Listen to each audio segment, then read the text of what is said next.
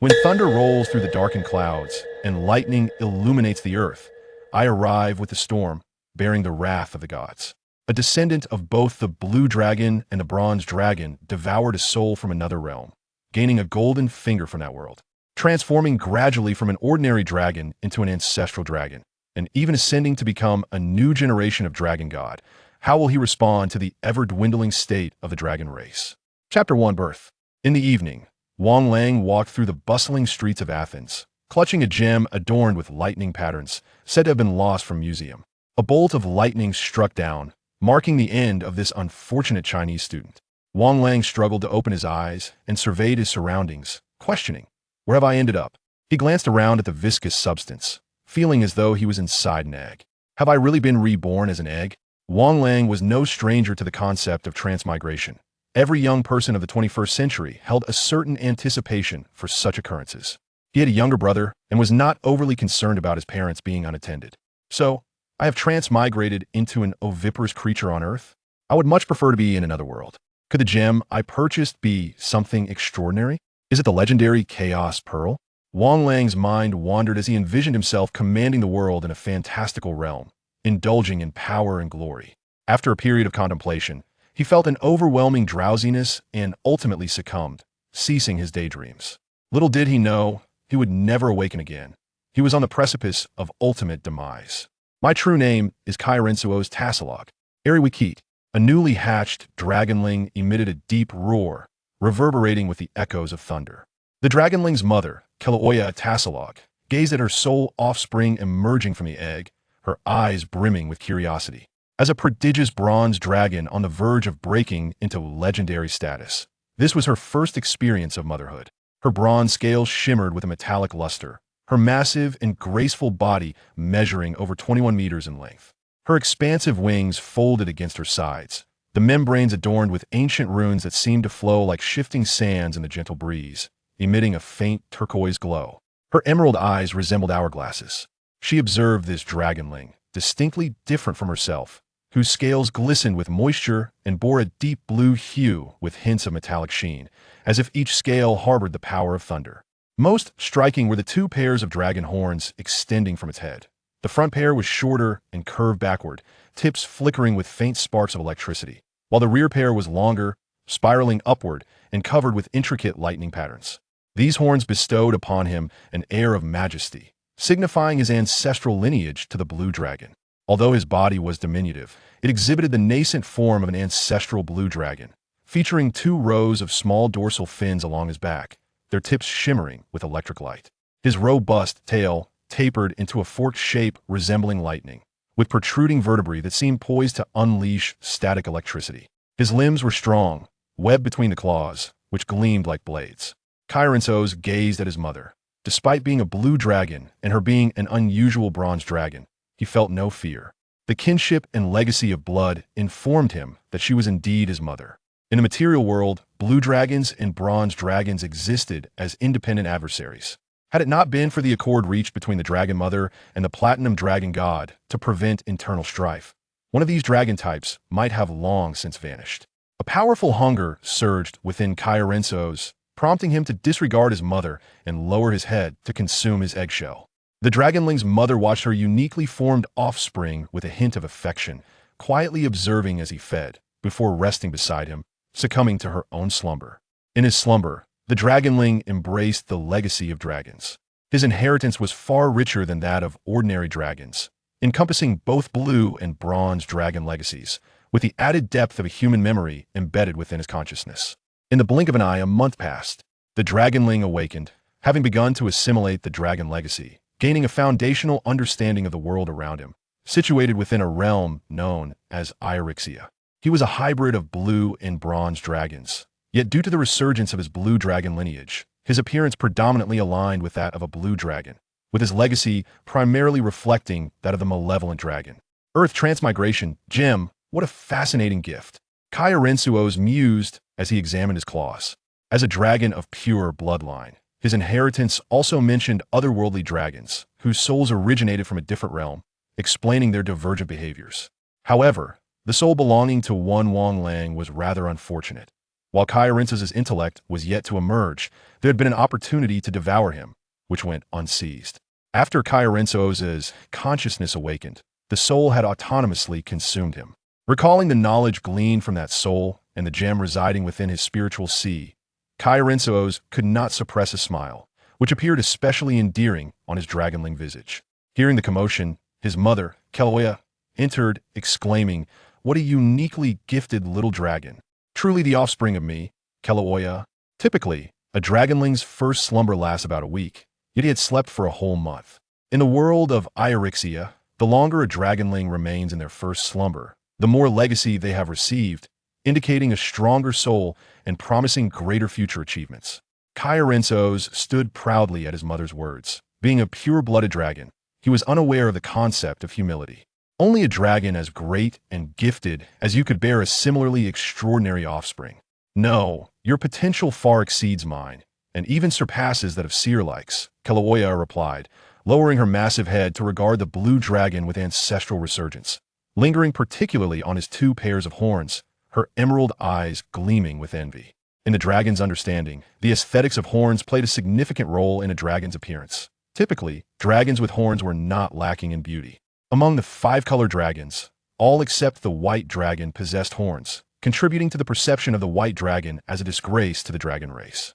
Dragons like Kairensos, who bore 2 pairs of horns, were particularly esteemed among their kin, as horns not only enhanced appearance, but also symbolized remarkable talent. Initially, only a select few outstanding ancestral dragons could possess 2 pairs of horns.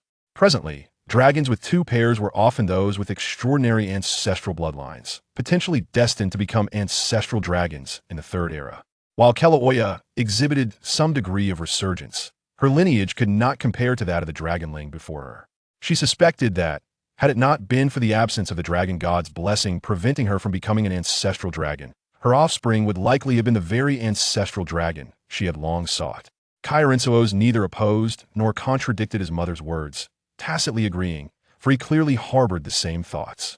However, he felt intrigued by the mention of seer-likes, as his legacy indicated that seer-likes was likely his blue dragon father. But why had he not met him? Generally, both bronze and blue dragons held strong kinship values, and even malevolent blue dragons would raise their offspring until adolescence. However, considering the adversarial nature between blue and bronze dragons, Kairensos began to formulate his own conjectures. Chapter 2: The Emergence of the Golden Finger. A colossal dragon's claw interrupted Kairensos' train of thought, forcefully slamming him into the earth.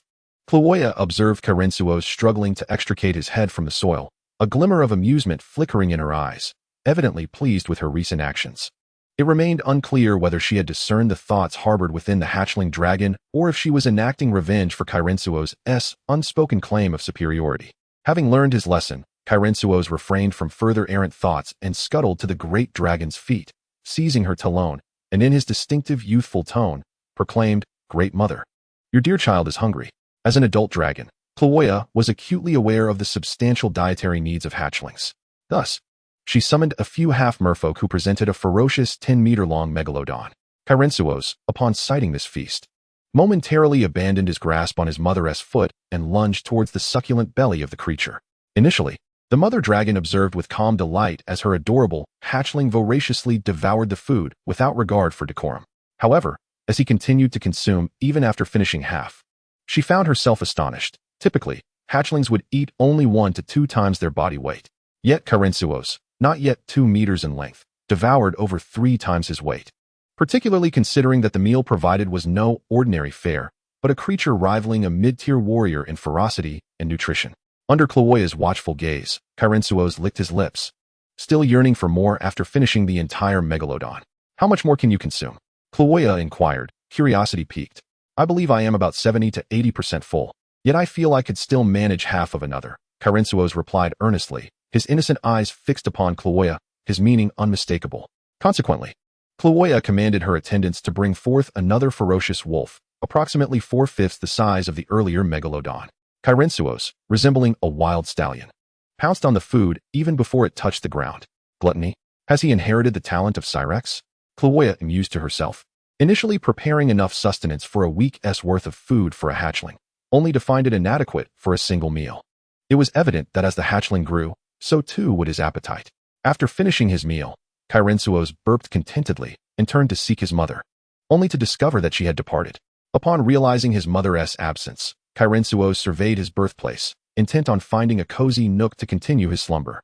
He found himself within a vast cavern, designed to accommodate his mother's 20-meter length, with magical lamps illuminating the walls, a rather incongruous sight in this somewhat austere abode. The scent of the ocean wafted toward him as he slowly exited the cave, perched atop a towering peak from which the boundless sea unfolded before his eyes.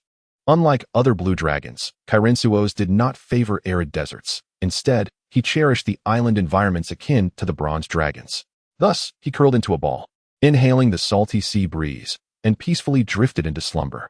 Unbeknownst to him, a venerable, silver-haired human elder stood upon the rocky shore, silently observing him. As Kairensos succumbed to slumber, he found himself once again in the scene of his initial deep sleep. Before him stretched an expanse of cerulean waters, unmarked by the passage of day and night, beneath a singular pearl suspended amidst a tempest of thunderclouds, cradled by countless arcs of lightning, radiating a platinum glow. This was the golden finger mentioned within the depths of his soul. According to the memories imparted by that soul, protagonists typically ascend through the power of such entities. Could this be the reason why every Etilong possesses extraordinary strength? As Kairensos gazed at the orb above, he fell into contemplation regarding the existence of Etilong. The gods had speculated upon their nature. They bore souls from another realm, supported by a mysterious energy source that propelled their dominion across the multiverse. Could I ascend to a stature akin to that of the Black Emperor, traversing the multiverse, perhaps even contending with the gods? It must be said that Kairensos, despite his nascent existence, already harbored thoughts that dared to challenge the divine. The malevolent dragon mother, Tiamat, once remarked that Ichilung lacked reverence for the gods. In truth, regardless of their type, all dragons exhibited a deficiency in respect towards the divine, particularly the evil dragons. Even aside from Ichilung, numerous malevolent dragons had openly defied or rebelled against Tiamat herself. Suddenly, the pearl emitted a mysterious brilliance, drawing Kairensos towards it. Unfazed, he, as a retrogressive blue dragon, possessed a keen sense of danger. Upon first encountering the orb, he sensed it would be the greatest opportunity of his life. Uncertain of how long he soared, Kairensos found himself unable to draw nearer to the orb. In a moment of reverie, he perceived the orb transform into a throne, upon which a regal figure sat.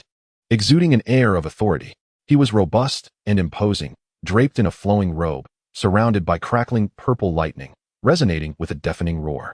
His visage remained obscured, though his eyes glinted coldly, surveying the world as if it lay within his grasp. Kairensos felt his very soul tremble at the sight. This was not merely a matter of overwhelming power, but a suppression of life itself.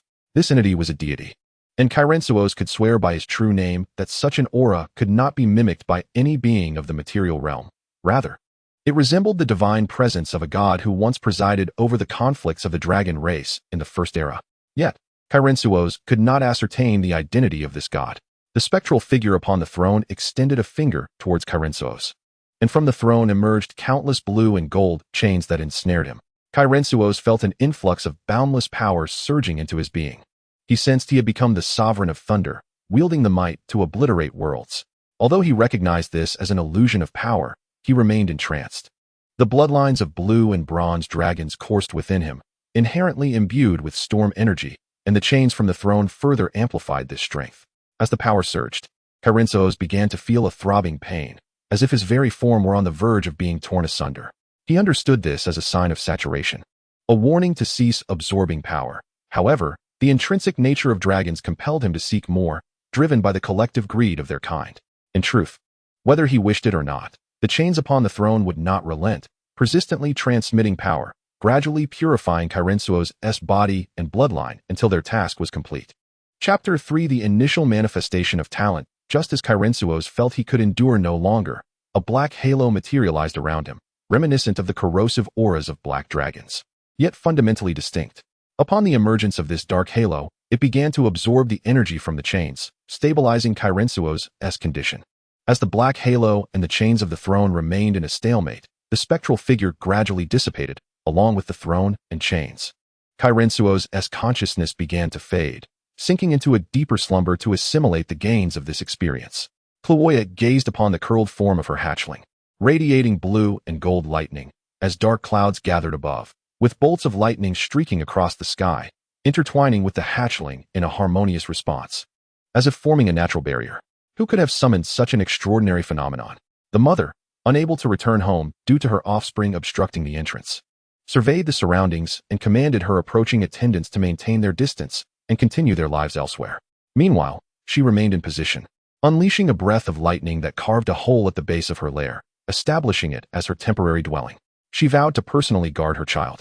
Regardless of what transpired with her offspring, she was determined to protect him. The actions of the mother of the dragonet, Kilauea, were exceedingly rare within the entire dragon kin. Even among the metallic dragons, few could exhibit such devotion to their young. After all, lethargy is inherent to dragons, whether they be metallic, chromatic, or gem dragons. None can evade this nature. Kailawen slowly opened his eyes at the mouth of the lair. His slumber had been prolonged, lasting a full 2 years. During this time, he underwent remarkable transformations. His length increased from 3 meters to 5. His scales hardened and gleamed with a deep azure metallic luster. His head bore a more commanding presence, with 2 pairs of horns fully hardened. The foremost pair curved backward, their tips sparkling with faint electricity, while the rear pair spiraled upward, adorned with intricate patterns reminiscent of lightning. As Kailawen stretched his body and inhaled the refreshing sea breeze, he suddenly spotted his mother, Kilauea, soaring towards him. Simultaneously, due to his growth during slumber, Kailawen's keen dragon eyes easily discerned the nest she had constructed below. Despite the maintenance she and her kin had performed on the rudimentary nest over the past 2 years, Kailawen recognized it as a sanctuary forged by his mother for his protection.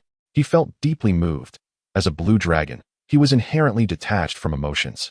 Yet he understood that even though blue dragons were the only social species among the chromatic dragons, they still adhered to a survival of the fittest philosophy in nurturing their progeny. Mother, my gratitude remains unspoken, Kailawen began, but was swiftly interrupted as Kilauea playfully knocked him down. The charming yet authoritative dragon head met the ground once more. Kailawen harbored no resentment. Aside from his inherent weakness that necessitated his reliance on Kilauea, he felt immense gratitude for her protective instincts. Because of you, I was trapped outside my own lair for 2 long years, enduring this prolonged absence. You owe me a debt of compensation. Kilauea scolded Kailawen in frustration. Do you realize the trouble you've caused? Your slumber was far too disruptive, attracting a horde of humans seeking treasures. She elucidated the chaos resulting from his deep sleep. Mother, I am at fault. I do not comprehend why my slumber caused such upheaval. Allow me to rectify this matter personally. I shall ensure the eradication of all humans on the island, Kailawen asserted. Being a blue dragon endowed with inherent defiance, he perceived himself as superior to any creature, viewing even the foremost red dragon among the chromatic dragons as merely a muscle-bound fool. His confidence surged from the significant gains achieved during his slumber, emboldening him to confront the humans. Oh, it appears you possess considerable confidence, Kailawen.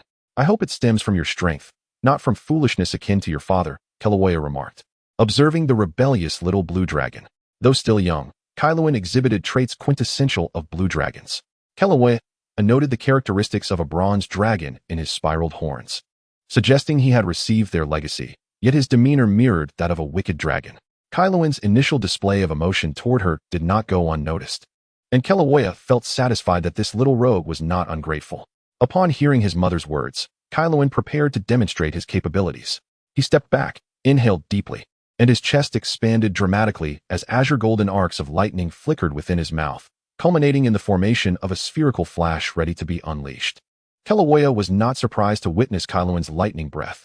Generally, dragons would exhibit such abilities during their juvenile phase. Yet, gifted dragons might even demonstrate breath attacks in their hatchling stage, as she had. While Kailawen's breath did not conform to the typical blue hue of blue dragons, Kilauea did not expect it to surpass the abilities of an ordinary juvenile blue dragon by much, until Kailawen abruptly closed his mouth, the azure golden lightning crackling within. Then he spread his wings and soared skyward. His 4 horns shimmered with golden blue brilliance as the elemental forces of lightning converged upon him. Finally, he opened his mouth again, unleashing a torrent of lightning breath towards Kilauea. Kilauea regarded Kailawen's breath with calmness, showing no intention to evade. The breath struck her leg, producing wisps of white smoke. And to her astonishment, a scale fell away from her leg. It was remarkable, considering she was a 300-year-old adult dragon, on the verge of transcending the legendary barrier typically reserved for aged bronze dragons. Based on her estimates, Kailawen's breath possessed the potency of a 6th-tier spell, a level achievable only by adolescent blue dragons. In this world, wizards held the highest esteem among professions. Their ranks ranged from 1st to 9th tier, culminating in the legendary realms created by the gods, followed by demigods. Kairouan landed on the ground, taking deep breaths of air. After all, he was merely a 2-year-old hatchling. Despite the blessings of the throne, its primary purpose lay in nurturing Kairouan's future growth rather than in an immediate surge of power. Chapter 4. The Dragon Mother's Kin Indeed. You are quite extraordinary, Kairouan, Kilauea remarked, disregarding the fallen scale, which was merely an old scale destined to shed before her next slumber. Otherwise, even if Kairouan possessed remarkable talents, it would be impossible for him to harm a dragon on the brink of legendary status. Given this, feel free to explore my territory. I grant you 3 months to acclimate to your newfound strength. Afterward, you may lead my kin to the nearby islands to procure sustenance. With that, Kilauea returned to her nest, which she had not seen for 2 years. Kairouan felt a surge of excitement upon hearing his mother's words. Though he had been alive for over 2 years, he had yet to venture beyond the confines of his birthplace. He spread his wings wide, which extended an impressive 65 meters. According to dragon aesthetics, the ideal proportion between a dragon's length and wingspan is 1 to 12. And Kairouan's form was nearing this perfection. As magical energy coursed through his blue dragon form, he ascended into the sky. Dragons do not rely solely on their wings for flight, but harness magic for this purpose. A significant distinction between draconic beasts and true dragons lies in their ability to wield magic. Thus, most draconic beasts possess wings, yet lack the capability to soar. Kairouan soared freely through the heavens, observing the stone dwellings constructed by Kilauea's kin, the half-fish folk, along the shoreline, and he glimpsed the sea creatures dwelling beneath the waves. Even some sea monsters evoked a sense of threat within him, and as a proud blue dragon, he found this feeling distasteful. He swiftly turned back, crossing over the peaks to enter the territory of the wolfmen. The tribal structure of the wolfmen was far more organized than that of the half-fish folk. Their dwellings were neatly arranged near the mountains, spacious and well-structured, reflecting a clear hierarchical society. Kairouan landed within the wolfmen's village, surveying his surroundings. Wolfmen often appeared as servants to wicked dragons, revering the power of evil dragons, relishing in their destructive endeavors, and willingly serving as their minions and cannon fodder. They particularly admired red dragons, followed closely by blue dragons, while they seldom aligned themselves with metallic dragons, especially the justice-driven bronze dragons. This presence must relate to my father, whom I have yet to meet, Kairouan mused.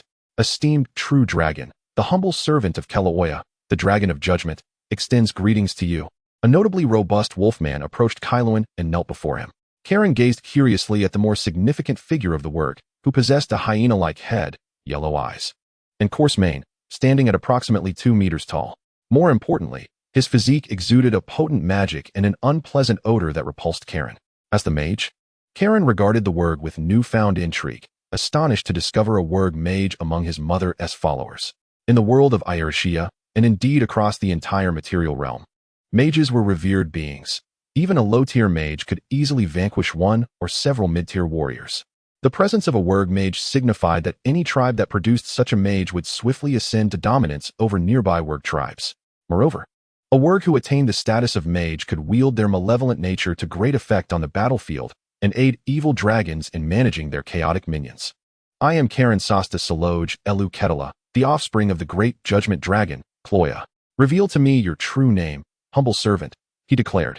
Though his innate draconic disdain for other species lingered despite a momentary elevation in regard due to the Wurg's mage status. Esteemed true dragon lord, my name is Fuya. Having heard tales of the great judgment dragon, I have led my tribe to pledge allegiance to the dragon mother, the Wurg. Fuya humbly knelt, not daring to raise his head. Yet, Karen could still sense the aura of malevolence emanating from him. This was not merely due to the Wurg's inherent evil nature. Blue dragons were often far more malevolent than Wurgs. Nevertheless, Karen dismissed these thoughts, confident that his legendary mother would not overlook such nuances. After inquiring about Kilauea's century and inspecting the Wurg tribe, he prepared to depart. At parting, the Wurgs prepared a lavish feast for him, featuring a 3-headed, 5-meter-long ox. Although not a fierce breed, it was nonetheless quite flavorful. After satisfying his hunger, Karen returned to his mother's lair, where Kilauea was already in slumber, as most great dragons spent the majority of their time in deep sleep. As a race favored by the heavens, dragons required little to do. Their powers naturally grew with age. Karen nestled comfortably among the dragon's bones, reflecting on his recent acquisitions. The abilities he acquired during his slumber extended beyond merely mastering breath and flight. He had awakened the magical prowess typically reserved for young dragons. In truth, a dragon's ability to fly depended heavily on magical energy. Thus, allowing him to soar freely was largely due to the awakening of his magical potential. More significantly, his bloodline limits and innate talents had been greatly enhanced. His potential now approached that of an ancient dragon. It is worth noting that each ancient dragon from the first era possessed the power to rival deities. Should Kairen continue to grow in the realm of shadow markings, he could easily ascend to demigod status. However, after the baptism by the orb, the thunderous power within his bloodline had surged. He felt that if the elemental forces once regarded him as a favored child, he now stood as their esteemed ancestor. Moreover, he had acquired a life-saving skill known as elementalization, allowing him to transform his body into elemental form, partially or entirely becoming lightning, thus rendering him immune to all physical and magical harm. This indicated, as Kairen understood well, that he possessed the capacity to withstand a blow from anyone, including divine beings. Of course, this ability was not without limits. He could only unleash elementalization once a day. Upon organizing his newfound abilities, he opened his eyes to the dawn of a new day. Noticing that his mother remained asleep, he joyfully dashed out to patrol their territory. Before he knew it, 3 months had elapsed. Kairen, accompanied by half-merfolk and sand-colored fishmen, numbering around 300, most of whom were low-tier warriors, along with the half-merfolk priests and the sand-colored fishmen leader, all of whom were mid-tier warriors, prepared for their journey. Despite no significant change in his size over the month, he had mastered several intriguing spells. True Dragon Lord, we are ready to depart, the sand-colored fishman leader stated humbly, bowing his head. Kairen nodded imperceptibly, his robust tail swaying gently, reflecting his emotions. He gazed towards their destination, the Shifting Sands Archipelago. Chapter 5. War. The world into which Kairen was born is known as Irishia, comprising 5 continents: the Central Continent, the Northern Continent, and the Western Continent, ruled by 5 great human empires, interspersed with extraordinary organizations such as the Secret Law Council and the Emerald Council. Dragon Mother Cloya was born on the overseas islands established by metallic dragons, located beyond the Western Continent in the Endless Sea. During her youth, she traveled for training, eventually establishing her domain in the tidal archipelago, outside the Northern Continent, becoming a minor dragon lord. Kairen's current objective was to conquer the Shifting Sands Archipelago ruled by the sand-colored fishmen. In the northern seas, sand-colored fishmen were widely distributed. As an evil race, generally, no metallic dragon would wish to subjugate them. However, Dragon Mother Cloya, as a prodigious bronze dragon, resolved to impose order among the evil races, thus prompting Kairen's mission. The strongest among the sand-colored fishmen on the Shifting Sands Archipelago was merely a mid-tier warrior, so Dragon Mother felt confident in allowing Kairen to hone his skills. Kairen spread his wings and engaged in low-altitude flight, while the followers of Dragon Mother submerged themselves in the water, closely trailing him. Despite his excitement, the blood of the evil dragon within him stirred a longing for war, even if his involvement in this conflict might be minimal.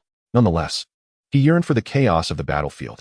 The distance between the Shifting Sands Archipelago and the tidal archipelago was not great. After half an hour of flight, Kairen and his followers arrived at their destination. Once the half-merfolk and sand-colored fishmen had disembarked, Kairen stood still, activating his newly awakened ability, electroception, which allowed him to sense the electrical field changes in the surrounding environment through his scales. This granted him the capacity to detect danger within a radius of 500 meters, enhancing his reaction time in the heat of battle. Leading the followers of Dragon Mother, he ventured deeper into the island after confirming the absence of threats. Kairen sensed the outlines of a tribe, feeling the blood within him surge with excitement.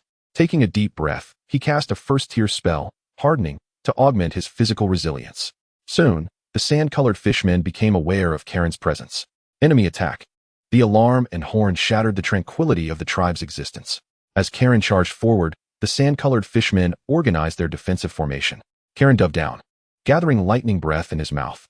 His electroception ability enabled him to perceive every detail of the battlefield, the enemy formations, the positions of his allies, and even the fear glimmering in the eyes of the sand-colored fishman leader. In the face of their terror, the blue dragon's breath struck, instantly annihilating dozens of approaching sand-colored fishman warriors. Following his breath attack, Kairen disregarded the ordinary soldiers and charged at the only threat, the sand-colored fishman leader. His target, towering nearly 3 meters tall, was enveloped in thick scales. To Kairen's surprise, the weapon he wielded was a trident radiating a demonic aura, and his eyes glowed with a crimson light. minion of the abyssal demon. Karen roared, his youthful voice resonating like thunder across the battlefield. In truth, although the blue dragons are also aligned with the forces of evil, they harbor a profound disdain for demons. This is due to the abyssal demons' relentless pursuit of souls and their insatiable desire to consume every material realm they invade. Kairensos exuded a draconic aura that instilled fear in the ordinary Wasa fishman, while a tempestuous breath of lightning brewed within his maw, shimmering blue gold in the depths of his throat. The Sawa fishman raised his head and emitted a piercing roar, a sound that seemed to penetrate the very soul. Kairensos felt a sharp pain in his head, nearly forcing him to cease his breath, and he could no longer afford to gather strength. He unleashed his breath directly at the Sawa fishman leader. The lack of charge diminished both the speed and power of his attack, which the Sawa fishman leader easily evaded.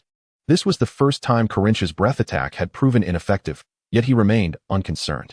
With a roar of fury, blue-gold lightning surged across his form, a manifestation of his studies into elemental manipulation, allowing him to briefly absorb the surrounding electrical elements and enhance his movement speed. He appeared like a bolt of lightning behind the Sawa fishman leader, casting a low-tier spell, Lightning Arrow, aimed at the leader's head. Following this, Kairensos charged toward the Sawa fishman leader and bit off the hand that wielded his weapon, driven by the instinct of a dragon warning him of the potential danger that weapon posed to his life. Pitiful little dragon, do you think you can defeat me? The Sawa fishman leader, now aware of the threat, radiated a miasma of decay, brimming with corrosive power, compelling Kairensos to swiftly retreat from his vicinity. The Sawa fishman's arm began to heal rapidly, slowly reforming. At that moment, the half-fishman priestess belonging to the Dragon Mother and the Sawa fishman leader also approached Kairensos. Great dragon, perhaps we should retreat. This creature's state is clearly abnormal. The Sawa fishman leader, a follower of the Dragon Mother, cast a fearful glance at his decaying kin. Engage him and prevent his recovery. Kairensos' resolute voice rang out. As this was the first battle of his existence, he would not allow it to end in a whimper. The Dragon Mother's offspring had no choice but to comply with his command, launching harpoons and arrows from a distance to provide interference. Soon, the Dragon Mother's kin eradicated their foes in unison while aiding their leader.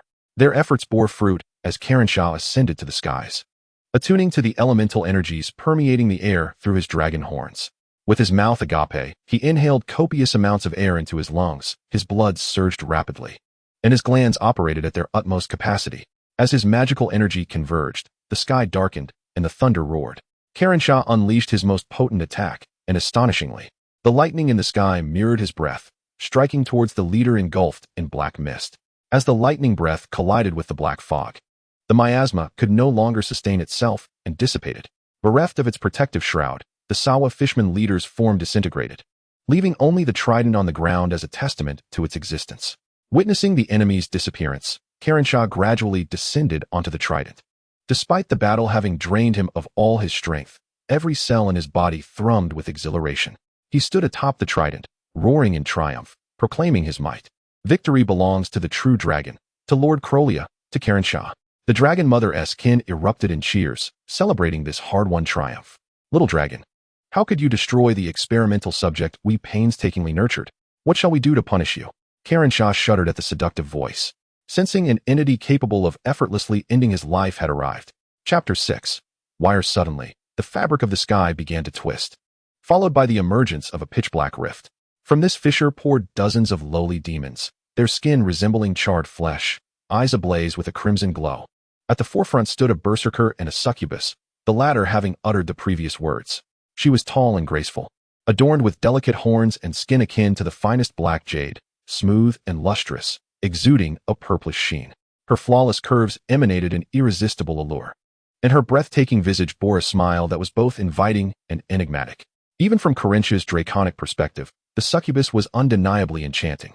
Yet, as dragons possess an innate appreciation for beauty across all races, he could find charm even in a goblin or a frog. However, being a mere juvenile dragon with underdeveloped faculties, he was instinctively immune to the succubus's allure. Beside her, the berserker appeared even more menacing.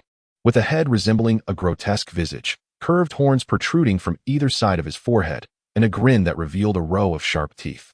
Behind him, a pair of enormous bat-like wings unfurled slowly. The moment the demons manifested, Krolia's kin dropped their weapons, rendered incapable of battle. Even Kairensos trembled uncontrollably, his instincts screaming for him to flee. Though he bore the pride of the blue dragon, he was not foolish like the red dragons. The preceding Sawa fisherman leader, while empowered by demonic essence, had not reached true high-tier strength. In stark contrast, the two demons before him undoubtedly possessed high-tier abilities, perhaps even nearing legendary prowess. As Kairensos pondered how to escape from these ominous visitors, he realized he might only have a chance if he utilized elemental transformation. But what would come after? His elemental powers could only be invoked once. After evading a strike, he might only manage to flee a few hundred meters before they seized him again. In such a short window, the dragon mother remained in slumber, unable to arrive.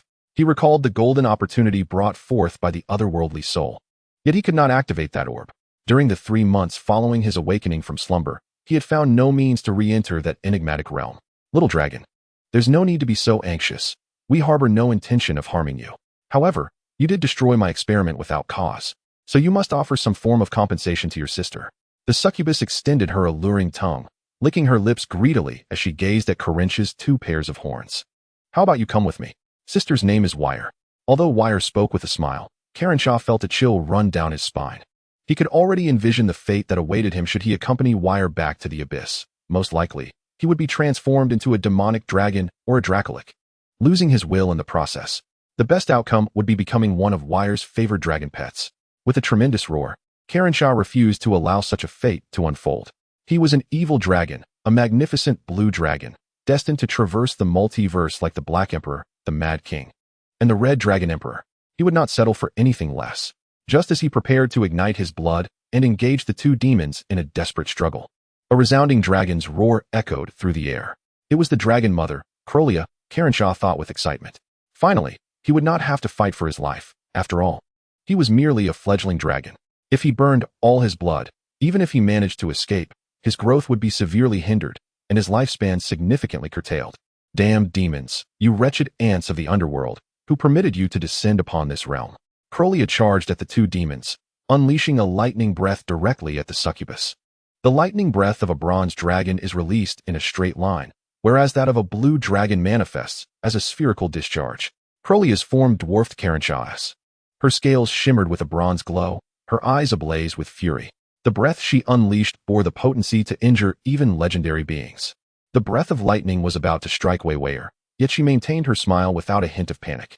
The space around her began to warp, and a fissure resembling the one that appeared during their descent emerged, drawing them in. Were they truly escaping? Kalian observed as the breath from the dragon mother passed through the demon they had anticipated, only for both demons to vanish. Kalian's pupils constricted in disbelief at what he witnessed. The breath was retreating, and the space tore once more, revealing a pitch-black rift that expelled the 2 demons. Their expressions filled with shock at the world's frailty. This time, the breath pierced directly through the body of the demon, but not Waywayer. She had seized the body of the nearby berserker, allowing the lightning assault to propel him hundreds of meters away. Waywayer's clothing became translucent beneath the dragon mother's breath, her delicate skin exposed to the air, yet none present paid heed to this rare sight. The dragon mother's followers returned to normal. Even the scion merman, whose home had been destroyed, gazed reverently at the mighty true dragon. In this moment, the dragon mother possessed the power to determine the life and death of any being present. So it was a time spell. I truly underestimated you. I never anticipated you could wield such a formidable time spell even before breaking into legend. Waywayer no longer exuded her earlier calm demeanor. Her gaze fixed intently on the dragon mother, Keloya, as if to engrave her image into memory. Return to the abyss. Keloya roared, unleashing another breath that obliterated nearly half of the low-tier demons present, while the remaining few hastily fled behind Waywayer, awaiting her to lead them away. Dragon, I shall allow you to live a while longer. When my true form descends, it will be your end. Waywayer tore open another rift, and the low-tier demons scrambled to dive into it. With a wave of her hand, all the demons before her disintegrated into energy, including the corpses below, which Waywayer consumed to mend her injuries. The dragon mother, Keloya, quietly watched Waywayer depart, choosing not to pursue until the demons had vanished. She then turned her gaze to the small blue dragon. Mother Keloya felt deeply wounded and guilty. Her first battle had dealt such a severe blow. First, she had become entangled with a despicable race she looked down upon, then faced demons with no means of retaliation, relying solely on the dragon mother to rescue her. This was a bitter pill for the proud blue dragon to swallow. You have done exceedingly well. There is no need for guilt. As a fledgling dragon, none at your age could have performed better. Moreover, your talents are remarkable, and you are continuously growing. In the future, threats to you will diminish. Cherish your current experiences, they will hasten your growth. The Dragon Mother Kilauea's voice was gentle yet resolute, bringing comfort to Kalian's heart. Kalian was not one to wallow in despondency. He quickly adjusted his mindset, resolutely determined to become an invincible dragon. He vowed to one day torment the succubus Weiweier to her demise. Any creature daring to oppose him would be cast into eternal slumber. Chapter 7. The Bronze Crown, Part 1. Kalian followed the Dragon Mother Kilauea back to the Tidal Isles, while her followers remained on the Quicksand Isles to subdue the remaining local forces and establish order. Do you know where the demons we encountered came from? Upon returning to the lair, Kalian slowly nodded in response to the Dragon Mother's inquiry. The succubi and martial warriors hailed from the bottomless abyss, and they were merely mid-tier demons. The bottomless abyss exists outside the material plane, on par with the Nine Hells and the Celestial Mountains. The will of the abyss drives these demons to invade every world within the material realm to assimilate them and augment the abyss's power.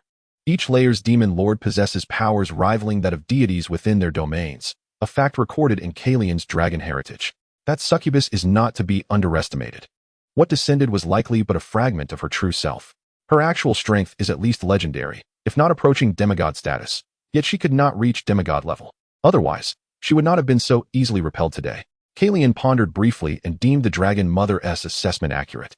Kalian also noted that the Berserker obeyed Weiweier's every word. Typically, Berserkers and Succubi are both mid-tier demons, and complete loyalty from one to the other is uncommon. Demons are inherently prone to betrayal.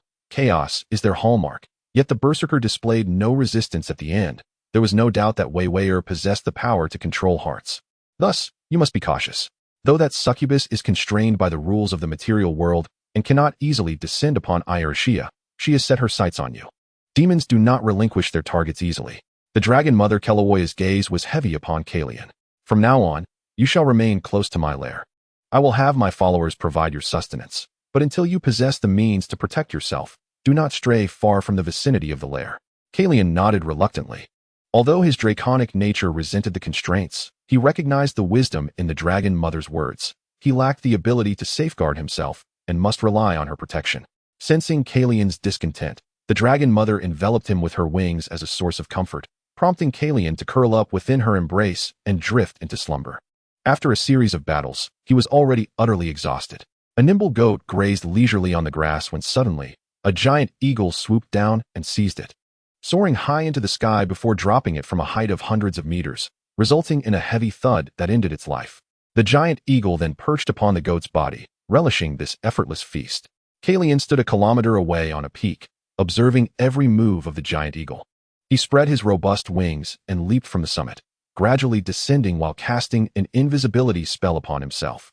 His heightened senses allowed him to perceive the eagle's every action, the frequency of its wing beats, the angle of its head movements, even the rhythm of its heartbeat. Just as the giant eagle prepared to flee, Kalian launched himself downward, his enormous claws grasping the eagle's wings, tearing them asunder. The eagle's wretched cries shattered the tranquility of the island. This did not evoke pity in Kalian.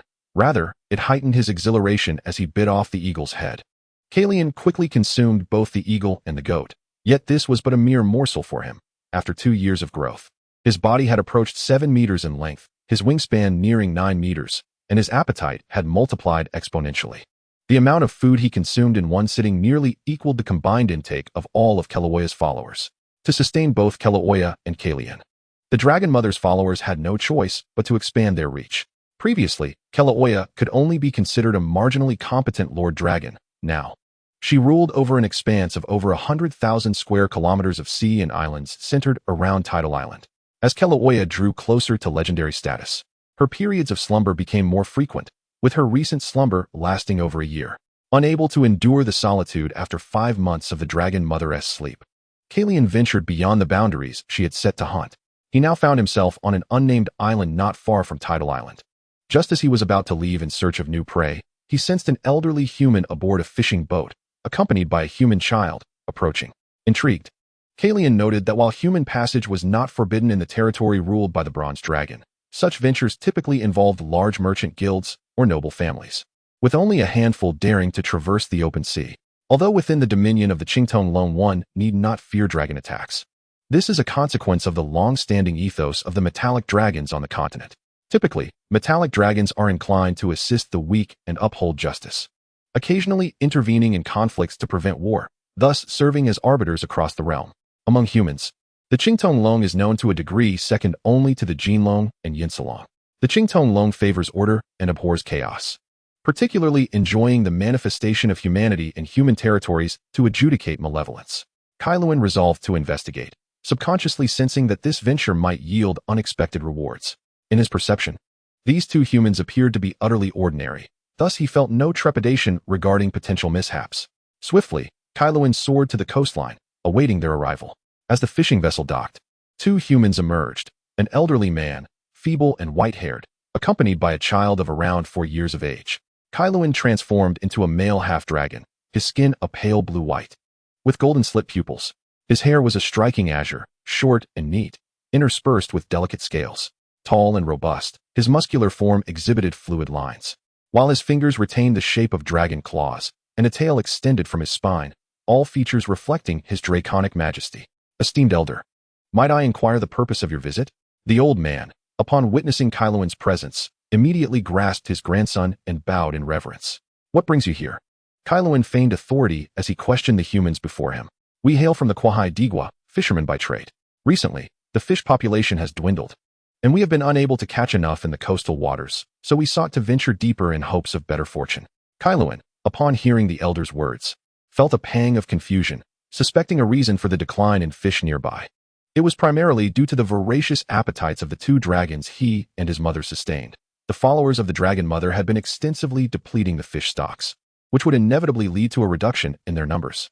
Yet, it seemed improbable that the fish population had diminished to a degree that humans could not catch them. Could it be my newfound penchant for electrofishing? Kailuan mused, recalling his recent hobby of diving and emitting electricity to catch fish, occasionally even resorting to elemental transformation for the task. That shouldn't be the case, he murmured to himself. The vast ocean could not possibly be altered by the actions of a single dragon. The old man and child observed the half-dragon's soliloquy with curiosity. Feeling somewhat uneasy under their gaze, Kailuan was about to shift the topic when his attention was drawn to an object around the elder's neck, a bronze coronet. An insistent voice within urged him to acquire this coronet at all costs, and a glint of greed, even malice, flashed in his eyes. However, he quickly restrained himself, recognizing that the humans posed no threat. Following the conduct of a typical blue dragon, he could easily obliterate them with a breath of lightning. Yet the principles of justice and order inherent to the Qingtong Long's legacy restrained him from yielding to his darker instincts. I desire the item you wear around your neck. What must I do to acquire it? Kailuan struggled to suppress his avarice, resisting the urge to eliminate the two insignificant beings. And no, we would never dare to negotiate with you. If you wish to take it, please, feel free, the elder stammered in panic. Very well. I shall return shortly with valuable items from your human world, enough to ensure your comfort for the remainder of your lives. Kailuan, feeling his offer insufficient, even released a drop of blood towards the child beside the elder. This was, of course, not true dragon blood, for the quantity of genuine dragon blood was limited, and each drop lost would hinder his growth and plunge him into a period of weakness. Only when he achieved the status of a true progenitor dragon would his blood possess the same qualities as genuine blood, allowing him to bestow it freely. The blood Kailuan offered was merely ordinary, yet it harbored a fragment of draconic legacy, containing spells suited for humans and insights from the dragon lineage regarding the world of Eruixia. Kailuan chose to bestow this chance upon the child rather than the elder, as the latter had no further need for growth, while the child still had potential for development. Perhaps this drop of blood would forge a future legend. A transaction devoid of inequity was thus established, and Kailuan eagerly accepted the coronet from the elder, disregarding the reactions of the two humans as he ascended into the sky, transforming into his true dragon form, and returned to the lair of his mother, the dragon mother, at Chaojidao. Upon landing in the temporary cave constructed by the dragon mother for his protection during his slumber, Kailuan found it spacious, having been granted this place as he matured. Inside lay a collection of jewels, rare ores, and scattered coins that humans had accidentally lost to the ocean depths, forming a small mountain in his usual resting spot. Kailuan occasionally pondered why he had yet to encounter any treasures within the dragon mother's lair. As a 300-year-old adult dragon, one would expect her, with her inherently greedy nature and practical needs, especially as a lord dragon, to possess her own wealth. However, at that moment, Kailuan could not afford to dwell on such matters. He carefully placed the bronze coronet atop the jewels, scrutinizing it with his golden dragon eyes. Each dragon is born with an innate ability to appraise treasures, and Kailawen quickly discerned that this was indeed a rare artifact. Yet he could not ascertain its specific purpose or function. He exhausted every method, attempting to swallow it, tread upon it, hold it in his grasp, and even tried the method of blood bonding through the souls he had absorbed, yet to no avail. Feeling the frustration of being unable to utilize this treasure, Kailawen's emotions oscillated from joy to anxiety, ultimately culminating in agitation. If I cannot wield you, then neither shall anyone else. In a fit of rage, he stepped back and inhaled deeply, releasing a breath of fire. Regrettably, he soon wished to retract the action, but it was too late. Fortunately, the breath did not harm the coronet. Instead, it enhanced its luster. Kailawen hastened to scrutinize the coronet closely, confirming it was not an illusion. After several more breaths, until he was utterly fatigued, Kailawen collapsed to the ground, but the coronet remained unchanged aside from its increased brilliance. This will not do. I must devise a plan. He contemplated summoning his mother for assistance, yet she remained in slumber, and it was uncertain when she would awaken. Perhaps I could enlist the aid of the followers on the island to test the coronet's response. However, he swiftly dismissed the notion, realizing that if the news of the coronet were to leak, it could attract unwelcome attention. Kailawen felt despondent as he gazed upon the coronet, lamenting the difficulty of handling such treasures. One troublesome artifact is already vexing enough. Now there's another. Suddenly, he lifted his head in realization. Oh, I already possess a grand artifact. Perhaps it could assist me. The coronet was swallowed in one swift motion, and Kailawen curled up, attempting to connect with the orb. To his delight, the orb indeed responded. Kailawen's consciousness was abruptly drawn into the realm of the orb, where the ground resembled the azure sea, and the sky was shrouded in ominous clouds, with the only sound being the rumbling of thunder. The precious orb continues to hang high in the sky, radiating a lustrous platinum glow, tantalizing yet unattainable. However, unlike before, Kairen is not alone this time. The bronze corona has embedded itself into his chest, as if it has become an integral part of his being. Upon entering, Kairen feels a surge of exhilaration, not stemming from himself, but rather from the corona nestled within his chest. He once again experiences the sensation of weightlessness as the orb draws him upward. Approaching the orb, the throne from his previous encounter reappears, and the enigmatic figure, obscured in shadow, still occupies its seat, with iron chains once again wrapping around him. As the chains ensnare Kairen, they slither towards the corona like venomous serpents. The moment the chains make contact with the bronze corona, it bursts forth with a dazzling bronze radiance. This time, ensnared by the chains, he does not experience the usual satisfaction of energy transfer nor the sensation of tearing. For all power is forcibly absorbed by the corona. Kairen's consciousness remains clear, unlike the previous instance, yet he finds himself powerless, merely a passive observer as the chains siphon energy from him. After an extended period in this state, the corona, dissatisfied with the slow absorption of energy, radiates a brilliant bronze light, causing the chains to be inexorably drawn into it. Kairen's body is lifted once more, positioning him in parallel with the throne. For the first time, Kairen locks eyes with the spectral figure seated upon the throne, perceiving within its gaze the descent of an entire world, from birth to annihilation. From the emergence of a species to its extinction, from infancy to the twilight of old age. He is captivated by the depths of those eyes, while the corona continues its frenzied consumption of energy from the throne. As it absorbs relentlessly, the space around them dims, the throne's brilliance gradually eclipsed by the glow of the bronze corona. Kairen awakens from his conscious reverie, oblivious to the duration of his slumber, only aware that he lost consciousness while gazing into the spectral figure's eyes. Slowly rising to his feet, he soon realizes something is amiss. Where is the corona? Hastily, he casts a mirror spell, summoning a reflective surface to inspect himself. The corona does not rest where he had imagined. Instead, he discovers an additional scale upon his chest, mirroring the appearance of a blue dragon-esque scale, yet adorned with the outline of the corona. Upon closer examination, Kairen realizes that the corona has not transformed into a scale. Rather, it is stored within this very scale. He attempts to close his eyes and practice with the scale. Soon, he opens his eyes once more, feeling as though his body has undergone a transformation. Super recovery, devouring domain. Indeed, the corona has bestowed upon him significant fortune. Kairen exclaims with delight. He has activated 2 new skills from the corona, one bestowing him with extraordinary regenerative capabilities, the other, the devouring domain, enhances his original abilities. The devouring domain spans approximately 1,000 meters, increasing with Kairen's growth, allowing him to absorb enemies' mana, energy, vitality, and even divine power within its range to replenish his own resources, while simultaneously fortifying his physical and spiritual strength. This represents Kairen's most substantial gain, equipping him with a means to rapidly enhance his own prowess, rendering him a veritable meat grinder upon the battlefield, significantly exceeding his innate capabilities and becoming a decisive factor. Chapter 9. The Bloodline of the Time Dragon. More importantly, Kairen discovers that he can now consume divine power. Divine power belongs to the gods, who loom over the material realm, surveying the mortal world from their lofty heights. Although some beings, even empires, dare to defy a deity, they can only hope to slay the gods' avatars or emissaries within the material realm, ultimately facing obliteration due to the gods' machinations and might. After all, gods are immortal. As long as they are remembered, they shall endure. While the majority of mages in Irixia perceive the gods as merely more potent beings, Kairen's heritage reveals a more complex truth. With the enhancement of the devouring domain, Kairen's own devouring aptitude has also been amplified. He has inherited a portion of his father's talents related to consumption, explaining his voracious appetite and rapid growth compared to ordinary young dragons. Beyond accelerating his growth, the devouring domain has refined his ability to utilize consumed food and precious metals, allowing him to extract greater nourishment from lesser quantities. Impatiently, Kairen uses his dragon claws to pierce his own toe, the wound healing swiftly, revealing the tender shoots of regeneration. Subsequently, he instructs his followers to bring him food. A whale, approximately 15 meters in length and comparable to a gray whale from Earth, is presented before him.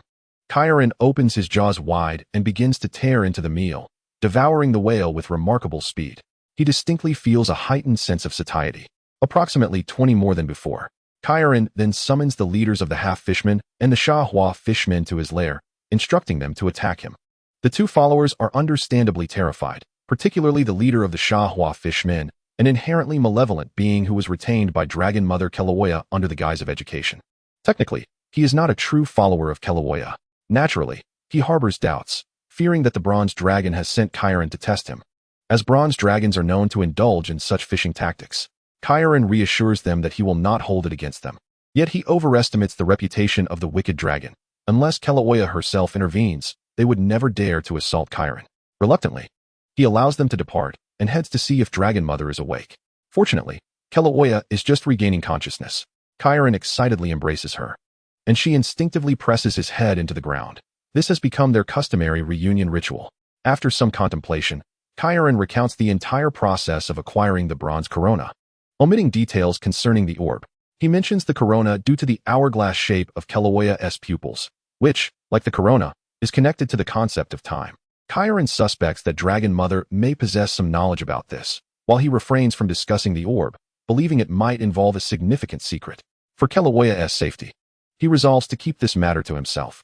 After all, according to dragon lore, words spoken in this world render secrets non-existent. The gods invariably find a way to obtain what they desire. Upon hearing Kairen's tale, Dragon Mother Kilauea scrutinizes the scale upon his chest with great care. She even lifts Kairen to examine whether her offspring has undergone any changes.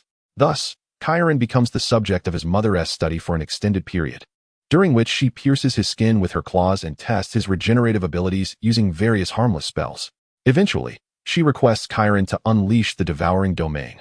Initially reluctant to unleash it for fear of harming Dragon Mother, Kairen ultimately acquiesces under her loving guidance. Standing beside him, Kilauea observes as Kairen maintains the domain, noting his transition from relaxation to visible anguish, with sweat pouring from him uncontrollably. "All right, stop," she instructs, and Kairen collapses to the ground, panting as if he were a foolish canine from another world, renowned for its wolf-like appearance.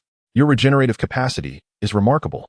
Unless faced with a life-threatening attack, you will recover swiftly. This ensures you possess a significant advantage when battling foes of equal standing, while your devouring domain grants you the potential to defeat stronger adversaries and grow rapidly." Longma paused for a moment before continuing. "In the past half hour, I have likely lost a week of my lifespan. Other losses are negligible in comparison. Therefore, your devouring domain is of little use against the multitude of enemies who have encroached upon you. However, once you master it, you may attempt to target a single individual specifically. It could yield remarkable results, especially against short-lived species, inflicting considerable damage. At this stage, your domain is most suited for the battlefield, particularly among humans. Kroya's tone shifted as she regarded Kairen with gravity. But remember, although you are a blue dragon, you possess the bloodline of a bronze dragon. You must steadfastly adhere to the justice within your heart and refrain from wantonly slaughtering other beings. More importantly, you cannot reveal this ability to the world, lest you provoke the relentless pursuit of those with a strong sense of justice. Kairen nodded thoughtfully, acknowledging some of Long Ma's perspectives. Kroya, being an adult dragon, discerned the current inadequacies of Kairen's devouring domain with ease, particularly the necessity of concealing it from the public to avoid being hunted by those fervently righteous, such as paladins and the followers of deities like the Lord of Dawn. After all, the act of devouring another's life has always been regarded as a representation of evil, an act only committed by demons and fiends. As for Long Ma's assertions regarding justice and the prohibition against indiscriminate slaughter, Kairen was inclined to comply. But he reserved the right to define what justice entailed and when it was appropriate to act or abstain. Long Ma Kroya seemed to harbor no illusions that she could persuade this little malevolent dragon with mere words, so she shifted the conversation to another topic. In regard to your belief that you have acquired your abilities from the corona, I find that assertion to be incorrect. To be precise, the corona does not grant powers. It catalyzes them. Upon hearing Long Ma's words, Kairen was not filled with the joy of understanding, but rather with dread and fury. After all, to grant and to catalyze are two distinct processes. Catalysis typically demands a tremendous cost, such as the loss of future potential or the forfeiture of vitality, concepts Kairen could not accept. Mother, is there any way to amend this? Kairen implored, disheartened by Long Ma's revelations and no longer wishing to possess such abilities. Given his innate talents, he believed that with normal growth, he could ascend to demigod status during the ancient dragon phase, granting him thousands of additional years of life to squander. See, you are rushing again. Long Ma smiled at Kairen. Listen to me. This catalysis is not inherently negative. If I am not mistaken, the blue dragon corona you have acquired is likely linked to a dragon scale. Kairen calmed himself upon hearing Kroya's words, nodding in agreement, realizing that Long Ma indeed harbored deeper knowledge. When you faced the demon last time, you should have witnessed my time magic, the temporal reflux. That was not a spell I learned. It is a manifestation of my bloodline magic. Kairen's golden pupils constricted at Long Ma's words. As a true dragon with a complete lineage, he understood the distinction between learned time magic and bloodline magic. Although time spells are rare, they do exist, such as the 3rd-tier spell, Slow, the 5th-tier spell, Time Shift, and the 9th-tier spells, Divination and Wish, all of which concern time. However, within dragon lineage, only one legendary dragon species, the Chrono Dragon, possesses the inheritance of time magic. In that moment, Kairen felt an exhilarating rush. Even within the blue dragon heritage, he never regarded red dragons as the epitome of evil or deemed gold dragons particularly formidable. Yet, the blue dragon lineage has never denied the might of legendary dragon species, especially the Chrono Dragons, who, according to legend, were born as legends themselves, capable of traversing the multiverse at will. The most powerful Chrono Dragon is referred to as the Eternal Time Dragon, possessing strength that rivals that of the Platinum Dragon god Bahamut and the mother of evil dragons Tiamat. Kairen was astonished to discover a potential connection to a legendary dragon species. If he could awaken the legendary bloodline within him, perhaps he could not only traverse the material realm, but also navigate the astral plane. Do not dwell on such fantasies. You cannot awaken the bloodline of the Chrono Dragon. Kroya doused Kairen's dreams with cold reality. When you were born, I conducted an assessment, and your blue dragon bloodline is remarkably pure, continuously consuming the bronze dragon blood within you. As of today, apart from your last pair of horns, you bear no further connection to the bronze dragon lineage.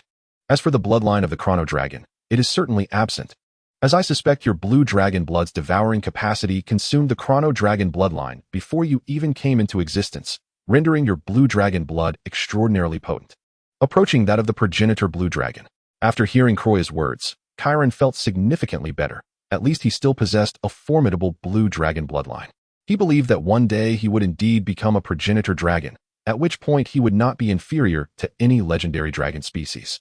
Kroya felt satisfied witnessing Kairen's swift adjustment in mindset. Although a legendary bloodline is powerful, it should not be pursued blindly. A lesson she herself grasped only at the age of 200. You are still quite fortunate. In fact, I am among the very few bronze dragons in our family and across the entirety of Alicia who possess the bloodline of the Chrono Dragon. According to my family records, one of our ancestors, on the brink of death due to inadequate preparation while breaking through to demigod status, unexpectedly garnered the attention of a Chrono Dragon, who bestowed upon him a drop of true blood, enabling him to surpass the threshold and become the strongest being in Alicia at that time. Long Ma recounted this little-known history in a somber tone, and Kairen, no longer anxious, listened attentively to her narration. Chapter 10. 3 years and a visitor thus. Your acquisition of a piece of the corona, seemingly linked to the Chrono Dragon, signifies a strong connection to the great Chrono Dragon. Therefore, there is no need for despair.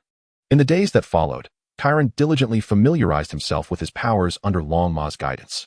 Her training methods were simple yet brutal, relentlessly striking Kairen until he was battered and bruised, allowing him to heal before repeating the process in an unending cycle. This regimen persisted for 3 years, during which Kairen also experienced a year-long slumber, officially transitioning from a hatchling to a young dragon, yet his length had already reached 12 meters, comparable to the young stages of red dragons and adolescent blue dragons. In dragon lineage, red dragons and gold dragons are the largest, with blue dragons and silver dragons following closely behind. Typically, a red dragon measures 3 to 4 meters during the hatchling stage, 4 to 8 meters in the young dragon stage, and only reaches 8 to 12 meters in the adolescent stage, which is Kairen's current length. Adolescent dragons extend from 12 to 15 meters, young dragons from 15 to 20 meters, and adult dragons from 20 to 25 meters. Mature dragons range from 25 to 28 meters, while old dragons can reach 28 to 35 meters, generally considered to be the length of a colossal dragon. Ancient dragons attain lengths of 35 to 40 meters, and legendary dragons hover around 40 to 45 meters. The blue dragon's length is consistently a few meters shorter than that of the red dragon at every stage. Particularly in the earlier stages, the differences are minimal. Hatchlings measure roughly 25 to 35 meters, young dragons 4 to 7 meters, and adolescent dragons 7 to 11 meters. Adolescent dragons measure between 11 to 14 meters, young dragons from 14 to 18 meters, and adults from 18 to 23 meters. Mature dragons range from 23 to 26 meters, while old dragons are from 26 to 30 meters, and ancient dragons reach 30 to 35 meters, with legendary dragons falling between 35 to 38 meters. At this point, Kairen's length measured 12 meters, with a wingspan extending to 14 meters. His wings were a deep blue hue, subtly revealing a network of golden veins within. The tips of his wings bore 3 sharp bony spikes, and their aerodynamic form exuded explosive power with clearly defined muscle lines. When in motion, electric patterns flickered beneath his scales. The azure dragon, with its standard golden vertical pupils, was enveloped by arcs of blue and gold electricity, while the tips of its 2 pairs of horns flickered with dancing bolts of lightning. At this moment, Kairen stood outside his lair, gazing at the tranquil sea, quietly awaiting the arrival of a visitor. Suddenly, the calm surface of the ocean was shattered by the emergence of a pink crystal dragon, measuring approximately 20 meters in length. Her scales were lustrous and translucent, akin to the purest crystal, refracting a spectrum of colors under the sunlight. Her head was both elegant and regal, adorned with spiral horns reminiscent of the bronze dragons. As this bronze dragon approached the island, she transformed into a female half-elf. Kroya, it has been far too long. The voice of the crystal dragon, Ruane, chimed like the sound of wind chimes, clear, ethereal, yet imbued with authority. Ruane, you remain unchanged. Your arrival has cast a shadow over this sea. Kroya, the dragon mother, replied, also transforming into a human form and employing the etiquette learned from human society. Meetings between metallic dragons often favor humanoid forms, partly due to the impracticality of their immense sizes when gathered together, and partly because metallic dragons have a particular fondness for humanoid shapes. Ruane and Kroya returned to the dragon mother's lair together, while Kairen refrained from advancing. The territorial instincts among dragons are profound. Even though they were mother and child, Kairen would not approach without Kroya's invitation. Though he was curious about Rain and her origins, being the first dragon he had encountered aside from his mother, he respected the unspoken boundaries. Their exchange was brief, and soon Rain reverted to her dragon form, soaring into the skies above the tidal islands. Kairen then sensed the call of the dragon mother, unfurling his wings to follow her into the lair. Upon entering, Kairen beheld the dragon mother clutching a dragon crystal, a shimmering relic of ancient bronze hue. This dragon crystal, a unique mineral born from the vicinity of ancient dragon lairs and infused with the essence of ancient dragon blood, contained immense power capable of significantly expediting a dragon's maturation into adulthood or assisting a nearly legendary dragon in achieving the next threshold.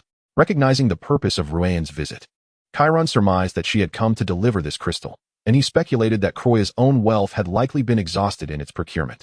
Yet, He was intrigued as to why it was a crystal dragon making this delivery, considering the crystal was evidently produced by a bronze ancient dragon.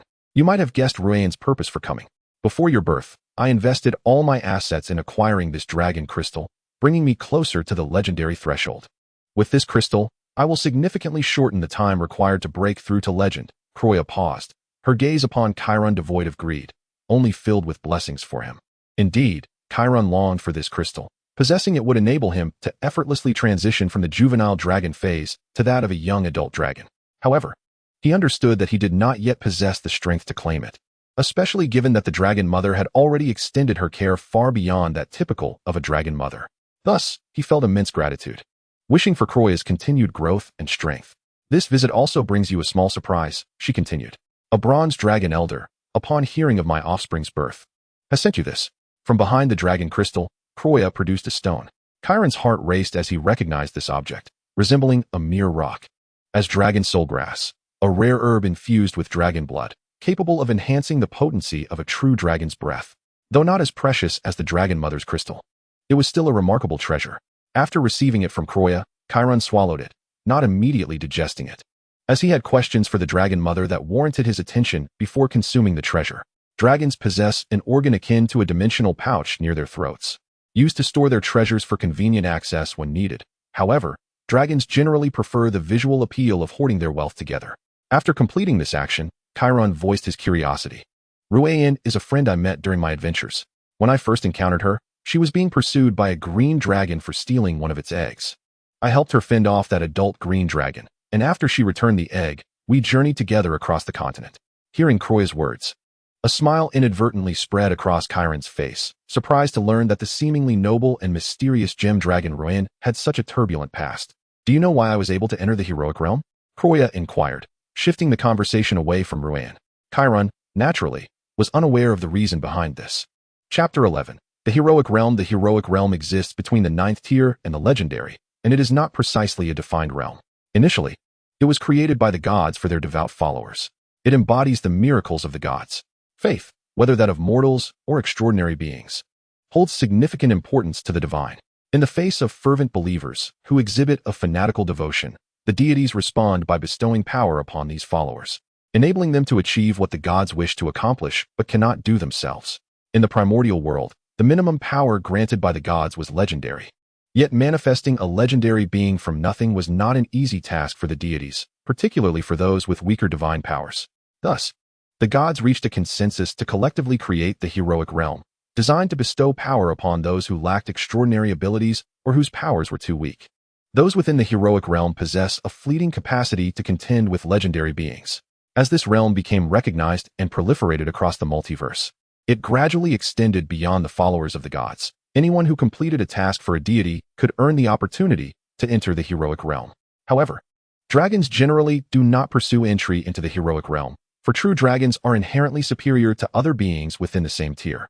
For instance, a blue dragon in its adulthood possesses strength rivaling that of the heroic realm, and the tier classifications of human beings do not necessarily apply to non-humanoid species such as true dragons and titans.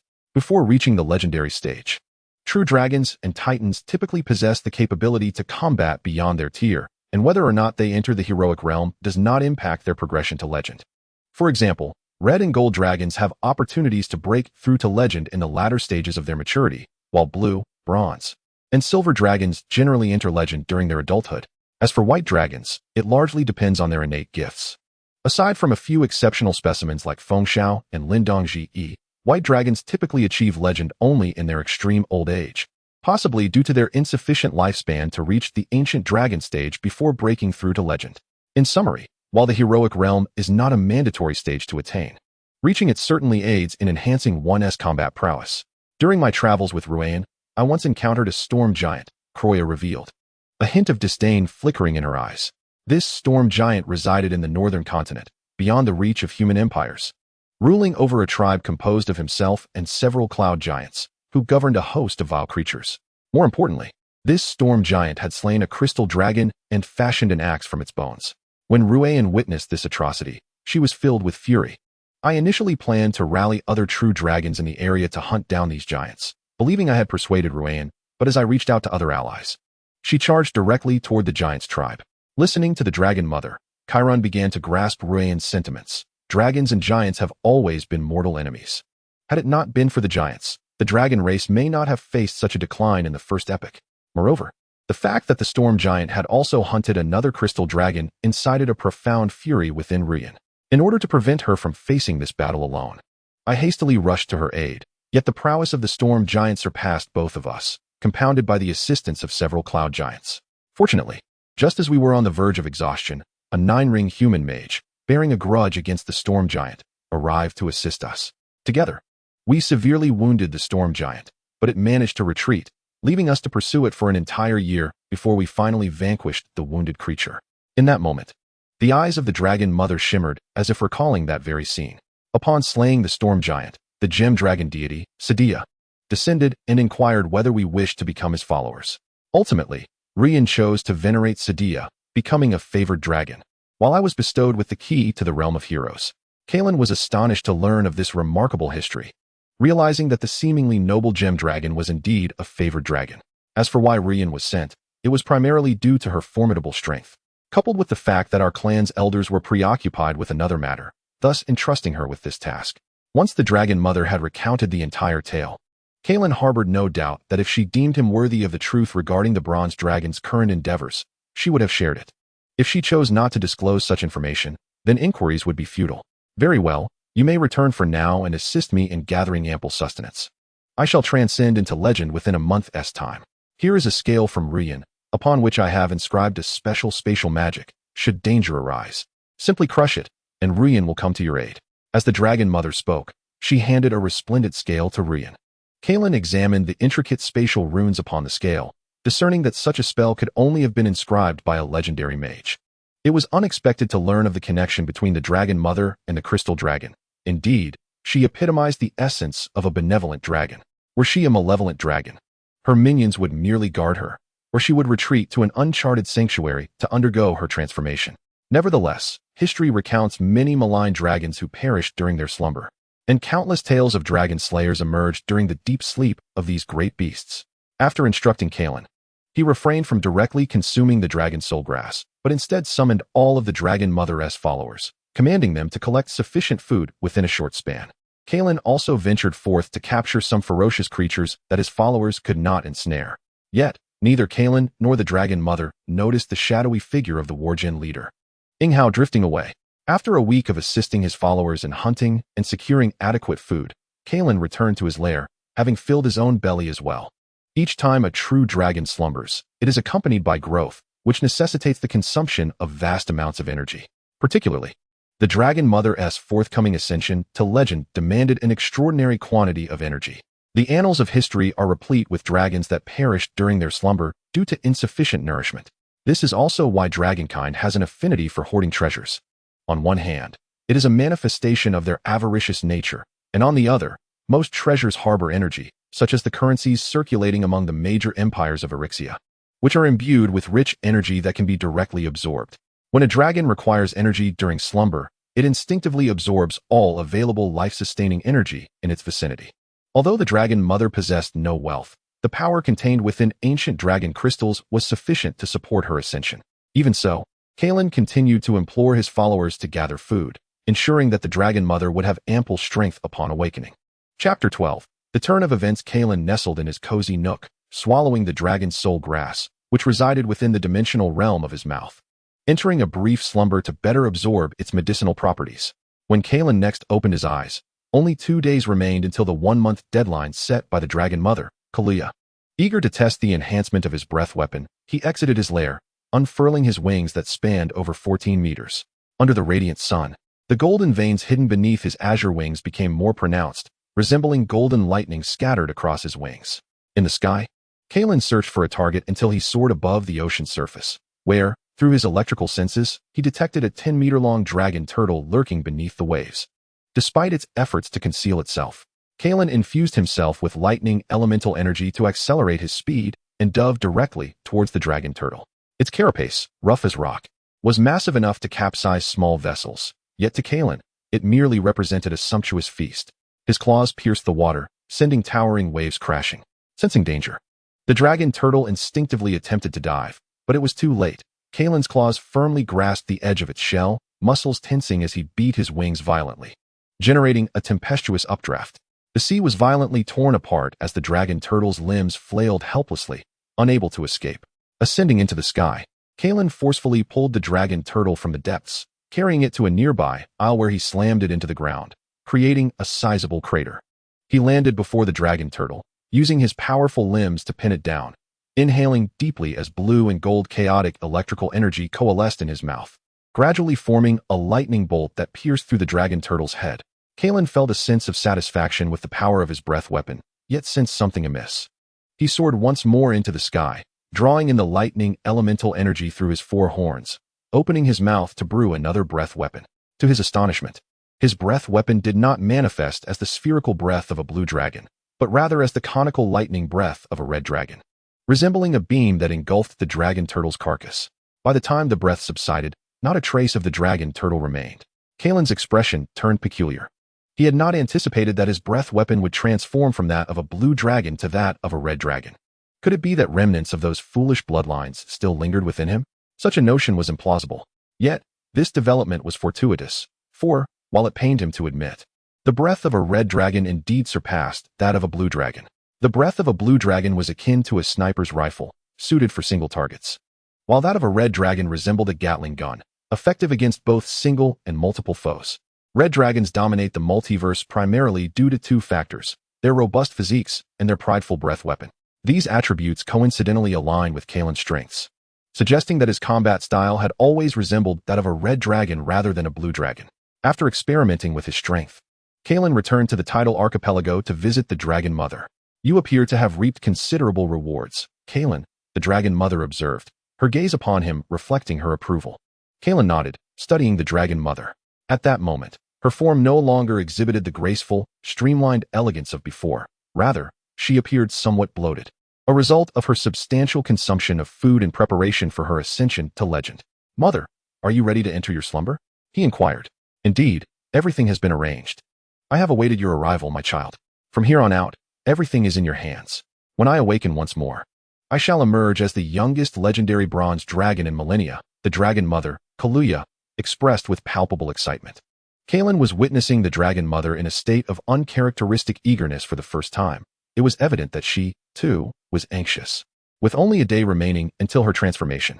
Yet, Kalen understood her sentiments. After all, until one becomes legendary, no matter how renowned they may be, they remain but a minor character in the annals of Erixia.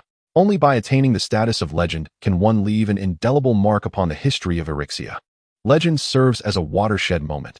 Presently, the great human empires of the world are each commanded by numerous legends, with each possessing the power to alter the tides of battle.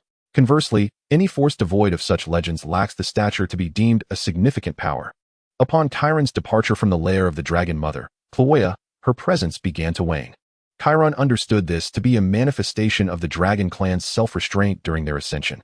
When Chloe's might is restored, it will signify her imminent awakening. During the Dragon Mother's slumber, Chiron found little to occupy his time. He spent his days hunting, honing his combat skills, and assimilating the legacy of dragons, refining his proficiency in useful spells. Days turned into weeks, and before long, a year had passed. Chiron's length reached an impressive 13 meters. Aside from the rapid growth during the Dragon Mother's rest, Chiron's current growth rate could be likened to 1 meter per year. If this trend continues, it suggests that in another 20 years, Chiron could evolve into a colossal dragon, at which point he would merely be classified as a juvenile dragon, a stage that even legendary dragon species rarely attain. The thought left Chiron drooling. Yet he swiftly returned to reality. His rapid growth is partly due to the accelerated development of dragons prior to reaching adulthood, as indicated by age classifications. Generally, dragons from 1 to 5 years are considered hatchlings, from 6 to 15 as younglings, from 16 to 25 as juvenile dragons, from 26 to 50 as adolescent dragons, from 50 to 150 as young adult dragons, from 150 to 800 as mature dragons, from 800 to 1200 as middle-aged dragons, from 1200 to 1600 as old dragons, from 1600 to 2000 as venerable dragons, from 2000 to 4000 as ancient dragons, and from 4000 to 6000 as primeval dragons. Additionally, Chiron's insatiable appetite contributes to this extraordinary growth. allowing him to reach the length of a young adolescent blue dragon at such an early stage. Chiron estimates that the dragon mother will require approximately 10 years to complete her ascension, at which point he will also transition into the juvenile stage, thus reaching the age suitable for bronze dragons to venture into the world. Different dragon clans have varying nurturing timelines for their offspring. Golden and silver dragons typically raise their young to the adolescent stage, while bronze dragons emphasize practical experience, permitting their juveniles to embark on adventures earlier. As for evil dragons, apart from the blue dragons that exhibit clan consciousness, most others tend to rear their offspring only until the youngling stage, without the compulsion of Tiamat. The mother of evil dragons, many, particularly the red dragons, would neglect their young entirely, as evil dragons are inherently self-serving. Unbeknownst to Chiron, turmoil was brewing within the Wolfman tribe. The Wolfman leader, Inghao, stood at the heart of the tribe, his vicious demeanor evident as he executed several mermen sent by the dragon mother to oversee them. The moment you have awaited has finally arrived, my lord. Kloya is on the verge of breaking through to legend, and there are only 2 mid-tier warriors and a brash young dragon on the island. Victory is within your grasp. Inghao murmured beside the decapitated form of a merman. Chapter 13. The Shift, Part 2. Chiron circled above Kloya's lair, his golden slit-like pupils scanning the coastline below.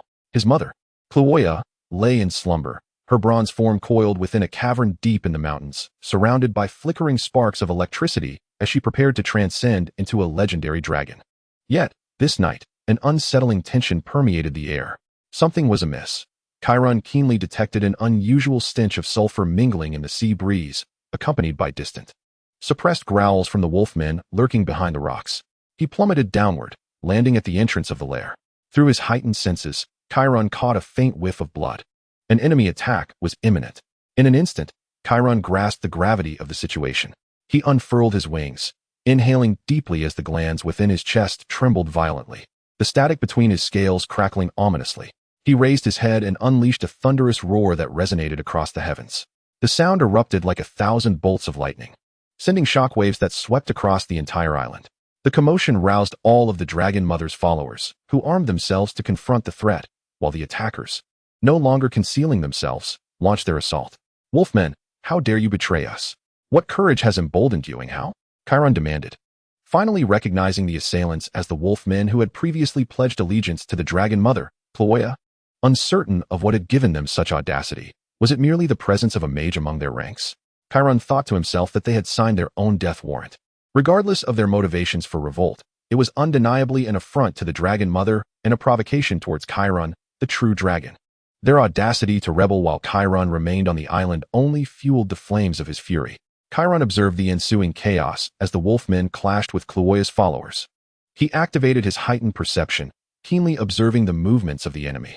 His pupils constricted to pinpoints, his golden slit-like gaze consumed by electric energy. The static between his scales crackled violently, and the golden veins across his azure wings shimmered with electricity, rendering Chiron a tempestuous force of nature. As a half-merman soldier was about to be slain by a wolfman, Chiron dove like a falcon, his claws piercing through the wolfman's chest with precision. Before the wolfman's body could collapse, Chiron darted into the fray, reducing the enemy to ash wherever he passed. Ascending into the sky, he took a deep breath, unleashing a conical breath of lightning that descended upon the wolfmen, becoming their nightmare. They could only watch helplessly as their comrades were reduced to cinders, knowing they would soon meet the same fate. Suddenly, Chiron felt his body grow heavy, almost uncontrollably descending. Earthbind. Chiron realized that the wolfman mage leader, Inghao, had finally made his move. Earthbind was merely a low-tier spell, a lesser alternative to the mid-tier spell of anti-air. This spell generated a force that confined the target to the ground. Humph, Chiron scoffed. You think a low-tier spell can restrain me? Perhaps anti-air would pose a challenge. But if you wish for me to descend, then let it be so. What can you truly do to me? Chiron retracted the magic from his wings and plummeted downward. The wolfmen, believing it was their leader's spell that had taken effect, surged forward with excitement, disregarding Kloya's followers as they attacked Chiron. Chiron understood that their only purpose was to exhaust his energy. This tactic might work on other dragons, but here, it was merely a waste of time. For the first time, Chiron unleashed his devouring domain, charging into the throngs of wolfmen. His tail whipped like a steel whip, cleaving their bodies in two. Chiron darted among the wolfmen, each swipe of his claws and each exhalation of breath heralding their screams and demise. The island became saturated with the pungent scent of blood. The ground littered with the carcasses of wolfmen, yet Chiron felt no compassion. War operates on such principles. The victors take all, while the vanquished pay the ultimate price. Chiron awaited Ing Hao's appearance, yet throughout the battle, Ing Hao had only unleashed one spell and had not made his presence felt again. Meanwhile, the half-merman priest and the leader of the sand-dwelling mermen were also conspicuously absent. As anticipated, Ing Hao eventually emerged, his hands brandishing the severed heads of the half-merman priest and the sand-dwelling merman leader. This incited immense fury among the half-merman and sand-dwelling mermen, but without Chiron's command, they dared not advance. You, despicable ant, have finally mustered the courage to show yourself. Callan fixed his golden gaze upon Ing Hao, his appearance unchanged since their first encounter, save for the bone staff adorned with a deep abyss gem that he now wielded. Esteemed Dragon Lord, your innate talent is truly exceptional.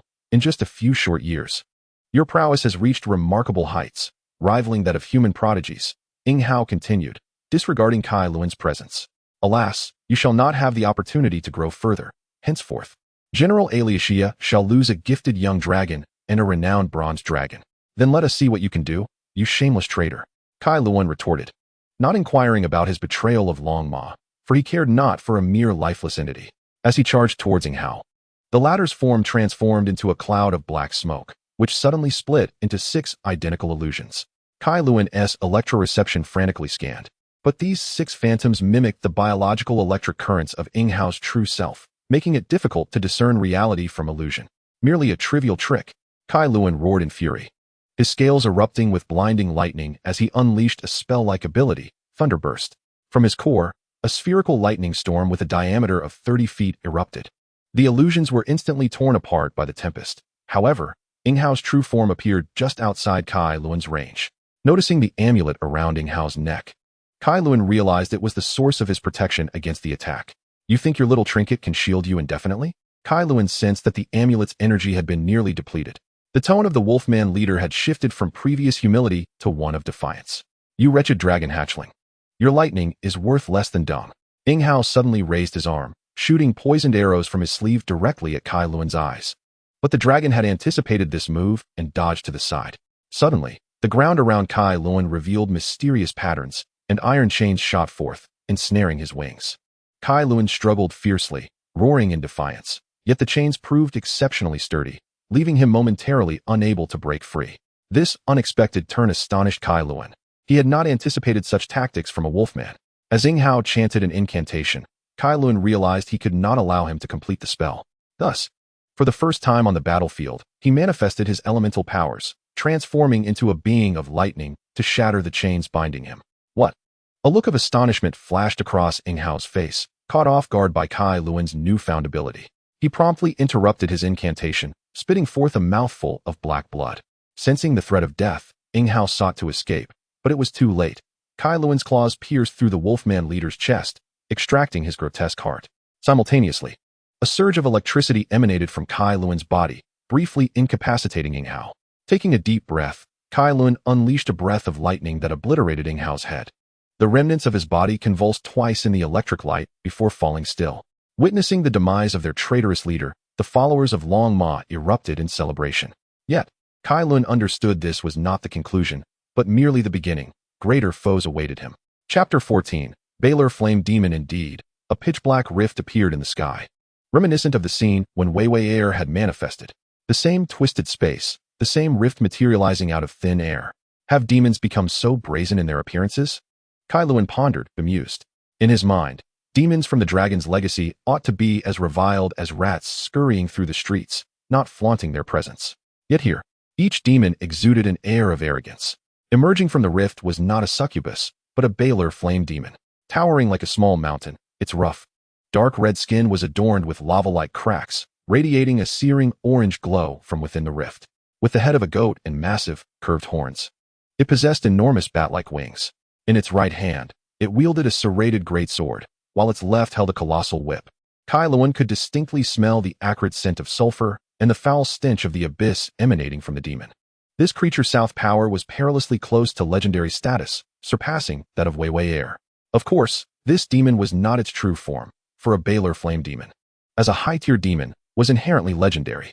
The difficulty of a demon's true form descending and that of its projection varied greatly. Yet even this manifestation exerted immense pressure on Kairen. What filled him with despair was the expanding rift, heralding the arrival of more demons. 1-2. As more demons materialized, Kairen recognized the urgent need to summon the crystal dragon Reborn. He had sensed the demon's interference during the Wolfman's betrayal. The reason for his disdain upon first encountering Inghao was now clear. It was the same decaying abyssal aura that clung to the demon. However, he was taken aback by the sheer scale of their arrival. The battlefield was now teeming with dozens of berserkers and cross-class demons. Such a multitude of demons indicated a large-scale blood ritual had transpired. The ocean, Kairen realized in shock. The notorious Baylor Flame Demon had descended through the sacrifice of marine life. The previous fisherman's claims of failing to catch fish and needing to venture to the tidal isles were likely due to someone offering the nearby schools of fish to the demons. You lowly worm. Angering me is ill-advised. The Baylor Demon regarded Kairen coldly, its eyes ablaze with flame devoid of emotion. Then, as if struck by inspiration, it remarked, "Are you anticipating someone to come to your aid? I fear your hopes will be dashed." Kairen broke into a cold sweat at the demon's words, his sweat glands working overtime. He was indeed drawing the demon's attention while subtly crushing the scale. Aware that his ruse had been discovered, he no longer concealed his actions and shattered the scale in plain sight. The multitude of demons merely observed, as if watching a prey in its futile final struggles. No reaction. Panic surged within Kairen. He had lost all his and Long Ma's trump cards. He did not believe the scale was a fake. It was evident they had set up a barrier to prevent information from leaking. This was clearly a long-prepared scheme, but Kairen refused to succumb. As a proud blue dragon of ancient lineage, he would not yield to these filthy wretches. Just as he prepared to launch a surprise attack, a human silently appeared behind him. Sensing danger, Kairen swiftly dodged at an improbable angle. Twisting his head back, he unleashed a breath attack towards the human, but it was intercepted by a protective shield surrounding the figure. The human, clad in splendid attire and wielding a staff, wore golden hair and appeared to be around 40 years of age, resembling a male noble from the medieval Europe of human memories. "You are the offspring of that wretched dragon Kilauea. Indeed, you are equally repulsive." A sinister expression marred the noble's handsome features, likely stemming from some grievance with Long Ma. Yet, Kairen had no time for curiosity. Both he and Long Ma were on the brink of being slain by demons. His sole focus was on how to break the deadlock and contact Reborn. The noble, seemingly unhinged, continued to speak. That meddlesome mother dragon Kilauea, after her trials in the western continent, came to the north, where the short-sighted lord of Linjiang City insisted she become the local judge. She sentenced my father, the illustrious baron of the Thorn family under the magnificent Kwahai Empire, to death merely for utilizing a handful of young maidens to distill essential oils. Thus began the decline of our once great Thorn family. The city lord deliberately suppressed our lineage, and even with the fervent efforts of several barons, we could not reverse our fate. At that moment, the baroness' demeanor teetered on the brink of madness. However, just as I was contemplating selling our family inheritance to seek new opportunities, I uncovered our family's greatest secret. I successfully established contact with the demons, who promised that if I aided their descent into this world, they would assist me in slaying the mother dragon, Kilauea, enable me to become a dragon blood warrior, and safeguard my family. Kairen, upon hearing this, felt no pity for the baroness' plight.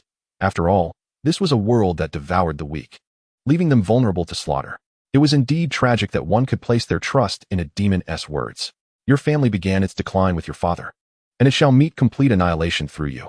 Kairen foresaw the baron's future clearly. Regardless of today's outcome, his fate was death. At this juncture, the Beloyan demon, having listened to the baroness' speech, erupted into laughter, a sound that instilled unease in both Kairen and the baron. The baron glanced at the demon in terror, fearing it might renege on its promise, yet he had no path of retreat. "Human, come forth and become my loyal servant. I shall grant you immense power and eternal life," the Beloyan demon declared to the Thorn Baron. As the baron knelt before it, prepared to forsake his noble pride and grovel at the demon's feet, Lord Barrow swung his sword, severing the baroness' head. The baroness' head fell, his eyes still reflecting terror and resentment, perhaps a complaint against the demon's betrayal and a lingering regret for failing to achieve his goals. The long serpent spoke wisely. One should never trust a demon nor bargain with them.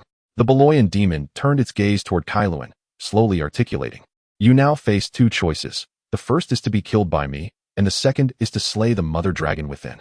I shall personally transform you into an abyssal dragon and make you my steed, joining me in conquering this world." Kairen did not respond to its words. Instead, he unfurled his wings and ascended into the sky. preparing to launch an assault on the demons. Giving face yet remaining ungrateful, you shall regret your decision. The Baloyan demon-s figure materialized directly above Kailuan, its whip ensnaring Kailuan-s neck. Kailuan felt a sharp, burning pain on his throat.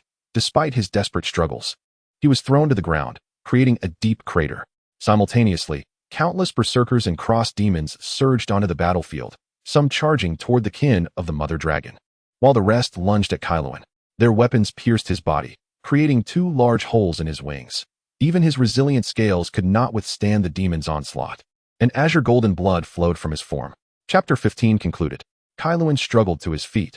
From birth until now, he had never endured such grievous wounds. Yet rather than succumbing to rage, he grew even more composed.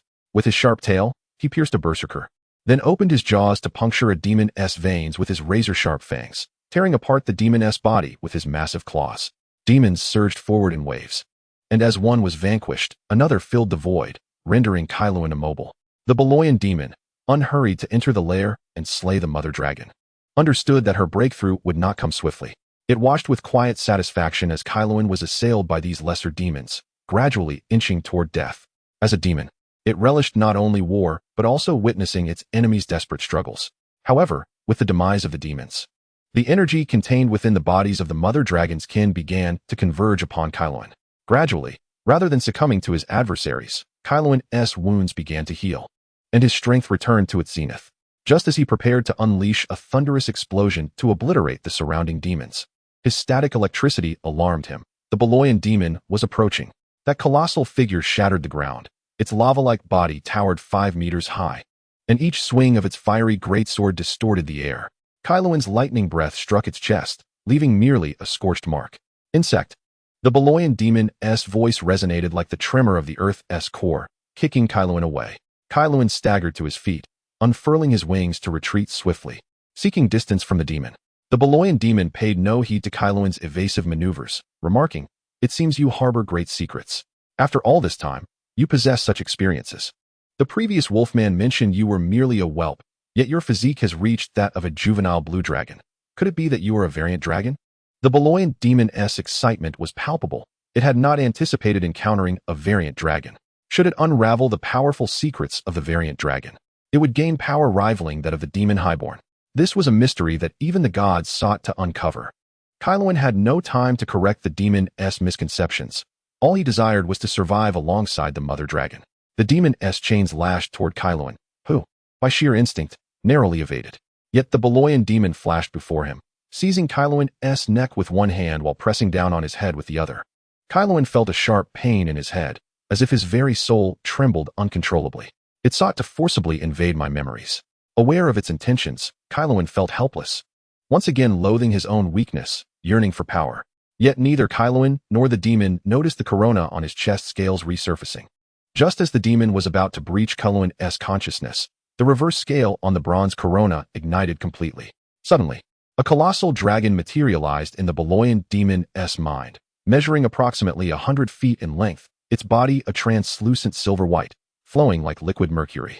Its head was long and elegant, with 3 pairs of horns forming a regal crown. That dragon merely cast a gentle glance with its platinum eyes, and the Baloyan demon's soul nearly shattered, suffering severe damage along with a section of the 23rd layer of the abyss. As Kailuan felt despair enveloping him, he sensed the power invading his soul dissipate. He hastily broke free from the demon's grasp and soared into the sky. The Baloyan demon suddenly fell backward, motionless. Kailuan had no time to ponder the demon's condition. The recent memory invasion had nearly cost him his life, igniting a fury within him that consumed all reason. Lightning-like patterns adorned his 2 sets of horns, each scale emanating a ghostly blue glow, as the weather around the islands transformed into a thunderstorm. The already darkened sky, shrouded by the demon's arrival, was wholly engulfed by ominous clouds. Bolts of lightning converged upon Kailuan, dancing around him like silver serpents, while torrential rain poured down, incapable of extinguishing the murderous intent ablaze in Kailuan's eyes. Natural calamity. Let silence reign. Kailuan raised his head, his 4 horns transforming into conduits connecting him to the heavens. Endless lightning surged into Kailuan's horns, converting into energy as a powerful rumble emanated from the depths of his throat. In the next instant, a golden, conical bolt of lightning erupted from Kailuan's mouth. This was no ordinary lightning breath. but rather plasma compressed to its utmost limits. As the breath drew closer to the island, its coverage expanded dramatically, leaving the living demons with no chance to evade, turning them to mere ashes. A pitch-black chasm was torn open on the island, remnants of plasma leaping upon the surface, utterly annihilating the last vestiges of life on this land. Henceforth, this island would never naturally sprout a single green plant again. Kairen slowly descended, retracting his wings, as his sanity gradually returned. It seemed he realized something and hurriedly cast his gaze toward the peak where Longma resided. Fortunately, the mountain where Longma dwelled was untouched by the ravages of war. Upon witnessing this, Kairen felt a profound sense of relief and fainted. At this moment, Kairen's physical condition was far worse than it appeared. The organs within him had nearly ruptured from the excessive absorption of energy. Had he been an ordinary dragon, even with immense vitality, he would have long since perished. Yet, Kairen was fortunate. Prior to the breath, he had nearly restored his body to optimal condition through the devouring domain, and his accelerated recovery had preserved a flicker of life within him. After Kairen lost consciousness, a half-elf maiden gracefully descended beside him, akin to a warm beam of light in a world of despair. She curiously regarded Kairen, observing this seemingly aberrant dragonling. She was the delayed yet luminous crystal dragon, Reborn. In truth, she had arrived earlier, and upon sensing the severance of her connection with her scales, she realized something was amiss. Fortunately, she was active in the northern continent and had not strayed too far, allowing her to reach the scene in a timely manner. However, upon her arrival, she did not reveal herself but instead concealed herself within Longma's lair, wishing to ascertain the demon's intentions during their incursion. When Kairen found himself in dire straits, she had intended to intervene, but the sudden appearance of the Balro demon thwarted her plans. Subsequently, Kairen erupted with power, nearly obliterating the entire island. Had it not been for her, that rogue Kilauea would have met his demise at the hands of his own progeny. Chapter 16. Aftermath. Reborn transported Kairen to a small island near Tidal Isle, laying the bloodied blue dragon upon the ground and gazing at him for an extended period. In her half-elf form, she revealed her resplendent wings, bowing her head to chant an ancient and enigmatic draconic prayer, as gem-like scales manifested upon her forehead. As the incantation progressed, the radiance surrounding Reborn intensified. The gem-like scales on her forehead detached from her body, floating in the air and dispersing into smaller jewels, forming a complex array that encircled Kairen. The air around Kairen began to vibrate, and he felt a warm, sacred energy surge into his body as he lay in slumber. In the name of the gem dragon god Sadivo, divine healing, her wings converged upward, and all the suspended jewels simultaneously emitted beams of light, converging upon Kairen. The wounds upon Kairen's body gradually healed with the gathering of light, and more importantly, the damage and fatigue to his soul were swiftly restored. The old scales fell away rapidly, replaced by new ones. The prior scales had become coarse as he matured, but the newly formed scales were smooth as gems. Kairen gradually rose to his feet, stretching his wings in astonishment. He was acutely aware of the severity of his prior injuries, which could not be mended by mere healing spells. A natural recovery would have required 1 to 2 years of slumber. Thank you for your assistance, Lady Reborn. Kairen understood that this dragon before him had saved him, but the fortuitous timing of Reborn's arrival, coupled with his lingering memory of Longma's lair remaining unscathed throughout the war, was likely her doing. I owe you a favor. Should I be able to assist you in the future, I shall certainly lend my aid. Upon hearing Kairen's words, Reborn nodded her delicate head in acknowledgement of his proposed repayment. Among dragons, such debts were often taken lightly.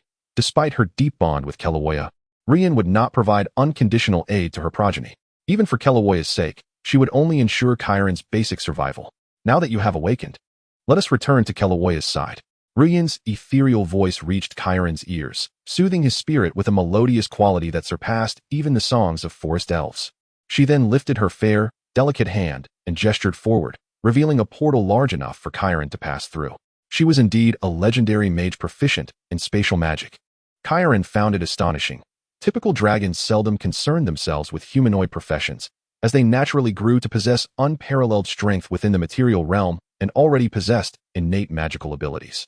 Mages within the material realm were categorized in various ways. Some were renowned for their overwhelming power and wide attack range, while others focused on defense. And there were those whose talents lay in the mysterious arts of divination, as well as the detestable necromancers, illusionists, and transmutation specialists. Among them, Reborn most likely belonged to the conjuration school, known for manifesting objects, creatures, teleporting beings, and healing. Judging by Reborn's performance, She was most likely a conjuration mage. Though it was not beyond possibility that she possessed knowledge in other schools as well, for mages were not confined to a single specialization. To effortlessly teleport 2 dragons was a feat achievable only by a legendary being. Kairen had initially presumed Rian's strength to be akin to that of Long Ma, residing within the realm of heroes, but he had not anticipated her to have already broken through to the legendary tier. Was this the advantage of being a divinely favored dragon? For a moment, Kairen was tempted to embrace the faith of a dragon god, yet this notion quickly dissipated. While being a divinely favored dragon would grant protection from the divine and accelerate growth, such blessings were not without cost. His actions would thereafter be constrained. Kairen aspired to become a dragon of the caliber of He Huang Di or Feng Xiao, freely confronting evil dragons and teasing angels. How could he ever submit to the will of a deity? If one were to consider the most significant benefit derived from the human soul he consumed. Aside from that orb, it was not merely the experiences of a human soul, but the complete severance of the already tenuous reverence for the dragon gods. Accompanied by Rian, Kairen ascended above Tidal Isle, gazing at the lifeless ground, the dark fissure, and the intact mountain sheltering Long Ma's lair. He couldn't help but reflect on the assistance Rian had provided. As long as Long Ma remained safe, it mattered little that her subservient soldiers had been annihilated by the demons. Kairen held no interest in the scattered remnants devoid of combat capability. In his mind, these subordinates were less akin to allies and more like slaves, their primary utility being to accompany Kairen into battle, while their losses were of no concern to him. Ultimately, Kairen was a malevolent dragon. Despite possessing the bloodline of benevolent dragons, his malevolent habits proved difficult to change. Even Rian, the benevolent crystal dragon, showed little regard for their lives, so one could hardly expect compassion from a dragon of ill repute. Kairen entered Long Ma's lair alongside Rian. Long Ma's form had grown from 21 to 23 meters, and it was likely to continue its growth as time passed before her awakening. Due to the contraction of her draconic aura, Kairen felt no discomfort. However, the sensation of static electricity informed him that Long Ma was undergoing a transformation, and her awakening would coincide with the completion of this metamorphosis. Upon witnessing the safety of Long Ma, Kairen emerged alongside Rian, gazing at the war-torn island. Contemplating the path ahead, Kairen pondered the repercussions of this turbulent conflict. The upheaval had certainly stirred considerable commotion. Although the demonic barrier had isolated the island from the outside world, it was inevitable that, with the passage of time, the island's plight would attract further exploration. With the complete annihilation of the island's denizens, only he and Rian remained as its defenders. Yet, Rian would not linger indefinitely, and Kairen lacked the resources to employ a legendary dragon. Disheartened by the current circumstances, Kairen realized that the rebellion of the Wolfmen had shattered his plans. Initially, he had intended to endure a few years in tranquility, allowing for his growth, which would diminish threats, especially with his devouring ability that promised swift advancement. Alas, all hope for restoration had slipped away. Are you worried about how to protect Kilauea? Rian's inquiry prompted Kairen to nod, sharing his concerns. Rian, upon hearing this, simply smiled, suggesting that Kairen need not fret excessively. You could very well depart on your own. Although you are merely a young dragon, you possess the strength akin to an ordinary adolescent blue dragon. Coupled with your enigmatic powers, you can traverse the mainland independently. As you mature, you will attain all that you desire, much like your ancestral dragon kin, most of whom ventured forth during their youth and successfully survived. Chapter 17. The Disappearance of Devouring. Firstly, I am not an ancestral dragon. I am a true dragon, both in body and soul, Kairen asserted earnestly, fixing his gaze on Rian. Moreover, I would never abandon Kilauea to fend for herself. Though I am a wicked dragon, I will fulfill any promise I make. Since I vowed to protect Kilauea, I shall not allow her to be harmed unless I meet my own demise. Then what about earlier? Had it not been for me, Kilauea would likely have been slain by her own offspring, Rian remarked with a smile, one so captivating that it could bewilder the masses. However, her question left Kairen feeling acutely embarrassed. Indeed, had Rian not intervened, the irrational Kairen might have committed a grave error. His expression shifted from seriousness to awkwardness, an unusual look of dismay adorning his face, rendering him somewhat comical. In that moment, he had been consumed by rage, never imagining that his full-force strike could yield such devastating power. Rian, amused by Kairen's flustered demeanor, laughed joyfully, her melodious laughter alleviating his discomfort momentarily. I was merely teasing you. You, little dragon, are quite inexperienced. Such a reaction is amusing. You need not worry. You have performed admirably. Without you, the demons would have slain Kilauea long before my arrival. Finally recalling the pressing matter at hand, Chiron voiced his confusion regarding the demon's motives.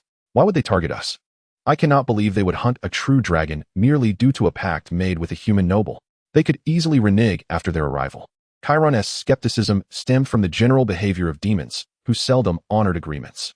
I suspect the demons, particularly that Beloyan demon, wish to sacrifice your mother, Kilauea, to gain greater power to descend into this world. More crucially, whether they sought to operate within the continent or the depths of the sea. Their actions would undoubtedly attract the attention of the human empire and the oceanic alliance led by the merfolk and sirens. Conveniently, the location of your mother, Kilauea, falls within her recognized territory, which is why they targeted her, Rian theorized. Chiron concurred with Rian's hypothesis, but added that the wolfman's betrayal must have also played a role in their urgent actions, having informed the demons of Kilauea's impending legendary breakthrough. Since you are unwilling to abandon Kilauea, we must contemplate the path that lies ahead. As exploration of this place intensifies, news of Kilauea's imminent slumber and legendary ascension will soon spread. An unresisting true dragon is a tremendous temptation for those who covet her. And you alone cannot contend with such threats. Despite Chiron's reluctance to acknowledge it, Rian spoke the truth. A fully grown true dragon is a treasure trove. Dragon blood can cultivate dragon-blooded warriors or serve as alchemical materials, while dragon horns and bones are exceptional for crafting wands and weapons. And dragon hide can be fashioned into armor. The uses of a true dragon are manifold, which explains humanity's longing to challenge dragons. Besides the immense prestige it brings, the spoils from a dragon's corpse offer substantial rewards. This is also why juvenile dragons, especially those of the chromatic variety, struggle to survive in the outside world. Lacking sufficient strength, they become mere mobile repositories of experience. In fact, you have another option. I can reach out to your mother Kilauea's family. She is greatly valued within her lineage, and there is a significant chance that a legendary dragon could come to our aid, Rian suggested. But my mother Kilauea once told me that her family is preoccupied with other matters. Indeed, her family had been busy, but was it not due to Chiron himself? Rian cast a knowing glance at him. Me? How could that be? I have never left this sea since my birth. How could Kilauea's family be busy because of me? Chiron's mind was perplexed, unable to comprehend the connection. Perhaps it is best to wait until your mother awakens to elucidate the matter. For now, you should consider whether you wish to accompany her back to the ancestral grounds of the bronze dragons. Chiron hesitated to make an immediate decision, his gaze drifting upward to the twinkling stars and the crescent moon radiating its own luminescence. The moon of Irixia does not merely reflect the sun's light, but is a manifestation of the moon goddess's divine power. Indeed, following Longma back to the ancestral grounds of the bronze dragons would afford Chiron greater opportunities for development. Even though he is not a bronze dragon but a blue dragon, a reversion to his ancestral lineage. However, his innate potential, combined with the blood of the bronze dragons coursing through his veins, would certainly garner him significant attention and training from the bronze dragon community. Yet, as Rian noted, ancestral dragons typically develop their formidable powers during their youth through independent survival. If Chiron were to enter the territory of the bronze dragons, he would find himself in a relatively comfortable environment, hindering his achievements compared to those gained through solitary ventures. Chiron exhaled a thick plume of smoke, his form crackling with electricity, a manifestation of his internal conflict. Rian remained silent, patiently awaiting Chiron's decision. You may choose to wait for the bronze dragon family to arrive before making a decision. They will likely take 1 or 2 days to reach here. Rian gently reminded Chiron not to rush, but encouraged him to rest. Frustrated, Chiron unfurled his wings, but did not return to his lair, for his den and treasures had been destroyed in the recent conflict. Instead, he resolved to hunt for sustenance. Utilizing his electroception, Chiron swiftly captured a wild gorilla. With his tail, he impaled the creature's head and devoured it whole. Just as he contemplated searching for his next meal, a sudden realization struck him. What is this? Where has my devouring ability gone? Chiron recognized that while his hunger had somewhat abated, he could distinctly feel that the nourishment he absorbed from the food was insufficient compared to before. The ferocious gorilla is a delicacy cherished by Karen, who possesses an acute understanding of the nutritional value an adult wild gorilla provides. Subsequently, Karen captured one prey after another. Ultimately, he realized that his ability to consume had vanished. However, Karen was not merely flustered by the disappearance of his devouring prowess. His entire domain of consumption had dissipated. The true source of his anxiety stemmed from the fact that his abilities had vanished without a trace. Karen was acutely aware that this indicated his powers were recoverable, much like the strength granted to him by the system through the human memories he absorbed, which he had previously regarded with disdain. These were powers bestowed by others, and thus could naturally be reclaimed. Meanwhile, Those protagonists seemed unperturbed as they wielded powers that did not belong to them. In Chapter 18, titled The Bronze Ancient Dragon, Karen discovered that his own powers had inexplicably vanished, leaving him utterly disoriented. He buried his head in the ground, forcing himself to regain his composure, a habit instilled in him by the Dragon Mother since childhood. Many beings in this world could achieve such a state, including deities. As Karen calmed himself, he contemplated the possibility that the Sun Crown was indeed connected to his predicament. He recalled that during his confrontation with the fire demon, it was the Sun Crown that had safeguarded his life, enabling him to slay the demon. Karen ceased all activities and immersed his consciousness in the Sun Crown. He exhaled deeply and opened his eyes. The previous panic had vanished, replaced by a sense of anguish. He had successfully established a connection with the Bronze Sun Crown, and to his delight, it revealed its ties to the legendary Eternal Time Dragon. The Sun Crown informed him that it was a creation of the fabled Eternal Time Dragon, designed to aid the talented offspring of the dragon lineage. However, assistance was not without its conditions. Each time the Sun Crown intervened, it would borrow a specific ability from the host, returning it only once the host provided sufficient energy. Karen found himself relatively satisfied with this outcome. After all, the unknown is often the most terrifying, and understanding the reason behind the loss of his power was something he could accept. In the dragon's worldview, everything held value. The Sun Crown had saved him, and he had temporarily sacrificed one ability. But he believed that what was lost would ultimately be returned, a notion quite reasonable in the eyes of dragonkind. If it were akin to the protagonists in Memories who inexplicably acquired various abilities, Karen would have felt uneasy. Initially, Karen felt elated, for his talent was acknowledged even by the legendary Eternal Time Dragon. This dragon was a mysterious entity within the multiverse, traversing various dimensions, rarely lingering in any one universe for long. Consequently, many races did not recognize its existence, with only the dragon lineage steadfastly acknowledging the Eternal Time Dragon's reality. However, this joy soon gave way to concern. Without his consumption abilities, his growth would inevitably decline drastically.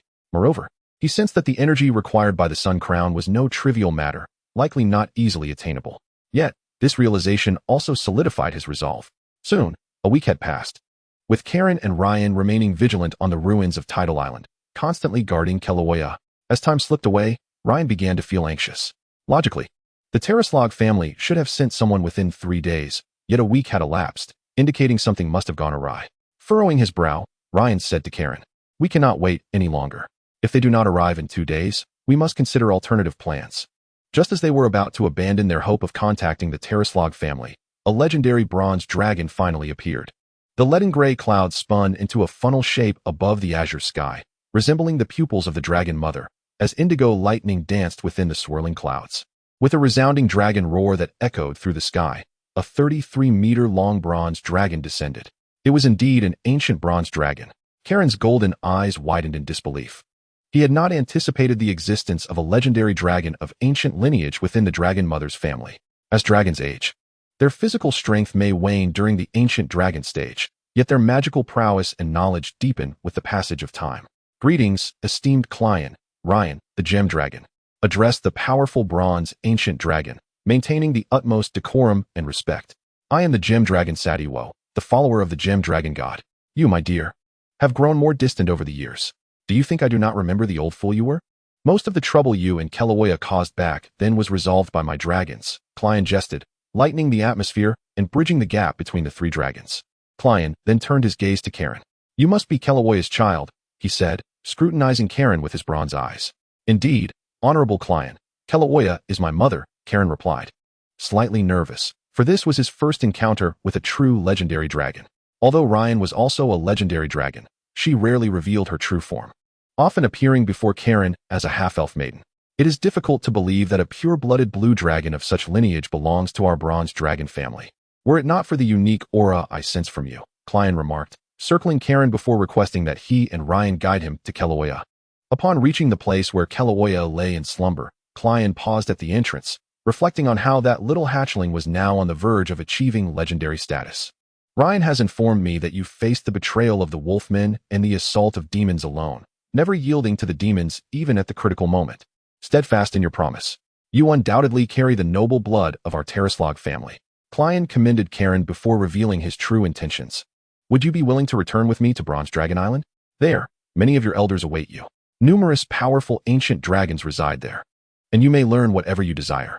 We shall provide you with ample resources to aid your ascension to legend, even assisting you in breaking the limitations of your bloodline to achieve the status of an ancestral dragon.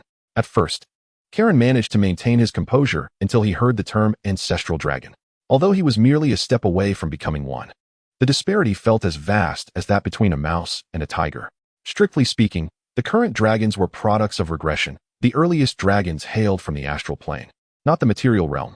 However, after entering the material world, particularly following the war with the Titans, the bloodline strength of dragons was diminished to ensure their reproduction. Even so, dragons remained at the pinnacle of the material world. Ancestral dragons were the original creations of the Dragon Mother and the Platinum Dragon God. Among them were dragons capable of rivaling other dragon deities. Kairen chose not to immediately accept, but rather prepared to hear the conditions proposed by the Bronze Dragon. Of course, our assistance is not without expectation of recompense. We simply hope that when we encounter difficulties, you will lend us your aid, Klein explained. Kairen was left astounded as he listened to the Bronze Dragon's proposal, standing in a daze. The terms were not overly harsh. He had anticipated hearing various unreasonable demands, well aware that no one's contributions came without a price. On the contrary, the conditions offered were remarkably generous, bordering on lacking any stringent obligations. Chapter 19. Departure. Before Kellyan could finish speaking, he was interrupted by Kellyan. You need not call me senior. I am the grandfather of Keloya. If you wish, you may refer to me as great-grandfather, Kellyan said with a smile. Great-grandfather. Kairen naturally did not refuse this opportunity to strengthen their bond. I appreciate your kindness, but I believe I am more suited to venture forth alone. I am confident that if I journey to Qingtong Longdao, I will receive significant aid.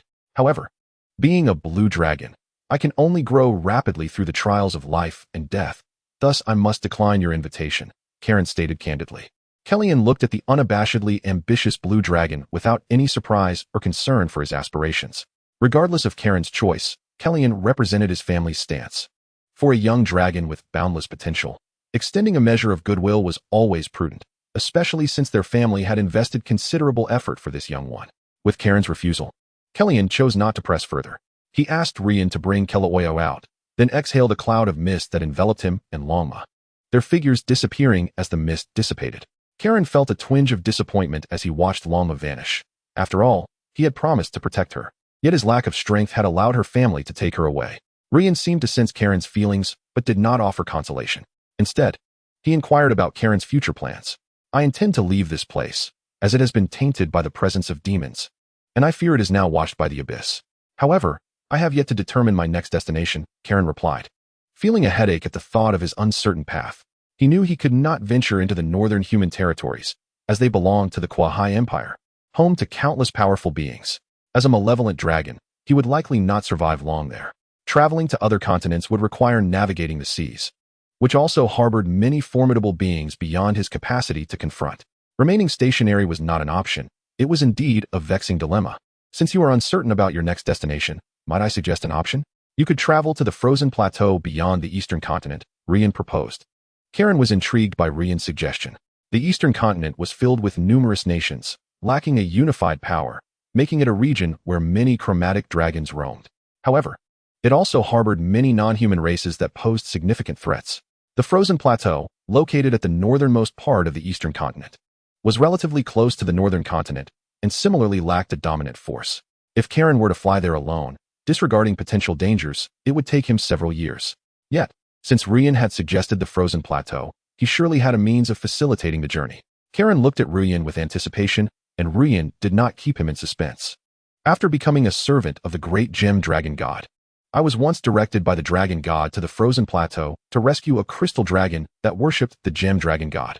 During its recovery, I established a convenient spatial array that enabled long-distance teleportation, allowing me to make 2 round trips. Eventually, that gem dragon faced no further threats, and the array remained intact. If you wish to go to the frozen plateau, I can transport you there, Rian explained sincerely.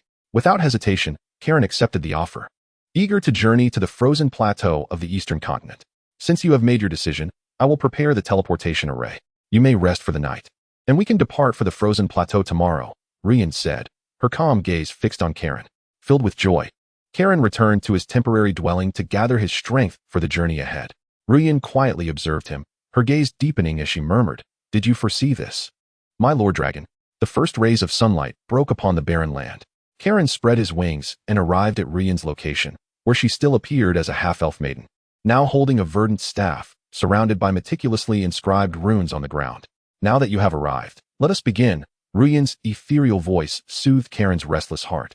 For reasons unknown, despite their brief acquaintance, Kairen relished Rian's presence. The thought of parting left him with a sense of regret, as he was uncertain when they would reunite. Nevertheless, Kairen was more eager to acquire greater strength on the eastern continent. As he stepped into the array, the runes spread across his form, and in a flash of white light, Kairen's figure vanished. A gigantic snow leopard, measuring 7 meters in length, sprinted across the endless expanse of snow, a colossal shadow looming above it. As it sensed the approaching shadow, the beast turned in a final struggle, its thunderous roar shaking the snowflakes from the ground. Yet, such defiance was of no consequence to its pursuer. While the snow leopard was a top predator on Earth, in this world, it merely occupied a lower tier in the food chain. A roar akin to thunder surged forth, infused with boundless draconic might, crashing upon the massive lion like a tidal wave. The lion froze in place, and then a massive dragon claw descended upon its head, crushing it effortlessly. Kairen landed in the snow, retracting his wings and draconic aura as he indulged in his meal. Kairen had been in this place for 3 months. After Rian transported him to the eastern continent, he found himself in a frigid region at the confluence of 2 mountain peaks, a locale scarce of human presence. This was likely why Rian had chosen it as her teleportation point. During these 3 months, Kairen had relished his sustenance and freely exercised his powers. Although he still measured over 13 meters in length, he had become a formidable presence in this region. While hunting, Kairen had also gleaned insights into the local situation. This area was unclaimed territory, yet an apparent group of frost-scale dragon beasts resided on the western peak. They were said to be the offspring of a white dragon and a blue dragon. Indeed, typical dragons looked down upon dragon beasts, which were essentially failed inheritors of draconic lineage, rendered simple-minded. However, they lacked draconic might, spellcasting abilities, and even comprehension of the draconic tongue. Nevertheless, dragons possess an innate appreciation for the beauty of all things, making it unsurprising that a white-scaled dragon might find interest in these beasts. Chapter 20. The Snow Maiden of the Ice Mountain. Upon his initial arrival here, Kairen used his quasi-magical abilities to conceal himself with static mist while hunting, revealing his true form only when his prey approached. However, upon realizing that no formidable creatures lurked nearby, Kairen gradually relaxed his efforts and began to hunt unabashedly. Although the frozen plateau was not the most favorable habitat for a blue dragon, being replete with ice and water elements, Kairen found satisfaction in this environment. Unlike most blue dragons, Kairen preferred the humid air of coastal islands, sharing a similar inclination with bronze dragons. Yet, he also enjoyed areas rich in lightning elements. This frozen plateau, dominated by ice elements, did not lack the presence of lightning, as its terrain resembled the highland regions of Earth, characterized by towering peaks and steep cliffs. In this region, towering peaks abound, and the prevalence of thunderstorms on the plateau is notable. The higher the mountain, the more widespread the presence of thunderous elements. Numerous lakes are scattered throughout the area, and at this moment, Kairen finds himself nestled in a valley formed between 2 majestic peaks, which is also the reason for the abundance of food here. Kairen ascends the eastern mountain, whose summit pierces the clouds, reaching a staggering height of over 15,000 meters. In contrast to the mere 9,000 meters of Mount Zumulangma. Additionally, being situated in a plateau region, the peak can be described as a veritable sea of thunder. Kairen reaches a nest close to the summit, once the territory of a pair of ferocious vultures. Upon his arrival, he has claimed them as sustenance, seizing and expanding their nest. At the deepest part of the nest lies Kairen's resting place, devoid of treasure, containing only some beast pelts and a few eggs. Observing this scene, Kairen cannot help but bare his teeth. This meager collection constitutes his only asset. All his previous possessions have been destroyed by his own actions. The eggs, left by the vulture couple, spark the thought of raising them as his subordinates in the future. However, as the eggs near hatching, Kairen has no intention of nurturing the hatchlings. Thus, he must seek out creatures to care for them until they can serve him. At this moment, Kairen is preoccupied with his own need for sustenance. After months of gluttony, he requires a brief period of slumber. Curling up, his consciousness gradually fades. As expected, Kairen slips once more into the peculiar space of the orb, yet this time the orb remains passive, merely existing in silence. Seizing the opportunity, Kairen organizes his belongings. It has become evident that the solar corona has not deceived him. His devouring talent has indeed vanished. The silver lining is that he no longer needs to consume an excessive amount of food, but the downside is a slowdown in his growth rate. Chiron's breath manifests in two forms. One is the typical spherical lightning breath akin to that of a blue dragon, while the other takes the form of a conical lightning breath. Furthermore, through his two pairs of dragon horns, Chiron can absorb a substantial amount of thunder elements to enhance his breath. Currently, his abilities encompass static induction, elemental transformation, and certain draconic spell-like capabilities. At the age of 8, Chiron measures over 13 meters in length, nearing 14 meters, which is comparable to a juvenile blue dragon. Given his various abilities, Chiron believes he could contend with a young blue dragon, with approximately 7 years remaining until he naturally reaches juvenile dragon age. He realizes that rapid strength enhancement cannot rely solely on natural growth. Chiron has developed a hypothesis. He observes that in areas densely populated with thunder elements, the orb exhibits some response. Perhaps he could test the orb's reaction by remaining in such locations. The most concentrated source of thunder elements would naturally be within thunderclouds. Yet Chiron lacks the courage to venture there. As thunderclouds are fraught with peril, the thunder elements are far from benign. Soon a week passes, and Chiron awakens from his slumber. Although the duration of his rest was brief, he takes the time to assess and summarize his strength. Emerging from his nest, snowflakes drift softly onto his cerulean body, transforming into wisps of steam. Stretching his wings, he prepares to search for other intelligent beings in the vicinity, aside from the cold-scaled dragon beasts, with the intent of subjugating them as his subordinates. Suddenly, Chiron's static induction alerts him to the proximity of another creature, prompting him to alter his course toward the approaching life form. Midway up the mountain, he spots a group of humans. Utilizing static mist, Chiron conceals himself within the clouds above, observing the humans below.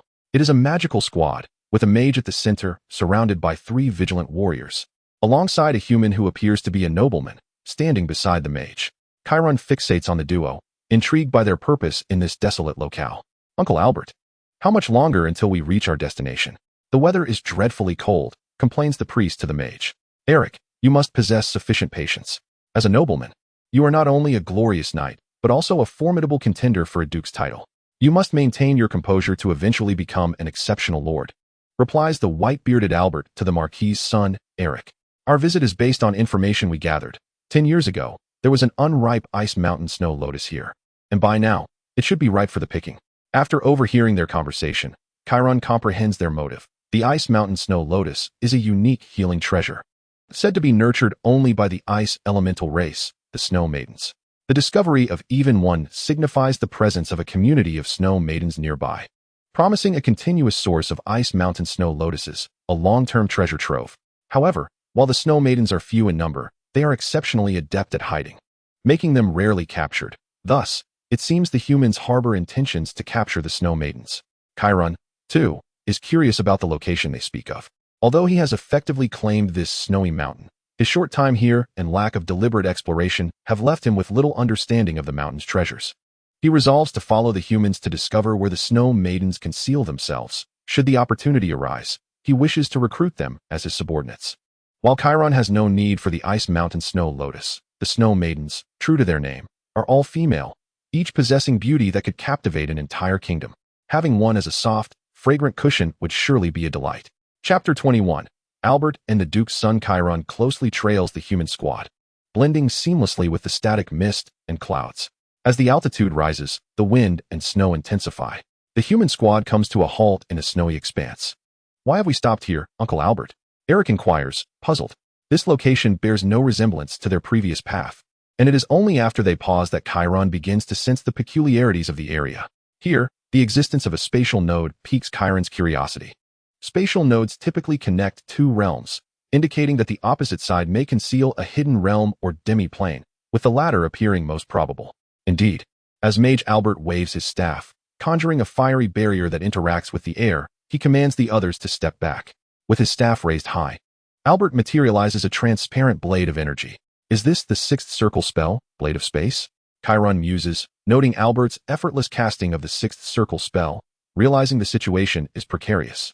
Though the Blade of Space is merely a 6th circle spell, the ease with which Albert casts it suggests he is at least a 7th circle mage. While Chiron contemplates a strategy, Albert has already launched his attack. As the Blade of Space is released, the pristine expanse of snow is marred by cracks resembling shattered mirrors.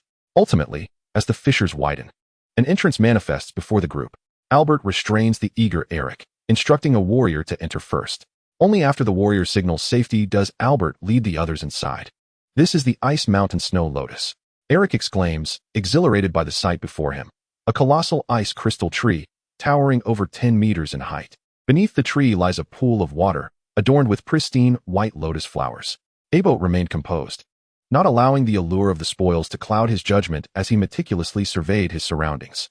Suddenly, the crystal tree illuminated with ethereal violet runes, and countless ice crystals coalesced into the silhouette of a woman. Her hair cascaded like a waterfall, her skin translucent as ancient ice, and within her eyes danced colors reminiscent of the aurora. She was the Ice Mountain Snow Maiden. Eric's breath caught in his throat. No, she was not merely an ordinary snow maiden. She was the sovereign of her kind. Abot felt a surge of unease. After all, typical snow maidens lacked significant offensive power. But the Queen of Snow Maidens was an entirely different matter. They were far rarer and bore the heavy burden of protecting their kin. A fully matured snow maiden queen possessed the might to challenge legends. Fortunately, the aura of this snow maiden was unstable, suggesting that her lineage had only recently awakened. Abot's eyes glimmered with avarice at the thought of capturing her. Outsider, why do you disturb us? The snow maiden's words were posed as a question. Yet she raised her hand with a casual flick, instantly encasing the armor of 3 warriors in frost. The bravest swordsman, upon raising his great sword, found himself met by the snow maiden, who drew near, her ruby lips parting to whisper a chilling hush.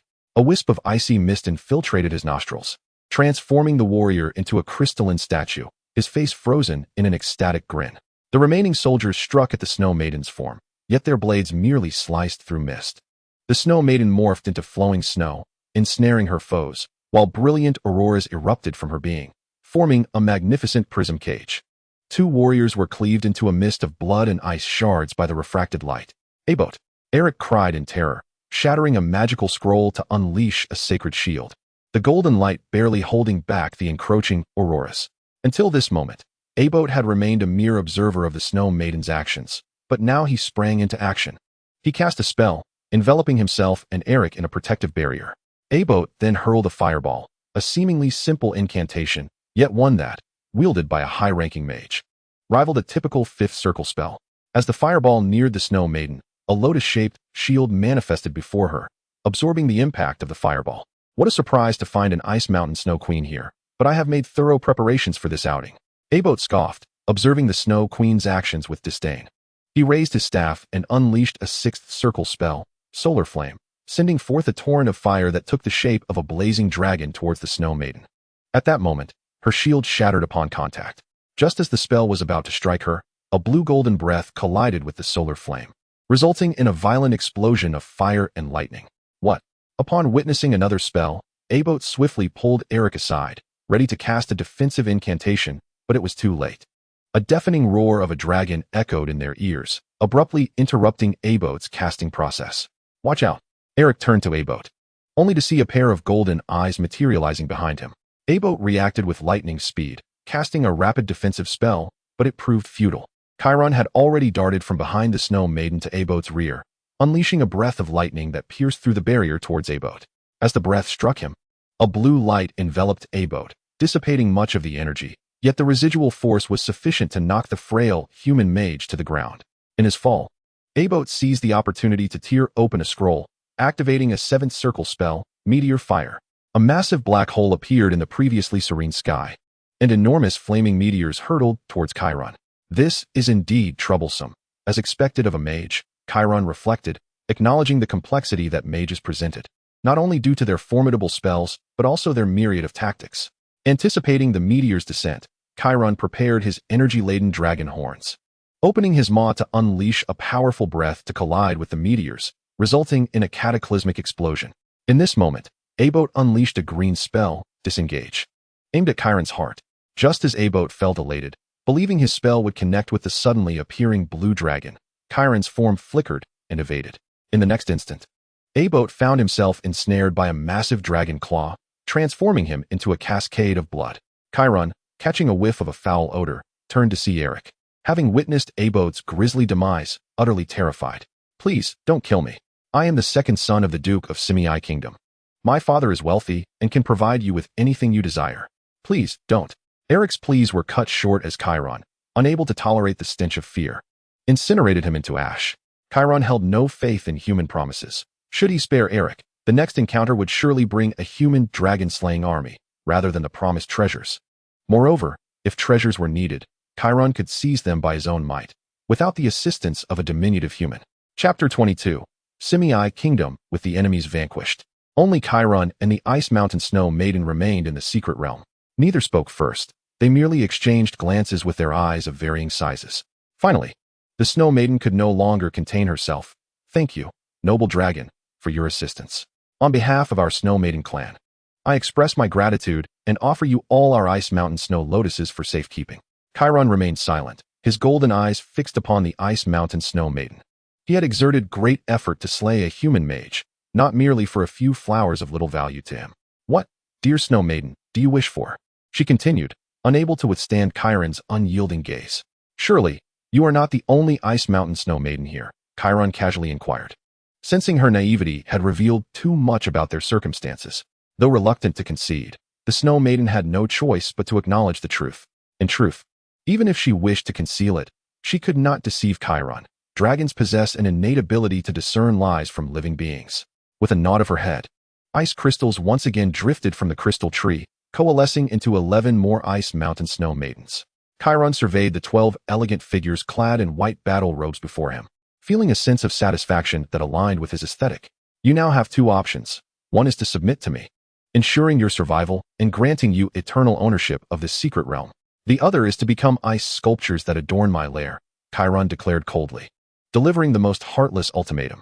Regardless of their beauty, if these beings could not serve as Chiron's formidable allies, they would merely become decoration.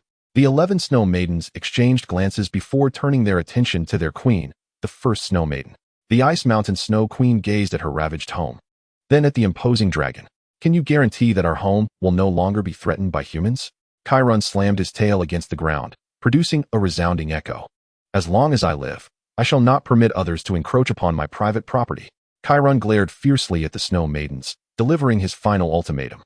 The Ice Mountain Snow Queen felt a twinge of bitterness, realizing that they had become the private possessions of the colossal dragon before them. Yet, perhaps this was for the best. After all, circumstances often outweigh individual desires. Rather than being reduced to mere cannon fodder as the minions of a malevolent dragon, it was preferable to be a cherished concubine of the beast, ensuring at least the preservation of their lives. The Snow Queen slowly led the other Snow Maidens in kneeling before Chiron, signifying their submission. That very day, Chiron escorted the Ice Mountain Snow Clan back to their lair atop the peak. That night, the Snow Maidens crafted a throne for Chiron from ice crystals. Pleased with the throne before him, Chiron inquired of the queen of the Ice Mountain Snow Clan, "What is your name?" "I possess no name, my master. Our entire clan lacks a name," the Ice Mountain Snow Queen replied candidly. "Then henceforth, you shall be called Abing, and you should bestow names upon your kin as well," Chiron suggested, observing the cold expressions on the faces of the Ice Mountain Snow Clan.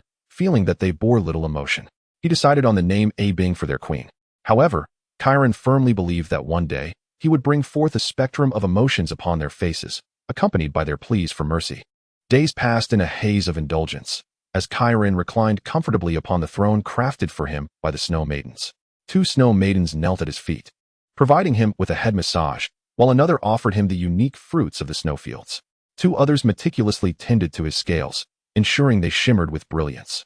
The remaining Snow Maidens, led by Abing, performed their clan's ceremonial dance for Chiron. As he reveled in the splendid scene before him, Chiron savored the pleasure bestowed upon him by the Ice Mountain Snow Clan, feeling a resonance with a phrase from human memory. "Let the music play, let the dance continue." Abing, observing her master, felt a sense of resignation. After spending several days in his company, she discovered Chiron was relatively easy to interact with, not exhibiting the cruelty typical of other dragons, nor forcing them into peculiar tasks. He simply required their service. Yet, after indulging for a few more days, it was time to attend to more pressing matters. Chiron had not forgotten his initial quest to subjugate some followers, although he had unexpectedly acquired the Ice Mountain Snow Clan. Aside from Abing, the others lacked combat prowess and were ill-suited for warfare or hunting. Thus, Chiron continued to procrastinate, finding various ways to have the Snow Maidens cater to his whims. A month swiftly passed, and Chiron finally recalled his original intentions. Rising, he soared from the lair to seek out potential followers. Meanwhile, 1,000 miles away in the kingdom of Simei, within the lands of Duke Wayland. A knight clad in armor knelt before a middle-aged nobleman seated at a desk, reporting, "My lord, since the second son departed with Master Albert to the Glacier Heights. It has been a year. A month ago, Master Albert would regularly assure us of their safety, but for the past month, there has been no word from him. I fear." Though the guard said little, the Duke understood all too well. It was likely his youngest son and Albert had met with misfortune. "Summon Master Blake to personally journey to the Glacier Plateau. Inform him that should he locate my son, alive or dead, I shall reward him handsomely. Additionally, command the 2nd Legion to assist Master Blake in his expedition to the Glacier Plains," the Duke ordered, suppressing his unease. As a father, he could not abandon his son. Yet, he failed to notice the flicker of resentment in the eyes of the young man standing beside the guard. As the eldest son of the Duke, he had once ventured out into the world, facing near-death experiences. Captured by kidnappers who sought ransom from his father, he had returned only by sheer luck, narrowly escaping death. Upon his return, instead of receiving his father's concern, he was met with reproach for tarnishing the family name. There was no comparison to the care now extended to his younger brother, especially considering that Master Blake, a renowned 8-ring mage, would demand a staggering fee. Jealousy and anger quietly took root in the heart of the young nobleman, destined to blossom with the passage of time. Chapter 23. Dragon beasts. Chiron had been flying in the snowy expanse for 2 weeks, yet had found no suitable followers. The creatures inhabiting this region were predominantly fit only for consumption rather than servitude. Little did Chiron anticipate the presence of the Hanlon dragon beasts nearby, as no large communal beings would willingly reside in such a desolate area. Though not true dragons, the Hanlon dragon beasts were imbued with draconic blood and were formidable predators on this land, second only to the white dragon. After searching for another month, Chiron's patience began to wear thin. "Curse it, there are no clans here suitable for followers," he exclaimed, tearing apart a sheep he had caught, rending it in two. Initially, Chiron had intended to subjugate a few followers before turning his attention to the Hanlon dragon beasts, but now he resolved to claim them immediately. Without hesitation, Chiron devoured a goat and unfurled his wings, soaring into the sky toward the location of the frost-scaled dragon beasts. As he approached the towering peaks, he spotted a chasm emanating a pale blue light from its depths, likely the gathering place of the Hanlon dragon beasts. Chiron chose not to conceal his presence. Instead, he deliberately released the imposing aura of a true dragon, the static between his scales crackling in the air. Soon, the icy walls trembled as 3 massive forms emerged from the shadows. The Hanlon dragon beasts, nearly 10 meters in length, were cloaked in diamond-hard ice crystal scales, with jagged spines on their backs crackling with lightning. They were the apex predators of the frozen plains, proud and fierce, never bowing to any creature. The leader of the dragon beasts emitted a low growl, akin to the sound of glaciers shattering, filled with menace. Chiron stood resolute, lifting his gaze and locking his dragon eyes onto his adversaries as a deep, resonant voice rolled from his throat: "Submit or perish." The Hanlon dragon beasts possessed a degree of intelligence. Although they feared Chiron's true dragon identity, they lacked the strength to submit easily. They clearly had no intention of yielding. Spreading out to encircle Chiron in a triangular formation, their spines crackling with energy, poised to strike. Chiron did not rush to unleash his breath. Instead, he suddenly spread his wings wide, unleashing the tempestuous aura of a true dragon that swept through the chasm. This was the suppression of a superior bloodline, a natural intimidation from an exalted dragon race over lesser dragon beasts. The movements of the Hanlon dragon beasts froze instantaneously, their instincts warning them that this dragon was beyond their capability to confront. Yet, their pride prevented them from submitting easily. With a fierce roar, the 3 dragon beasts lunged simultaneously, claws slashing, tails sweeping, and jaws biting. Though Chiron did not enjoy a considerable size advantage, the density of his true dragon bones, explosive muscle power, and combat intelligence far surpassed that of the dragon beasts. The first beast attempted a flanking assault, but Chiron swiftly lashed his tail, striking it squarely on the head and sending it crashing into the icy wall. The second beast unleashed a frost-laden breath. Chiron stood firm, absorbing the icy blast, and seized its throat with his claws, pinning it to the ground. The third and largest of the beasts finally exhibited signs of fear, but Chiron denied it any opportunity. He leapt high, his wings stirring a gale, and collided forcefully with the beast's chest, pinning it to the ground with unyielding force. Chiron unleashed a formidable current of energy into the air, as a powerful breath began to brew within his maw. His dragon eyes were cold and merciless, and his claws pressed down upon the frost-scaled dragon beast, the immense pressure causing its hardened scales to gradually fracture. The two other dragon beasts nearby contemplated rushing to rescue their leader, yet were deterred by Kailuan's overwhelming might. As Kailuan prepared to unleash his breath, the dragon beast's struggles diminished, and it lowered its once proud head. Kailuan released his grip and took a step back, observing them with an icy gaze. From this day forth, your lives, your freedom, and everything you possess belong to me. Through sheer strength, he had garnered the loyalty of the three dragon beasts, yet this allegiance was exceedingly unstable. Should another being defeat Kailuan, they would swiftly shift their loyalty to a more powerful entity. To truly earn their devotion, it seemed that only by becoming an Ancestor Dragon and bestowing upon them his bloodline would they wholeheartedly heed his commands. Having subdued the frost-scale dragon beast, Kailuan found himself without adversaries between the two peaks, free to establish his territory around them.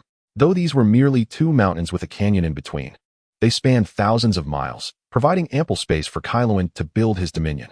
Standing atop the highest point of the gorge, he gazed down at the three dragon beasts prostrating before him, feeling a deep sense of satisfaction. This was the rightful conduct of a great dragon, to seize another's territory, to indulge in their sustenance, and to enjoy their mates. Although Kailuan's growth was not yet complete due to his youth, and he held little interest in the dragon beasts, the thrill of conquest still captivated him. He commanded the three dragon beasts to summon the intelligent races in the vicinity, instructing them to come to his lair for an audience. Kailuan sought to gather another batch of followers and establish rules for this land. Influenced by his lineage as a bronze dragon, he began to recognize the significance of order. While ordinary blue dragons valued order within their clan, they disregarded the order of the territories they occupied.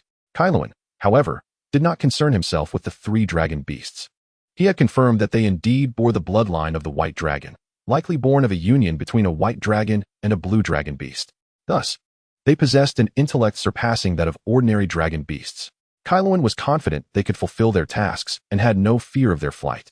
As long as he did not fail, they would not escape. Otherwise, they would face the relentless pursuit of a true dragon. Kailuan returned to his lair, where only Abing and two snow maidens tended to the vulture eggs. This was not because the snow maidens had fled, but rather a command from Kailuan before his departure, allowing them to remain only as long as someone was present to oversee the eggs. Abing, why do you linger here? Have you not returned to the ancestral grounds? Kailuan regarded this exceptionally gifted leader of the snow maidens with a unique sentiment, harboring great expectations for her assistance against formidable foes in the future. Master, the ancestral lands do not require my presence for the time being. As long as Joair and the others keep watch, I would rather stay here.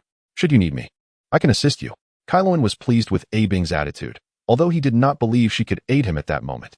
Chapter 24. The Sand Table. Kailuan succumbed to slumber. As a young dragon, he required a significant amount of sleep to embrace the legacy of dragons and grow. His consciousness gradually faded until he found himself once again in the realm of the Pearl. Each time he drifted into slumber, his awareness entered this space, subsequently plunging into deeper sleep. However, this time was different. Kailuan noticed new entities within this peculiar realm. Before him lay a colossal sand table, so vast that even at nearly 14 meters in length, he needed to take several steps to circle it completely. Is this my territory? Kailuan mused, observing the sand table, which was composed of flowing thunderclouds, with the glacier territory outlined in icy blue lightning, while other regions lay shrouded in a murky gray mist. He scrutinized the sand table keenly, able to discern the scene of the mountain peak where he resided, even spotting his own lair. The area housing the newly subdued dragon beasts was still enveloped in a small cluster of fog. Does this imply that I have yet to conquer every corner of my territory? Kailuan speculated. Above the sand table hovered a dozen small thrones, where he could faintly discern the silhouettes of the ice mountain snow maidens and the cold-scale dragon beasts, along with shadows of other creatures like snow hares and snow deer. The visible area of the sand table likely represented the extent of his dominion or influence, while the mist indicated regions where he had not yet established control. The thrones, presumably, symbolized the factions within his territory that owed him allegiance. If I am not mistaken, these additional thrones represent the factions loyal to me within this realm. Through his observations of the sand table, Kailuan formed a basic understanding of its layout. However, its precise purpose remained elusive. After some contemplation, he recognized that, while the sand table might not provide a direct enhancement to his power, it could significantly aid in maintaining his rule, warranting further examination. Upon awakening once more, Kailuan distinctly sensed a multitude of beings gathering beneath the mountain. He decided it was time to meet them. Abing, come with me. He called to the snow maiden who had remained vigil by his lair. Kailuan intended for her to become the administrator of his territory. for it was impractical for him to expend excessive energy managing both land and subjects. Upon exiting the lair, he was greeted by the sight of the 3 dragon beasts that had submitted to him. Master, we have gathered most of the intelligent races within the territory. Yet due to the scarcity of such beings here, the number of arrivals is quite limited. The strongest of the 3 dragon beasts respectfully conveyed to Kailan. He had anticipated this outcome, for had there been a large population of intelligent races, they would not have allowed a foreign dragon to seize control. You have done well. Stand behind the snow maidens and join me in meeting them, Kailan instructed. The 3 dragon beasts immediately complied, positioning themselves respectfully behind the snow maidens. They were aware of the snow maidens and recognized the strength of their ice mountain leader, especially since she had been present in Kailan's lair. As dragon beasts with draconic blood, they were quite familiar with the nature of dragons. It was plausible that the snow maiden had some connection to their master. At last, Kailan beheld his future subjects, a scattered assembly of approximately 300 magical beings congregated at the foot of the mountain. Most were snow hares, creatures residing at the lower tiers of the food chain, alongside a few snow leopards and similar species. Indeed, the thrones were correlated with the factions loyal to him. Observing the gathered beings, Kailan noted their peaceful coexistence, despite typically being engaged in mutual hunting. They now remained still, too intimidated to make a sound in the presence of the towering dragon. Rather than retracting his draconic aura, Kailan widened his jaws and unleashed a resounding roar. A conical breath of lightning that surged forth, not aimed at the dragon beasts, but rather striking the thunderclouds above the mountains.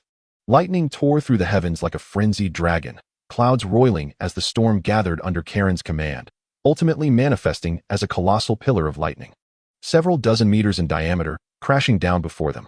The entire area briefly illuminated as if it were day due to Karen's assault. This spectacle was indelibly etched into the minds of the subjects, leaving an indomitable impression throughout the remainder of their lives. Kairen felt immense satisfaction with their response. He intended to leave an indelible mark of his power in their minds. To Kairen, the essence of ruling a territory lay in strength and order.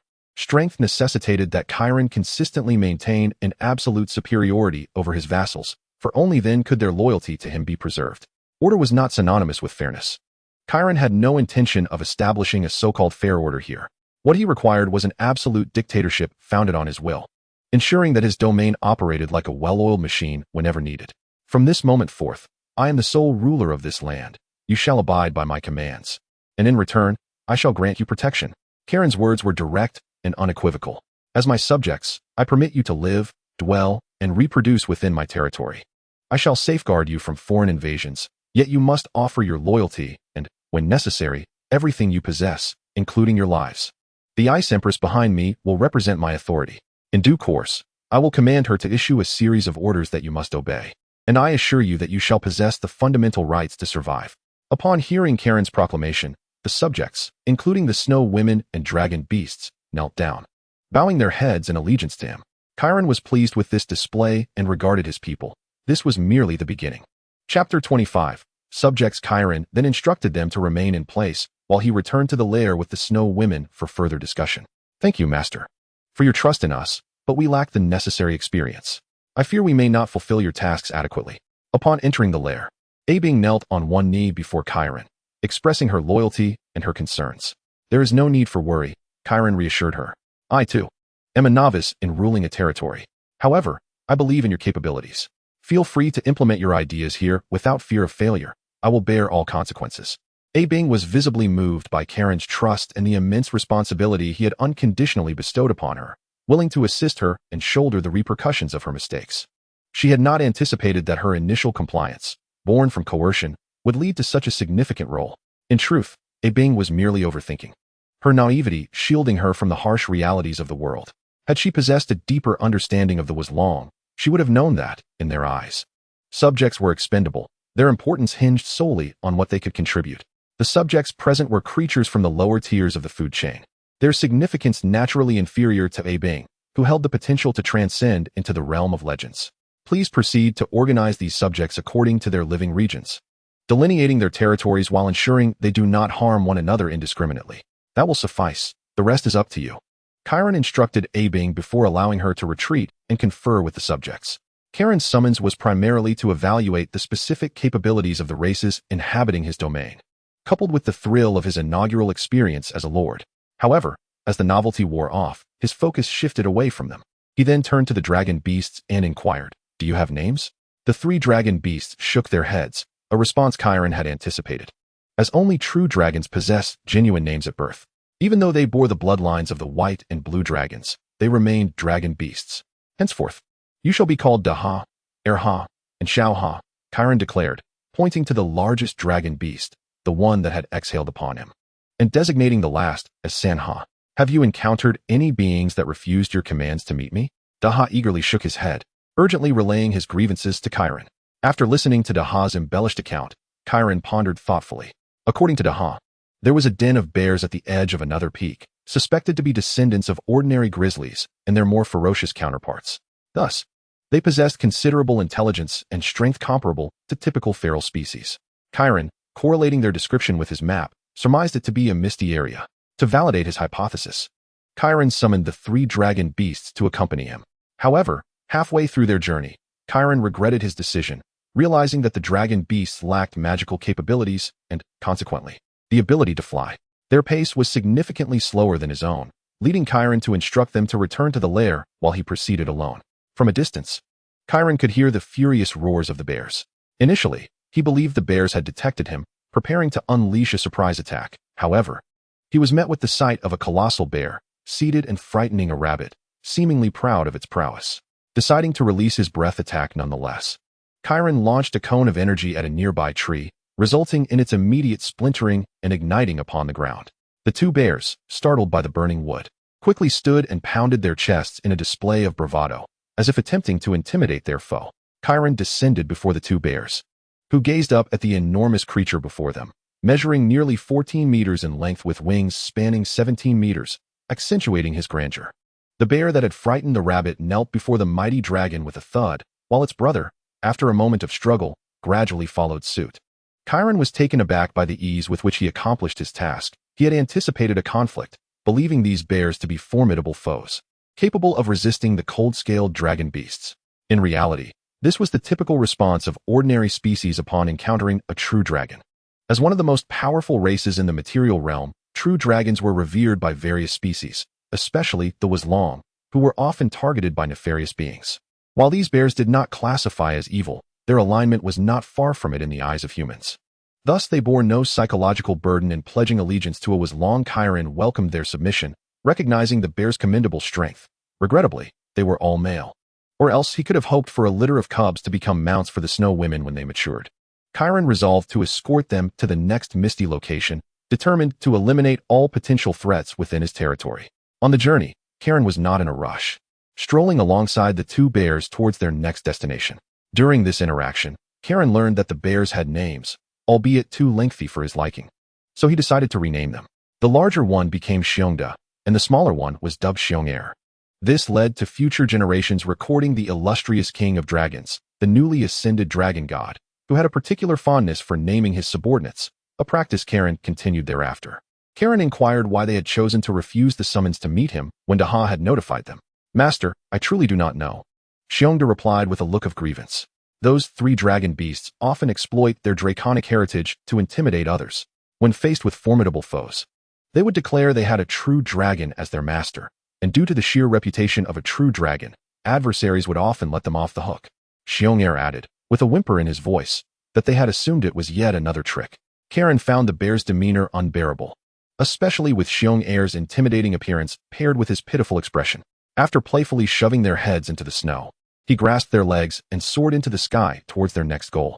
The subsequent targets were equally simple, devoid of any twists or conflicts. Kairen had ventured forth alone, yet returned with a substantial entourage of predators. Intriguingly, he encountered a band of ice goblins, slightly stronger than the average goblin, but still lacking in significant power. Upon seeing Kairen, their immediate reaction was to kneel, offering what they deemed treasures, some animal bones, a few pieces of damaged human armor, and a smattering of human currency, claimed to be spoils from a chance encounter with traveling humans. Although Kairen looked down upon the goblins' frailty, their numbers were considerable, making them suitable as laborers and cannon fodder. There were about 500 of them, having lived in the fringes, adept at hiding and avoiding detection due to their sparse activity in populated areas.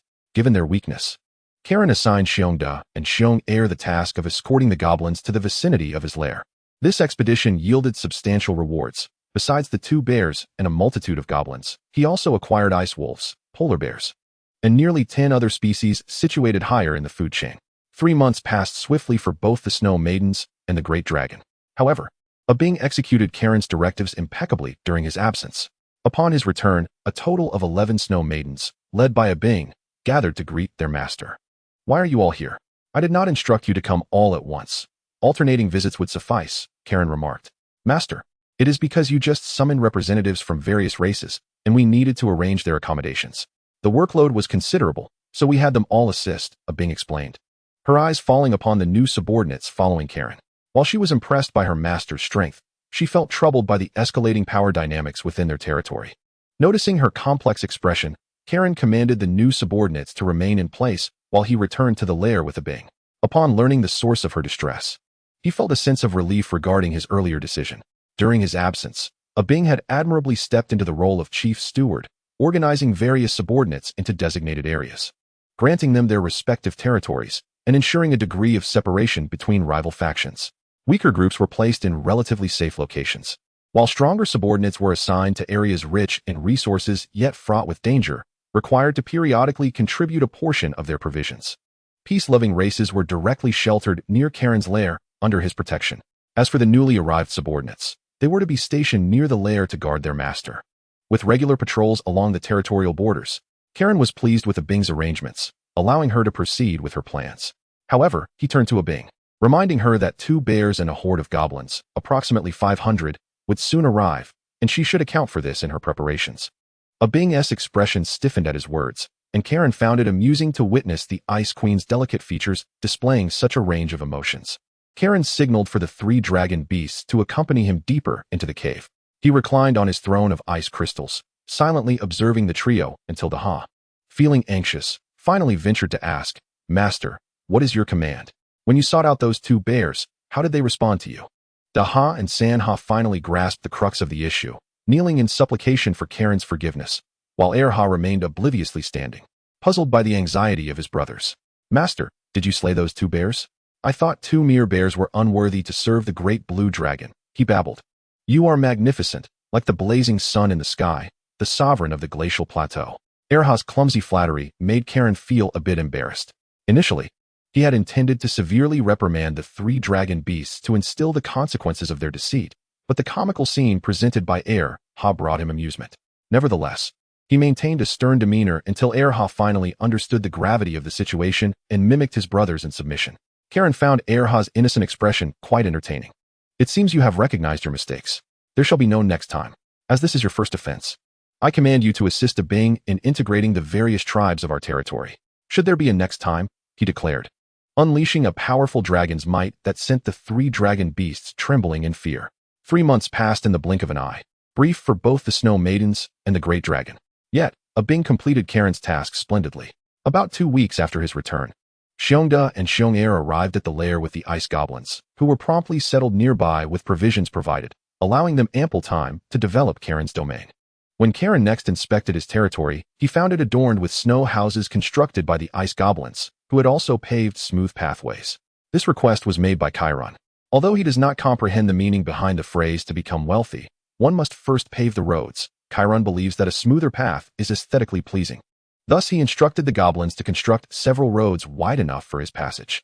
The ice goblins seemed to possess an innate talent for labor, fulfilling all tasks assigned by Abing with remarkable efficiency. In particular, Abing commanded them to raise resilient animals to ensure a steady supply of food, preparing for any potential future shortages. Under Chiron's protection, they need not worry about food scarcity or threats from formidable foes, leading to numerous female goblins becoming pregnant over the past few months. Chiron silently observed the unfolding events, while none of this could be attributed to his efforts. Without his power to unify them, the current scene would not exist. After surveying his territory, Chiron returned to his lair and, having enjoyed the meal provided by his followers, contemplated his own transformation. Over the course of 3 months, Chiron had grown to a length of 14 meters, and if seen by humans, they might mistakenly believe he was a young blue dragon on the cusp of maturity. At the juvenile stage within the material realm, a blue dragon would be formidable enough to rival the majority of 7th and 8th tier mages. However, Chiron preferred to remain inconspicuous for now. According to his plan, He intended to expand his territory significantly only once he reached adolescence. Yet, reality often diverges from Chiron's aspirations, as multiple armies were steadily advancing towards his domain. Chapter 27. Wayna. Nonetheless, Chiron was not inclined to remain idle. Appropriate territorial expansion was indeed his duty. Although there were no formidable enemies in the area and food was plentiful, this also indicated a lack of developmental potential. At this moment, the treasures within Chiron's lair were alarmingly scarce, a situation he could not tolerate. As a great ancestral blue dragon, how could he possibly lack vast riches? The region Chiron inhabited was merely the edge of the glacial plateau, relatively close to human kingdoms. However, due to the scarcity of resources aside from food, coupled with the fact that this was not the sole entrance to the plateau, human activity in the area was minimal. Venturing deeper into the plateau, however, revealed tales of legendary white dragons and frost giants.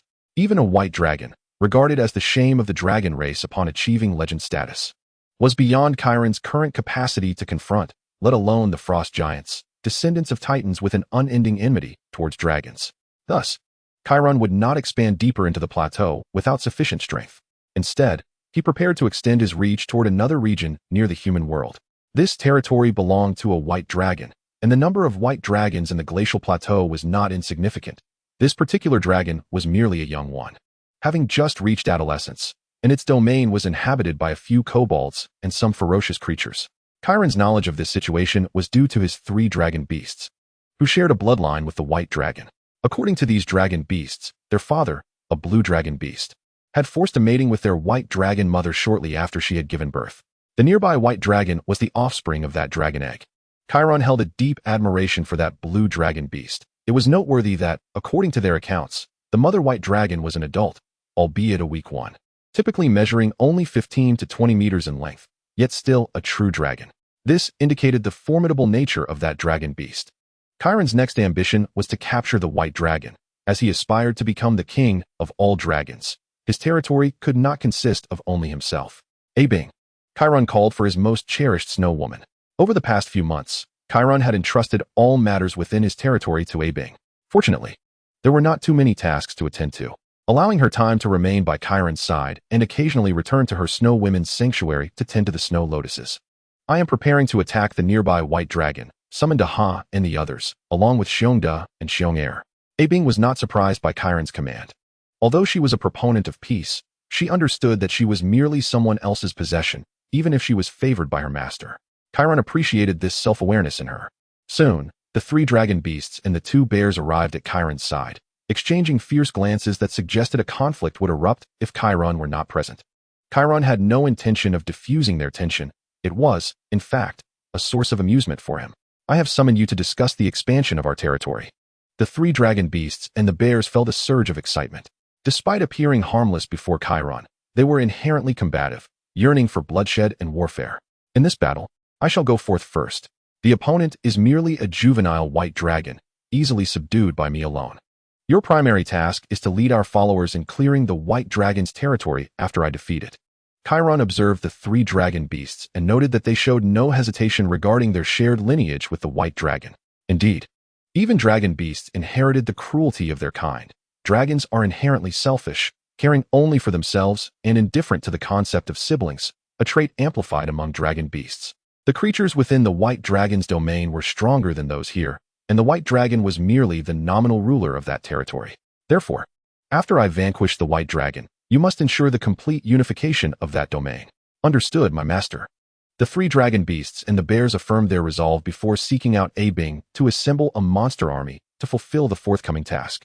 Chiron then exited his lair, unfurled his 17-meter wings, and set off towards the location of the white dragon. The fierce blizzard did not deter Chiron's progress. Soon, he found himself outside his territory, where he began to employ the static mist to conceal his presence.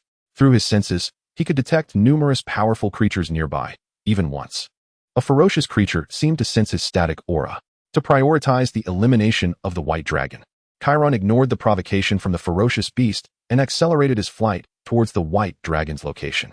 After a day's journey, Chiron finally arrived at the white dragon's lair. The white dragon, Wayna Hamlet, a 9-meter juvenile, lay before an ice cavern, tearing into the frozen carcass of a mammoth. Her scales were as pale as fresh snow, and her ice-blue slit pupils shimmered with wildness and vigilance. Would you mind if I indulge as well? As the clear voice of a dragon reached Wena's ears, she instantly abandoned her meal, entering a defensive posture while scanning for the source of the voice. A blue-golden lightning bolt cleaved through the clouds as Chiron folded his wings, landing heavily in the center of the canyon. At 14 meters long, every inch of his muscles contained the explosive power of a true dragon, and his azure scales gleamed with a metallic luster under the snow's light. Wena's body tensed instantly, cold air seeping from her fangs. Leave my territory, blue-scaled one. Chiron's dragon eyes narrowed slightly. Your territory? His voice rumbled like thunder. From this day forth, it shall be mine. Vina launched a preemptive strike, her chest swelling as she unleashed the signature attack of the frost breath, capable of instantly freezing a mammoth. Chiron did not flinch or evade, effortlessly countering Vina's breath with a wall of wind, a spell-like ability. The chilling gust shattered into mist the moment it touched his scales, and Chiron's counterattack followed swiftly. A conical bolt of lightning surged through the blizzard, striking Vina squarely in the chest. With a roar, Vina was hurled several dozen meters, crashing into an ice pillar, her scales scorched and smoking.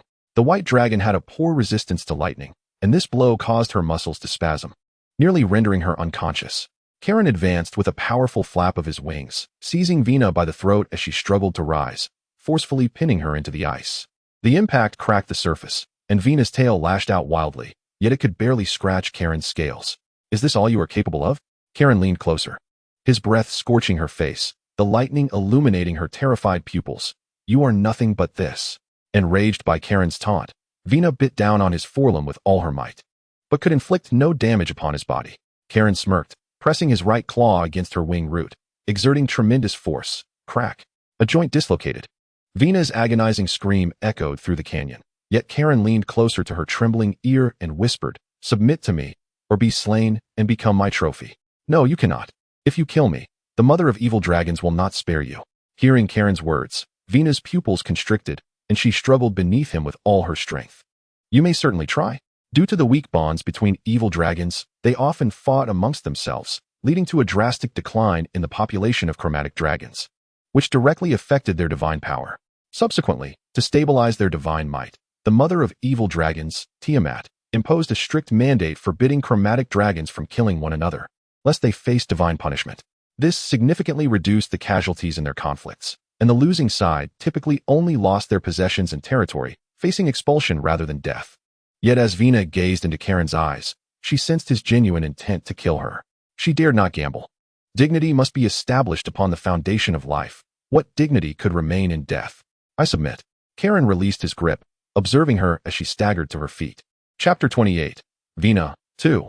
As a purebred true dragon, Chiron was inherently aware of the rules set forth by Tiamat, unlike those dragon beasts devoid of heritage. However, Chiron believed that when conflict arose, if he could not turn his enemy into an ally, the only option was to obliterate them entirely, ensuring no future threats. Although he did not believe that those who fell to him would ever have a chance to surpass him, the occasional interference from other beings could be troublesome. Chiron would not be like the villains from the memories he consumed, sparing his foes time and again, allowing them to become a continual source of trouble. Chiron observed the standing white dragon closely. This creature was clearly not an ordinary white dragon. Her length was remarkable, as typical juvenile white dragons, the shortest among chromatic dragons, measured only 5 to 7 meters. Vina, however, measured a full 9 meters, far exceeding the average juvenile white dragon. Most crucially, she bore the faintest semblance of dragon horns upon her head. Chiron understood through his heritage why white dragons were considered the disgrace of the dragon race. During the First Era, in the war against the Titans, white dragons suffered tremendous losses, coupled with their inherently brutal nature and frequent infighting. To ensure the survival of their kind, they gradually relinquished their formidable power in exchange for greater reproductive capability. This was also the reason for the abundance of white dragons among the chromatic dragons in the material realm. Thus, Vina's unique traits indicated a significant truth. "Are you a throwback dragon?" Chiron asked bluntly, to which Vina nodded readily. Just as Chiron recognized her as a throwback dragon, she too recognized him as one. Particularly, the 2 pairs of dragon horns on his head were immensely attractive to dragons. Hence, Vina speculated that Chiron must be a juvenile or young dragon, but certainly not a fully mature dragon. Submitting to another dragon, even a throwback blue dragon, was far from Vina's desire. Given the chance, she would undoubtedly betray Chiron. Chiron was well aware of this. However, he was unconcerned. As long as he continued to grow stronger, Possessing the power to crush adversaries, he would not fear the collapse of his dominion. Subsequently, Karen ventured to Venus' dwelling, discovering her hoard of wealth. Among the treasures were numerous human coins, a small quantity of rare crystals, diamonds, and fragments of human armor, all rich in elemental power. Yet, the majority consisted of ordinary crystals devoid of elemental energy, which Vina feigned as wealth. In reality, only the outermost layer of her mountainous fortune was authentic. Without hesitation, Karen seized Vina's treasure, leaving her in despair. This was the accumulation of her years of effort, and she loved to sleep atop it. Not only did Karen claim Vina's wealth, but he also usurped the very space meant for her slumber. Comfortably perched atop the pile, Karen inquired about various matters. Through Vina, he gleaned information about the territory. Although the outside world proclaimed it as Vina's domain, her actual control extended merely over this icy canyon and a portion beyond. Her goblin-like minions lingered there, but Karen had arrived invisibly, thus they failed to detect his presence. According to Vina, many entities comparable to her resided within this territory. However, Karen recognized this as mere posturing to maintain her pride. He had already encountered a creature more powerful than Vina on his way here. Nonetheless, Karen did not underestimate Vina. Her current weakness was relative. As a throwback dragon, despite her diminished ancestral bloodline, she possessed enough strength to surpass other white dragons. With the passage of time, Karen believed that Vina would become a significant ally. However, this endeavor would not be so simple. Karen initially thought that by subduing Vina, he could then command his minions to conquer other beings, but it was becoming evident that relying solely on his minions would not suffice. The icy winds sliced through the glacial plateau like blades, as 5 frost-haired ogres dragged a frozen reindeer along. These green-skinned beasts stood nearly 3 meters tall, their regenerative abilities rendering them the most formidable predators of the icy plains to this day. Suddenly, the first ice spear-like arrow shot through the snow mist, accurately piercing an ogre's eye socket. Enemy attack. The ogre leader roared, swinging its bone club, but it was already too late. The pack of ice wolves descended like phantoms from all directions, gnawing at the ogre's ankles before swiftly retreating. The ogre's regenerative abilities allowed their wounds to heal rapidly, yet pain and fury threw their formation into disarray. The individual strength of the ice wolves was not remarkable in the highlands, yet as pack animals, they excelled in collective combat, exhibiting remarkable coordination. Especially with the presence of Xiong, their might was amplified. As an ogre's axe was about to cleave an ice wolf, Xiong struck, charging forth like an avalanche. He shattered an ogre's chest with a single blow, ribs splintering and piercing the green skin, with innards splattering upon the ice. Another ogre swung its stone axe, striking Xiong's shoulder but failing to penetrate even his fur. Standing upright, Xiong clasped his paws together. Boom! The ogre's head burst apart like a watermelon. The remaining trolls sought to escape, yet they were cornered by the pack of wolves at the precipice. The ice wolves advanced slowly, their eyes reflecting the fury of the trolls. You are fortunate to serve as stepping stones on our path to resurgence. We shall nurture your descendants and train them to fight for our great master. In the distance, upon the icy cliffs, Kairen observed the massacre in silence. His electroreceptive senses captured the sound of every drop of blood hitting the ground and the rhythm of each creature's breath. Indeed, with his wings unfurled, he turned and soared deeper into the icy expanse. The hunt was unending. At this moment, it had been over a month since Kairen arrived in this place. After subduing Wayna, he once again plunged his consciousness into that peculiar realm. The sand table had predictably expanded, yet contrary to Karen's expectation. It was not the entirety of Wayna's domain that illuminated. Only the vicinity near the ice gorge was clear, while the other regions remained shrouded in mist. It seemed that this sand table reflected the actual scope of control rather than a nominal one. As for the throne upon the sand table, it had indeed multiplied, with a faint silhouette of Wayna discernible upon it, though exceedingly tenuous, more so than any prior presence, as if it could vanish at any moment. Through this expansion, Kairen gained a deeper understanding of the sand table. Over half a month prior, Karen's legion of followers had arrived, and he commanded them to divide into 4 groups. Xiongda and Xiong each led a team, while Daha and Xiaoha commanded another, with the Snow Woman and Erha tasked with guarding. The outcome appeared satisfactory. Through observation, Kairen discovered that Xiongda and Xiong's strength subtly surpassed that of the 3 Ha. The 3 Ha were not ordinary dragon beasts. Their intelligence far exceeded that of typical dragon beasts. Although they too could not wield arcane abilities, they possessed some innate talent. Yet, to find that the 2 ferocious beings of the same stage were indeed stronger was astonishing. Chapter 29. The past ferocious beings were not born of nature. Legend has it that their existence is intertwined with the orcs. The orc deity, Gushur, once attempted to seize the Beast Garden as his divine realm, consuming the divine powers of the deities associated with animals within. From this, he created the ferocious beings, endowing them with greater strength and a more brutal, bloodthirsty nature. Seeking to challenge the deities of the Beast Garden. The extent to which Gushur attained his goal remains unknown, yet judging by the current situation, it appears his endeavor to consume the Beast Garden has failed. Karen's thoughts gradually returned. Pondering these matters felt distant now. He was not even a formidable entity within the material realm, let alone capable of contending with the deities of a divine system. Henceforth, Karen's primary objective was to gain complete dominion over this area, refraining from outward expansion in the near term until he reached the juvenile dragon stage. At present, Kairen temporarily resided in Wena's lair, occupying her original position while she was relegated to excavating a new burrow nearby. Subsequently, the four legions returned to the Ice Gorge. Upon seeing Da Ha and Xiao Ha, Wena's uncontrollable killing intent startled Kairen. He intervened to halt the brewing conflict. What has transpired, Wena? Kairen did not show favoritism toward her merely due to her identity as a true dragon. For Kairen, regardless of one's future potential or strength, if they had yet to provide value, they held no special significance. Once Kairen arrived, Wena slightly restrained her murderous intent, yet she trembled, striving to control herself. Observing her distressing state, Kairen led Wena into the cave.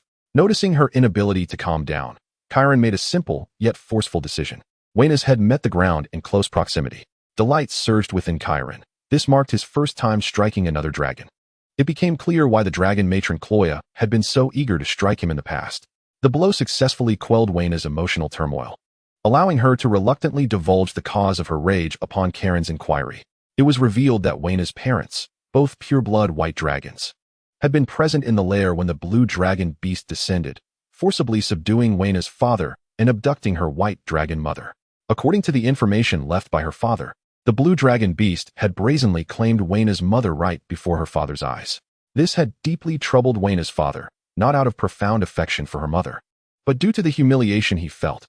As a true dragon, being usurped by a dragon beast in his presence was an affront to his dignity. A tempest of hatred consumed the white dragon's mind. He had sought the blue dragon beast on numerous occasions, yet had found no trace. Just as he was about to give up, he finally encountered the beast. However, at that time, neither dragon could contend with the blue dragon beast. And how could a solitary dragon hope to challenge it now? The next time Wena beheld her father, she was in her juvenile dragon stage. Her father lay nearly lifeless.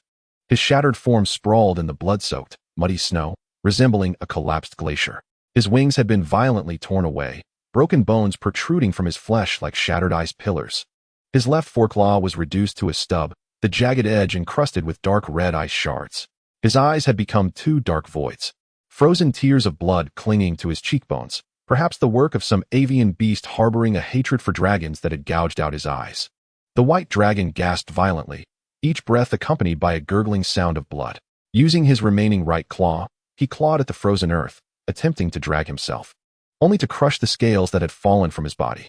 In his final moments, the white dragon father approached his child, not out of longing, but to ensure that Wena inherited his hatred. He condensed his entire essence and life force into a white dragon crystal, leaving it to Wena, imbued with both the power and the resentment of the white dragon. Thus, you absorbed it, beginning your ancestral regression. Have you considered the consequences? Kairen expressed his disappointment. Although he had not anticipated that Wena bore such a history, and that her father could pass on his strength even in his last moments. This was likely a secret art not belonging to the traditional dragon clan's inheritance, which piqued Karen's curiosity. Yet, there is no such thing as a free lunch. If Wena truly accepted this power, her future potential would forever be eclipsed by that of her mature, white dragon father. I did indeed consume it. During my juvenile dragon phase, I was so famished that I could only eat snow to stave off hunger. Had it not been for this power, I might not have survived to this day. Wena remained unconcerned by Karen's disappointment and continued. However, I ultimately did not fulfill his wishes. In the process of absorption, I inadvertently activated my ancestral bloodline, which nearly resulted in the complete absorption of its power. Wena recounted her ordeal with an expression devoid of emotion, as if she were not the protagonist of the tale. Kairen found himself admiring her more for this. After all, in the face of life and death, survival was the paramount concern. Moreover, she had ultimately turned misfortune into fortune. This further affirmed Karen's decision. Only in the crucible of life and death could one unlock their true potential, were it not for the desire to accelerate his growth. Kairen would not have chosen to venture here alone. I wonder how my mother is faring, Kairen mused, feeling grateful for having a powerful and responsible mother who had helped him navigate through his juvenile dragon phase. So, your earlier fury was not solely your own anger, but rather influenced by the lingering resentment left by your father? Upon witnessing the bloodline of the dragon beast, Kairen felt a surge of uncontrollable emotions. He sensed that Vina's demeanor was amiss. Regardless of the depth of their bond, a true dragon ought not to lose their reason so readily. After Vina nodded, Kairen inquired with curiosity whether her father had left any other special attributes within the crystal he bequeathed to her. There is hardly anything else, Vina replied. Most of it comprises his resentment towards that dragon beast, along with some particularly vivid memories, such as his birth and the first union with his mother, that dragon beast. And a scarcely discernible spatial node. Kairen seemed to grasp the significance of this spatial node. Upon further questioning, he discovered that the memory of this node emerged after the dragon beast made its appearance. Spatial nodes typically serve as connections between two realms, one side undoubtedly being Irishia, while the other could potentially be a demi-plane, a secret realm, or even another world altogether. Kairen had long been intrigued as to how a single dragon beast could wield such immense power, managing to outmatch even two adult white dragons working in tandem. Such an occurrence defied all logic. However, he now harbored a hypothesis. Could that mysterious space be the source of the dragon beast's strength? Otherwise, how could one explain its formidable might and its subsequent disappearance? Chapter 30. Blake, though eager to uncover the specifics of the spatial node, Vina could only confirm its existence, asserting that it should be located in the frozen plateau. Though the exact location remained unclear, Kairen held no suspicion that Vina would deceive him, as it would serve no purpose. Moreover, dragons are inherently adept at detecting lies, and he possessed ample confidence that Vina was truthful. Thus, he chose to set this matter aside for the time being and concentrate on thoroughly claiming this territory. Unbeknownst to Kairen, a figure clad in black robes, adorned with a raven emblem upon his chest, observed the actions of his minion from afar. The biting winds howled across the plateau, stirring up fine ice crystals. Since being contracted by the Valen family, Blake had embarked on his journey towards the frozen plateau. Throughout his travels, the Valen family's legion not only failed to assist him, but also impeded his progress. In a bid to expedite his task, he proceeded directly to the plateau. Upon entering Kairen's domain, he witnessed a mass migration of monsters, yet he paid it no heed. Instead, he retrieved a strand of hair left behind by Eric to cast a tracking spell. Eventually, he halted atop a mountain peak, where Eric's presence had last dissipated. Blake surveyed the area and, through his experience, discerned that a secret realm lay nearby. Just as he prepared to forcefully breach the entrance of this realm, a snow maiden fortuitously opened it, intending to rendezvous with Kairen's lair for a shift change. Although Kairen was absent, as his property, the snow maidens were compelled to remain ever mindful of their duties. At the moment the snow maiden unveiled the secret realm, Blake once again sensed Eric's lingering essence. The detective necromancer murmured an incantation, causing the echoes of Eric's spirit to waft forth from the realm. After gathering sufficient spectral remnants, Blake retreated to a distant hilltop to avoid alarming any potential adversaries. Time rewound. A high-level temporal magic, with the soul of the observer as its sacrifice, allowed Blake to grasp the sequence of events that transpired. A blue dragon? How intriguing. Initially, Blake had intended to fulfill the Valen family's directive by either eliminating the assassin responsible for Eric's death or bringing him directly back to their territory. However, he now reconsidered his approach. Revenge? A foolish endeavor indeed. Blake was employed by the Valen family, not as their sorcerer, and they had shown their trust in him by not demanding any contractual obligations. Thus, Blake resolved to shift his perspective. He was not deterred by Kairen's prowess, but rather captivated by his potential. A blue dragon of ancestral lineage, coupled with elemental abilities, Blake was not a narrow-minded individual. In truth, beneath his outward identity as a master of shaping, he was also a high-ranking necromancer. He held no reservations about collaborating with dragons, and after witnessing Kairen's potential, Blake conceived a new plan. Consequently, recalling the previous migration of monsters, he recognized that everything must be connected to that blue dragon. At this juncture, he had observed Kairen's minions' actions and ultimately decided to engage in dialogue with the dragon himself. Blake's boots crunched the ice underfoot, producing a crisp, cracking sound. As he approached the icy canyon, a kobold stepped forward, awkwardly articulating in the common tongue, "My master bids me welcome your arrival. Please follow me to meet the great master. The dragon has discerned my presence." Blake was taken aback. As an 8th circle sorcerer, how could he have been so easily detected? Especially while consciously concealing himself. In reality, Kairen alone could not have detected him, yet unbeknownst to Blake, Kairen possessed a unique tool. Through extensive research, Karen had discovered additional applications for the sand table. When an outsider encroached upon his territory, the sand table would illuminate with glowing points. If the creature bore no ill intent, it would display in green, while hostility would be marked in red. Long before he subjugated the white dragon, Karen had detected an intruder in his domain, even approaching the vicinity of his lair. As Karen prepared to return to his lair to confront the intruder, he noticed the glowing point shift from red to green, and it continued to fluctuate. Soon, that point began advancing towards Karen's current location, prompting him to remain still and await the arrival of this outsider. Upon confirming the proximity of the intruder, Karen realized, through his electroreception, that he could not sense the other's presence, leading him to conclude that the intruder possessed considerable strength. Therefore, Karen strategically positioned kobolds at the entrance, intending to deliver a warning to the newcomer. In truth, he had stationed personnel at every accessible point leading into the icy canyon. Regardless of Blake's approach, this warning would ensure he received due notice. This tactic proved somewhat effective, further solidifying Blake's resolve. As he navigated through various monsters, he finally laid eyes upon the ancestral blue dragon. 14 meters in length, Karen's draconic form nestled within the cavern, and though his 17-meter wings were folded against his body, they still cast an imposing shadow within the relatively confined space. What captivated Blake most were Karen's pairs of horns, one pair shorter and angled slightly backward, while the other spiraled majestically, both shimmering with dangerous currents of energy. Blake could sense the power contained within, which Karen had deliberately prepared for him. Upon learning of an unknown and formidable intruder breaching his territory, Karen began absorbing the nearby lightning elements, amassing sufficient strength for unforeseen circumstances. Blake, wielding his staff, burrowed into the earth and skillfully articulated in Draconic, "Your Excellency, I am Blake, an 8th circle shaping sorcerer from the Scion Kingdom. I have come here to propose a transaction." An 8th circle shaping sorcerer? This could pose a challenge. Shaping sorcerers are renowned for their destructive capabilities. While Karen was not intimidated, should a battle ensue, his minions would likely face dire consequences. Karen refrained from responding directly, instead questioning Blake's purpose for entering his domain. "Your Excellency, I was summoned by the Valen family to investigate the cause of Eric's demise." Indeed, upon their first encounter, Karen had surmised the intent of this human sorcerer. After all, since his arrival in this realm, he had only interacted with the two individuals in search of the Ice Mountain Snow Lotus. Karen found it unsurprising how this human sorcerer had tracked him. His movements were no secret, easily discernible to those with the will to seek them out. "Are you here to meet your demise?" The voice of Kailuan resonated with the thunderous echoes of a storm.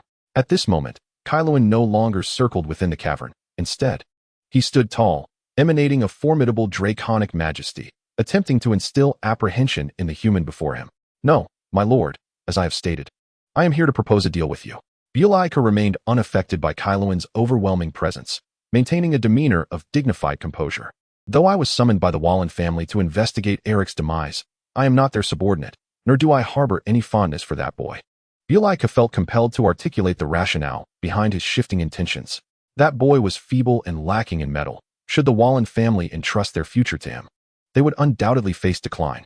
Rather than fulfilling the Wallen family's mandate, I would prefer to forge a friendship with a being such as yourself, especially considering you are a powerful Lord Dragon. I hope to represent the Bulang family in establishing this bond with you. Why should I place my trust in you? Kailuan grasped the essence of Bulica's character. He was a man devoid of principles, seeking to establish connections with his targets while collecting fees for non-existent services. Even though Kailuan, through his innate abilities, discerned that Bulica spoke no falsehoods, how could he ensure that this individual would not betray him in the future? Rather than verbalizing his intentions, Bulica extended an invitation for a duel. This suited Kailuan perfectly, rather than engaging in mere verbal sparring with an adversary. He preferred to confront them directly, seizing what he desired through sheer force, even if his opponent was an 8th circle mage specializing in manipulation. As the chilling winds whipped around, Bulica's robes billowed dramatically, the elemental crystal atop his obsidian staff radiating a blinding crimson glow. Fireball spell, enhanced. 3 fireballs, each exceeding 10 feet in diameter, launched towards Kailuan in a triangular formation, the explosion sending shockwaves that fractured the icy walls of the canyon. Flames engulfed the silhouette of the dragon, the intense heat vaporizing the accumulated snow and creating swirling mists. Yet in the next moment, a sizzling sound erupted as azure golden lightning cleaved through the inferno, Kailuan soaring forth. The currents coursing through his scales disintegrating the remnants of the fire into scattered embers. Is this all an 8th circle manipulation can muster? Bulica's pupils narrowed, Yet a smirk danced upon his lips. Of course not. With a swift motion, he plunged his staff into the ice, invoking the seventh circle spell, Delayed Explosion Fireball. Its runes swiftly encompassing an area of 100 feet. Simultaneously, he chanted fervently, hands clasped together to cast Force Field Prison multiple times. For translucent walls of force erupted from all directions, ensnaring Kailuan at the heart of the impending explosion. Kailuan was not taken aback. Over the ages, humanity had devised effective strategies for dealing with dragons. Typically, if a dragon was confined to a specific area or forced to remain grounded, its power would diminish by at least 40%.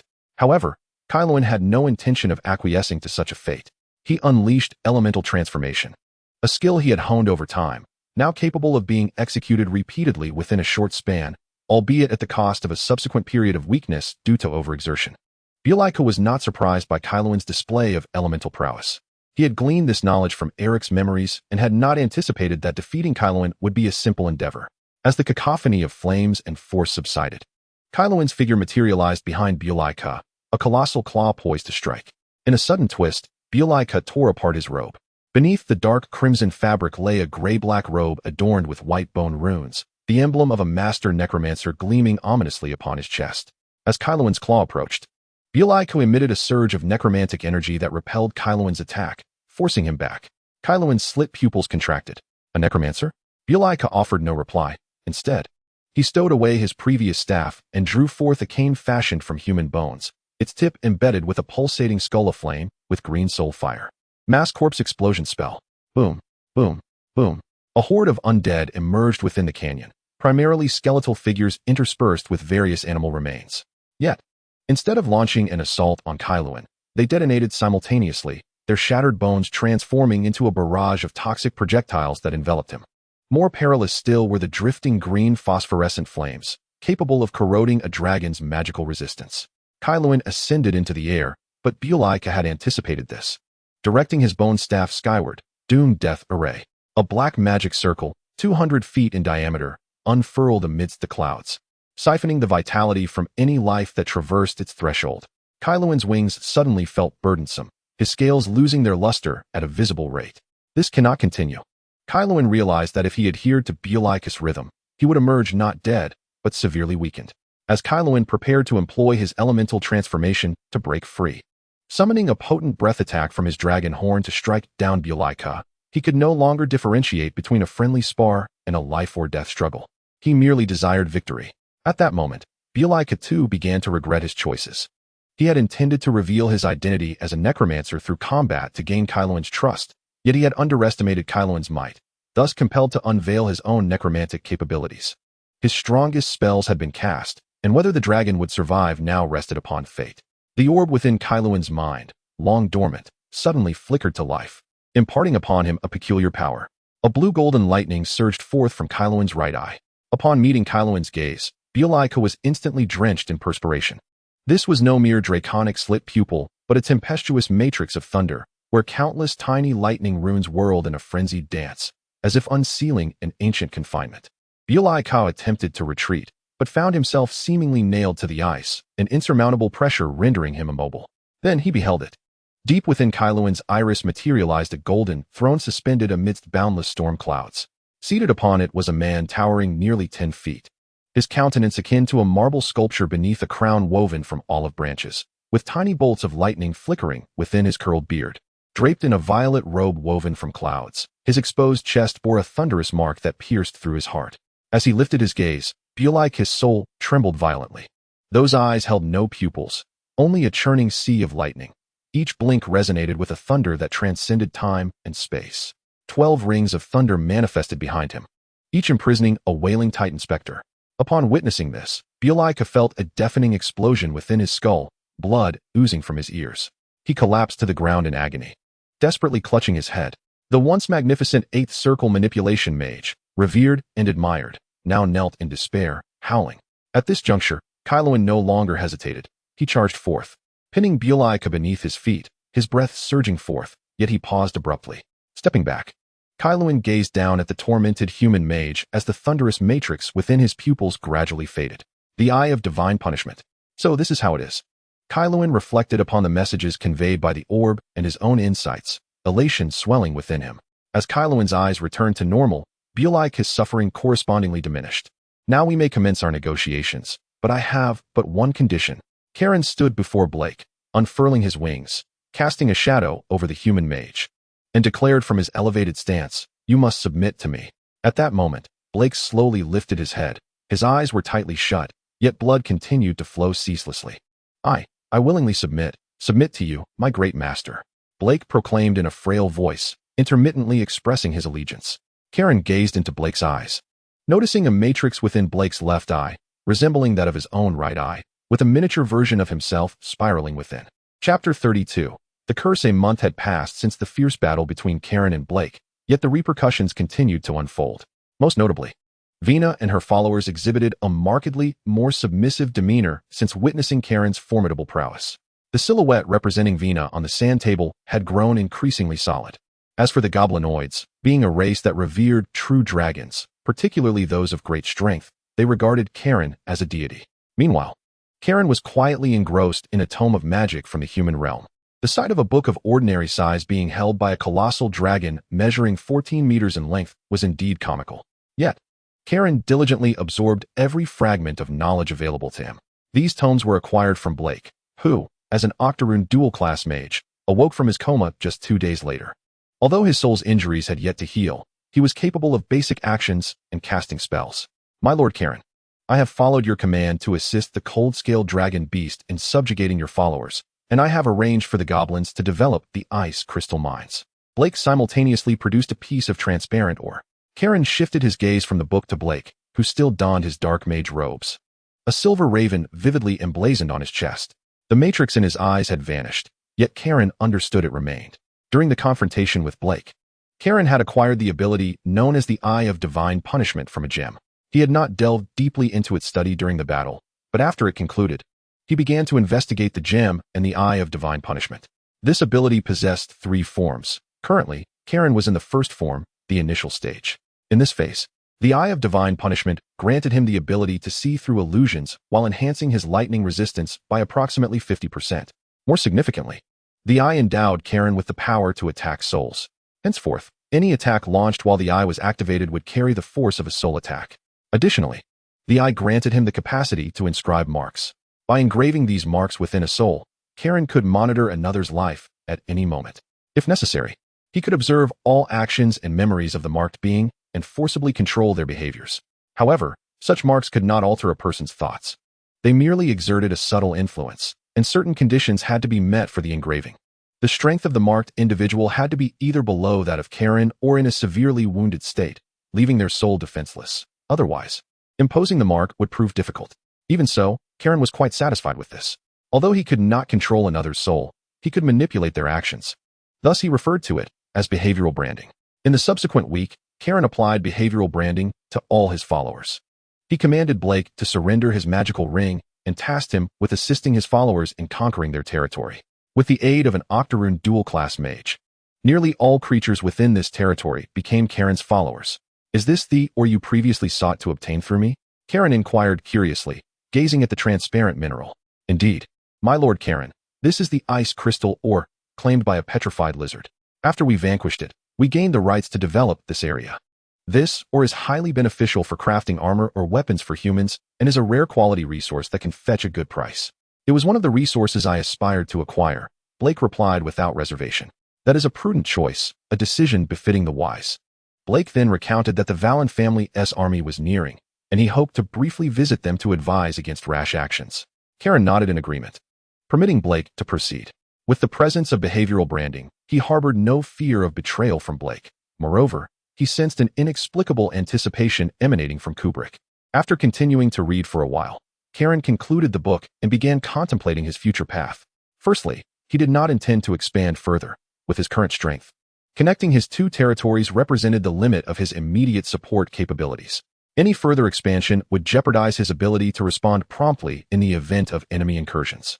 Secondly, he needed to make a decisive resolution regarding the perpetrator behind Eric's death. Karen was not yet inclined to engage with the human nations. He had indeed been careless when eliminating those 2 humans, neglecting to erase all traces, and thus should consider finding a scapegoat. According to Blake's account, Karen learned that Blake had previously served the royal family of the Simei Kingdom as a nominal court mage. He had later been employed by the Valen family to investigate Eric's demise.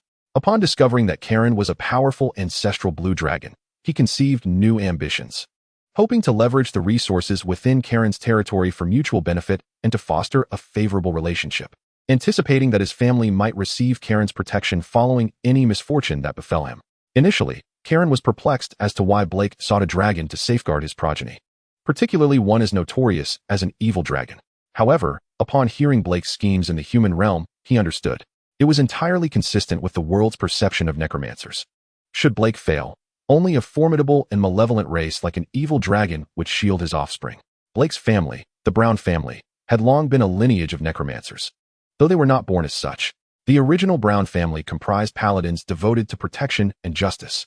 During an assault on Drow elves, an ancestor of the Brown family was cursed by the deity of the Dark Elves, Ros, plunging the lineage into darkness. Over generations, the Brown family discovered that mages possessed greater resistance to curses than knights, yet they still fell into the realm of necromancy. Thus, the Brown family sought to transition into a mage lineage. After a millennium of development, they successfully became a mage family, with each member adopting a specific mage type to conceal their identity as necromancers. However, this dual specialization among family members made it increasingly difficult for the Brown family to produce a legendary figure, to preserve the family's glory. Compounded by the fact that the king of Simei Kingdom had somehow learned of the Brown family's descent into darkness and used it to coerce Blake into swearing fealty to the royal family. Blake feigned allegiance to the Simei royal family while secretly plotting an operation that would astonish the entire eastern continent. Karen resolved to discuss the scapegoat issue with Blake upon his return, as well as the matter of trade with the Simei nations. For the wealth of the human realm held considerable allure for him. Chapter 33. The Power of Mages. Karen decided to postpone these matters until Blake's return. For now, the priority remained to thoroughly grasp the knowledge contained within the books Blake had left behind. As an esteemed 8-ring mage, particularly hailing from a lineage renowned for its extensive heritage of magical knowledge, Chiron has access to a wealth of arcane wisdom, ranging from rudimentary spells to the profound complexities of 9th-ring sorcery. From this vast repository of knowledge, Chiron has discerned the extent of his own magical prowess. He is currently capable of effortlessly casting spells from the 1st to the 6th ring, as well as a select few from the 7th ring. However, the more advanced spells of the 7th and even the 8th ring necessitate considerable preparation time and carry a risk of failure. Thus, Chiron's magical strength is estimated to be in proximity to that of a 7th ring mage. Yet, due to his inherent dragon attributes, he possesses the potential to navigate the ranks of 8-ring mages with ease. Ultimately, his true power likely resides above the 8th ring, but has yet to attain the 9th. It is noteworthy that Chiron is merely a young dragon at present. In 7 years, coupled with a period of slumber, he could very well emerge as a dragon of sufficient caliber to rival those of heroic renown. Moreover, considering his temporarily diminished devouring capabilities, should they be restored, Chiron's growth is likely to be astonishingly rapid. As Chiron pondered the knowledge he had acquired, Blake arrived at the encampment of the 2nd Legion of the Warren family. He gazed upon the stationed troops at the foot of the snowy mountains, uncertain whether to feel relief or regret. This formidable magical army comprises specialized healers, defensive mages, and warriors trained to combat dragons. Together, they form a fearsome legion, capable of elite-level combat even when divided into smaller units. Blake often mused on whether a different outcome might have been possible had he not ventured alone in search of Chiron, but instead opted to bring an army to bear upon Chiron's territory or engage in negotiations. Surely, he would not have found himself reduced to the status of a wretched dragon's servant. Yet, he also felt acutely the changes brought about by his loyalty to Chiron. Upon glimpsing the figure upon the throne in Chiron's presence, Blake sensed the tremors of a curse that had plagued his family for millennia. This evoked a sense of awe within him, for the curse had been cast by a genuine deity, and his ancestors had scoured the entirety of Erythia in vain for a remedy. It was not that solutions were entirely absent. Indeed, many grand powers possessed the means to lift the curse. However, his family could not bear the cost, as no deity would willingly offend an evil god without ample recompense. According to Blake's family records, every approach they had discovered to alleviate the curse involved seeking the assistance of another deity, leaving no alternative recourse in the material realm. The fact that the curse upon Blake quivered in Chiron's presence hinted at the possibility that this affliction, which had haunted his lineage for centuries, might finally find resolution in his grasp. Despite Blake's acceptance of his identity as a necromancer, Not all in his family were willing to embrace such a fate, particularly as he wished to spare his children from becoming necromancers, shunned by society. At that moment, scouts from the 2nd Legion noticed Blake's figure and promptly alerted the commanding officer, who was preparing to seek assistance from Kairen's domain. "Master Blake, you have finally returned. Commander Shar has been awaiting your arrival," exclaimed a squad leader, summoned by the scouts to invite Blake to meet their commander. As Blake followed the squad leader to Shar, soldiers on patrol saluted him, recognizing that an 8-ring mage among them was their talisman for victory on the battlefield. After enduring a barrage of inquiries, Blake finally stood before the commander of the 2nd Legion, Shar. "Ha ha ha, Master Blake. It is truly delightful to see you again. This has been the highlight of my week," Shar exclaimed, striding forward to embrace him. This commander, a middle-aged man adorned with a bushy beard, stood at an imposing height of 6 feet. Yet his rotund belly and oily smile lent him an amiable demeanor, devoid of menace. However, those familiar with him understood that he was far from a benign figure. Beneath his jovial exterior lurked the heart of a cunning schemer. Though he appeared congenial, any who dared defy him were met with severe retribution. Moreover, he harbored a notably malicious disposition, often indulging in bullying and ruthlessness when not on the battlefield, where he was a general who would stop at nothing to achieve his goals. Most crucially, Shar was also an 8-ring advanced warrior, for in the realm of Arithia, strength reigned supreme. As one of the 3 commanders of the Warren family, Shar's might was surpassed only by that of Heg, the 9th-ring commander of the 1st Legion. Blake had chosen to proceed ahead, partly to expedite the completion of his mission, and partly due to his desire to avoid lingering in the presence of a predatory smile. "I am equally pleased to see you, Shar. Is there anything that troubles you?" Despite Blake's disdain for Shar, he felt compelled to feign a smile. "Of course, Blake. You know well that the Duke is quite concerned about our progress. He has inquired about young Master Eric's status on numerous occasions, especially during your month-long absence. I had even contemplated requesting a withdrawal or additional reinforcements. Given the Duke's fondness for young Master Eric, the latter option seems most probable," Shar remarked with a hint of exasperation, seemingly reproaching Blake for his mysterious disappearance. "Do not fret, Shar. I have gathered some leads. All you need do is remain patient, and I shall soon bring this matter to a conclusion," Blake replied, unperturbed by Shar's reproaches. In truth, Shar cared little for Eric. He would not have concerned himself with the boy's affairs had it not been for the Duke's orders. Chapter 34. The Plan, Part 1. After spending some time dispelling Shar, Blake returned to the tent assigned to him by the commander. Once settled upon the comfortable pelts, he contemplated the intricate dynamics within the Warren family. The Duke had summoned him for 2 primary reasons: his formidable strength and the complex situation currently engulfing the Warren family. The Duke's health had been declining, and he had 3 sons. The eldest, Snoke, born of the Duchess; the second son, Eric, born of a concubine; and the youngest, Pisk.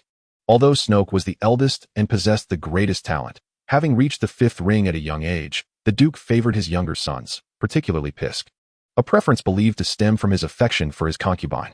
While this familial dynamic had previously been of little concern to Blake, he now found it imperative to consider. If Blake's suspicions were accurate, and Chiron could indeed suppress the curse afflicting his family, he would need to elevate his standing in Chiron's eyes. What could possibly delight a dragon lord more than assisting him in asserting control over a human domain?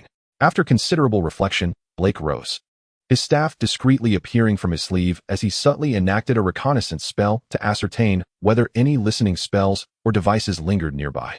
Subsequently, from Chiron's magical ring, he retrieved a scroll. Blake utilized his magical prowess to inscribe numerous characters upon the scroll, only for the writing to vanish into thin air. This scroll, appearing ordinary, was in fact a rare and advanced magical artifact, with 2 pairs in existence. As long as there was sufficient magical power, it could convey messages even across vast distances. After stowing the scroll away, Blake slowly directed his gaze towards the tent where Shar resided. It was imperative to resolve this situation. The dog-headed creature crouched behind a rock, terror-stricken as it observed the battle between several colossal beings. The white dragon, Vina, dove down from an icy precipice, her frozen breath releasing a chilling aura that froze the air within a 10-mile radius. Chiron, upon witnessing this, did not flinch. Instead, he raised his forepaw and traced a magical trajectory in the void, casting the spell projection, thousand-fold mirror. A full 10 Chirons materialized simultaneously upon the ice field, each blue dragon shimmering with unique magical luminescence. Vina's icy breath obliterated 3 of the phantoms, yet the remaining 7 mirrors began to chant in unison, their voices booming like thunder. Chain lightning. Boom, boom, boom. 7 bolts of genuine lightning struck from various angles towards the white dragon, her left wing being struck by true lightning, singeing her scales and causing her to shriek as she plummeted toward the icy ground. Kairen's illusions gradually faded, leaving only his true form.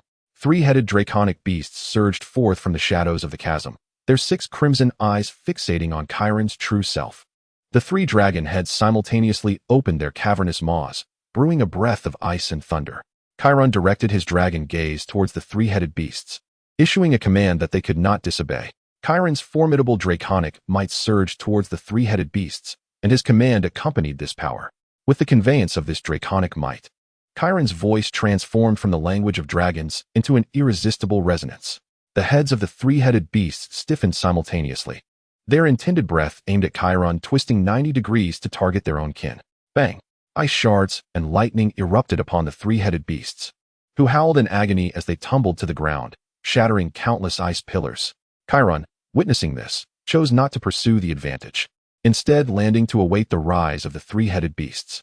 At this moment, Vina also realized that should they separate, their chances against the ground would be bleak. The 4 colossal beings formed an encirclement around Kairen. Vina's body surged with icy magical energy, while the 3-headed beasts began to brew their breath anew. Kairen, at this juncture, could have taken to the skies to evade the impending attack, but he refrained, knowing they were aware he would not. Thunderstorm Mirage. In the eyes of the 3-headed beasts and the white dragon, Kairen cast a defensive spell, prompting them to unleash their most potent powers. As the 4 breaths reached Kairen's position, his shield and breath erupted into a dense fog. Meanwhile, the genuine Kairen stood outside the battlefield of the 4 colossal beasts, while Blake, returning, gazed in astonishment at Kairen, who toyed with his subordinates.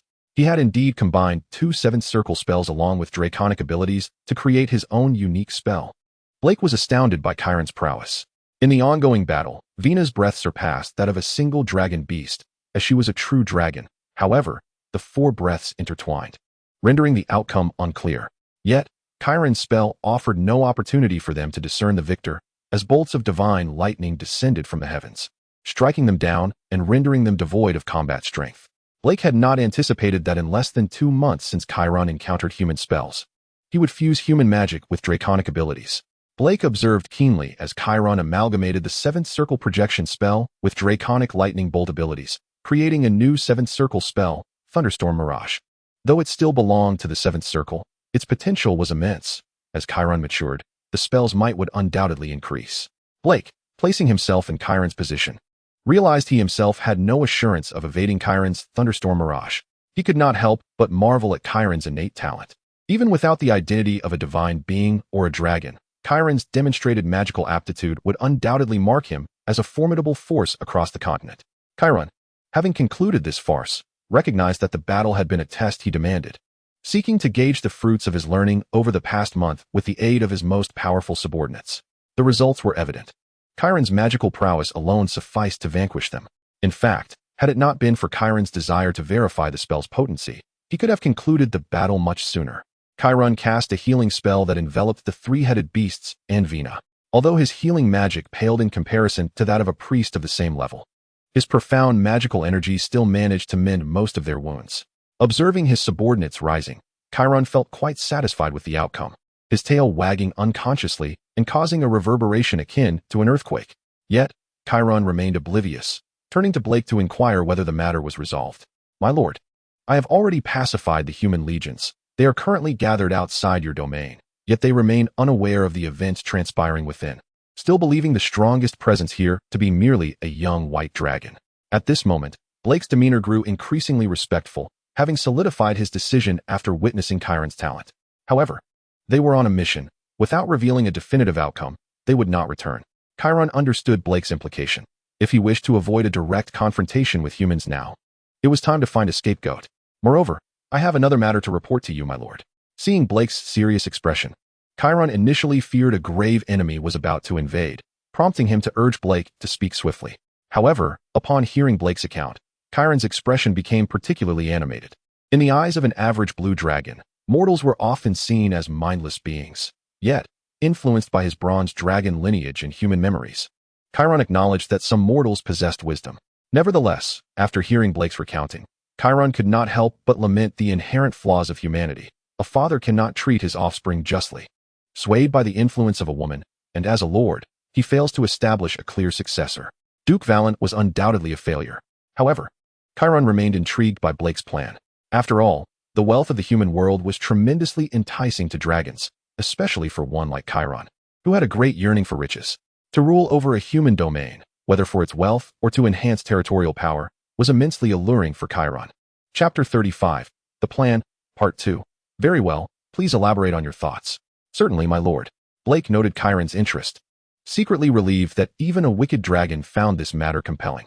My lord, here is my proposal. Duke Valen has 3 children. Among them, the eldest son, Snoke, despite his superior talent, fails to win the duke's favor. His second and youngest sons, however, are the offspring of his mistress, whom the duke indulges excessively. After a moment of contemplation, Blake continued, currently, the duke's second son is deceased, leaving only the eldest and youngest sons eligible to vie for the dukedom. The family of the eldest son's mother has long fallen from grace, unable to provide further support, while the youngest son's mother is the cousin of the current king of the Siamese kingdom, yet reportedly does not enjoy the king's favor.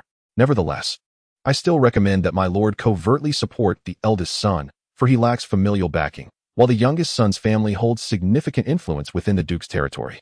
The leaders of the 3 legions yet to arrive have clearly expressed support for either the second or youngest son to inherit the title.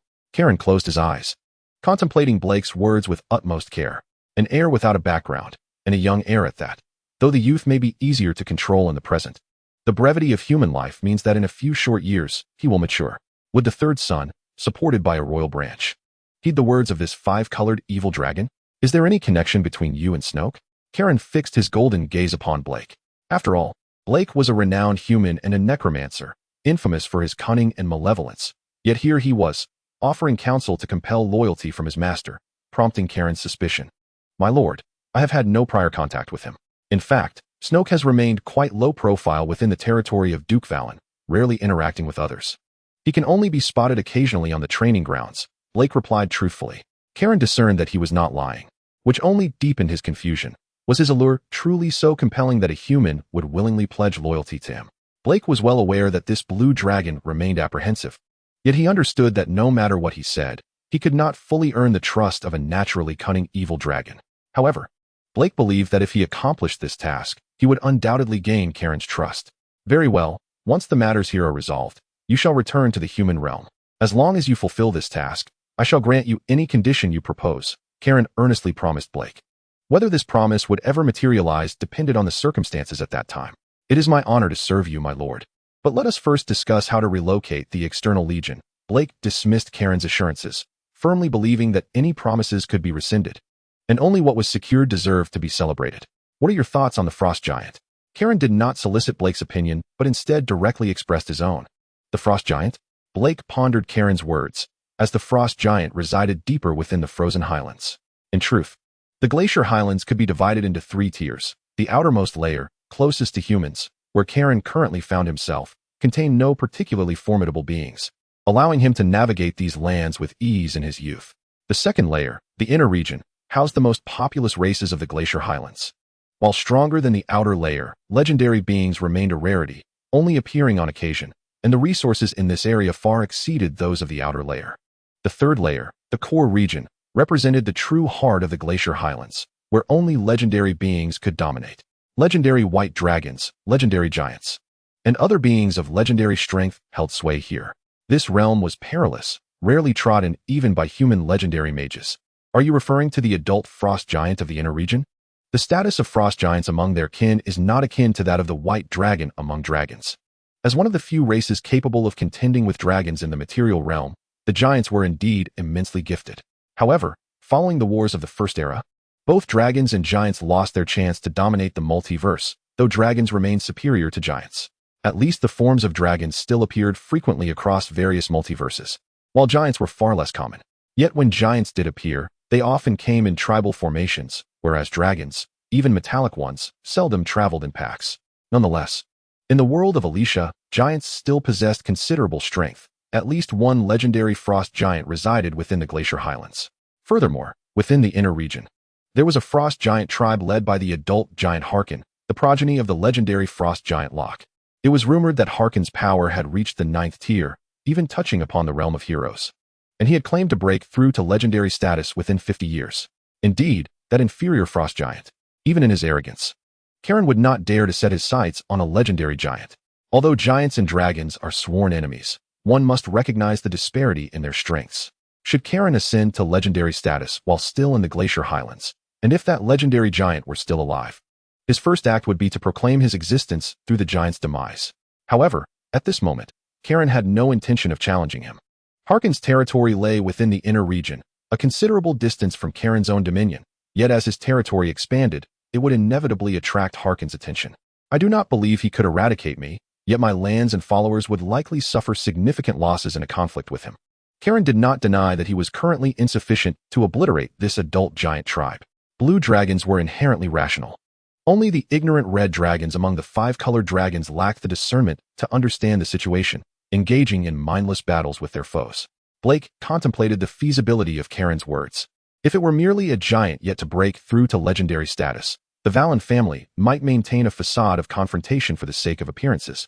But if it were a legendary giant, the Valen family would likely swallow their pride. My lord, you are indeed a magnificent true dragon. Your wisdom and stratagems are truly admirable. Blake first flattered Kairen before posing his inquiry. But how shall we fabricate evidence of the frost giant's murder of Eric? Upon hearing this, Kairen revealed a meaningful smile. In the tomes you provided, I discovered an intriguing spell. Chapter 36, The Frost Giant Tribe.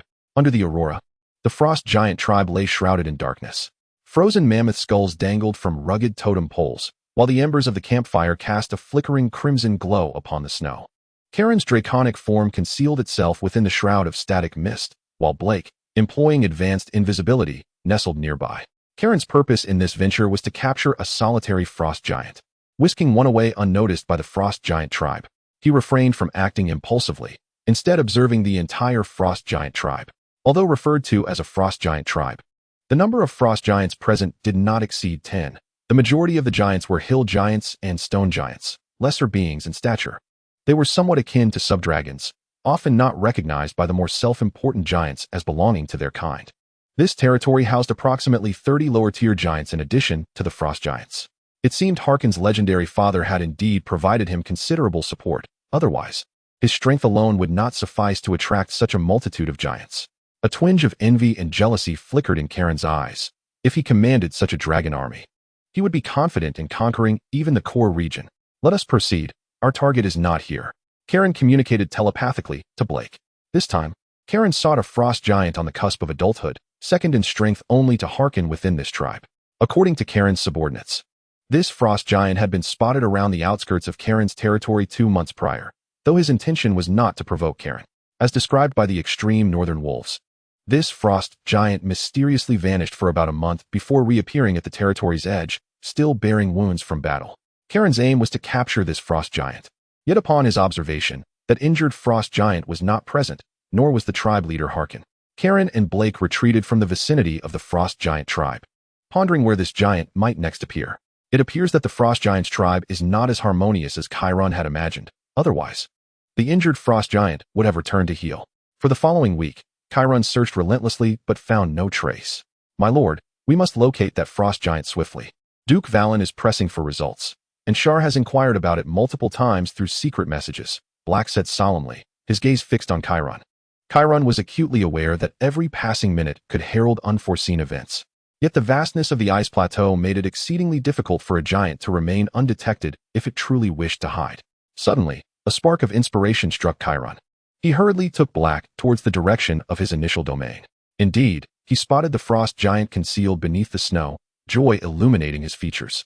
When Kairen had conquered Venus territory, he sensed a formidable creature, exuding an aura of ferocity, which seemed aware of his presence.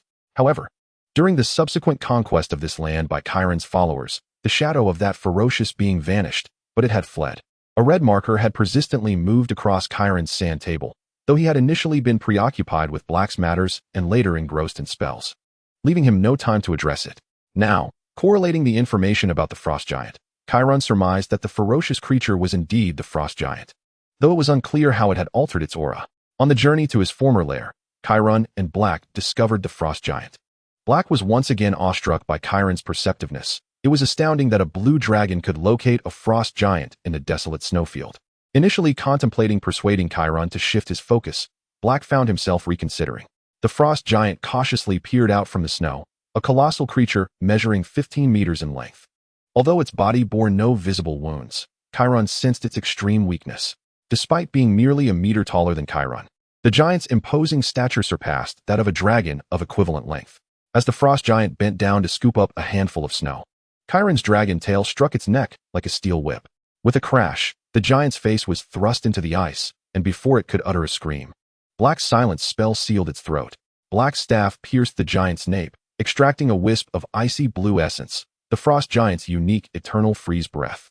Now, let our young master meet a different fate, Black declared as he crushed the emerald, eliciting a silent shriek from Eric's tortured soul. The sorcerer grasped the frost giant's essence with his left hand and held the soul fragment in his right, reciting the forbidden grafting incantation, the soul binding ritual. As the soul fragment was forcibly immersed in the eternal freeze breath, it instantaneously crystallized into the frost giant's distinctive frost patterns. Even more intricately, those patterns autonomously formed the tattoo designs of the tribe's warriors, a clan emblem that Black had meticulously copied from the giant's totem pole. Crucially, an unending stream of restless souls surged forth from Black, transforming into pure soul energy that replenished Eric's essence while simultaneously revitalizing him. This was the necromantic spell Chiron had discovered in Black's tomes, a powerful yet costly sorcery that altered one's soul through the sacrifice of another. It was a form of necromancy that Black seldom engaged with, for excessive use could corrode the caster's psyche, leading to the degradation of their own soul. The sole remedy for this affliction was to alleviate the side effects with the souls of others. As a necromancer, Black had covertly amassed the souls of hundreds of mortals or lowly warriors. For this spell, he had nearly exhausted his collection, leaving him with barely enough. Following Chiron's directive, Black returned to Shar's encampment to request the formation of a death squad of 50 members. This squad comprised mages, warriors, and priests, a compact yet formidable military force. Their casualties would indeed be felt keenly by the Second Legion, yet to expedite their mission, Shar complied with the request. Selecting individuals who were either orphans or soldiers with siblings, Chiron insisted on this condition, wishing to utilize the souls of these fighters, yet he believed himself a principled dragon, thus stipulating that those who perished would leave family behind to care for them, while orphans, having no ties, could be sacrificed without consequence. Chiron sometimes pondered whether he was being overly merciful. Black found Chiron's self-deception absurd. It served no purpose aside from comforting Chiron's conscience. He still vividly recalled the incredulous expressions of those brave warriors at the moment of their demise. Truly, it was a delightful spectacle. Chiron placed his left claw upon the frost giant warrior's forehead, releasing a carefully crafted static illusion, implanting memories of the slaughter of human nobles into the giant's chaotic recollections, tainting its weapon with rust akin to Eric's armor, and even inducing its salivary glands to temporarily secrete the taste of the Marquis's favorite wine. Finally, Black shoved the modified soul fragment into the frost giant's stomach. When the investigation team employed necromancy detection, they would inevitably uncover this peculiar essence, imbued with Eric's aura yet manifesting frost giant characteristics. Chapter 37. Return. Chiron shattered a nearby ice column with a claw, fabricating signs of a fierce struggle. Black, using decayed corpses, ensured that the frost giant warrior's wounds appeared as old injuries from months prior, coinciding perfectly with the time of Eric's demise. Upon completing this task, Black exhaled a sigh of relief. Thus, whether it was Eric's soul fragment or the frost giant's corpse, unless a legendary mage appeared personally, the fabricated traces would remain undetected. However, when Black turned to Chiron, he found him lost in contemplation. The elemental plane, the remnants of the past, truly surprising. An enigmatic glimmer flickered in Chiron's eyes. While casting illusions upon the frost giant, he had inadvertently invaded its memories and stumbled upon an unexpected revelation. Let us depart, Chiron instructed Black, his mind no longer occupied with the affairs of humans and frost giants. He needed to thoroughly process the information he had acquired. Black stored the frost giant in a specially prepared arcane space and returned with Chiron to his original lair. It had indeed been a long time since his last visit. Chiron gazed at the snow-capped mountains before him, feeling a fondness for his initial dwelling. Upon encountering his master, Chiron descended directly at the cave's entrance, where the snow maidens hastily emerged to pay their respects. Chiron nodded, signaling them to rise, then surveyed his cave, which the snow maidens had tended to impeccably. Ice crystals scattered throughout refracted the sun's soft light, casting a kaleidoscope of colors. The snow maidens had even planted flowers and grasses within Chiron's lair, which, though of little value to him, were nonetheless a pleasant sight and scent. This was partly due to Chiron having previously expressed his preference for such an environment, allowing the snow maidens the confidence to enhance his lair. Well done, you have accomplished admirably, Chiron praised the snow maidens. Upon witnessing this, Black was momentarily taken aback. Dragons possess a strong territorial instinct. Even kin of blood would not be permitted to linger within their lair for extended periods, regardless of wealth. Yet Chiron permitted his followers to stay in his lair, signifying his deep regard for these snow maidens. Cold sweat trickled down Bulaika's forehead as he felt a sense of relief for not having acted against them. Had he chosen to eliminate Xuan Nu before entering the secret realm, he would have undoubtedly offended K'Lun. Not only was it uncertain whether K'Lun would lift the seal placed upon him, but even if he managed to escape, the thought of being relentlessly pursued by a primal dragon sent shivers down Bulaika's spine. At this moment, K'Lun was oblivious to Bulaika's turmoil.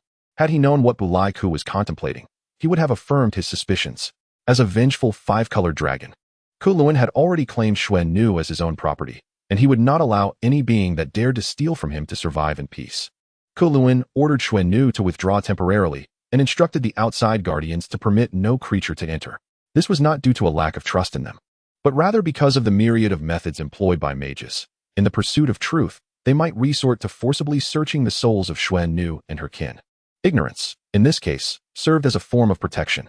As Bulaiku released the body of the frost giant, K'Lun commanded him to return to the camp with the giant, advising him to remain there for a while and discreetly relay the information of having captured a frost giant until he received further instructions.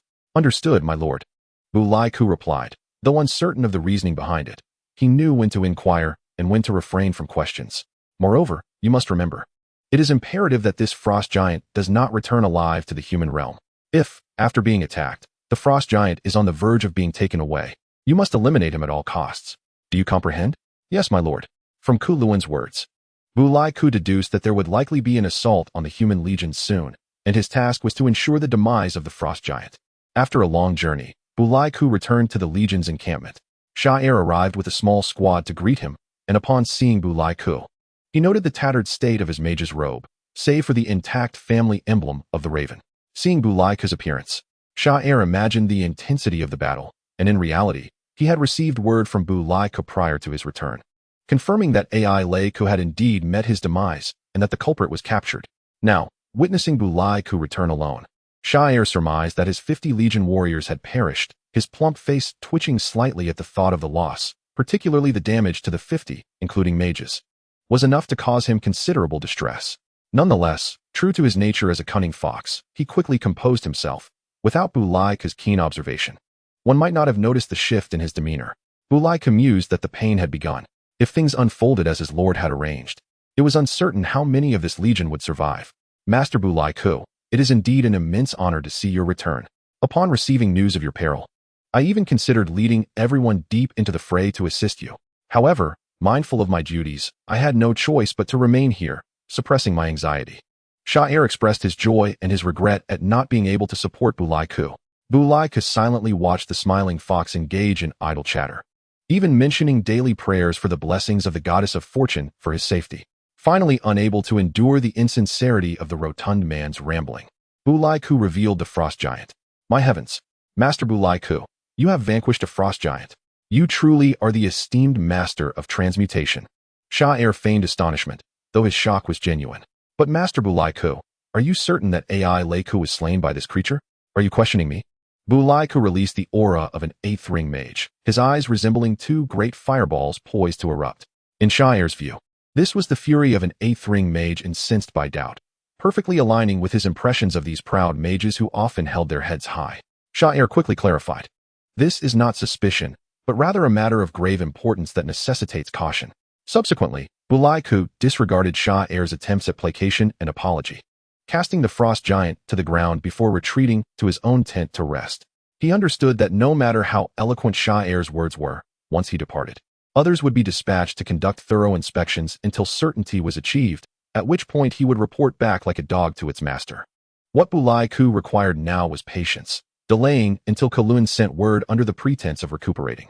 A week passed since Bulaiku's return to the encampment, during which Sha'er, under the belief that he was being discreet, secretly summoned a sixth ring mage to inspect the frost giant. Subsequently, Sha'er frequently mentioned returning to the territory of Duke Walun, but Bulaiku continually delayed him under the guise of recovering from his injuries. As another week elapsed, just as Sha'er was about to urge Bulaiku once more, the scales within Bulaiku's magic ring began to shimmer. It was time. Bulaiku opened his eyes after a prolonged meditation, having awaited this day for far too long. He approached Sha'er to propose their return, to which Sha'er readily agreed, eager to leave this wretched place devoid of women and entertainment, having grown weary of the military's courtesans. Not long after the main forces of the Second Legion, led by Sha'er, set out, a colossal figure approached the location where they had previously encamped. Sha'er's spirits soared as he anticipated returning to the territory of Walloon, to the frosty city of his dreams. Initially, he had been reluctant regarding this mission, particularly since he held a disdain for the second son, Ai Leiku. Previously, despite his own desires, he had relinquished a common woman to Ai Leiku due to the Duke's favor, causing him heartache for quite some time. Now that Ai Leiku had perished, he could finally attend to Ai Leiku's former possessions without concern. As he reveled in his bright future, he remained blissfully unaware of the impending danger. The first to sense something amiss within the Second Legion was Bulaiku, yet he chose to remain silent, quietly casting a protective shield around himself. Meanwhile, the mages in the Legion began to notice the shift, and the entire force halted, forming a defensive formation. These fellows demonstrated some competence, far superior to those dog-headed and wolf-like beings, Kaluan mused as he observed the scene through Bulaiku's perspective.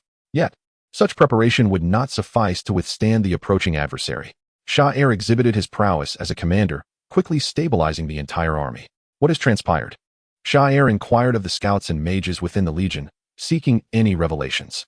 Yet, it was evident that the enemy was far from simple. Quickly summoned Master Bulaiku, Sha'er realized that their visitor was likely formidable. Suddenly, the warhorses of the Second Legion neighed in terror, collapsing not from exhaustion, but due to an ancient fear that gripped them. The wind and snow turned ferocious, ice shards slicing through armor. On the horizon, a shadow towering 20 meters high shattered the veil of the blizzard. The frost giant Haken had arrived. Sha'er and his legion soldiers trembled as they beheld the enemy, utterly incredulous at the sight before them. His towering figure stood nearly 20 meters high, resembling a colossal, mobile iceberg. His skin, unlike the typical grayish blue of a frost giant, was almost transparent and resembled eternal frozen ice, with ethereal blue ice marrow coursing within, akin to the ancient veins of glaciers. Draped across his left shoulder was a cloak fashioned from the vertebrae of a white dragon, its skull retaining the menacing visage from before its demise, with hollow eye sockets pulsating with an undying cold flame. His right arm was entwined with thick chains forged from cold iron, each link bearing the frozen heads of humans, elves, dwarves, and even a young blue dragon. His weapon, the Eternal Doom Great Axe, boasted a blade the size of a city gate, its surface inscribed with runes that devour souls, each swing unleashing bone-chilling ice storms. It was at this moment that Haken appeared beside Shar, trembling as he called out the name of the frost giant. He had never anticipated that the discreet message to capture a frost giant would summon forth the almost legendary presence of Haken. As Blake contemplated the completion of Kairensos' task, he was acutely aware that his foremost concern was his own survival. Respected Titan, we mean no offense. We have merely stumbled upon this land by accident. We are the army of the Thornbush Kingdom and hope that you might grant us passage. At this moment, Shar almost groveled before Haken, fully aware that his forces stood no chance against the giant, even with Blake's assistance. Haken lowered his gaze, surveying the human army beneath him as if they were mere ants. His breaths expelled not clouds of mist, but ice crystal storms, with fine shards of ice piercing the armor of frontline soldiers, freezing their flesh and blood into crimson ice sculptures. You should not tread upon this land, nor should you steal away my kin. Haken's gaze shifted to the frost giant ensnared by iron chains, destined for the human realm. Shar attempted to say more, but Haken denied him the opportunity, lifting his massive foot and bringing it down with tremendous force. Boom! The ice field erupted as hundreds of sharp ice spears shot up from the ground, shredding the neatly arranged military formation to pieces. Heavily armored knights, along with their steeds, were impaled, suspended in midair, quivering, their blood freezing before it could touch the ground. The army's mages quickly cast shields around themselves, but the barriers shattered like glass before the giant. Haken swung the Eternal Doom, the axe carving a deadly arc through the air. Soldiers from three formations were cleaved in two, their upper bodies soaring while their lower halves remained standing, the severed edges encased in thick frost. At this moment, Shar refrained from immediate action, placing his hopes on Blake, for it was Blake who had brought the frost giant. Blake understood the implication, yet he was not foolish enough to recklessly draw attention to himself. Thus unfolded a surreal scene, with a giant wielding an axe slaughtering the human army, while the two strongest individuals in the ranks stood by, silently observing the giant's rampage. Eventually, Shar could no longer contain himself. These soldiers were the foundation of his power. If they perished here, even if Shar managed to escape, his standing with Duke Warren would plummet. Master Blake, we can no longer stand by. Please join me in confronting this vile giant. Blake nodded in agreement, realizing that failing to act would arouse Shar's suspicions, jeopardizing his future plans. Shar charged towards the giant with his cleaver, and Blake followed closely behind. As they approached, Shar leaped, using the corpses beneath him as leverage. Snow Dragon Slash. Shar unleashed a high-tier combat technique he had fortuitously learned in his youth. The cleaver ignited in white flames, its blade transforming into the phantom of a dragon's jaw, biting fiercely at Hakon's neck. Hakon merely raised his colossal axe to deflect Shar's assault, but Blake's attack soon followed. The gemstone atop Blake's staff released an intensely compressed fireball, a modified version of the solar burst, which struck Hakon's head with a resounding impact. Charred marks appeared on Hakon's skull, causing him to stagger back a few steps. Though that was the extent of the damage, Blake's assault incited Hakon's fury. He violently swung his arm, sending Shar hurtling away. The giant's axe gleamed with a chilling radiance as it descended towards Blake. Anticipating Hakon's move, Blake cast a spell that, while not inflicting harm, created enough force to distance himself from Hakon. 7 bolts of lightning struck from various angles, forming an electric field around the giant. Hakon's ice crystal skin conducted electricity remarkably well, causing his muscles to spasm momentarily. Seizing the opportunity, Shar drew his fine blade, rising from the ground, and retrieved a forbidden drug, the heart of the winter wolf. At the cost of his own vitality, he sought to gain immense strength for a brief period. With a roar, Shar swung at Hakon, but the giant, just as the blow nearly connected with his head, broke free from the spasm and evaded the strike. Nevertheless, Shar's attack managed to pierce Hakon's skin, causing ice-blue blood to spill forth. Under normal circumstances, both Blake and Shar would be exhilarated at the sight of frost giant blood, for it could be used for body refinement and was essential in the practice of ancient spells. However, their primary objective at this moment was to survive. Shar continued his assault, while Hakon unleashed an ice spike spell directed at him. Just as the attack was about to land, Shar's figure suddenly vanished. Coincidentally, Blake found himself exposed within Hakon's attack range. He raised his staff in defense, a force field barrier absorbing the impact. Yet blood seeped from the corner of his mouth. He cast a cold glare at Shar. The frost giant deliberately slowed his movements, allowing Shar to believe he could strike the throat.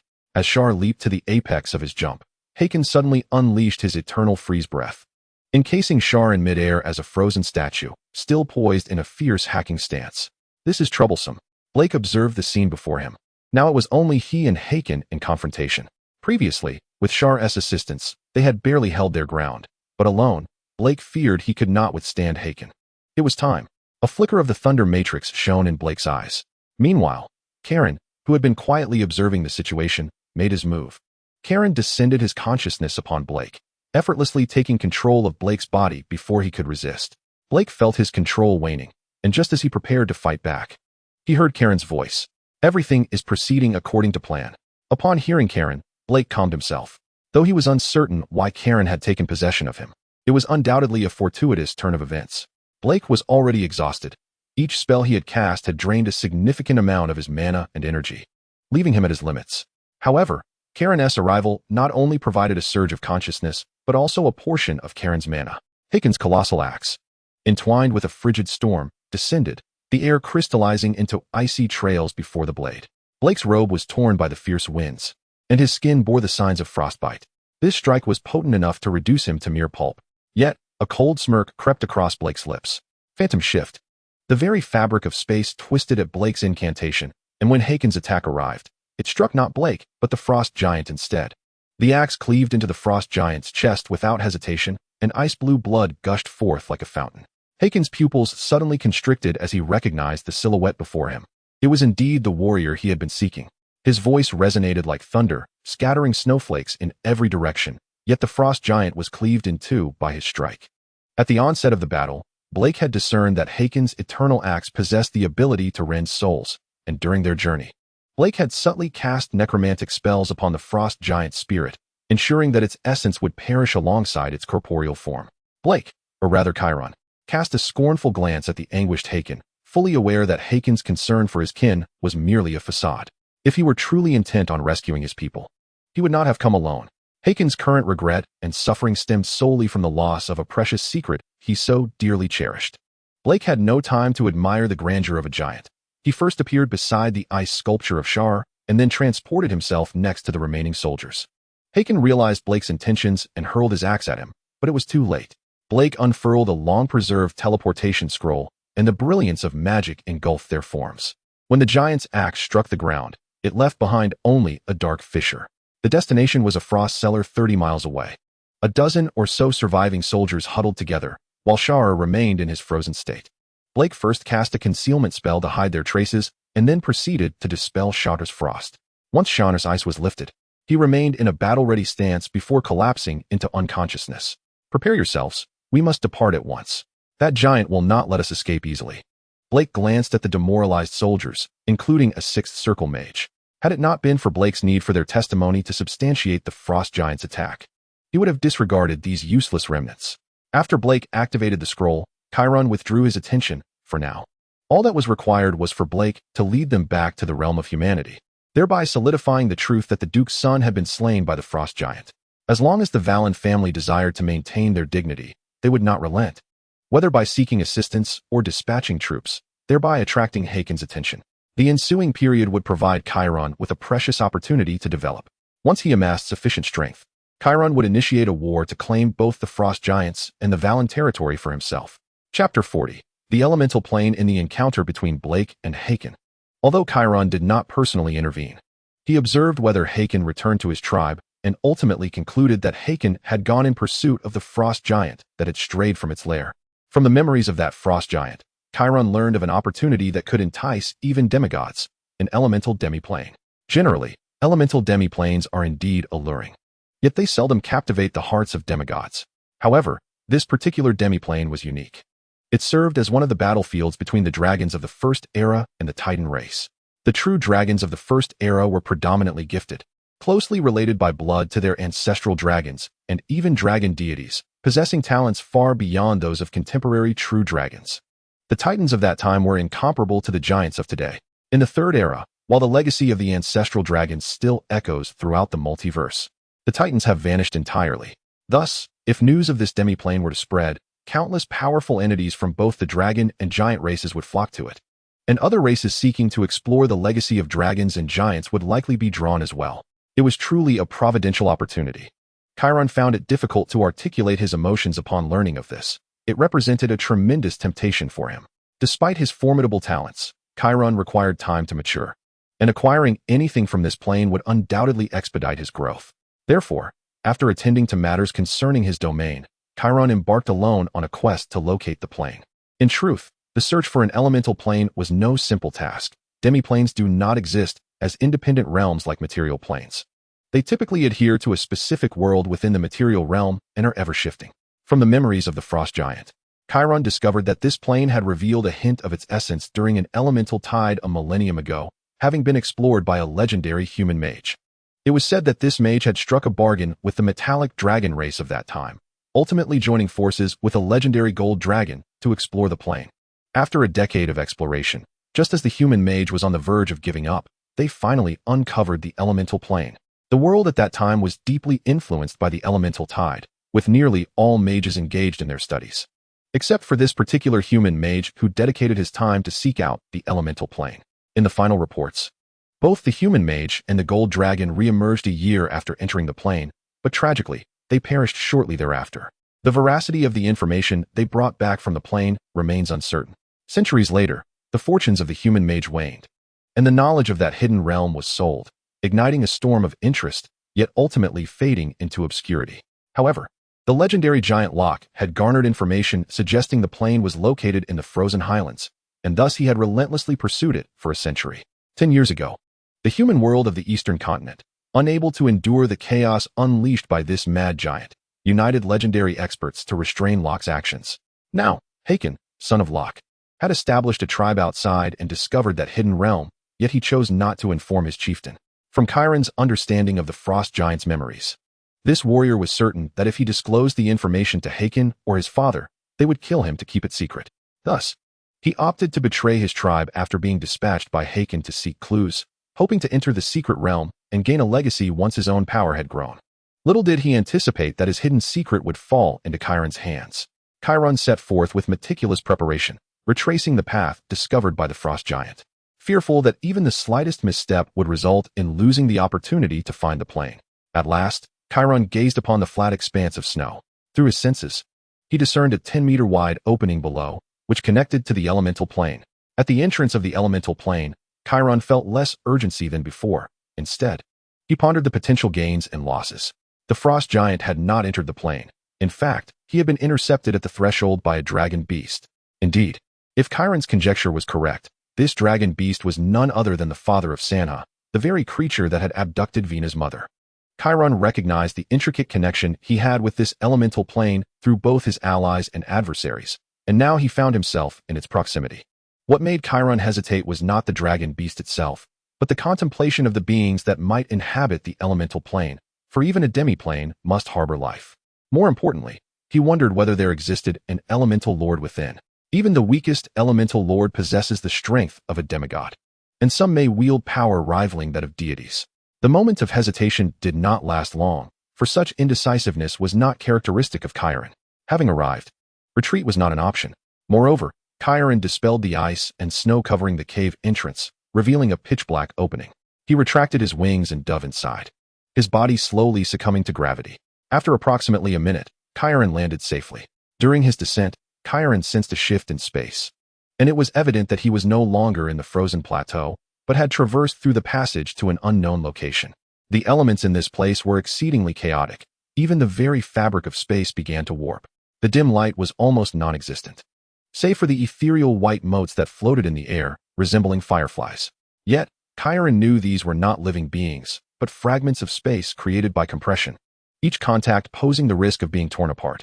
Chiron pressed forward until he beheld it, a colossal blue dragon, measuring over 25 meters in length, coiled within.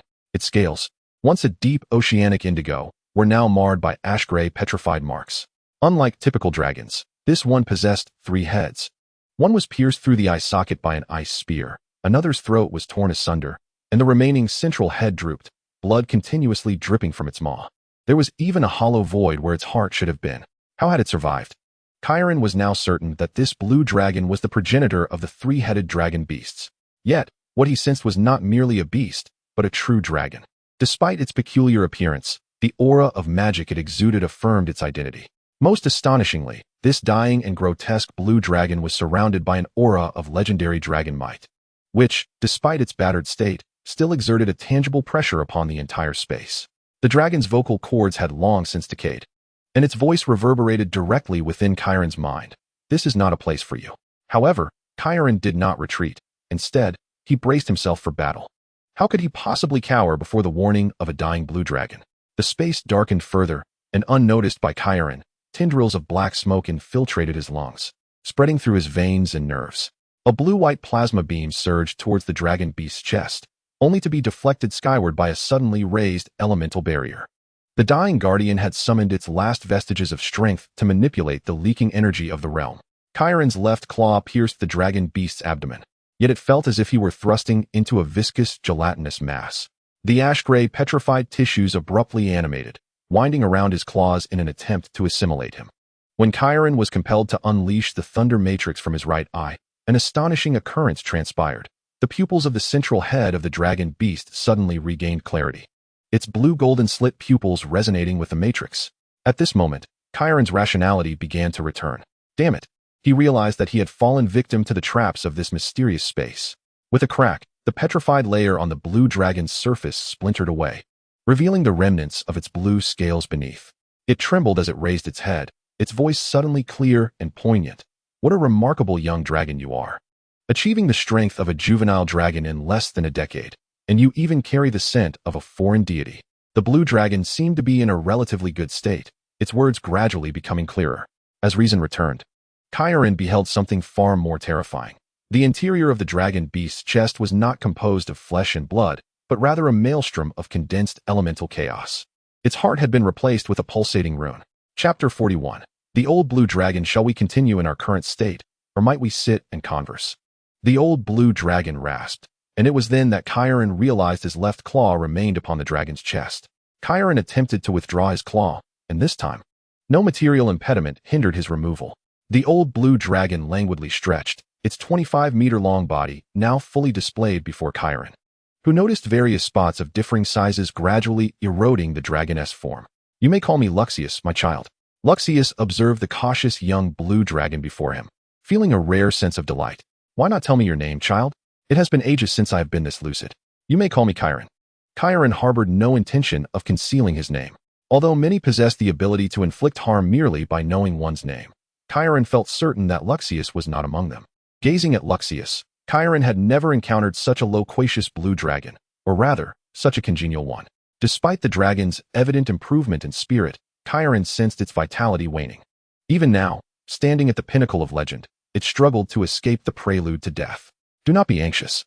As you can see, I am nearing my end and cannot stir much turmoil." Luxius regarded the young one with a hint of admiration in his eyes. "You bear the scent of my offspring. If I am not mistaken, they must still be dragon beasts, correct?" Luxius spoke with a tone of nostalgia. Subsequently, Luxius disregarded Chiron and began recounting his own tale. "You are quite young." Luxius's voice lost its rasp, transforming into the rich timbre of aged wine, bitter yet full-bodied. "When I was your age, I was still consuming sand in the territory of my irresponsible mother, yearning to bully the frail humans and seize a few hundred dragonesses. I indeed achieved what I aspired to, stepping into legend during my maturity, becoming the lord of the Emerald Isles, with countless human nations bowing before me." Luxius's spirit surged with excitement, a hint of pride imbued in his tone. "Until I sensed the call from this place." Chiron nearly doubted his ears. "Call? How could a realm summon a dragon unless—" "You did not mishear. I spoke of a call. Unlike you later-comers who seek this elemental realm, I was actively summoned by it." Luxius seemed particularly amused by Chiron's astonished expression. As Luxius narrated, Chiron found himself increasingly incredulous. According to Luxius, this realm was nearly perfect, replete with all elements, unlike ordinary elemental realms that possessed only a singular element. In the first era, dragons and titans simultaneously vied for dominion over this realm, leading to the near annihilation of its indigenous populace as the conflict escalated. Legendary beings fell during the onset of war, and eventually, even demigods from both dragons and titans entered the fray. This cataclysmic war raged for centuries, nearly obliterating the realm, yet the demigods of both factions ultimately fell within it. In an astonishing turn of events, the realm absorbed the souls of these demigods during its self-repair, gradually developing its own consciousness. Chiron pondered the implications of Luxius's words. The souls of demigods inherently bore a trace of immortality, though not to the extent of true deities. They were still exceedingly difficult to extinguish. While worlds within the material realm were not devoid of consciousness, their will was that of the world itself, lacking the individuality of sentient beings. They possessed only the most primal instincts, which constrained the powers of deities within the material realm. When I arrived in this realm, I was captured by its consciousness, which sought to infuse its power into my being. Lucius's expression was no longer as it had been. Instead, it was filled with dread, his voice trembling slightly. Throughout my transformation in this world, I gradually acquired power, yet I became increasingly aware of my consciousness sinking into oblivion. If this continued, I feared I would soon become but a vessel for the world. Lucius's tone grew increasingly agitated. How could I allow another to occupy my body? Even if this consciousness belonged to a realm, what of it? Lucius unfurled his wings, marred with dark spots, his visage fierce. "I am the noble blue dragon, the most exceptional among the 5-colored dragons, a legendary behemoth. Countless beings tremble before my might, and my subjects revere me as a deity. Not even Tiamat holds any sway over me. I am the future king of the world. I am a king, not a vessel." As Lucius became more agitated, Chiron distanced himself, observing the peculiar blue dragon, whose life was clearly waning, emitting a final roar of rage. The will of this world, even fused with the souls of 2 demigods, was still relatively young. Gradually, Lucius regained his composure. "I deceived him, claiming I wished to see my kin. Otherwise, I would refuse to bear the world's burdens. Ultimately, for reasons unknown, he acquiesced. It was also because of him that my power nearly reached that of a demigod in my prime. Yet, as I was about to depart, he perhaps sensed my true intentions, altering my return path from my original world to the one you inhabit. He even gradually stripped away the powers he had bestowed upon me and cast a curse upon me, relegating me to an ignorant and lowly blue dragon." Lucius paid little heed to Chiron's presence, collapsing onto the ground as if the exertion of speaking had drained him entirely. Indeed, from Karen's perspective, the life of this colossal dragon was on the brink of withering, life and death hanging by a thread. I wandered the frozen highlands for many years, even leaving behind my progeny, yet the curse of this world never ceased. It was only when I instinctively returned here that my curse began to wane. But what awaited me was no longer the power of the world, but rather the lingering resentment of the deceased following the cataclysmic battles between the dragons and titans of the First Era. This resentment further mutated my form, transforming me into my current ghastly state. Unable to quell his curiosity, Karen inquired of Lucius, "Where did your injuries originate?" Regardless of the power bestowed by the world, even the most tainted of forces would enhance the user to some extent, not to mention that Lucius was inherently legendary. "Ah, these wounds," Lucius replied nonchalantly, glancing at his two heads and the injuries that adorned his body. "Since this world has ensnared me, I shall assist it in evolving. Through the slaughter of Sasa, I aided in exterminating the newly emerged races within this realm, weeding out the unworthy and leaving behind those with potential. Some of these injuries were sustained during that time, while the remainder," Lucius glanced at his other two heads, "were inflicted while slaying those with promise." Chapter 42. Temporary departure. At this moment, Karen finally perceived the peculiar blue dragon before him as bearing semblance to a five-colored dragon. How could the state of the old man manifest in a five-colored dragon? "Karen, this area is fraught with peril. It is not a place for you to tread at present." Lucius sighed heavily, gazing at the ancestral blue dragon, lamenting Karen's youth and his impending demise. "Perhaps you possess secrets, yet you believe that the power of a certain deity residing within you is sufficient to resolve all troubles." Lucius brought his only movable head closer to Karen. "Yet you must understand, no one's assistance comes without cost. The gods are all greedy beings, and they will not aid you without recompense. Even the legendary platinum dragon god, the father of good dragons." Karen remained unfazed by Lucius's words. As a wicked dragon, he was well aware of the true nature of the deities. However, Karen was indifferent. As long as he could achieve his goals, he cared not for how others might exploit him. When lacking sufficient strength, it is best to cast aside any unfounded arrogance. Only the strong are worthy of discussing dignity. Only the victors can speak of the future. Only the living deserve to wield the chess pieces. "And you, Lucius, what do you hope to gain by telling me all this?" Karen had always been a realist. He did not believe Lucius was merely trying to dissuade him from following in his footsteps out of concern for a so-called gifted junior. Lucius regarded Karen, a sinister glint in his eye, revealing a hint of a smile. "Karen, we understand one another. We are fully aware that as wicked dragons, we share no trust. Yet, in this moment, all we can do is cling to the scant trust we hold." Lucius did not keep secrets, directly revealing his intentions to Karen. "I hope you can help me retrieve my offspring, who have been reduced to dragon beasts. I do not wish for our Atlan family line to end with me. Over the years, I have discovered certain methods to suppress the curse bestowed by this elemental plane, but I have become too deeply entrenched.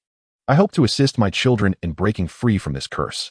In return, when you bring my progeny to me, I shall personally escort you and open the doors to this world for you." Seeing Karen still pondering, Lucius did not rush him, patiently awaiting his final decision. It was indeed an enticing proposition. Karen marveled internally, though regrettably, it was a deception. Throughout this dialogue, Karen nearly succumbed to Lucius's fabrications, yet alas, he would not fulfill the wishes of this old rascal. At that moment, the spatial rift suddenly contorted violently, and from the chaotic multicolored currents emerged a colossal hand forged of lightning, fingers outstretched toward Karen. The entire icy expanse began to collapse, countless frozen fragments defying gravity as they ascended into the air, consumed by the rift. Lucius abruptly shoved Karen. "Run. Now." Karen took to the skies, retreating as swiftly as he could. Regardless, the force emanating from this realm instilled fear within him. Suddenly, the colossal lightning hand altered its trajectory, seizing Lucius's remnants. With a resounding crash, the dying legendary blue dragon was forcibly dragged toward the rift. In that final moment, Karen distinctly witnessed the three heads of Lucius simultaneously wear a look of relief as the head pierced by an ice spear opened and closed its lips, conveying the final dragonic message: "My bloodline is the key. Their blood carries the curse of the secondary realm, yet they are recognized as kin by this plane. You need only bear them, and you shall not be attacked by this realm." Then, his body erupted into a cascade of blue-golden specks at the edge of the rift, vanishing entirely. At this juncture, Karen summoned all his speed, traversing the pitch-black passageway, and returned to the surface. Yet, he did not rush to vacate this place of chaos. Instead, he gazed intently at the black hole, as if through it he could still glimpse the blue dragon known as Lucius. 2 years had elapsed since Karen's exploration of that area, and during this time he had not strayed from his territory, rarely departing from his lair, with only the commands emanating from the dragon's nest serving as evidence of this land's dominion. My lord, we have successfully delivered the 5th batch of goods to the humans. This time, they brought not only gold coins, but also high-quality crystals and other items you requested. At this moment, Abing had fully embraced her role as a manager, exuding an aura akin to that of a queen, imbued with the unique grace of the Snow Woman. Karen still resided in her lair atop the peak, but this sanctuary was no longer solely adorned with the ice crystals arranged by the Snow Maidens. In front of her throne lay a veritable mountain of human currency and an assortment of energy crystals, forming a substantial mound. At that moment, Karen hovered over this heap of accumulated wealth, surveying her loyal subjects.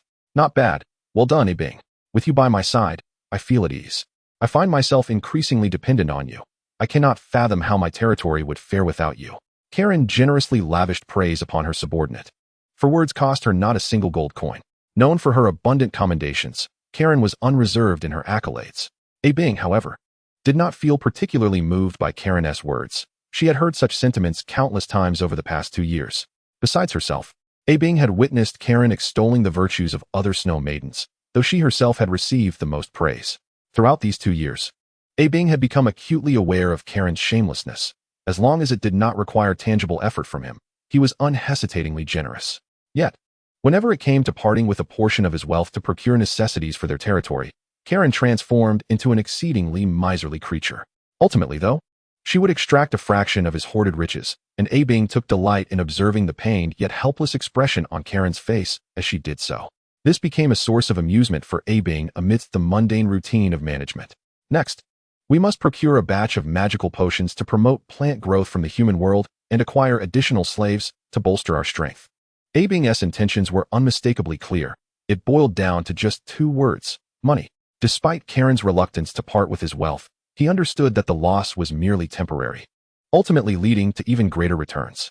As she took away the wealth he had so laboriously amassed, Karen attempted to alleviate the anguish of losing his riches by burying his head in the pile of gold. With each rise and fall of his head, the sound of clinking coins echoed, and Karen held a handful of gold coins, gazing at these delightful little treasures with a smile. This action of grasping and releasing the coins continued throughout the day until boredom finally compelled him to cease. Karen looked upon the wealth within his dragoness lair, feeling a sense of happiness. For a young dragon of his age to amass such riches was indeed a rarity. Yet, Karen was far from satisfied. He yearned to construct an ocean of gold and gems in the future, allowing him to swim freely within it. Chapter 43. 2 more years after 2 years of dormancy. Karen's territory finally began to find its rhythm. Not long after Blake returned to human lands, he re-established contact with Karen, forging a connection with the Frozen Highlands. Blake assembled a mercenary group composed of death warriors trained through generations within his family, ostensibly engaged in resource-gathering expeditions in the Frozen Highlands. In reality, this served as a transit point between Karen and the human world. To avoid attracting attention, Blake periodically rotated the personnel he arranged, claiming they had perished in the Frozen Highlands, while in truth, they returned to the ranks of the death warriors. Karen cooperated by occasionally dispatching his fearsome beast subjects, such as Xiongda, Xiong-air, and Arctic wolves, to unleash beast tides and drive away those who dared to venture into the Frozen Highlands in search of wealth. Progress during these 2 years had been remarkably smooth. Under Blake's supervision and with Karen's assistance, their communications remained undiscovered. As trade flourished, the wealth of the human realm naturally followed. Gold coins flowed into Karen's coffers, and these were not mere pieces of gold. In Irigia, human currency was exceedingly diverse, with hundreds of types existing solely on the eastern continent. Only the 5 great empires had established a unified currency within their realms. Despite the multitude of currencies, circulation rarely encountered obstacles. This was due to the fact that each coin, beyond its material value, contained inherent magical properties. This magic could be directly absorbed, and even when not absorbed, merely being together would gradually enhance the ambient magical concentration. This was the reason why every race sought to collect human currency. Furthermore, Karen had instructed Blake to gather crystals rich in magic and various items imbued with peculiar energies during their transactions. This was to conceal the solar crown hidden among Karen's scales, which had ceased responding ever since the bronze solar crown erupted in the Tidal Isles. The power of Karen's devouring talent had also long since vanished. and he still reminisced about the significant boost in strength he experienced while consuming food back then. Now, after 2 years, Karen's growth in size had been negligible, but this was not indicative of a slowdown in his growth rate. Rather, it was the normal pace of a dragon's development. The price of a dragon's extensive lifespan of several millennia is a correspondingly slow growth rate. A common trait among all long-lived species. The world operates on fairness. For every boon granted, something must be relinquished. Consider humans, whose typical lifespan barely extends to a century. Unless they transcend into legend, even the heroes etched into human history live no more than 200 years, at most 300. Even upon breaking into legend, their lifespan barely stretches to 500 years. For beings like dragons, such a span remains exceedingly brief. Yet, human maturation occurs at a remarkably rapid pace. Often, during a dragon's slumber or at a certain age, those whom they once regarded as mere insects may ascend to become formidable legendary mages or warriors.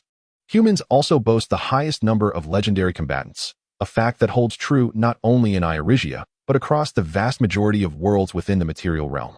However, humans lack the apex of combat prowess. This refers not to legends, but to the demigod tier. Each demigod is a significant entity within the material realm.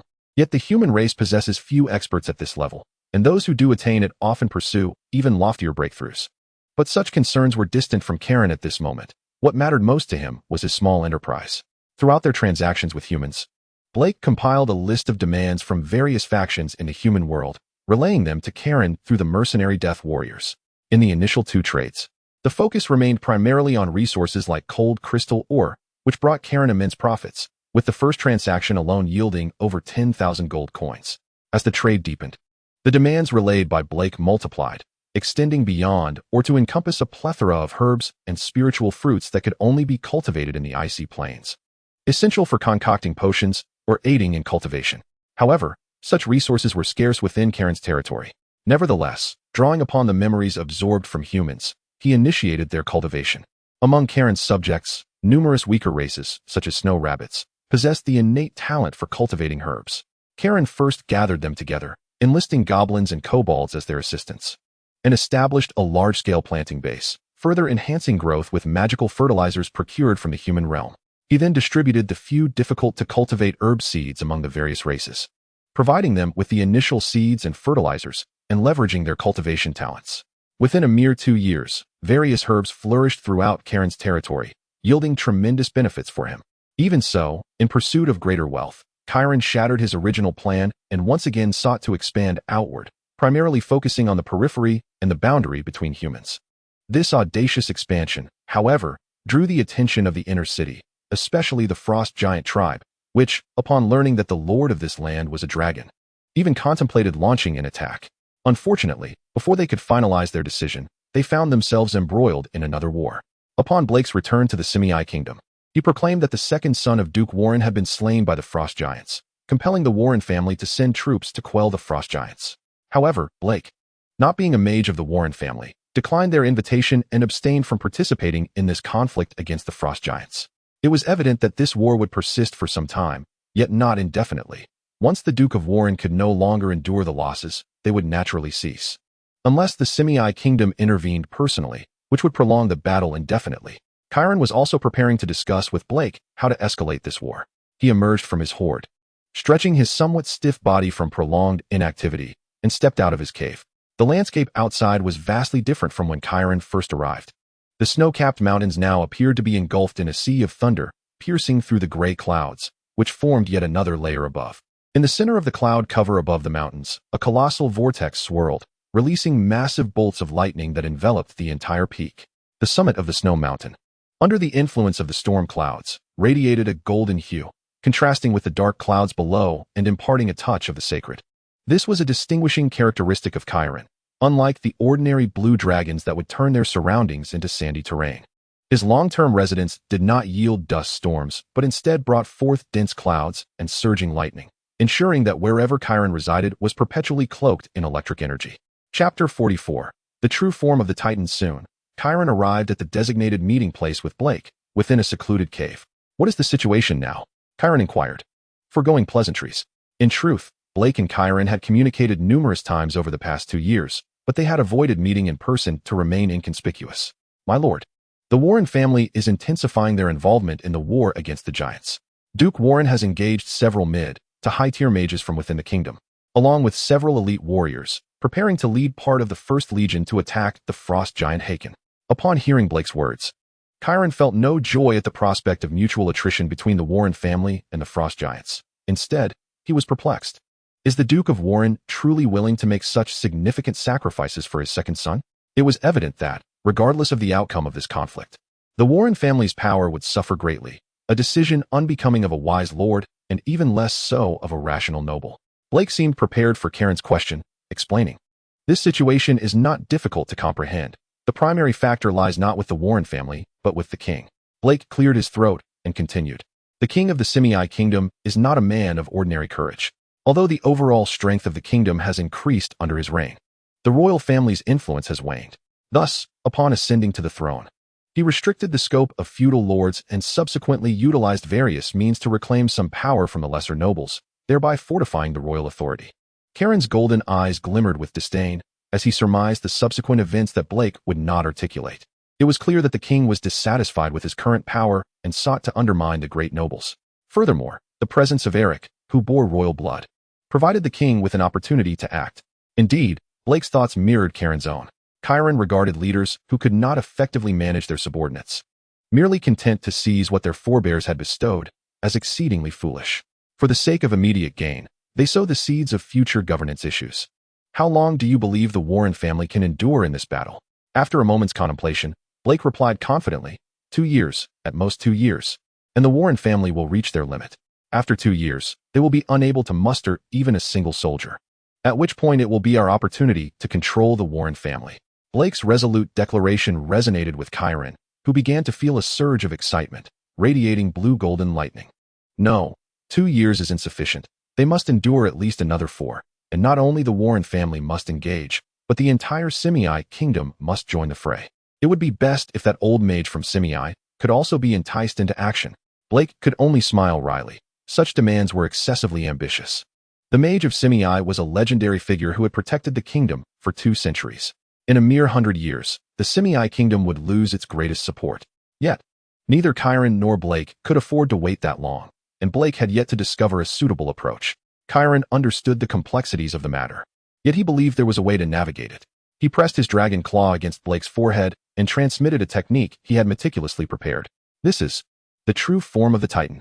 Blake, receiving Karen's transmission, could scarcely believe such a technique existed. "If I could cultivate this technique."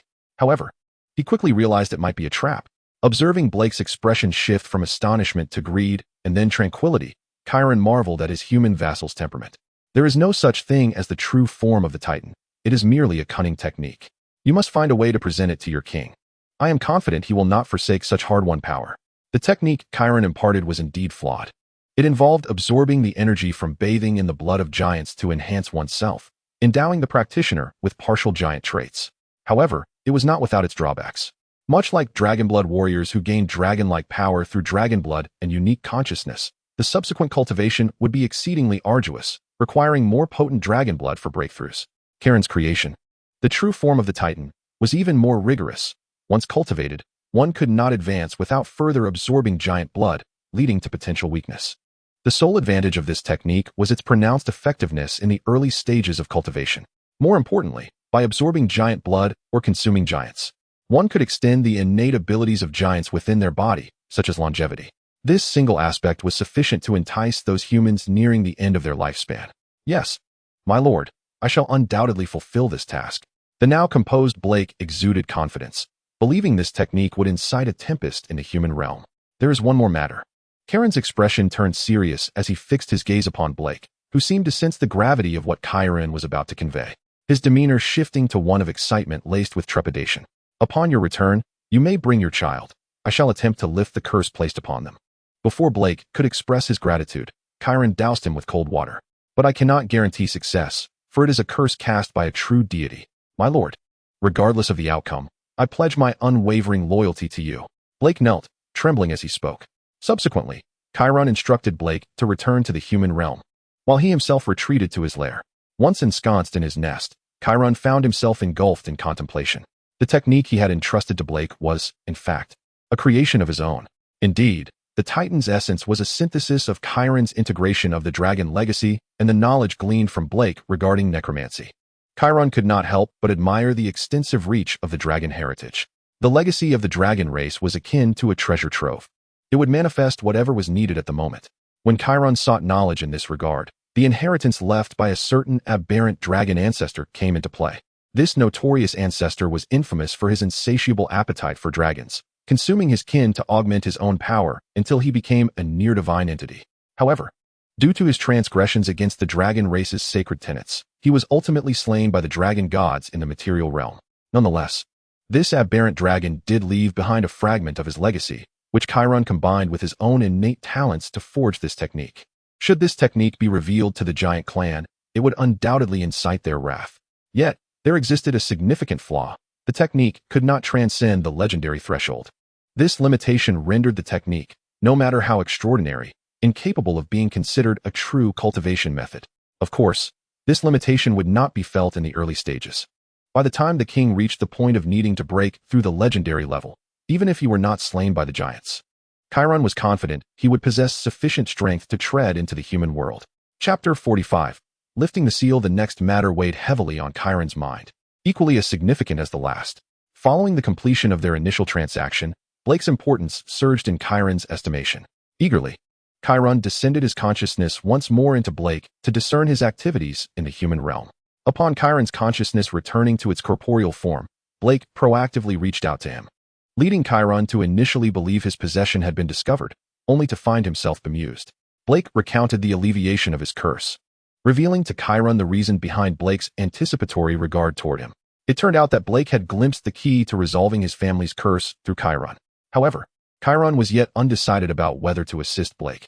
After all, the reduction of Blake's curse stemmed from Chiron's consciousness descending or, more precisely, from the eye of divine punishment, which was linked to that orb.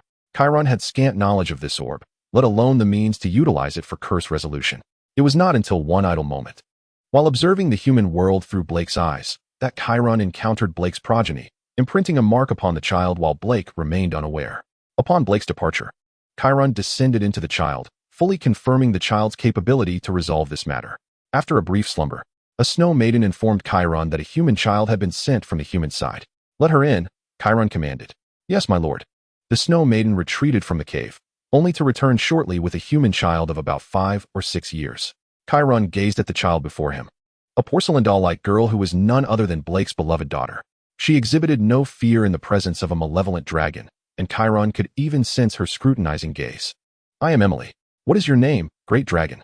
Chiron found his words caught in his throat, since arriving alone in the frozen highlands. No creature had dared interrupt him for a long time, and this sensation was indeed a long-lost experience. "You may call me Chiron, little one." Chiron unabashedly referred to her as little one, despite the fact that, in dragon years, he was likely of a similar age to this little girl. "You are not afraid of me, and you are quite special." Chiron observed the adorable human child, yet discerned the potent energy flowing within her, an exceptionally rich essence of death magic, an innate necromancer. Chiron mused that this girl, named Emily, was an extraordinarily gifted seed of a necromancer, and with proper nurturing, he believed she could potentially transcend the legendary threshold. "Why should I fear you? I think you look very handsome," Emily exclaimed with innocent candor, her pure gaze fixed upon Chiron. Her words incited within him an overwhelming urge to embrace her and tousle her cheeks. Chiron cleared his throat, turning his gaze away from her. "You should know why you are here, correct?" "Yes, great Chiron. Father said you have a way to resolve the curse afflicting our family. He mentioned you would bring me a different future." Emily spoke as if recounting a matter unrelated to her. "Do you not wish to live like normal humans, free from the fear of their disdain?" Chiron, intrigued, queried about the girl's perspective on her family's lineage of necromancers. Emily tilted her adorable head, expressing her confusion. "Why should I worry about their disdain? I just need to be myself, and I believe necromancy is not bad at all." Raising her hand, she conjured a cat and a dog, both of which were skeletal in form. "These are Jack and Rouse. When I first encountered them, they were on the brink of death, but my magic helped them come back to life, and they have been by my side ever since." Chiron, observing the two skeletal figures, felt a renewed appreciation for Emily's innate talent. He could discern that Blake had never imparted any magical knowledge to her, yet she had independently mastered the art of animating the dead, maintaining them in such a remarkably intact state. A natural-born necromancer, Chiron felt a twinge of regret. The girl's talent was indeed exceptional, and with a modicum of training, she could provide him with an army of the undead. Chiron hesitated, yet his resolve solidified. Having triumphed in this endeavor, he would see it through. More importantly, Chiron was confident that his future would not rely on his subordinates. He would undoubtedly possess the strength to dominate the battlefield, rendering excellent subordinates mere embellishments. I have promised your father that, regardless of whether you accept yourself, I shall lift the seal upon you, Chiron declared, disregarding Emily's reaction as he exerted control over her body. Is this the curse bestowed by Rouse? Chiron ventured into Emily's dreamscape, where he beheld a shattered emerald palace. Chiron's will descended through the eye of divine punishment. As a blue-golden thunder matrix unfurled across the dream sky, with each bolt of lightning that flashed, the shadows of web-like black threads hidden within the labyrinth were illuminated, entwining themselves around the girl's soul in rhythm with her breath. Rouse's mark became evident. Chiron's dragon eyes narrowed. Those black threads were not mere shadows, but rather a curse chain composed of myriad miniature spiders. Each spider bore Rouse's emblem, its abdomen adorned with the visage of a female elf, silently cackling as it gnawed at Emily's soul. When Chiron's dragon claws brushed against the black threads, the entire dreamscape warped abruptly. The emerald labyrinth crumbled into an abyss, revealing the spectral figure of Rouse in her spider-like form below. Her lower body resembled the obsidian form of a spider, adorned with the shrunken heads of generations from the Huayan family hanging from her 8 limbs. The upper half presented the alluring visage of a dark elven queen, crowned with a diadem woven from the phalanges of infants. How dare a mere consciousness, sealed away, dare to challenge me? Call upon your creator instead. Kalen easily discerned that the figure before him was not the true Luosi. The reason was simple. Even if a fragment of Luosi's will were to manifest, there would be no possibility of Kalen standing here unscathed. Such is the might of divinity. No matter how formidable one may be in the material realm, one should never attempt to confront a deity, a lesson imparted by countless ancestors. Suddenly, the matrix in Kalen's right eye projected 12 thunderous rings, forming a cage. Here, the passage of spiders is forbidden. As the thunderous cage contracted, all webs were disintegrated into ashes. A bronze radiance emanated from Kalen's chest, and a small corona emerged from the scales upon his breast, appearing no larger than a speck before him, yet radiating an awe-inspiring power. No, no, no. How could a mere mortal contend with me? The cursed figure of Luosi was gradually drawn into the corona, and witnessing the futility of her struggle, she uttered her final words. Do you think you can so easily break the seal of this family? No, the great Luosi shall surely bestow upon you the punishment for offending divinity. With the curse's dissolution, the palace of Emily's soul began to fade, leaving only her pure essence. Kalen withdrew his consciousness from Emily, and upon observing the outcome, his lips twitched. Indeed, from Kalen's perspective, the curse upon Emily had been lifted, yet the aura of a necromancer still clung to her. Blake had previously forbidden Emily from engaging with magic precisely because, regardless of whether the seal was broken, a cursed individual would still embody the essence of a necromancer. However, although Emily had not practiced magic, she was imbued with necromantic spells, undoubtedly a true prodigy. A necromancer's brilliance is independent of curses. One could only wonder what Blake's expression would be upon discovering this. Kalen reflected on Blake's considerable efforts, only to find his child treading the same path. Let him grapple with this burden alone. Kalen gazed at the bewildered girl before him, puzzled by why this dragon continued to fixate upon him. Do you not sense anything different? Upon hearing the dragon's inquiry, Emily closed her eyes to concentrate, even puffing her cheeks, before earnestly replying, I do not feel anything different. Great dragon, it merely seems as though I feel a little lighter. Kalen realized that this innocent child was simply a naive and somewhat foolish little girl, making it improbable to glean any insightful feedback from her.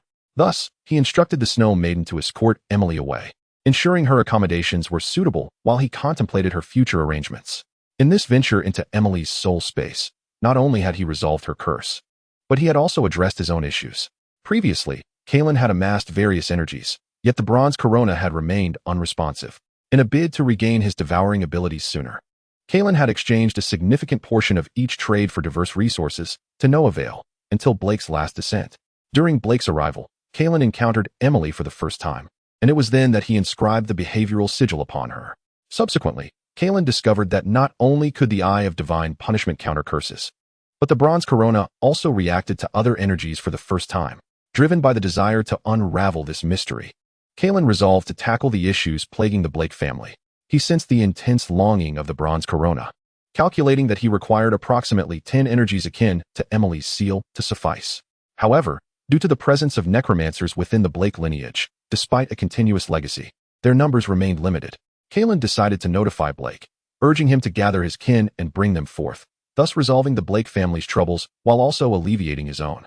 Upon witnessing the convoy escorting Emily to the frozen highlands after returning to the Scion Kingdom, Blake was filled with anticipation and concern, hopeful that Kalen could rectify their family's predicament, yet anxious for his daughter's safety. Yet at this juncture, there was no altering the course. All Blake could do was wait. Blake then returned to the territory of Duke Valen, needing to make certain preparations before heading to the royal palace. Influenced by the frozen highlands, the nearby human nations remained perpetually cloaked in ice and snow. Upon arriving at the Valen family's castle, Blake found it draped in a blanket of white. He entered the castle with ease, as the guards recognized this renowned sculptor who had recently fostered a close relationship with the Valen family and did not impede his entry. During his visit with Duke Valen, Blake discussed matters pertaining to the exchange of resources from the frozen highlands before bidding farewell to the Duke. In his current capacity, Blake was not only a sculptor but also a successful merchant. The entire Scion Kingdom was aware that he commanded a mercenary capable of surviving in the frozen highlands, prompting countless individuals seeking resources from the highlands to approach him for trade, including the Valen family. After parting ways with Duke Valen, Blake did not exit the castle. Instead, he seized the opportunity to stealthily enter the long unvisited chamber of the Duchess. The Duchess's room was quite modest, lacking the opulence of the castle, instead adorned with numerous verdant plants. At this moment, the room was occupied by a young nobleman and an elegantly resplendent noblewoman, none other than Duke Valen's eldest son, Snoke, and his mother, Lady Hill. Upon seeing Blake, Snoke hurried forward, performing a formal greeting, stating, "It is an honor to see you again, Lord Blake. My mother and I are immensely grateful for your assistance." Blake responded amicably, "It is my pleasure to be of service to you and your mother." After exchanging pleasantries, Snoke guided Blake to Lady Hill's side. "My lady, it has been a while. You remain as beautiful as ever." Blake bowed respectfully upon encountering the Duchess. This Duchess was no ordinary woman, though her family had fallen from grace during earlier days when Duke Valen had yet to inherit his title. She had bravely fought alongside him on the front lines. Lady Hill was a seasoned warrior. This only amplified her renown, yet after the Duke ascended to his title, he grew distant towards her, the reasons for which remained shrouded in mystery. "Thank you for your kind words, Blake. We are forever grateful for your assistance during these times." Although Lady Hill spoke with a composed demeanor, lacking overt emotion, to Blake, she was as enchanting as a lotus emerging from the water. At her invitation, Blake settled onto the sofa. Although it was Lady Hill's chamber, it spanned an impressive 500 square meters, divided into various sections, including a living room and bedroom. "I wonder if you have given thought to the conditions I proposed, Mr. Blake?" Madam Hill did not beat around the bush, but rather expressed her intentions directly. Blake had grown accustomed to the straightforwardness of the Duchess over the past 2 years, and had come to recognize that this opulent woman was, in fact, quite formidable. "I wonder if you might enlighten me regarding the Duke of Valen's true disposition?" 2 years prior, upon Blake's return to the Valen territory, he had begun his acquaintance with the Hill family, while the Duke was consumed by grief over the loss of his son, leaving him little time to manage his domain. Blake had assisted Snoke in garnering support from a substantial number of mid-level officers and some administrative officials, significantly bolstering Snoke's power. Due to the Duke's stringent control over the upper echelons, Snoke's influence had been unable to penetrate the upper strata of the territory, thus rendering the Duke's attitude particularly crucial. That old fellow Tiamar has been resolute in his desire for the young Pisk to inherit his title and wealth." When Madam Hill mentioned her ducal husband, her expression shifted to one of anger and injustice, clearly dissatisfied with her husband's favoritism and neglect. Beside her, Snoke wore a similarly sullen countenance, equally indignant over his father's partiality. Given this situation, it seemed evident that for Eric to inherit the title, he could not rely solely on his own merits. "Might I inquire about your counsel, Master Blake?" Snoke hastily asked for a solution upon hearing Blake's words, while Madam Hill attempted to intervene, but it was too late. The only viable solution lay in securing the assistance of someone of higher standing than the Duke of Valen. Chapter 47, Persuading the King, Part 1. Madam Hill and Snoke exchanged glances, each comprehending the other's thoughts. In this kingdom, the only individual whose status surpassed that of Tiamar, and who could assist them in the matter of inheritance, was none other than the king himself. This indeed corroborated the suspicions held by Madam Hill and her son regarding Blake's motivations. They had long wondered why he chose to aid them. If it were wealth he sought, his identity as a mage would render him quite affluent. Should he desire status and power, achieving it would be effortless for him. And as for women, they were the simplest of conquests. Yet, if Blake were indeed sent by the king, everything fell into place. The new monarch of the kingdom of Simei was dedicated to subduing the powers of feudal nobility within his realm. Blake was precisely the mage personally recruited by the king in recent years, and if he were indeed an emissary of the king, it would elucidate all matters, even the death of Eric. Madam Hill had previously speculated about Blake's connection to the king, and his words had now confirmed her suspicions. What does Mr. Blake imply? Perhaps we should clarify matters. She maintained her vigilance, resolved not to speak until Blake had elucidated his intentions, for the order of discourse often bore great significance. Ha ha ha, Madam Hill, why feign ignorance? We are well acquainted, let me be frank. Only His Majesty the King can assist Eric in the kingdom of Simei. Blake observed the increasingly agitated Snoke with growing satisfaction. It was not because Eric was particularly exceptional. In fact, his performance today suggested he was lacking in psychological acuity, displaying emotions far too openly, and lacking the cunning and sophistication of his mother. Yet such a ruler was precisely what he and Karen needed for the future. Madam, you must understand, I am a mage summoned by His Majesty the King, and it is only natural that I consider his interests. If the third son were to inherit the title, it would not align with the king's interests. You must also be aware that the king does not favor his sister. Madam Hill appeared to waver. After all, acquiescing to Blake would be tantamount to betraying her husband. Yet ultimately, her affection for her son and her yearning for power prevailed. Madam Hill exchanged meaningful glances with Blake and Snoke, silently reaching an accord. In that case, what plans do you propose, Master Blake? Madam Hill endeavored to maintain her composure, suppressing her inner turmoil and excitement. The flickering candlelight cast 3 silhouettes upon the walls, and none could predict the future impact of this exchange. Yet, historians in later years would unanimously regard this conversation as the inception of Karen's conquest of the world. Upon Blake's arrival at the Palace of Simei, even he had to concede that it was one of the grandest palaces he had ever encountered. 12 diamond-tipped towers encircled the palace, their structures carved from solid ice, within which flowed ethereal flames of the aurora, neither fire nor mere illumination, but fragments of the aurora eternally imprisoned by arcane means, casting a spectrum of colors beneath the night sky. Each tower's pinnacle bore a floating crystal star, a relic of the ancient elven dynasty, capable of transforming moonlight into a gentle silver glow, enveloping the palace in a dreamlike aura even during the depths of winter nights.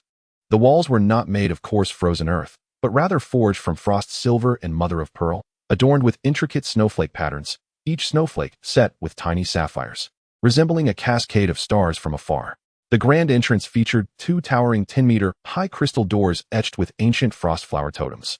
A gentle touch would cause ephemeral ice roses to bloom, only to wither into fine snowflakes. As the guards ushered Blake into the palace, he was greeted by a long corridor paved with moonstone, so meticulously polished that it mirrored the crystalline chandeliers above, which were not of metal, but rather formed from branches of ever-frozen frost. Passing through, they traversed several halls before arriving at the royal throne room, its vaulted ceiling soaring like a frozen sanctuary. In the center hung a chandelier resembling a teardrop of aurora, sculpted from a single block of ancient ice, within which a strand of genuine aurora was sealed. As its light danced, it cast ever-changing iridescent shadows upon the walls. The throne, constructed from mysterious bones, was positioned at the heart of the palace, where a young monarch sat regally. Behind him hung a map of the kingdom of Simei. The guard who had accompanied Blake knelt upon entering the presence of the king, and, upon receiving permission, withdrew from the chamber. Your Majesty, I come in peace, Blake announced, scrutinizing the young ruler, the sovereign of Simei, who appeared to be around 30 years of age. The beard on his face lent him an air of authority, while the scar at the corner of his eye indicated he was not merely a ruler cloistered within the palace's confines. I am well, Master Blake. It seems your elegance remains undiminished.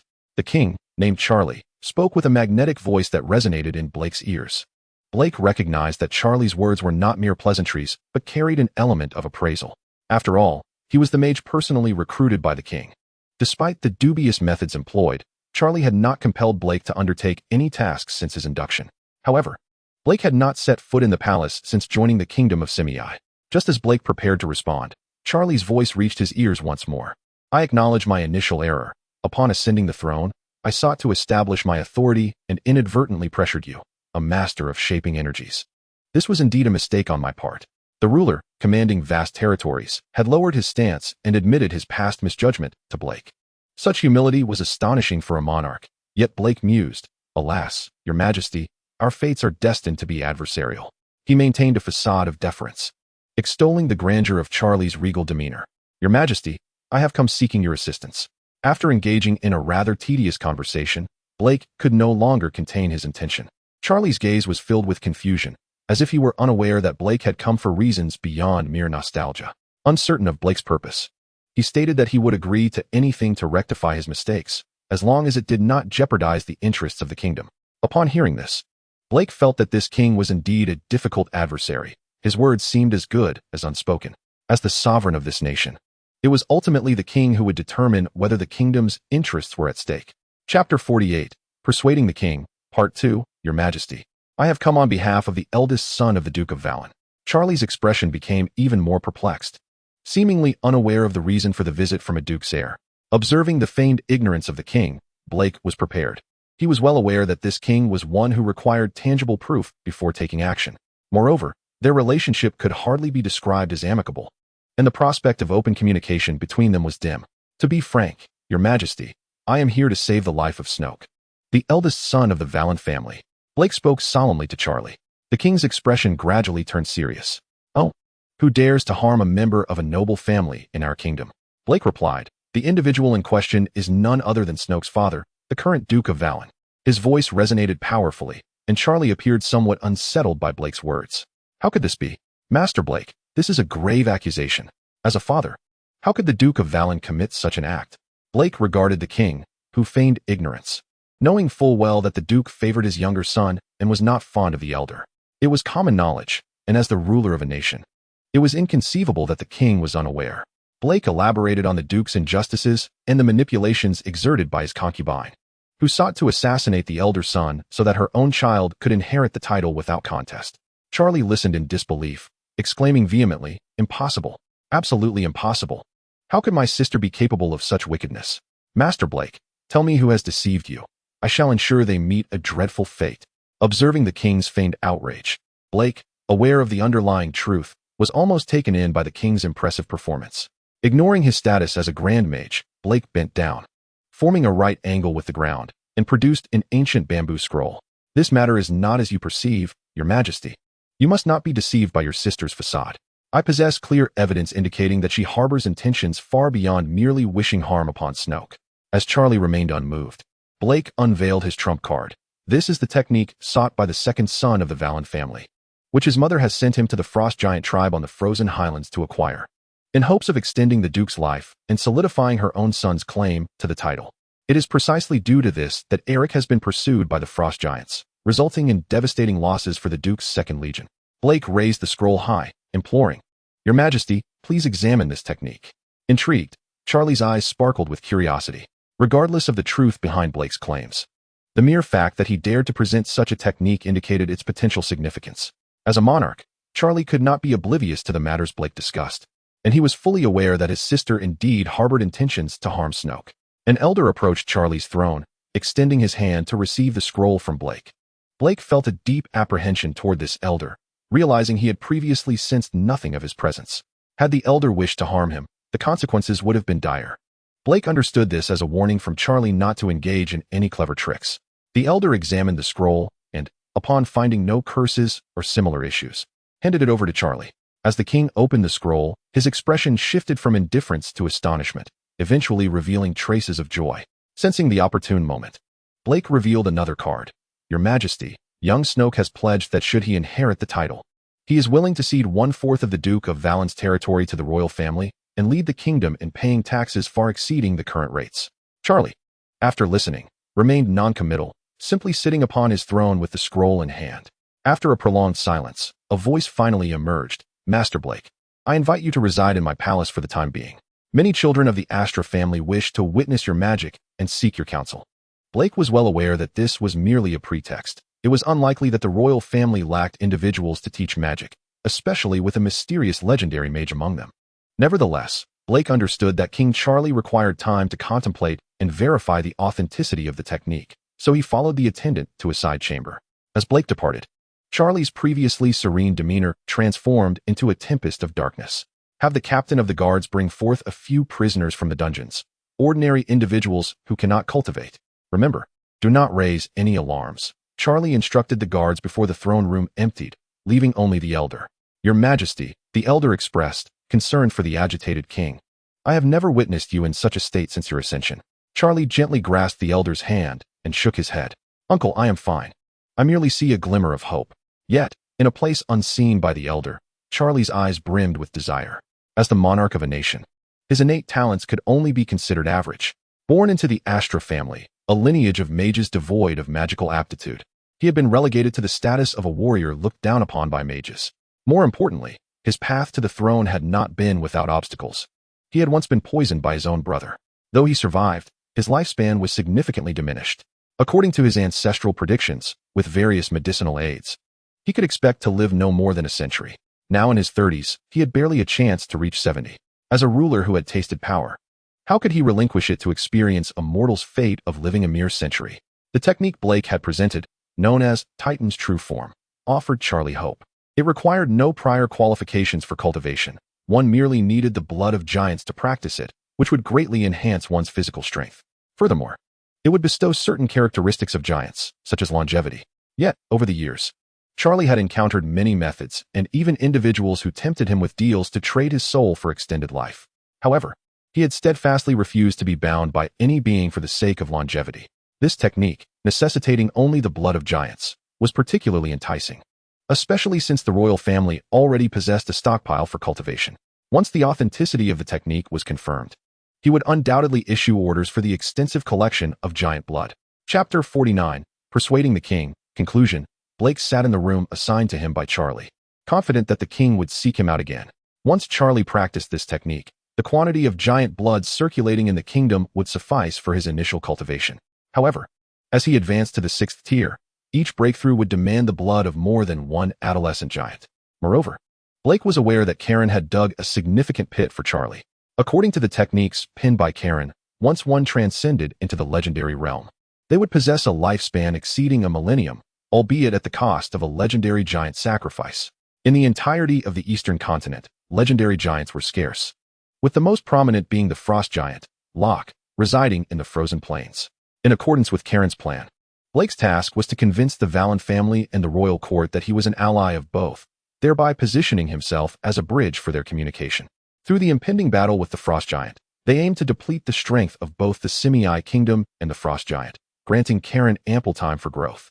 Blake pondered about Emily's current state, casting a glance towards the direction of Karen's territory, hoping that Karen's efforts to lift their family curse would bear fruit. This decision was Blake's, yet he was uncertain of its correctness, realizing he had no path of retreat.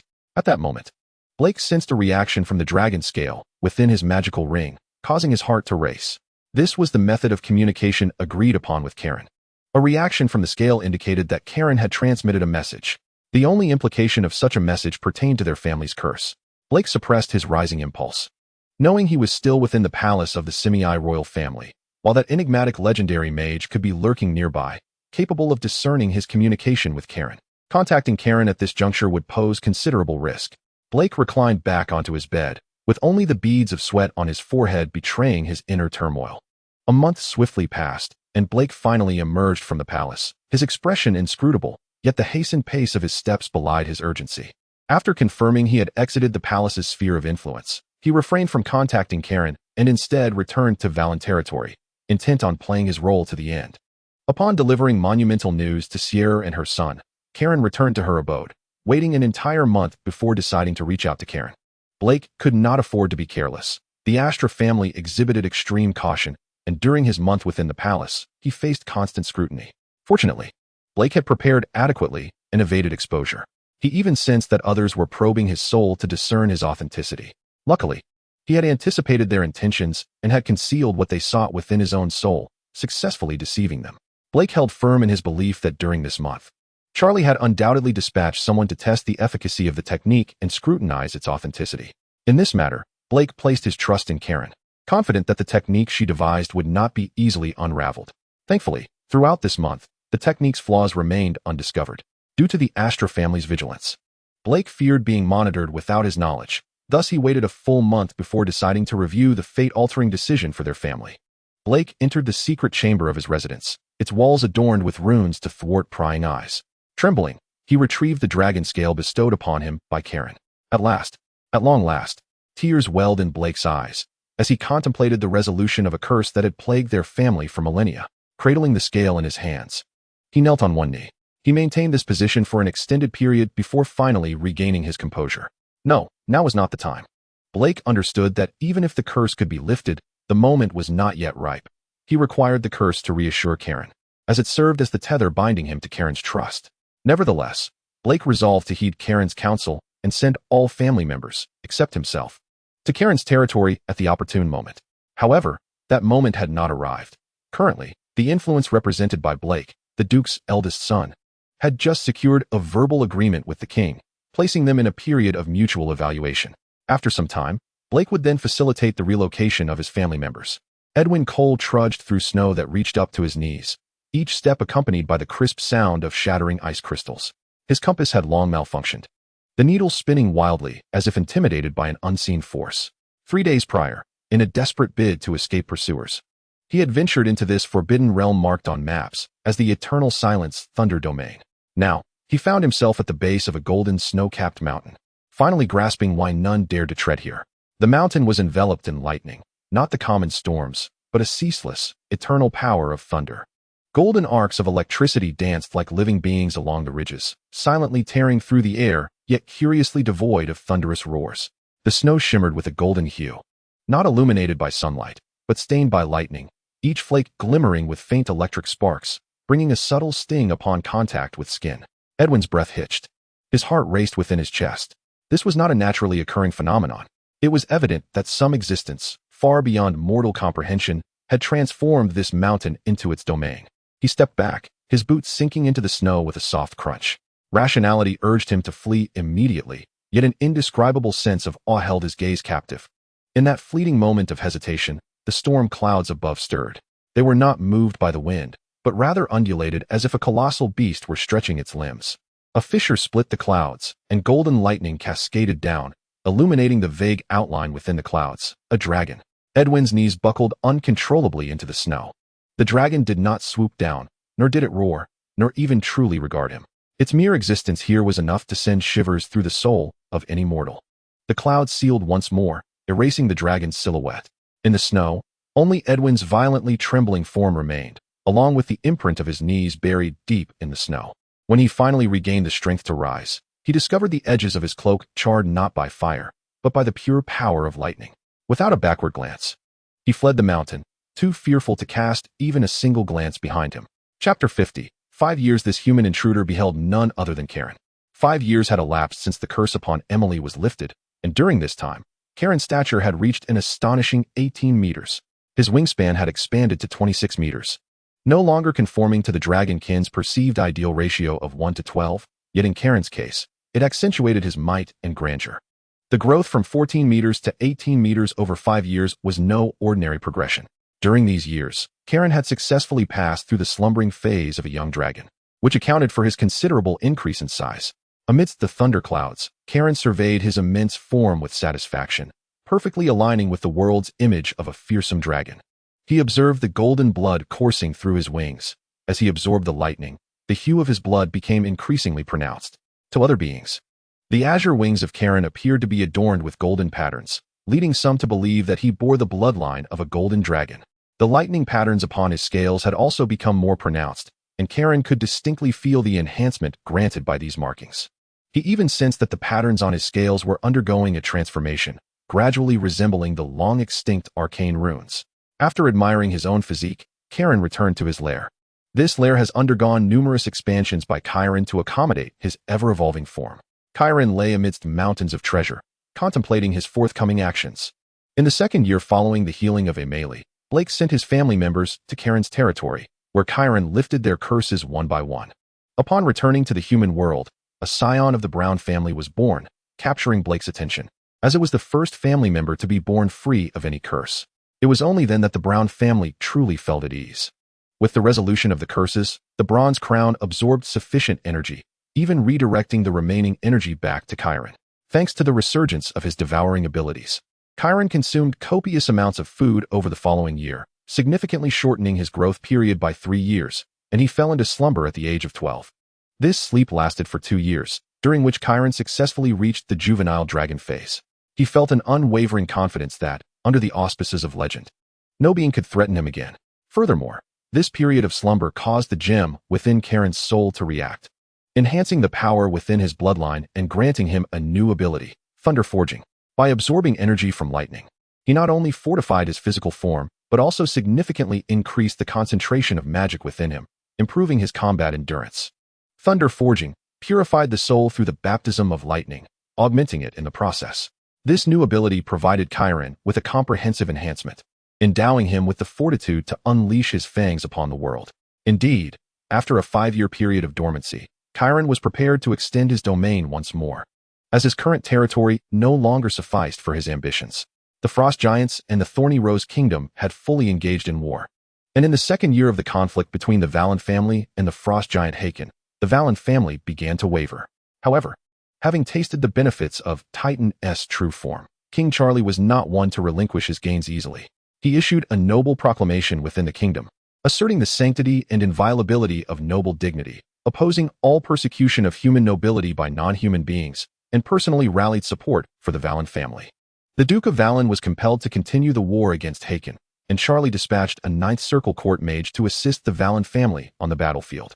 With the support of this Ninth Circle mage, the Valen family turned the tide, slaying numerous frost giants and many hill and stone giants.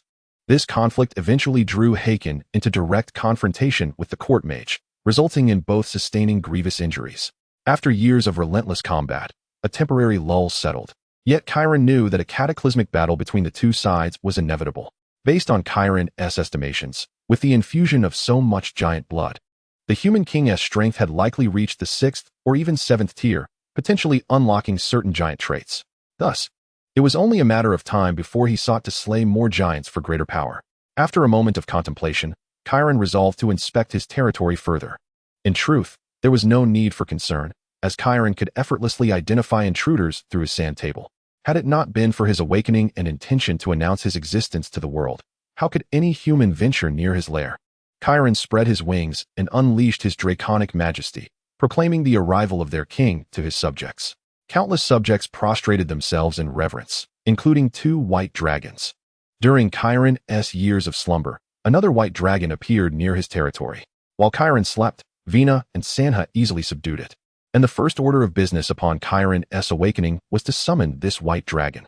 After all, Chiron aspired to become the king of dragons. And how could he do so without dragons beneath his command?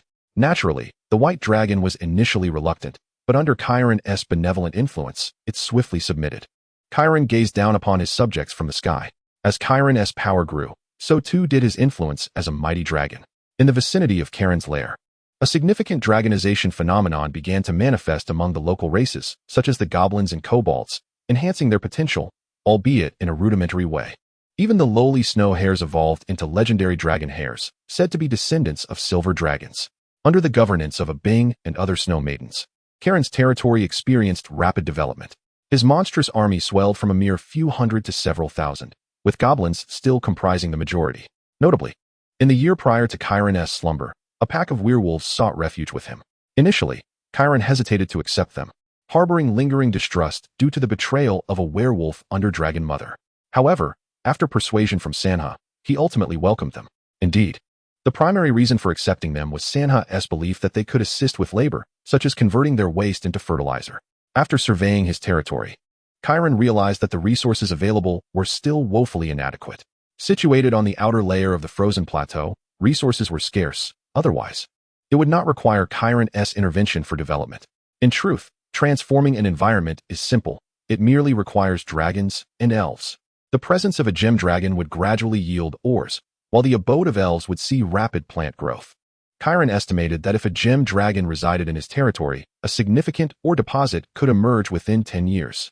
If an average elven tribe settled here, the plant growth rate could double annually. This is why many human kingdoms yearn for the protection of benevolent dragons and elves, even seeking long-term coexistence. However, these aspirations remained unrealistic for Chiron at present. Setting aside the fact that Chiron lacked the power to retain a legendary gem dragon in his domain. Even if he possessed the strength, he would be loath to introduce such an unstable factor into his territory.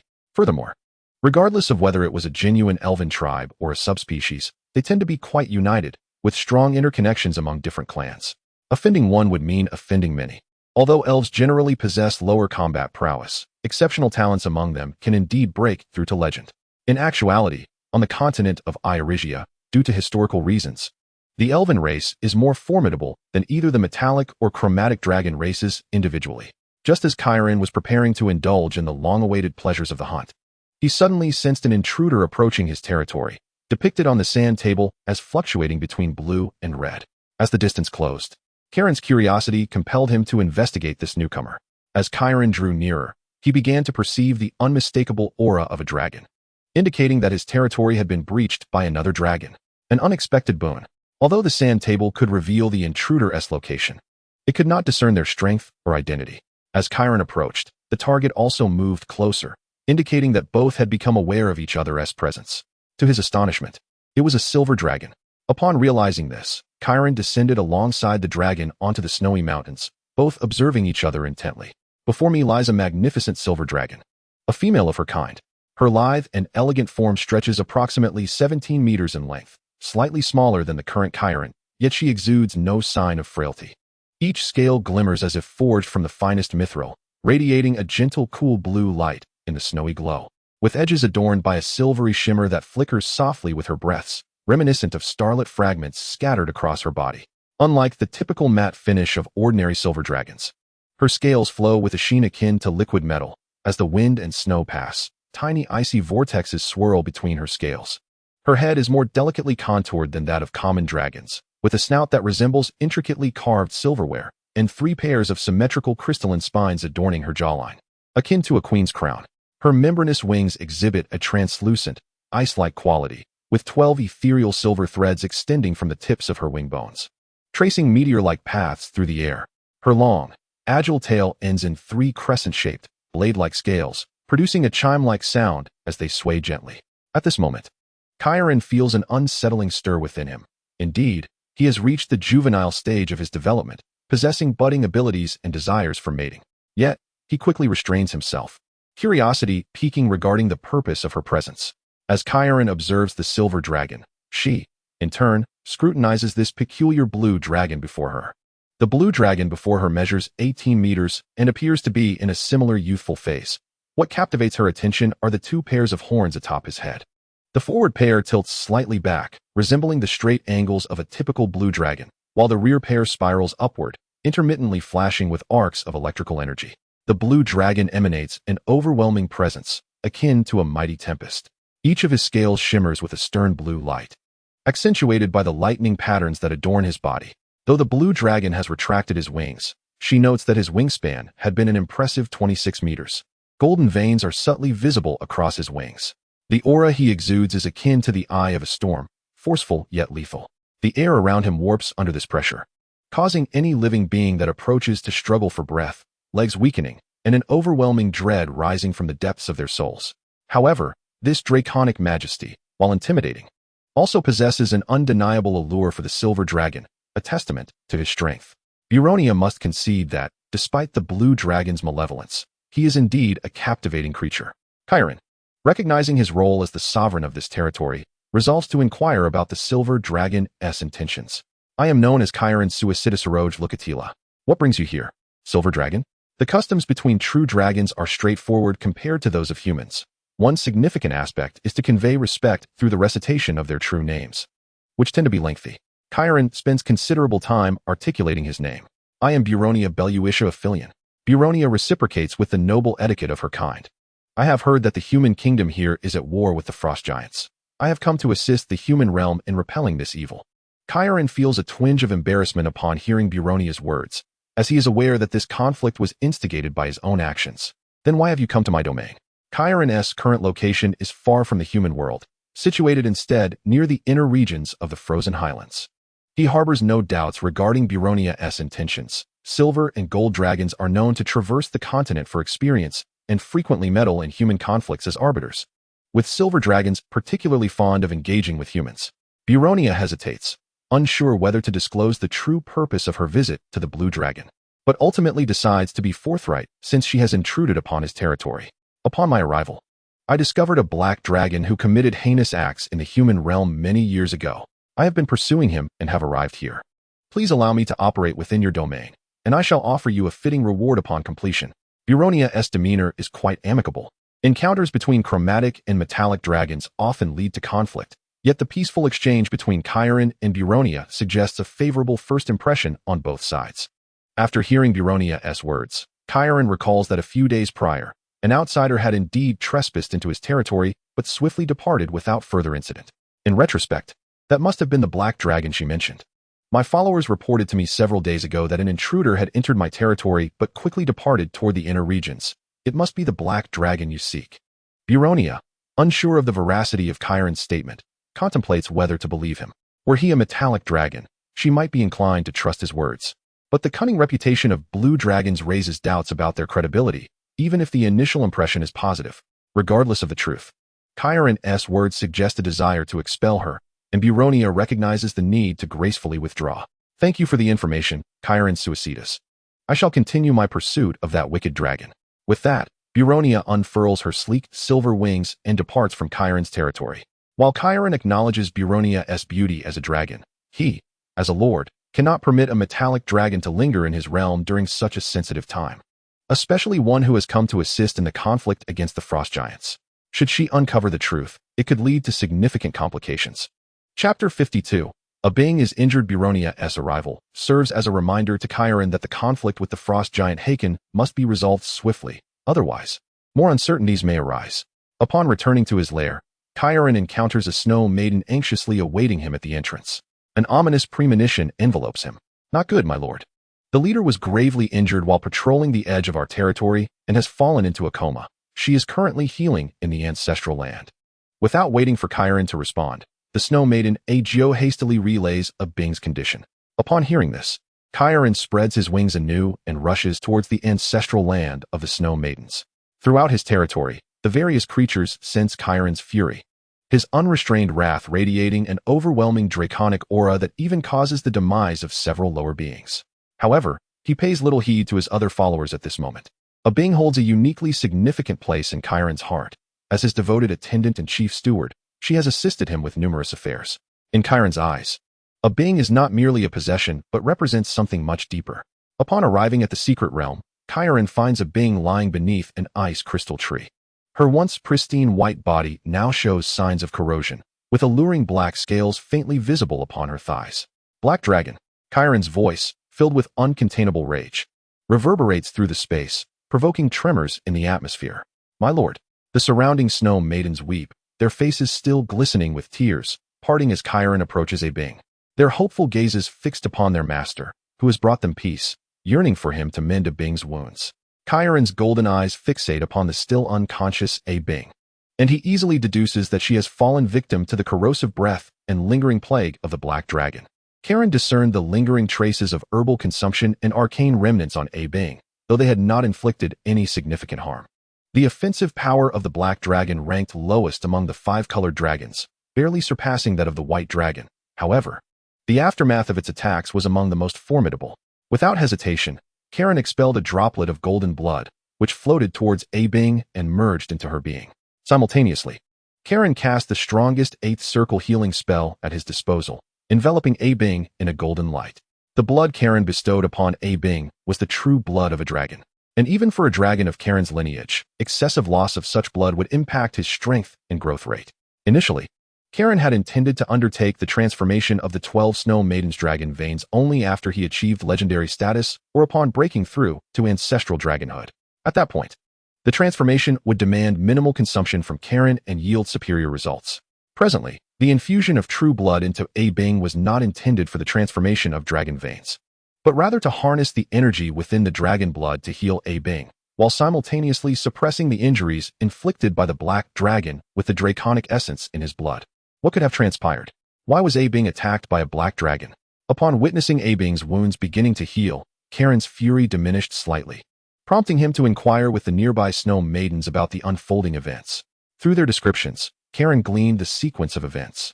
After Kairen's awakening, a Bing, anticipating another imminent war from him, ventured to patrol the borders of the tribe in preparation. There, A pair of ice crystal giant bears informed her that their child had ventured beyond their territory and had been missing for a month. Under Kairen's directive, the denizens of his realm were forbidden from straying beyond their territory, leaving the couple hesitant to search for their child. Compassionate towards their plight, Bing resolved to personally seek their child, only to fall victim to a surprise attack from the Black Dragon. "How dare you, wretched black-scaled creature, to assault my kin? Who gave you the audacity?" Kairen's previously waning anger surged anew. After instructing the Snow Maidens to tend to Bing, he departed the secret realm and soared towards the location of Bing's injuries. Kairen was enveloped in golden lightning, signifying his swift approach to the destination. He was certain that the Black Dragon was the very one spoken of by Brolonia, who had intruded upon his domain. While initially indifferent to the affairs of Brolonia and the dragon, Kairen would not permit any creature to harm his own and escape unscathed.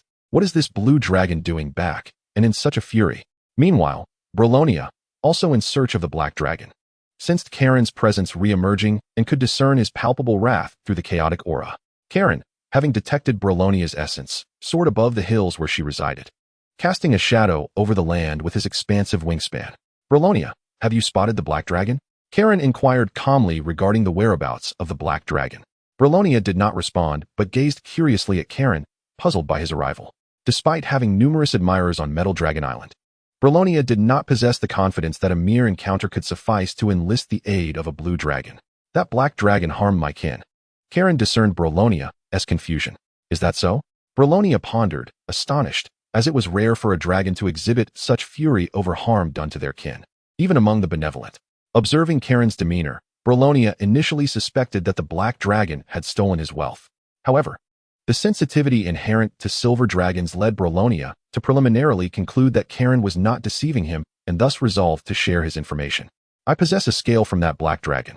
As I approach it, I can discern its trail, but here its traces have vanished." A crystal ball materialized in Brolonia's claw, housing a rusted black scale at its center. Kairen recognized it as a high-level magical artifact capable of tracking a being through a specific item. Given the caliber of Brolonia's tracking orb, it was unlikely to fail. Thus he stated, "You must leave this place." After conveying this to Brolonia, he unfurled his wings and ascended into the sky. Initially perplexed by Kairen's command, Brolonia soon realized the gravity of the situation. What a madman! Kairen ascended to an altitude of 1 kilometer, with blue scales crackling with blue-golden lightning. The once clear night sky was swiftly engulfed by swirling storm clouds, within which serpentine chains of lightning writhed. With a powerful downstroke of his wings, Kairen unleashed the storm cataclysm, summoning 12 tornadoes that spiraled into existence, their winds forming lethal blades of snow. Continuous bolts of lightning erupted from the tempest, striking the hills below. Kairen's chest radiated with a blue-white glow as he inhaled deeply, drawing the storm's electricity towards him, his throat's scales opening like mechanical valves. Upon reaching a critical point of energy accumulation, a torrent of blue-golden lightning erupted from his maw. This breath attack expanded conically, reaching a diameter of over 100 meters upon striking the ground. The hill was ravaged by the colossal lightning strike, fissures appearing and spreading across its surface. As the dust settled, the former hill had transformed into a glassy meteorite crater, with all life upon it reduced to ash. The crater brimmed with electrolyzed magma, exhibiting an eerie blue-golden hue, while charged dust particles floated in the air, producing a continuous hum of static electricity. In that moment, within 100 miles, only a darkened pit remained, alongside a silver dragon standing 1 kilometer away in stunned disbelief. Chapter 53. The Dark Realm and the Black Sun found it. Kairen folded his wings and approached the pit. "Is this the Dark Realm?" Brolonia, having appeared with her crystal ball radiating a renewed black glow, maintained a safe distance from Kairen. Unperturbed by Brolonia's change in demeanor, Kairen contemplated her words. If this pit connects to the Dark Realm, it would elucidate why they had been unable to track the Black Dragon's movements. The Dark Realm is a naturally formed underground expanse, predating the surface world. The races that once thrived there have either perished or endure still. It later became the domain of the Dark Elves. At the dawn of the world, the Dark Realm was a continent no less vast than the surface world. But through successive conflicts, the combined might of the gods of justice shattered all Dark Realms within the multiverse, leading to the formation of the present-day Dark Realm. Crucially, the air within the Dark Realm is imbued with a peculiar dark magic that obstructs the normal flow of arcane energies, meaning surface-dwelling mages would experience a significant decline in power upon entering. This characteristic preserves the realm's primal nature, rendering it unwelcoming to most sentient races. However, For Karen, it was not without value. Yet, he had more pressing matters at hand. Exchanging a glance with Brolonia, Karen stepped into the cavern first, with Brolonia hesitating momentarily before following him into the abyss. As the two colossal dragons entered, the cavern expanded, and Kalen sensed the air becoming increasingly viscous, nearly solidifying. A small fireball materialized in Kalen's palm, only to dissipate swiftly. Indeed, the flow of magic in this place was severely obstructed. A typical mage's abilities would likely falter against a warrior of the same level here. Brolonia also noted the predicament, cautiously surveying her surroundings. As a silver dragon, she found such an environment rather unpalatable, while Kalen, despite the sluggish circulation of magic within him, did not detest the atmosphere. In the elongated tunnel, only the sound of their breaths and the crunching of bones beneath their feet could be heard. At last, Kalen perceived the presence of light. Brolonia, positioned behind him, surged ahead, clearly eager to escape this oppressive environment. Upon reaching the exit, Kalen discovered not an underground realm, but a labyrinth. Brolonia had already vanished from sight, and all that greeted Kalen was a maze sculpted from eternal ice. He lifted his gaze to the sky, where the labyrinthine dome was cloaked in a deep blue layer of ice, interlaced with veins of a hauntingly purple energy. As Kalen meticulously examined the labyrinth before him, he realized its dimensions seemed to adjust according to the size of the intruder, accommodating everyone from a diminutive dwarf to a gargantuan dragon. He could also sense that the energy within him was being gradually siphoned away, albeit faintly, yet persistently. When he turned to glance back at the tunnel from whence he came, he was dismayed to find it had vanished, replaced by a glass-like formation of ice. It appeared that he had ventured into the depths of the labyrinth, with no path of retreat. This confirmed Kalen's suspicions that this place was not a natural occurrence, but rather a hindrance erected by someone to deter intruders from the world beyond the maze. Brolonia must have entered the labyrinth the moment she stepped out of the tunnel, implying that the two dragons were now situated at separate points within the same maze. Kalen's dragon tail began to sway unconsciously as he pondered, and when he inadvertently brushed against the wall of the maze, a sharp pain jolted through him. He turned to inspect his scalded tail, then glanced at the wall reflecting his silhouette. The crystalline ice harbored immense magical power, warranting cautious interaction. Kalen unleashed a minuscule bolt of lightning towards the wall, which caused no damage and proved remarkably resilient. Through his observations, Kalen deduced that this labyrinth was most likely crafted by a high-ranking illusionist, linking it to the essence of the Shadow Realm, rendering it difficult to destroy. Thus, to escape, one must rely on their understanding of illusions. A smile crept upon Kalen's lips. While this was sufficient to ensnare the vast majority of beings, he was not among them. Every blue dragon is a master of illusion, and Kalen possessed the divine eye, enabling him to pierce through any facade. His eyes sparkled with the thunderous array as he effortlessly discerned the labyrinth's true nature, quickening his pace to commence his endeavor. After navigating the maze for what felt like thousands of turns, he finally halted at a dead end. Gazing at the three ice walls before him, Kalen hesitated briefly, yet ultimately charged straight into the wall on his right. Instead of pain, he found himself in a sealed space devoid of direction, as if engulfed in chaos. At the center of this chaotic expanse loomed a black sun, surrounded by an overwhelming sea of bones, remains of creatures as insignificant as insects, alongside dwarfs, humans, gnolls, ogres, formidable giants, elves, and even dragons. Amongst the bones were some figures that had not succumbed to decay, and one silver form stood out distinctly. It was Brolonia. In her current state, she appeared disoriented, murmuring an unknown incantation, her body sprawled around the black sun. Kalen discerned the peril she faced. This black sun was incessantly draining the life force of nearby beings, the effects becoming increasingly pronounced the closer one got. Yet Brolonia radiated a silvery light, resisting the sun's power, though that luminescence was fading, clearly unable to endure for much longer. Kalen realized he could no longer afford to hesitate. If the light were to extinguish, Brolonia would likely perish. He immersed himself in an elemental state, acutely aware of the black sun's threat. Unfurling his wings and soaring above Brolonia, his claws materializing as he prepared to seize her and escape. Just as Kalen was about to make contact, the black sun swelled rapidly, prompting Brolonia to lift her head, unleashing a white breath. Alarmed, Kalen sensed the impending danger and reverted his claws to an elemental form. As he fully transformed, Brolonia's breath surged toward him, prompting him to swiftly distance himself from her. With the black sun's tumult, the long-dead remains began to flicker with a dark flame, rising once more to life, all gazing hungrily at Kalen. Watching the bones revive in droves, even Kalen, usually brimming with confidence, felt a chill run down his spine. Thousands of skeletons stood before him, and their numbers only continued to swell. Notably, two skeletal giants, towering over 30 meters, loomed ominously, amplifying the pressure on Kalen. In the outermost layer, the skeletal soldiers launched their assault on Kalen. In his elemental form, Kalen easily shattered these skeletons with his dragonic might. A single dive allowed him to dispatch dozens of skeleton warriors, yet as waves of increasingly potent adversaries surged forth, the pressure mounted. Nevertheless, Kalen felt no fatigue. With a swift bite, he decapitated an ogre, and with a flick of his wings, he obliterated the approaching skeletal elf. His roar echoed powerfully, shattering the weaker skeletons nearby. This sensation was exhilarating. Kalen reveled in an uncontainable thrill as a blue dragon.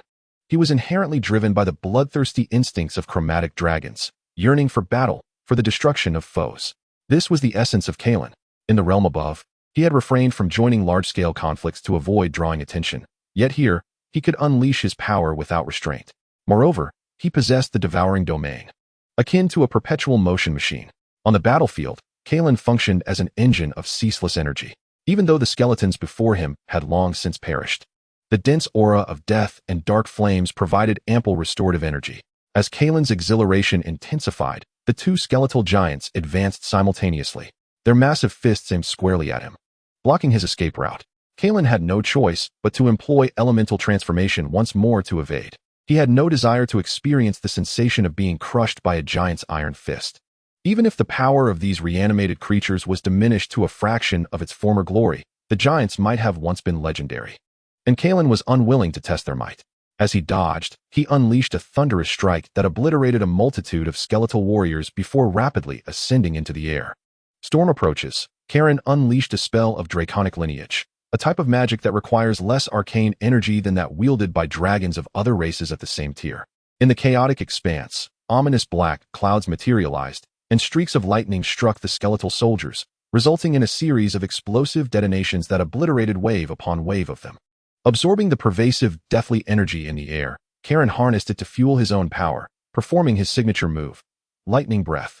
The formidable breath he expelled struck a giant with immense force, causing it to stagger back until it was reduced to a mere pile of bones. Karen repeated his previous actions, seizing the opportunity to target another giant.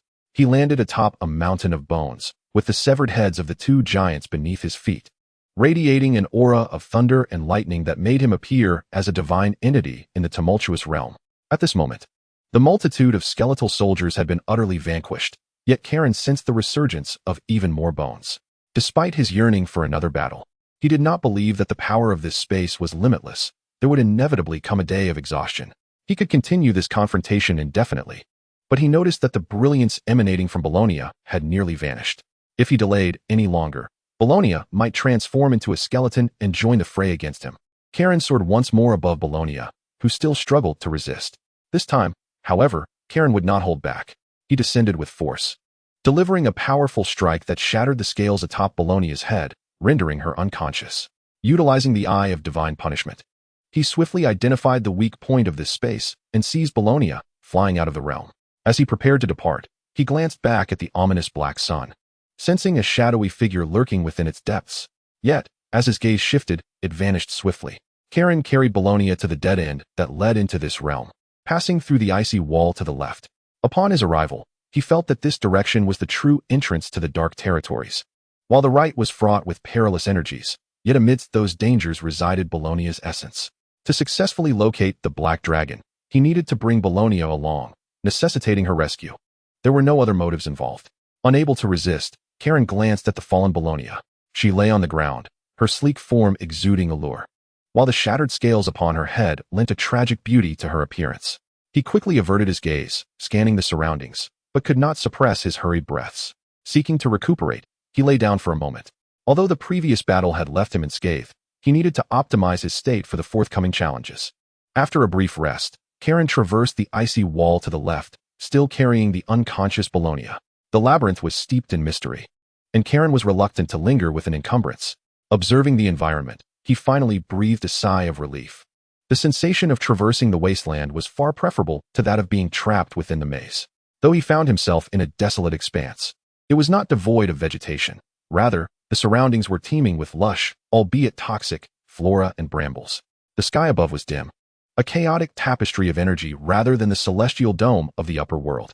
Kairen extended his electrosensory perception, discovering that no formidable creatures lurked nearby, save for a single ogre tribe. Relieved, he brought Bologna to a concealed cave to take refuge temporarily. After casting an illusion to shield them, he began to contemplate. The immediate priority was to locate the black dragon, eliminate it, and glean information about this dark territory. Clearly, Kairen had developed an interest in this obscure realm after his initial observations. It did not appear to be small. After surveying a radius of several hundred miles, he noted only the ogre tribe, which might serve as a potential source of information. The urgent task at hand was to awaken Bologna. Despite appearing unharmed aside from the blow dealt by Kairen, the true toll had been taken by the magical artifact that had protected her.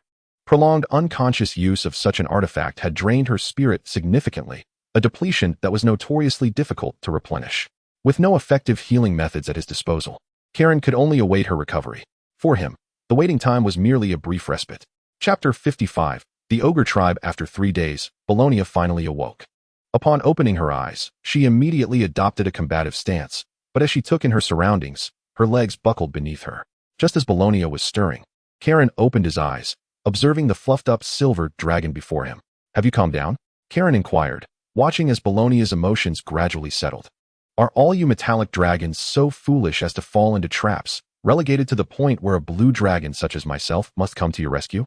To Kairen's surprise, Bologna did not respond with anger. Instead, she earnestly expressed her gratitude. "Thank you, Kairensos. I promise that whenever you require assistance, regardless of how challenging it may be, I shall aid you. I swear by the name of the Platinum Dragon God." Kairen was quite pleased with Bologna's attitude. Regardless of his initial reasons for rescuing her, now that he had saved her, it could not be for naught. A mere thank you would not suffice, as he, being a dragon, held great significance in such matters. Bologna understood that she could not allow a dragon to engage in meaningless acts, irrespective of whether they were chromatic or metallic. "Now that you are awake, we must attend to business regarding that black dragon," Kairen stated bluntly. Showing no regard for the beauty before him and not allowing her the time to adjust to her regained senses. He remained resolute in his vow to slay the black dragon, swearing an oath to Tiamat that he would fulfill this mission at all costs. Bologna, sensing Kairen's seriousness, momentarily disregarded her lingering discomfort. She retrieved a crystal orb, and as she surveyed the cave's cramped confines, her form radiated a pearlescent glow. When the light faded, she stood before Kairen, transformed into a beautiful maiden with golden hair and fair skin. Kairen was not at all surprised by Bologna's transformation, as it was common among benevolent dragons to favor humanoid forms. This inclination stemmed from their fondness for the human realm, particularly among silver and red dragons who often enjoyed masquerading as young maidens or innocent children to lure criminals, only to revert to their true forms and deliver justice upon them. Kairen harbored disdain for such entrapment tactics, pondering how many could resist the allure of greed and temptation. As an evil dragon, he found it utterly incomprehensible. Even more perplexing was the notion that male dragons would also adopt the guise of beautiful maidens to seduce others into wrongdoing. One could only imagine a mighty, robust middle-aged man transforming into an 18-year-old beauty, a thought that sent shivers down Kairen's spine. Fortunately, the maiden before him was indeed genuine. Even in human form, she was strikingly attractive. "My crystal reveals that the black dragon is still quite distant from us. With my speed, it would take me approximately 2 days to reach it. Do you not possess a space scroll?" From the moment when Bologna resisted the plundering of the Black Sun, Kairen recognized that the lineage of this silver dragon must be extraordinary. Moreover, over the past 2 days, Kairen's dragon intuition has sensed that the silver dragon possesses a considerable amount of treasures. "I have exhausted mine during my prior training, and even if I had some left, I would advise against using it in such a manner." We remain unaware of the situation surrounding that black dragon. After Kairen saved her life, a preliminary trust was established between them, and Bologna has not concealed this matter. Kairen nodded, acknowledging that he had not fully considered this. Since his birth, apart from facing a few demons, life had generally flowed smoothly for him. He had grown accustomed to charging ahead recklessly. Otherwise, he would not have ventured directly into the uncharted shadows. "Could it be that I truly possess the genes of that foolish red phosphorus?" Kairen mused, chuckling to himself. Upon witnessing the blue dragon grinning broadly, Bologna involuntarily took a step back. Clearing his throat, Kairen quickly shifted the topic. "In light of this, if we wish to reach the location of that black dragon, it would be prudent to first gather intelligence about this dark region before engaging with it." Bologna nodded in agreement. "Therefore, I have a target in mind. Not far from here lies a two-headed ogre tribe. Let us inquire about the situation in this shadowy territory there. Kalen's eyes sparkled with determination. Through these ogres, he could not only obtain information, but also seize the opportunity to subjugate them as a foothold in this realm.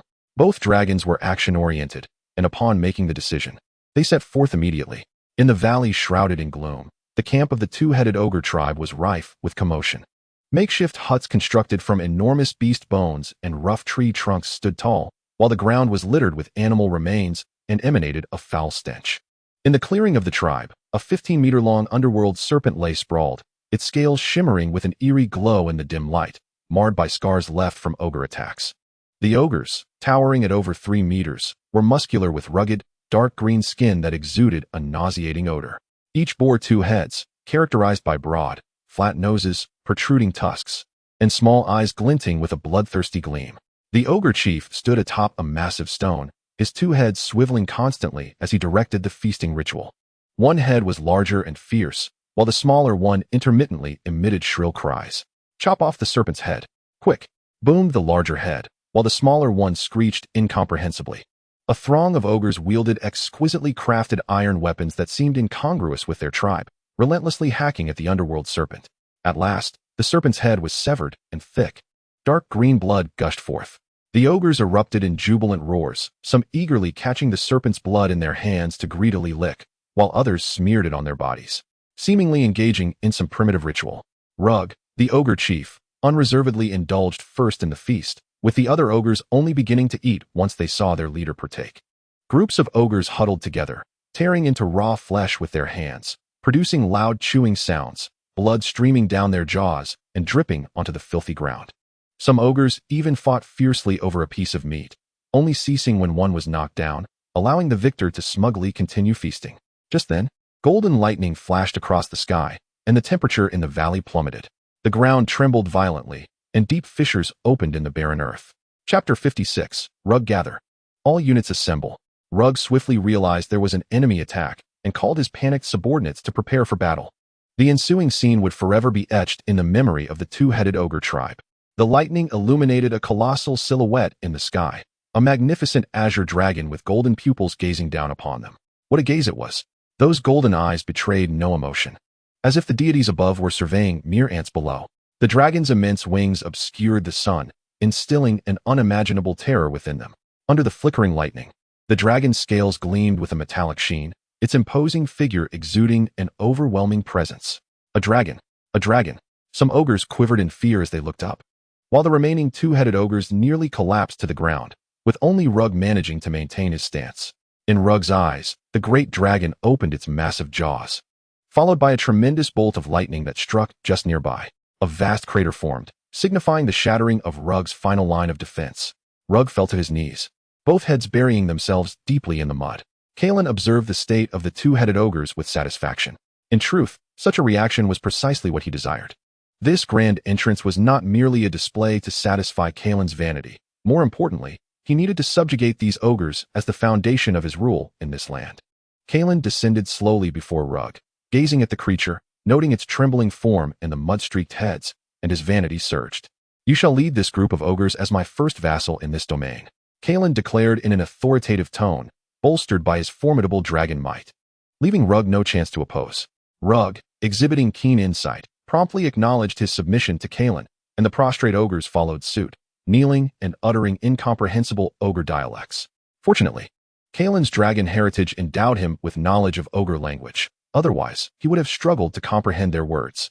Their general meaning was a tribute to Kalen's strength and valor, ultimately transforming into cries of jubilation.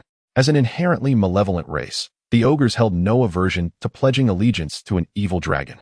In fact, during the zenith of dragon power, ogres served as foot soldiers in their battles. Moreover, Kalen's striking appearance perfectly matched the ogre's perception of a fearsome dragon. Bulania's figure gradually emerged above the valley, observing the ogres below as they expressed their allegiance to Kalen. As a pure silver dragon, Bulania was acutely aware that Kalen's intentions extended beyond merely locating the whereabouts of the black dragon. It seemed that this azure dragon had already set his sights on establishing dominion over this territory. Once Kalen unified this land, his influence would undoubtedly swell rapidly, ushering in a new wave of bloodshed. Bulania even speculated that, given Kalen's ostentation. It would be unreasonable for the conflict between humans and frost giants to unfold without his involvement. Yet, she had tacitly permitted all of this. Watching as Kalen gathered his vassals while she prepared barriers to ensure that no other beings took notice of this place, simultaneously avoiding any overshadowing of Kalen's glory. Boloonia gazed at Chiron with a complex expression until Chiron's gesture for her to descend interrupted her thoughts. Repeat what you just told me. Yes, great master. Ruger turned to the human maiden standing beside Chiron. Typically, such delicate-skinned females would be his favorite. Yet, Ruger dared not entertain any such thoughts about this girl before him. Although she did not exude any formidable aura, the relentless reminder of her being a top-tier predator weighed heavily on him, for she was indeed a dragon, and moreover, she stood beside his master, signifying an extraordinary bond with Chiron. My lord, we currently find ourselves in the northern region of the Dusklands, where our ogre tribe is one of the more formidable factions. Aside from us, this land is populated by various other ogres, wargs, battle lizards, and gray horsemen. Furthermore, as far as I know, since the formation of this territory, no legendary beings have emerged. The influence of the various tribes is relatively balanced, thus preventing the establishment of a unified power over this vast expanse of land. Wait, Boloonia interjected, her curiosity piqued as Ruger mentioned the absence of legends. When he stated that this area spanned millions of square meters, she could no longer contain herself. Consider that this area is not insignificant. Many human kingdoms cover merely hundreds of thousands of square kilometers, and even the more powerful ones barely reach a few million. Only those elite kingdoms, with several legendary mages in residence, can boast over 10 million square kilometers. As for the 5 great empires of the human realm, their numerous legendary figures and endless strategies allow them to command tens of millions of square kilometers of fertile land. The notion that the Dusklands, despite its barrenness, has never birthed a legend is utterly unbelievable, leading Boloonia to doubt the veracity of the two-headed ogre's claims. Boloonia, I understand your thoughts. Yet I have already examined the memories and legacies of these ogres, and they align precisely with Ruger's account. If you remain skeptical, you may delve into his memories yourself. Upon hearing Ruger's assertion of legendary births, Chiron too felt a flicker of doubt, prompting him to cast a behavioral binding on the ogres and probe their memories. Chiron had to concede that the ogre race indeed exhibited troubling intelligence. Most possessed a brain capacity inferior to that of a child, their minds consumed by thoughts of mating and feeding, with only Ruger possessing a normal intellect. Consequently, Chiron specifically examined their bloodline heritage, which confirmed Ruger's truthfulness. Boloonia, opting not to explore the memories herself, placed her trust in Chiron, believing he would not deceive her over such a trivial matter. However, if Ruger's claims held true, then the Dusklands might harbor significant issues. Continue, Chiron urged Ruger to elaborate. Yes, master. The most enigmatic region in the Dusklands lies in the central area, perpetually shrouded in a veil of mist, from which no creature has ever returned. Chiron and Boloonia exchanged glances, both sensing that the black dragon must be lurking within the central region of the Dusklands. Indeed, after Boloonia's persistent inquiries and the guidance of her crystal ball, they concluded that the dragon resided there. Since we have reached this conclusion, let us prepare to depart. That dragon shall pay for its actions. Chiron remained unfazed by the dangers of the area. According to Ruger, there were no legendary creatures here, thus posing no threat to him. Moreover, even if a legend were to appear, Chiron felt confident in his ability to escape. Chapter 57. The Mist. After a moment of hesitation, Boloonia chose to trust Chiron and prepared to accompany him. However, as they discussed their method of travel, a divergence of opinions emerged. Chiron believed they should fly directly, announcing their arrival, while Boloonia insisted the area was too peculiar and suggested they should proceed stealthily to avoid drawing attention. Ultimately, Chiron was persuaded by Boloonia to reduce his form to approximately 30 centimeters and perch on her shoulder as she carried him. Initially, Boloonia blushed at Chiron's action but soon accepted it. After 10 full days, Chiron and Boloonia finally reached their destination, not because they could not hasten their pace, but rather because Chiron had been gathering information about the Dusklands along the way, preparing for his impending residency there. This is it. The crystal ball has tracked us here, but it has vanished once again. At this moment, Boloonia and Chiron halted before a thick black fog. Chiron observed the fog and discerned that it was not an illusion or magical phenomenon, but rather the result of some energy leak. This leaking energy, combined with the dark energy of the Dusklands, rendered the flow of mana nearly impossible. Yet, this posed little hindrance to Chiron, even devoid of magical abilities. He remained a physically powerful true dragon. I possess a method to enter without losing my way. In her humanoid form, Boloonia retrieved a talisman. It radiated a brilliant white light, enveloping both Bologna and Chiron. Chiron gazed in awe at Bologna's seemingly endless array of artifacts. Over the 10 days of their journey together, Chiron and Bologna exchanged much dialogue, deepening their bond. Chiron learned of Bologna's lineage. The Aphelion family was one of the most powerful silver dragon families in Irixia. Bologna's parents were both legendary silver dragons, and as their offspring born before they ascended to legend, she was showered with their affection. It was even said that her birth attracted the attention of the benevolent dragon god, the legendary lord of the north winds, the platinum dragon god. Thus, despite the dragon's meticulous guardianship over wealth, Bologna's parents and family members bestowed upon her formidable treasures during her training excursions. This inevitably stirred feelings of envy within Chiron. Although he was not abandoned like ordinary five-colored dragons, but rather nurtured under the protection of his mother, Kalaoya, during his most vulnerable stages. He lamented that his mother could not provide him with such abundant gifts, as she likely lacked them herself. With the protective aura, Chiron and Bologna navigated the mist smoothly. After approximately half an hour, the veil of fog dissipated, revealing the true visage of this enchanted land. Before Chiron lay a black lake, its surface covered by a layer of ice, beneath which floated eerie blue bioluminescent algae. At the center of the lake stood a small island, adorned with 12 towering pillars, each around 5 meters in diameter, inscribed with mysterious runes. Chiron and Bologna recognized these runes, exchanging astonished glances, for they had not anticipated encountering ancient draconic runes in this place. Indeed, the runes adorning those pillars are the ancient tongue of dragons, a language scarcely mastered by true dragons in the present day. Bologna stood at the water's edge, scrutinizing the pillars on the small island at the heart of the lake. At that moment, Chiron descended from above Bologna, returning to his true form. He sensed the latent danger lurking beneath the seemingly tranquil surface of the dark lake. Yes, it was undoubtedly the ancient dragon language, yet despite our arrival here, we have yet to catch a glimpse of that black dragon. Chiron remained steadfast in his purpose.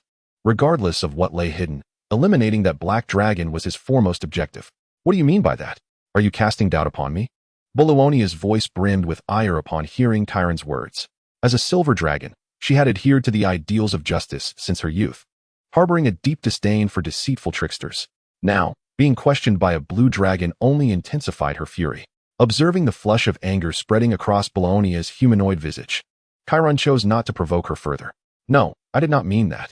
I simply meant to suggest that do you not find it rather effortless to trace the movements of that black dragon? Bologna was no fool. Chiron's suggestion prompted her to rapidly deduce the implication. You mean to say that something is deliberately guiding us? Bologna furrowed her delicate brow, her hand clutching the crystal orb, scrutinizing it intently. But that cannot be. This crystal orb was crafted by a legendary mage with the aid of my grandfather. Even an ordinary legend could not influence it. Indeed, enticing you here is no easy feat. A sinister voice echoed in Chiron and Bologna's ears, prompting Chiron to cast protective spells around them, while Bologna summoned a guardian rune to envelop them both. Chiron employed his electroception in a frenzied attempt to locate the source of the voice, but his perceptive abilities were significantly diminished in this place, rendering him unable to uncover its origin. After a moment of contemplation, the now true dragon Bologna seemed to have realized something. Chiron, that is the voice of the black dragon. Oh, is it? How fortuitous, for I was just lamenting my inability to locate him. Although Chiron had not pinpointed his target, attacking an enemy need not involve direct sighting. Thunderstorm Mirage. In the eyes of the black dragon, the forms of Chiron and Bologna vanished, replaced by a green dragon. Bruce would forever remember that silhouette, the very one that had reared him in his formative years. Yet it was also this dragon that had banished him irrevocably. Bruce, you are truly feeble. You are even inferior to your mundane kin with black scales. The voice of the green dragon echoed in his ears once more after many years. It seems banishing you was indeed a judicious choice. You are utterly worthless, unable to slay even a rhinoceros in your youth, and now you dare not confront your enemies. You are a thoroughgoing waste of existence, Bruce. The green dragon before him mocked Bruce with a derisive tone. Silence, Valance. You wretched crone, be quiet. Hidden in the mists. Bruce had completely lost his composure, attributing his current plight to the very dragon that stood before him. Bruce shed all pretense and lunged at the green dragon. Although Bruce measured approximately 13 meters in length, his physique exhibited remarkable agility. His metallic claws aimed directly at Valance's face as they engaged in combat. This is not right.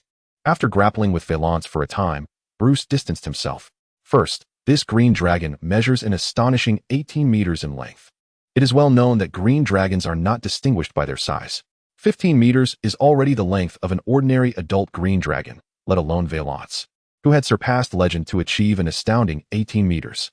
Decades had passed since Bruce's banishment, yet Valance's size had not altered in the slightest.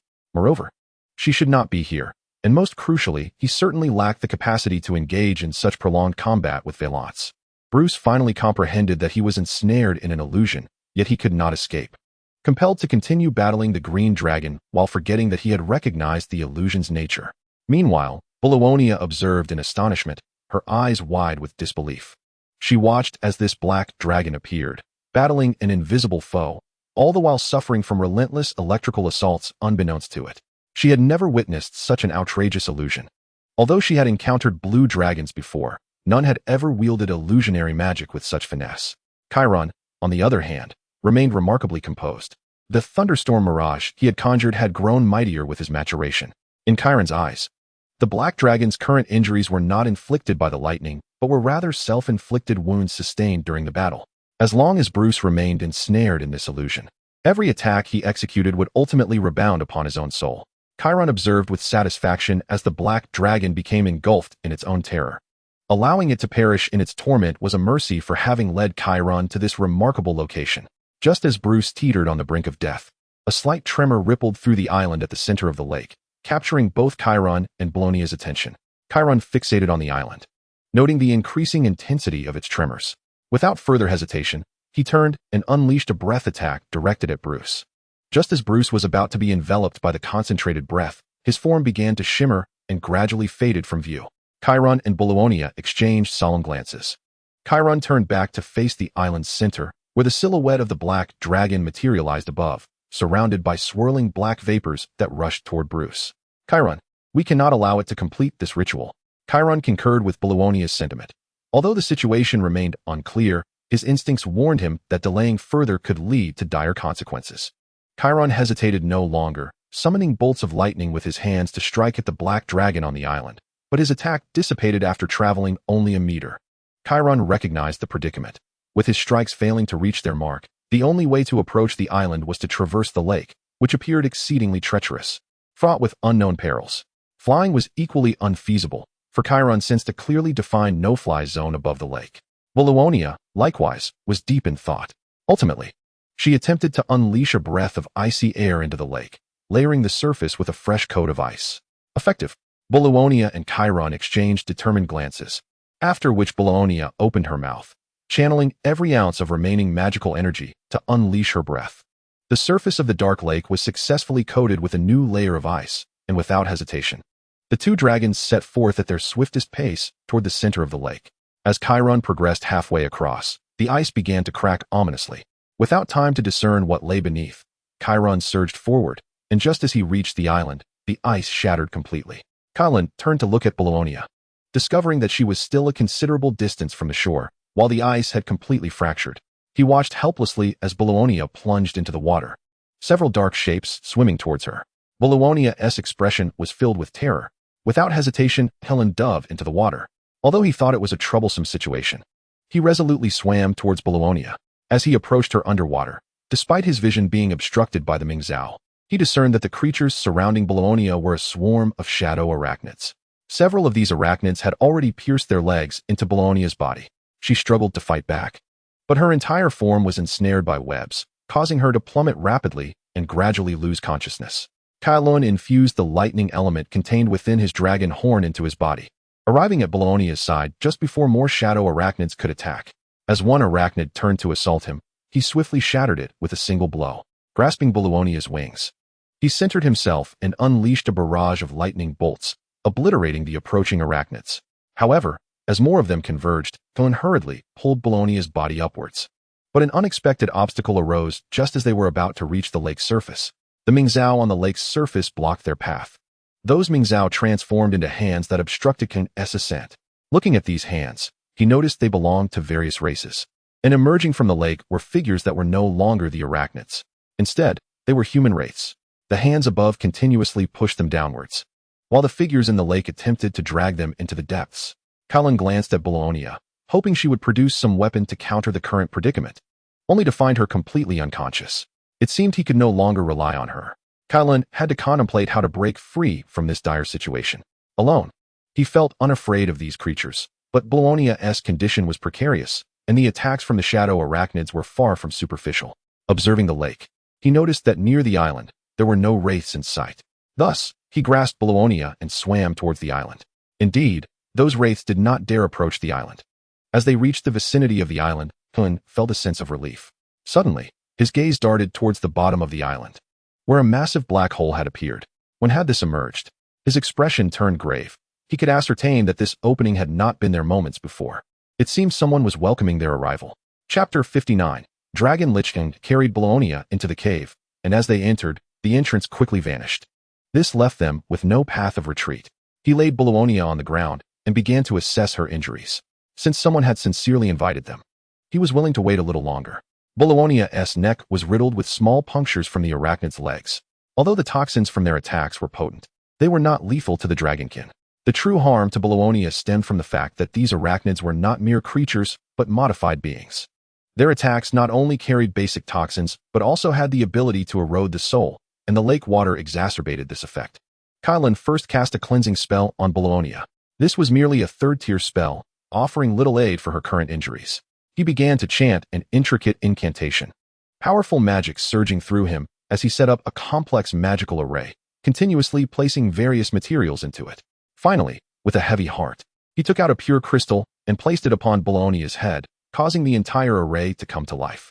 Ninth-tier spell, Soul Reshape. Kailan felt his soul power steadily diminishing, his magic being drawn away in large quantities. Since entering his adolescent years, he had firmly established himself as an 8th-tier mage, yet he had never before cast a 9th-tier spell, especially one focused on the school of transmutation, of which he was not particularly adept in healing. Whether this spell would succeed was uncertain, resting solely on fate. He hoped Bahamut would grant her protection. After completing an 8th-tier defensive spell, Kailan took a moment to recuperate. The formation of this 9th-tier spell would require time, but he was not inclined to wait indefinitely. The transformation of this array was still incomplete, and lingering would be of no benefit. After a brief rest, he ventured deeper into the cave, entirely unaware of Bologna's complex gaze behind him. As he advanced through the passage, he noticed the air thickening with deathly energy, and the walls were inscribed with ancient draconic runes. Gradually, as he moved further in, he felt an intense chill. Even his strong dragon constitution could not withstand it. Eventually, he halted before a circular altar with a diameter of 100 feet, surrounded by 12 pillars. The runes carved upon them matched those on the island. At the center of the altar stood a throne forged from ice crystals, with a core made of a ghostly crystal stone. Its surface was adorned with dark purple veins resembling blood vessels, within which a pale heart could be seen pulsating slowly.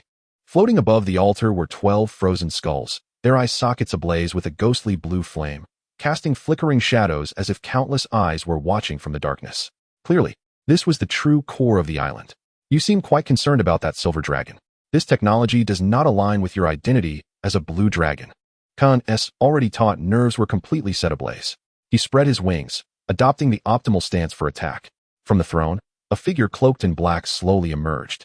If you wish to understand all of this, come to my side first. With the appearance of the black-robed figure on the throne, hundreds of frost guardians made of skeletons materialized around the altar, all charging towards him. Faced with the onslaught of these hundreds of frost guardians, he could only choose to evade. These guardians were not like the minions surrounding the Black Sun, while there were no giants among them. Each guardian exuded the aura of a high-level warrior. Hundreds of high-level warriors combined could only be confronted by a legend. Kailan soared into the sky. He was no foolish red dragon limited to mere brawling. During his time of wakefulness, he had diligently studied spells. While he could not rival those afflicted with spell addiction among the giants, he was not far behind, possessing significant magical accumulation. Moreover, Kailan's innate talent for magic far surpassed that of those giants with spell addiction. This was the source of his confidence in attempting to cast a 9th-tier spell. Prison of Stance. As Kailan cast the spell, a hexagonal transparent barrier tightly confined the frost guardians within a single area. One of his forepaws manifested lightning, while the other summoned flames. 2 powerful transmutation spells fell simultaneously. The lightning ricocheted within the force field, melting the armor of any frost guardian it touched into liquid and vapor. Subsequently, the red fireball, seemingly unremarkable, detonated upon contacting the saturated steam within the force field, creating an explosive effect akin to a pressure cooker. resulting in a violent eruption of armor fragments and ice shards within the enclosed space. As the force field wall shattered under the weight of energy overload, fewer than 20 Frost Sentinels remained, until the arrival of the purple Death Star light. Death's finger, Kalen's left claw pointed into the void, and each claw tip emitted a dark green ray. Any sentinel touched by the ray was instantly reduced to ashes. At that moment, only Kalen and the mysterious figure seated on the throne remained in the underground altar, exchanging glances. You indeed. The figure clad in black robes acknowledged Kalen with a raspy voice in the common tongue. Do we really need to converse in the common tongue between dragons? Kalen retorted mockingly to the figure. This was both Kalen's judgment based on the journey thus far and a test directed at the figure. Dragon. Oh, it has been so long since anyone has called me that. How nostalgic. The black-robed figure declared, pulling back his cloak to reveal his true visage. Indeed. Kalen's expression grew increasingly grave as he beheld a face reminiscent of a decayed canvas stretched taut over skeletal remains. The skin bore mottled patches of bluish-gray and dark purple, riddled with spiderweb-like cracks, and faint traces of shedding scales were discernible. His eyes resembled glass beads shrouded in a gray haze, with pupils constricted to needle points, flickering with ghostly green flames. His hair, like withered grass soaked in corpse oil, clung to his scalp in greasy strands. Dragon Lich. Kalen gazed at the Dragon Lich with unabashed disdain. Chapter 60. Odell dragons are exceedingly proud beings, positioned at the pinnacle of the food chain within the material realm. They can be regarded as the epitome of creation, endowed with prolonged lifespans and formidable power. The Dragon Lich, however, exists in a liminal space between life and death, having forsaken its draconic flesh to enshrine its soul within a phylactery, trading corporeal existence for a semblance of immortality. The Dragon Lich is a rare entity simultaneously despised by both chromatic and metallic dragons. Metallic dragons view their existence as a betrayal of nature and life, while chromatic dragons, while wary of their power, disdain the potential threat they pose to their dominion and their disdain for the relinquishment of their souls. Among Dragon Liches, the black and white dragons are predominant, though it remains uncertain to which category this particular Dragon Lich belongs. You blue dragons remain ever so proud, looking down upon us Dragon Liches, even in the face of such a considerable disparity in strength. One wonders whether to deem your arrogance as nobility or folly. Disparity in strength? I hold a contrary view. Even if your power surpasses mine, how much of it can you truly wield now? Kalen was not easily intimidated by the figure's mere words. Empowered by the eye of divine judgment, Kalen discerned that, despite the altar appearing barren save for the 12 pillars, each pillar was ensnaring the Dragon Lich with iron chains, firmly binding him to the throne. Thus, even if the Dragon Lich's power was indeed terrifying, Kalen sensed that he could not exert it beyond a certain limit. You dragons are perpetually so arrogant. Unperturbed by Kalen's provocative greeting, the figure began recounting his tale. In my youth as a white dragon, I was defeated by a juvenile red dragon who took all my treasures. How naive I was to care so deeply for such mundane riches. The Dragon Lich regarded Kalen with eyes resembling glass beads, seemingly mocking his ignorance. While Kalen's thoughts confirmed the figure's former identity. After being vanquished by that red dragon, I sought ways to augment my strength. Yet, I gradually discovered that Tiamat is unjust. Though we are both her creations, the disparity between red and white dragons dwarfs that between humanity and ants. The Dragon Lich's body trembled as he recounted his tale, growing increasingly deranged until he suddenly attempted to rise from the throne, only to be ensnared by the chains manifesting from the pillars, which surged forth with runes that branded his paper-like skin with searing marks. It was only when I encountered a necromancer that I understood my true calling. I willingly allowed that necromancer to transform me into a Dragon Lich, for which we performed a blood sacrifice of an entire city. But that was merely the beginning. Kalen instinctively retreated a couple of steps, realizing that this individual was utterly deranged. Even as an evil dragon, he preferred not to associate with such a lunatic. Upon becoming a Dragon Lich, my power surged. In just a century, I transcended to legend, becoming a legendary Dragon Lich. All for the cost of mere hundreds of thousands of human lives. The demise of a few ants gave rise to a perfect being like myself. Was that not their honor? Furthermore, the very necromancer who transformed me sought to control me. Did an ant dare to subdue me? Before him, I devoured his entire lineage, sending him to join his family. Am I not merciful, Blue Dragon? At that moment, Kalen was not concerned with the figure's ramblings. He was growing increasingly aware of the erratic state of the Dragon Lich. To safeguard against unforeseen circumstances, he resolved to prepare for an immediate retreat with Bulania.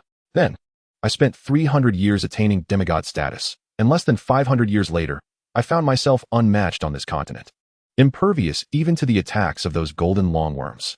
Ever since I became legendary, I have sought the red dragon who defeated me, yet I could not locate her until I learned she was slain by a blue dragon, a blue-scaled creature that had robbed me of my joy. Thus, I began to hunt that blue dragon.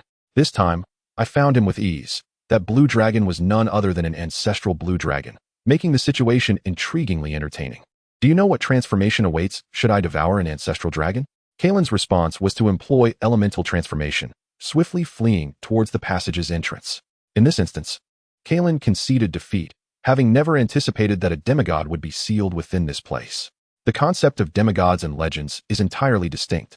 Those who ascend to demigod status have already begun to coalesce divine essence, and although it may not be entirely complete, it grants them a semblance of immortality.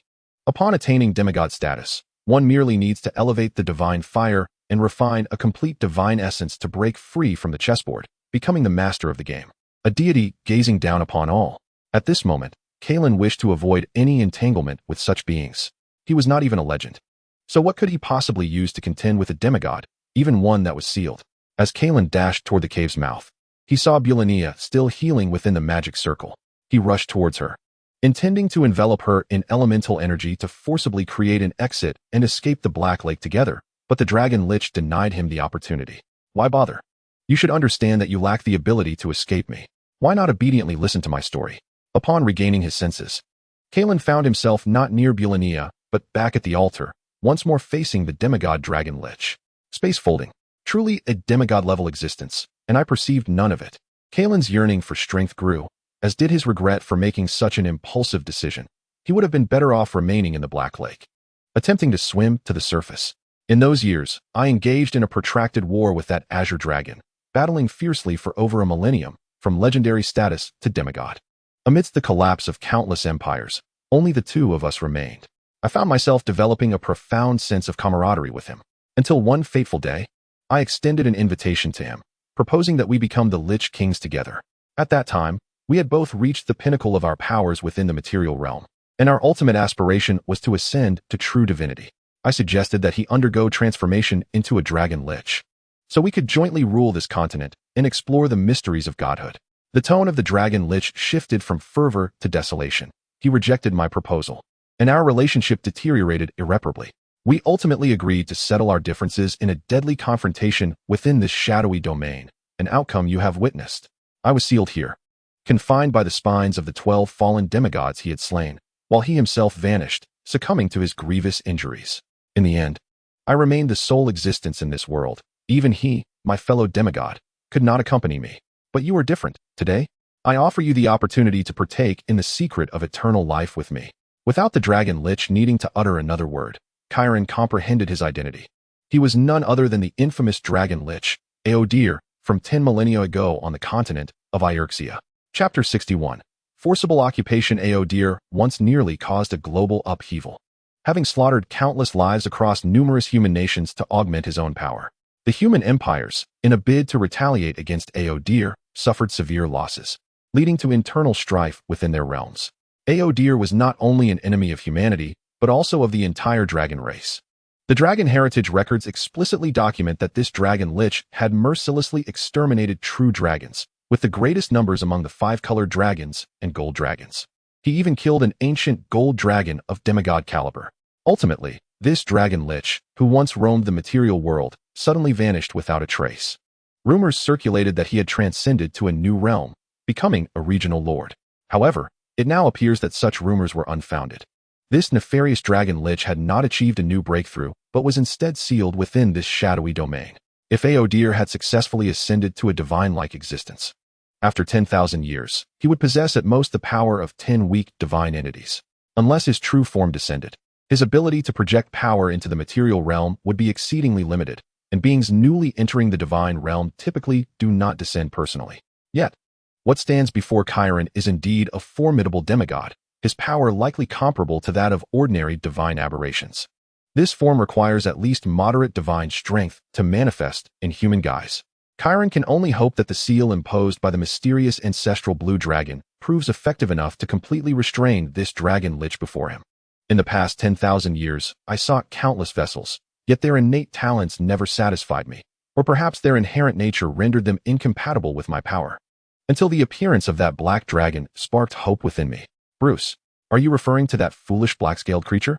According to you, it has been unsuitable to bear your power for a millennium. How could such a feeble black-scaled dragon possibly withstand your strength? Having reached this point, Kairen remained composed, ready to observe what this legendary figure had in store. Of course, you are correct. How could a mere creature that has not even attained legendary status bear my strength? However, the seal placed upon me is no ordinary binding. This symbol not only restricts my power, but has also thoroughly sealed my soul and life vessel right here. Aodir extended his skeletal finger towards the 12 skulls above, prompting Kairen to follow his gaze. My life vessel was torn into 12 fragments scattered here.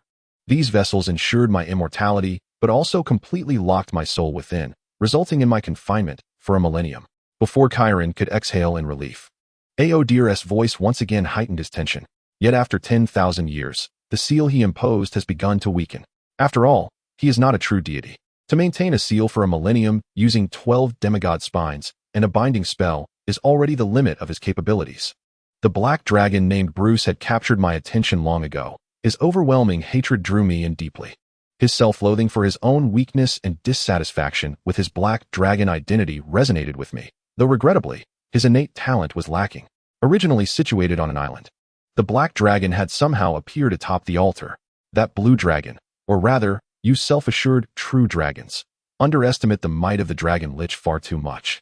You cannot possibly comprehend its power. At that moment, the altar suddenly erupted with dense black smoke.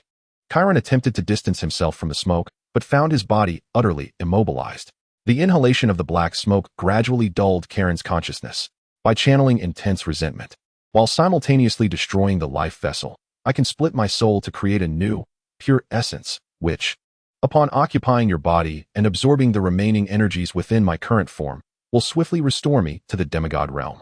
Aodir observed as the blue dragon inhaled a copious amount of black smoke, yet still struggled to maintain his composure. With a wave of his hand, Kairen was propelled to the side of the black dragon. Do you understand? It is not that this black dragon is unsuitable as my vessel. Rather, once I occupy this body, I would have no possibility of further advancement. However, you are different. You possess commendable talent, and more importantly, you are his descendant. After I occupy your body and consume his remnants, this form will undoubtedly transform into an ancestral dragon.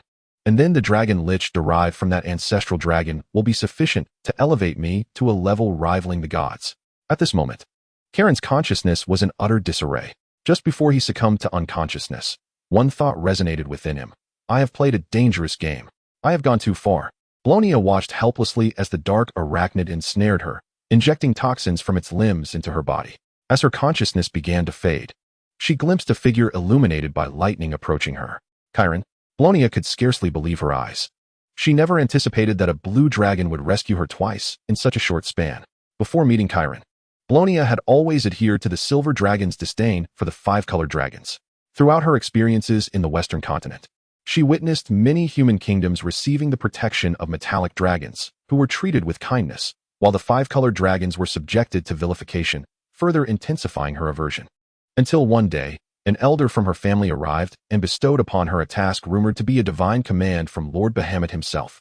She was to journey to the frozen highlands of the eastern continent in search of the whereabouts of a black dragon. According to her family elder, this black dragon could be connected to the white dragon lich that had perpetrated a massacre against the dragon race 10 millennia ago. Blonia was already aware that this matter was tied to a demigod, but she only spoke of the black dragon. In truth, the artifacts she possessed were partly gifts from her family elder during her training, while the rest were prepared specifically for this mission. Blonia felt immense guilt for not revealing the truth to Kairen, especially after he had saved her continuously. This feeling of guilt reached its zenith. Chapter 62. Bahamut. As Blonia awakened from her slumber, she witnessed the scene of Kalen departing after arranging the magical formation. Blonia intended to call out to Kalen, warning him of the lurking dangers, but when she opened her mouth, no sound emerged. Little one, this is a test meant for him. Do not impede him. A gentle yet authoritative voice resonated in Blonia's ears.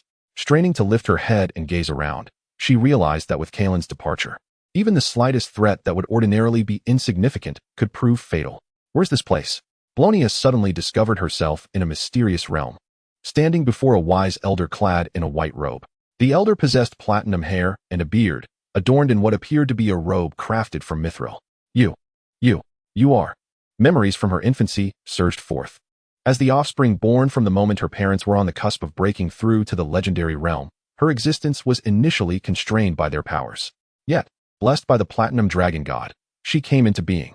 Thus, from the moment of her birth, she garnered the attention of the Lord of the North Wind, the Platinum Dragon God. After many years, the familiar voice returned, igniting profound excitement within Blonia. Child, you have borne much hardship. Bahamut's gentle voice reached Blonia's ears like the most exquisite hymn.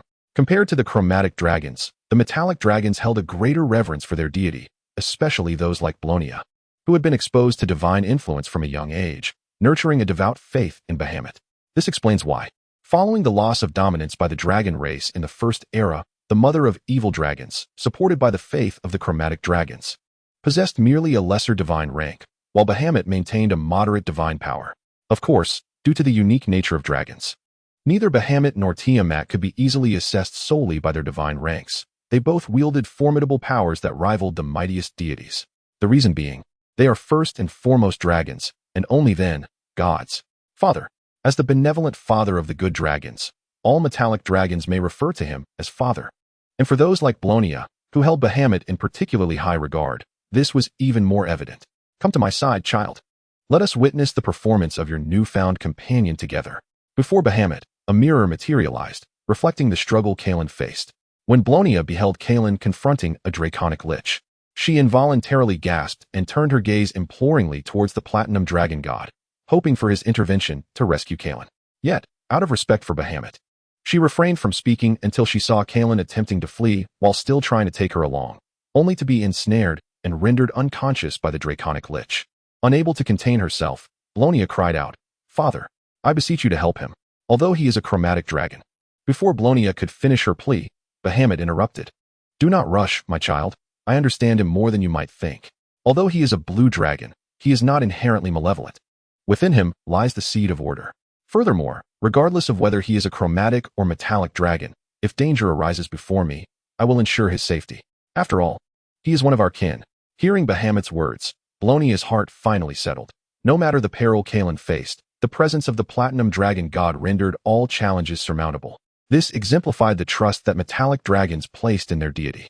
Once Blonia's worries for Kalen were alleviated, she noticed her deity gazing at her with a benevolent expression. This gaze, reminiscent of countless elderly humans observing their blossoming granddaughters, made Blonia shyly avert her eyes from Bahamut. The deity, in turn, did not persist in staring into the mirror before him.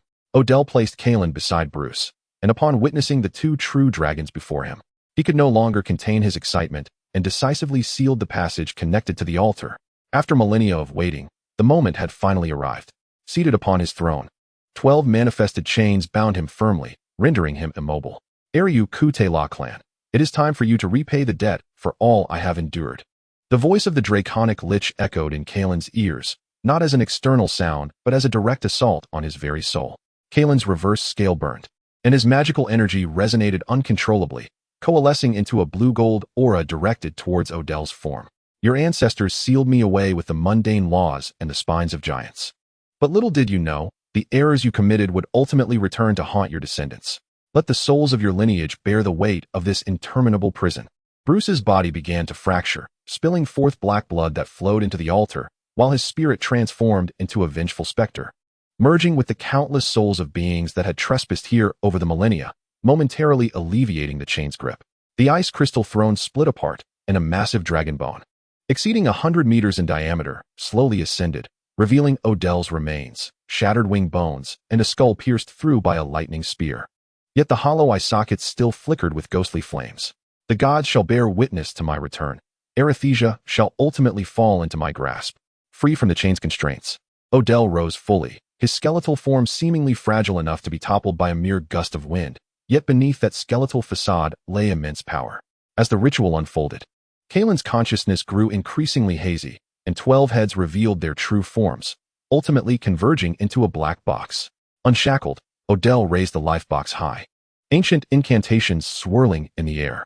The once invulnerable life box manifested cracks, and simultaneously, Odell's soul began to tear apart.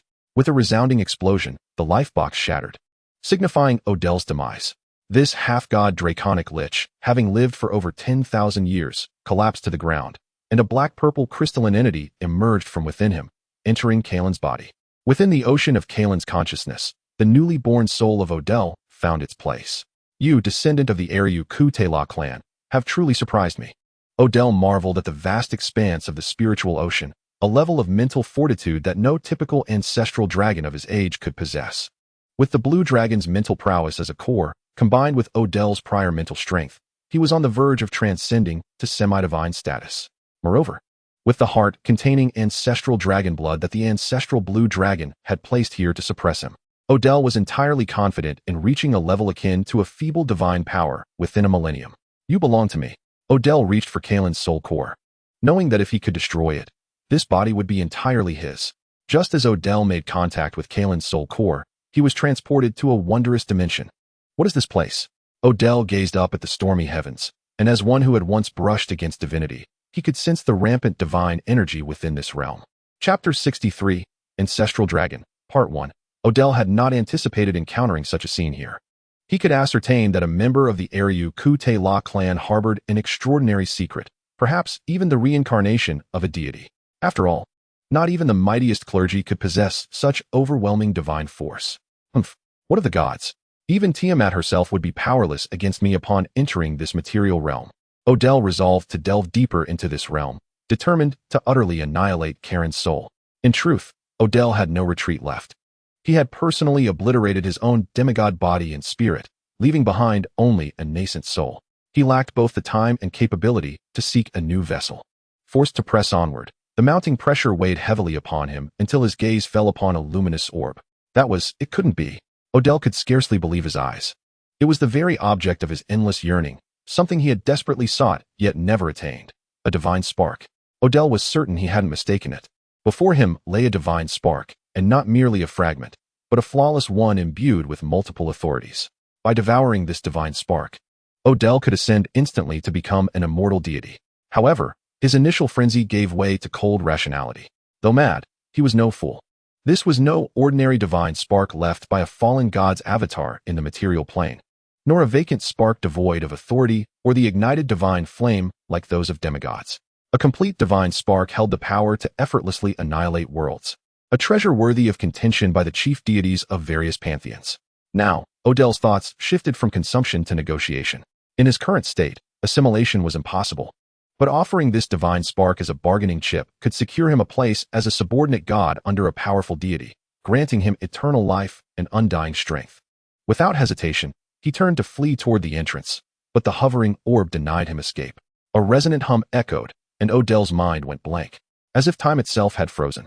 The orb suspended in the air, transformed once more into the ethereal figure seated upon a throne. Before Odell's eyes stretched an infinite starry expanse, with a throne forged from lightning amidst the cosmos. The being on the throne slowly raised its head, its sun-like eyes seeming to scorch Odell's very soul to ashes. With a mere lift of its left hand and a gentle point, Odell's soul dissipated completely. In his final moments, a flicker of resentment and relief crossed Odell's gaze. As a demigod lich dragon, he had ended countless lives, and now, his own time had come. After his soul vanished, its residual energy drifted toward Karen's soul core, nourishing and not only restoring, but further enhancing Karen's wounded spirit. Schwarzenegger, your descendant is quite remarkable. Platinum Dragon God Bahamut, within Bronya's soul space, uttered words that left her perplexed. Bronya had watched helplessly as the lich dragon nearly seized Karen's body. Yet Bahamut had remained inactive. Trusting in her faith, she waited anxiously without urging him. Now, hearing Bahamut speak again, she listened intently. The name striking a faint chord of familiarity she couldn't immediately place. Suddenly, another shift occurred within the mirror's reflection of Karen. The heart concealed within the throne, freed by its shattering, re-emerged into the world. The pale heart emitted a blue radiance, enveloping Karen in a cocoon-like structure. As time passed, the aura emanating from the cocoon surprised Bronya. What is that? An ancestral dragon. Her voice, hoarse with astonishment, reached Bahamut's ears, who merely smiled in response without a word. Father, was all of this arranged by you? Bronya connected the dots. Her family elders had suddenly delivered a divine decree from Platinum Dragon God, followed by her encounter with Karen, and now this scene. Could everything today have been preordained? If so, was Karen's act of saving her life also part of the plan? Observing the young one sinking into pensive melancholy, Bahamut, as a deity and elder, easily discerned her thoughts. He placed a comforting hand on Bronya's head, speaking in a gentle tone, "No one can orchestrate everything, child. I did guide you to track that misguided young black dragon. But I did not deliberately arrange your meeting with Karen. In truth, whether you crossed paths or not, he would have come here. That was my promise. Thus, your experiences with Karen are genuine. His heart in saving you is real, and your feelings for him," Bahamut's affectionate gaze held a hint of amusement, "are genuine as well." Bronya nodded thoughtfully upon hearing this. As a dragon, she did not shy away from admitting her emotions like a human noblewoman. She acknowledged her growing fondness for Karen and accepted that she had developed feelings for a dragon once deemed malevolent. "Where am I?" As Karen's consciousness gradually awakened, the first thing he saw was not the lich dragon but a vast starry sky. Karen observed his surroundings, floating in a void surrounded by countless orbiting planets. A meteor 100 zhang in diameter suddenly appeared behind him, passing through his ethereal form before he could evade. Realizing he was merely a consciousness in this space, Karen relaxed and began to explore. Drifting near a planet, he was astonished to hear what sounded like breathing from the star. Closing his eyes, Karen focused on sensing the changes around him. When he reopened them, everything had transformed. No longer surrounded by planets, he was amidst colossal ancestral blue dragons. "Come to me, child," a voice resonated in Karen's mind, not in draconic, but through a more fundamental telepathic communication. Karen tried to locate the source, but could only perceive the incomprehensible beings around him. The former planets had morphed into blue dragons. Yet these dragons defied all his previous understanding of draconic forms. The closest was a dragon composed of lightning, its body stretching thousands of miles, each scale a solidified thunderstorm, eyes whirling vortices of thunder. As it moved, Karen witnessed countless galaxies born and extinguished between its scales. Shocked by its form, intuition told him this was not the one who called. Karen drifted to the next dragon, which further narrowed his perception. It had no fixed shape, instead appearing as a shifting nebula of blue, with countless light points flashing like neural connections within. Occasionally, outlines of a dragon's head or claws would form, only to dissolve back into the nebula. Not this one either. He encountered a third ancestral dragon, resembling a dragon-shaped fractal pattern of blue crystal.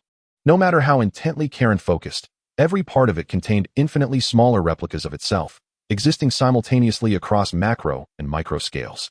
Then he saw a fifth, a 10th blue dragon.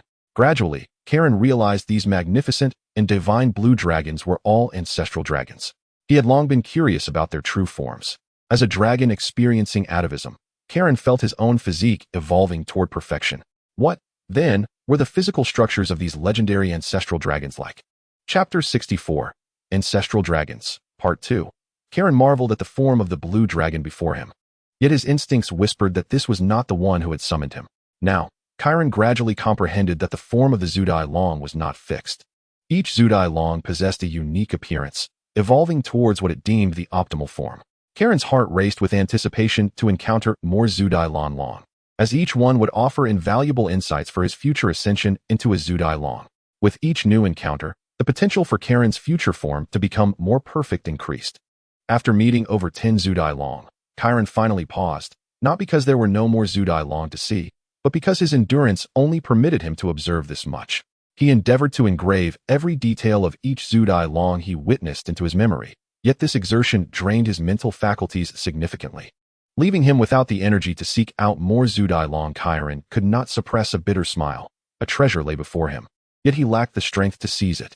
Moreover, he seemed to have forgotten the purpose of his journey, becoming so engrossed in observing the forms of the Zudai Long that he neglected to pursue the source of the voice. Just as Karen resolved to look at one last Zudai Long before ceasing his observations, the world around him suddenly underwent a transformation. The figures of the Zudai Long abruptly vanished, transforming into beams of light that entered Karen's body. The starry sky fractured and then collapsed, revealing a brand new realm. Transitioning from primordial chaos to the creation of heaven and earth, the distinction of day and night, the birth of life, and the decay of all things. Eventually, the sky, earth, ocean, and desert twisted, returning the world to chaos. Darkness enveloped him once more, and when Karen opened his eyes again, he found himself atop a colossal great wall. Curiosity piqued, Karen surveyed his surroundings, recognizing similarities to entities from his memories, whether from the dragon lineage or the human memories he had absorbed. In the memories of that otherworldly humanity, The Great Wall was originally constructed by the Qin dynasty to protect against another group of humans thriving on the grasslands. A construction that spanned 2 millennia in that mortal world. Similarly, on Irisia, there existed a comparable Great Wall. Initially erected by the elves to defend against the incursions of orcs, covering the entire region inhabited by the elven race, playing a crucial role in the battles between elves and orcs during the Second Era. However, the Great Wall before him was not made of any formidable stone. Rather, it appeared to be constructed from the most ordinary earth. This material, in the material realm, served little purpose beyond that of mortals using it for housing and road construction. Yet, the seemingly endless Great Wall, spanning thousands of meters wide and towering tens of thousands of feet high, was crafted from this very substance. Kairen also noticed that powerful runes were inscribed upon this earth, runes that seemed to transcend the material realm, akin to divine craftsmanship. Kairen was utterly perplexed by the situation here. One thing was certain, this was not the material world, as everything bore the marks of divinity. Yet, if the Great Wall served a protective function, what was it designed to guard against? What could warrant the construction of a wall by deities? Unable to fathom this, Kairen turned his thoughts inward, contemplating his situation when he suddenly noticed another figure beside him. Yet Kairen did not panic.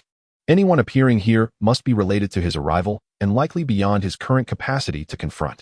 Observing the elderly human before him, he noted that the elder was also scrutinizing him. The elder nodded, seemingly pleased with Kairen's calm demeanor. Then, the elder's form vanished, reappearing as a dragon in the sky. At that moment, Kairen finally recognized the identity of this human elder. Before Kairen's eyes materialized a magnificent dragon, forged from pure platinum radiance. Each scale inscribed with the laws of the universe, its edges flowing with eternal flames. Beneath its wings reflected countless worlds under its protection. Its eyes were 2 blazing stars of daylight, scattering evil and rendering lies powerless. 7 celestial bodies, embodiments of the archangels, circled around it, harmonizing in divine song. It was the Lord of the North Wind, the embodiment of justice, the father of good dragons, one of the mightiest beings in the multiverse, the platinum dragon god Bahamut. Kairen, regaining his composure, expressed his respect for his majesty Bahamut. Though he was a wicked dragon, the blood of the bronze dragon still coursed through his veins. And Bahamut was also his patron deity. In fact, if comparing the mother of evil dragons Tiamat to Bahamut, Kairen found himself favoring Bahamut. If only because he did not constantly scheme against his offspring. Kairensos Kitra, I have been observing you for quite some time. I noted your valiant efforts to protect your mother when facing those abyssal demons. I simply did not anticipate your remarkable capabilities and how swiftly we would meet. Kairen was astonished that he had drawn the attention of the father of good dragons so soon. As a wicked dragon, even with the blood of a bronze dragon, he had not imagined he would garner the interest of the platinum dragon god. Thank you for your attention, your majesty. I merely acted as I ought to have. Ploya has done so much for me, and this is only my duty. Upon hearing Kairen's words, the platinum dragon god reverted to human form and approached Kairen. Indeed, quite so. Your family, the Kitra clan, has always been of particular interest to me. In truth, both good and evil dragons are still dragons. We merely differ in ideology. In my heart, you are all my children. Chapter 65, Zudai Long. 3. Kairen had already heard others speak of his family for the second time. Yet he remained entirely ignorant of its details. Typically, dragon lineage teachings provide thorough introductions to one's parental lineage, allowing fledgling dragons to understand their parents and heritage. However, Kairen's case was different.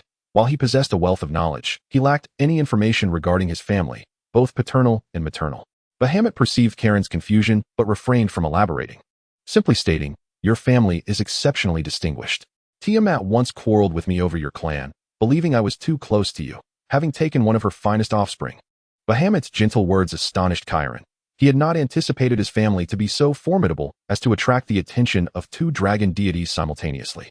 Nevertheless, Kairen remained indifferent. In his heart, his own strength was what truly mattered, while the notion of family was ultimately not his own. It was not until Bahamut produced an object that ignited an overwhelming desire within Kairen. Kairen's gaze fixated hungrily on the shrunken heart in Bahamut's grasp. This was not the first time he had encountered this heart. It was the very heart from the shadow crystal atop the dragon lich's throne. Previously, the heart had been concealed within the throne, and the pressure exerted by the dragon lich had prevented Kairen from paying it much attention. But now, jealousy and desire surged within him, for intuition told him that if he could consume this heart, he would ascend to become a Zudai Long, traversing the multiverse. Bahamut recognized the longing in Kairen's eyes and decided not to tease him any further. The sight of this composed dragon becoming so animated amused Bahamut greatly. This heart was bequeathed by an esteemed ancestor of your Electra lineage. Schwarzenegger, a remarkable young blue dragon, achieved demigod status during his early stages, quickly ascending to the so-called divine level within the material realm after extensive training among the stars.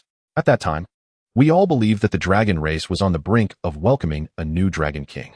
However, tragically, with the emergence of that dragon lich, Schwarzenegger fulfilled his sense of justice, ultimately sacrificing his divinity to seal Odell. Bahamut appeared somewhat melancholic, gazing at the heart in his hand, lost in memories. Due to my preoccupation with other matters and a diminished focus on the material realm, it was Tiamat who intervened to save Schwarzenegger's soul. When I encountered Schwarzenegger again, he had already become a member of Tiamat's divine realm. This ancestor of mine must have been exceptional. Otherwise, how could he have captured the attention of two dragon deities? Karen expressed admiration for his so-called ancestor, yet he found it perplexing that this forebear would sacrifice his life merely to prevent the rise of a Lich King. To contribute one's life for the stability of a world, especially after having defeated that dragon Lich, which already demonstrated his formidable strength, what did it matter if that Lich were to resurrect again? Bahamut perhaps sensed Karen's thoughts, agreeing with his perspective. Indeed, Schwarzenegger was truly outstanding. Alas, Karen understood what Bahamut lamented. Although Schwarzenegger did not perish, his integration into Tiamat's realm, while granting him eternal life, also curtailed his future. Originally, Schwarzenegger had the potential to become a new Dragon King, a being capable of rivaling the gods. Among the Dragon Kings, there are indeed those formidable enough to contend with deities of medium to great power, albeit rarely. Tiamat and Bahamut are prime examples. Their divine rank is insufficient to sustain a vast dragon god pantheon, especially following the eternal slumber of the true god of the dragon pantheon, Ao. Nevertheless, they remain dragon kings, wielding the power equivalent to that of potent deities. However, the path of becoming a dragon within their divine realm is different. If Schwarzenegger sought to enhance his strength, he could only beseech for the gifts of the deity who resurrected him, such as fragments of divine essence to become a subordinate god of Tiamat. Yet, given Tiamat's lower divine power, as her subordinate, he would only possess a feeble divine strength. Unlike the might of the Lord of Dawn, if one were to be resolute, creating a being of medium divine power is not impossible, but it would lead to a decline in one's own strength. Nevertheless, even as Schwarzenegger relinquished everything in the material realm, he left a gift for his descendants, this storm heart. At that moment, Karen realized that this storm heart was likely intended for him. Do you know why Schwarzenegger awakened so swiftly? Bahamut did not directly bestow the heart upon the impatient young man. Instead, he posed a question to Karen. Regardless of Karen's eagerness, he could not compel the Lord of the North Wind to act against his will. Thus, he could only listen intently. When Schwarzenegger transcended to legendary status, he ventured into the astral plane, where he discovered the remains of a storm titan. He battled alongside dozens of giants for decades, ultimately attracting the attention of the giants' deities. With the assistance of Tiamat and myself, he successfully claimed that titan's body. Karen was surprised to find that titans still existed in the Third Era. Since the First Era, titans had nearly gone extinct, making them exceedingly rare in the multiverse. However, Karen was puzzled as to why the giants would leave the titans' remains unguarded, as beings of the same rank as the progenitor dragons.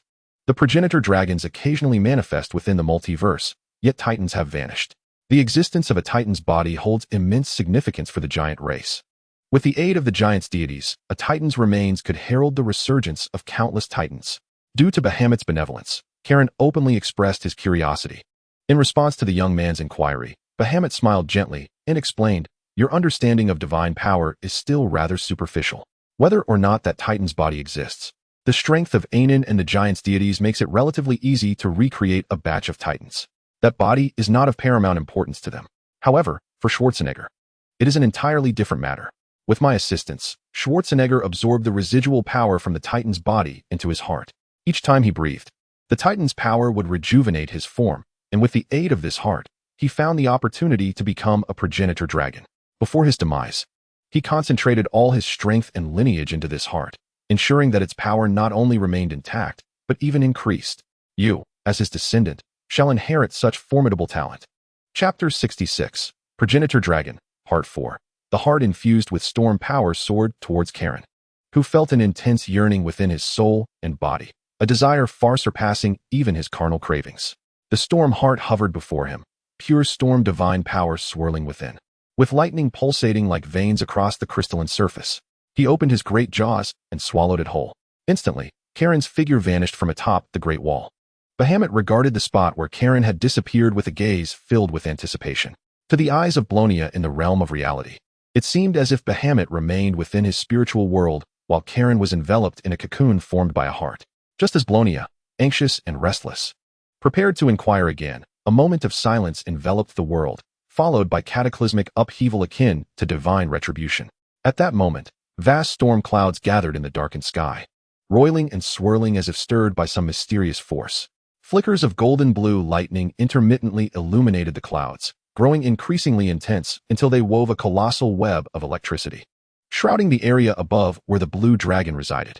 The entire island began to tremble violently, cracks appearing in its walls as massive stones fell from above, and the 12 giant pillars that had once imprisoned Odell began to tilt. In this region, only the cocoon enveloping Karen remained unaffected. The previously stagnant magical energies surged to life, and the air became thick with potent magical essence. The high concentration of magic even summoned elemental spirits to encircle the cocoon, as if paying homage to the progenitor dragon soon to be born. Within the cocoon, the blue dragon was enveloped in a radiant golden blue light, constantly flickering and shifting. As the metamorphosis progressed, the blue dragon's form began to change, growing larger and more robust. Karen's scales were the first to shatter, the former blue dragon's body peeling away like pottery to reveal the newly formed starry scales beneath, each glimmering like refined sapphires, with miniature thunderstorms flashing within and liquid lightning coursing along their edges. Now, one might even believe Karen to be a sapphire dragon. The newly formed scales also became sturdier, shimmering with mysterious runes. His body stretched and expanded in excruciating pain, bones resonating like metal, spines jutting forth in jagged peaks, with arcs of electricity leaping from their tips. His wings, once torn asunder, have now been reborn, transforming into translucent storm wings, while thunder is birthed with each breath he takes. His eyes have utterly morphed into two swirling tempestuous storms, with a lightning matrix shimmering on the surface of his pupils, deep within reflecting a throne suspended high in the heavens. The most astonishing transformation emanates from within him, as the energy of the heart of the storm fully merges with his dragon soul, infusing his very being. The blood coursing through Kalen's veins now brimming with the power of thunder. With each beat of his heart, it resonates like the war drums of an ancient thunder god, shaking the very foundations of the world. More crucially, Kalen's heart is gradually merging with the heart of the storm, expanding to an immense size, as if it could explode at any moment. After countless leaps, his heart shatters, giving rise to two hearts, one large, remaining in its original position, and a newly birthed heart, rich in elemental power, situated lower in his chest. The organs within Kalen's body and the bones that comprise his form become increasingly harmonious, with every inch of flesh infused with formidable laws of power. Upon the completion of his metamorphosis, Kalen is no longer a mere dragon of the mortal realm. He is a harbinger of calamity, the embodiment of storms, an ancestral blue dragon traversing the multiverse. His very existence proclaims the laws of reality. Is this the scene of an ancestral dragon's birth? Blonia observes the changes unfolding in Kalen, feeling a mixture of joy and a tinge of envy. After all, becoming an ancestral dragon is the ultimate aspiration for dragons born in this first era. To achieve such a transformation guarantees at least a status akin to that of a divine anomaly. Blonia is utterly convinced that the future Kalen will undoubtedly become a legend in Alicia, leaving his name etched in this world and across the multiverse. You need not envy him, Blonia. You are all my children, and in my heart, you are all equal. Bahamut discerns Blonia's feelings of envy. As a deity who cherishes his children, it is only natural for him to elucidate this matter, especially since the little silver dragon has a remarkable connection with the small blue dragon undergoing transformation within the cocoon. Should his plan succeed, Kalen, the little blue dragon, might very well become one of them, while Blonia has grown under his watchful gaze since her youth. At that moment, the platinum dragon god gazes at the silver dragon and feels compelled to act. Blonia, what do you think of Kalen? Bahamut casually inquires about Blonia's thoughts on Kalen. Blonia, uncertain of her deity's intent, reflects on her experiences with Kalen over time and offers her most honest perspective. Kalen is a quintessential blue dragon, enamored with wealth. His character domineering, willing to incite war to achieve his ends. The first memory that surfaces in Blonia's mind is of their first encounter, when Kalen expelled her from his territory and instigated conflict between the frost giants and the human kingdoms. Yet, she also recalls Kalen's fierce anger when it came to protecting his kin and the numerous instances he saved her. However, he also possesses qualities atypical of an evil dragon. He values his kin, even if he claims it is merely because he sees them as his treasure, and that harming them is akin to robbing him of his wealth. Nevertheless, she perceives that he does not regard his kin solely as possessions, but acknowledges their individual personalities, making him a commendable lord. Moreover, as an evil dragon, he maintains his own principles, disregarding his own peril to save his companions, though he is also somewhat impulsive. Bahamut nods in agreement with Blonia's assessment, affirming her feelings for Kalen. Child, I initially had no intention of bestowing blessings upon you at this moment. Yet if you wish to stand by Kalen in the future, I believe you require this power now. However, I must inform you that Kalen may encounter significant troubles ahead, and being with him could be perilous, potentially even costing you your life. Are you certain you wish to fight alongside Kalen in the future?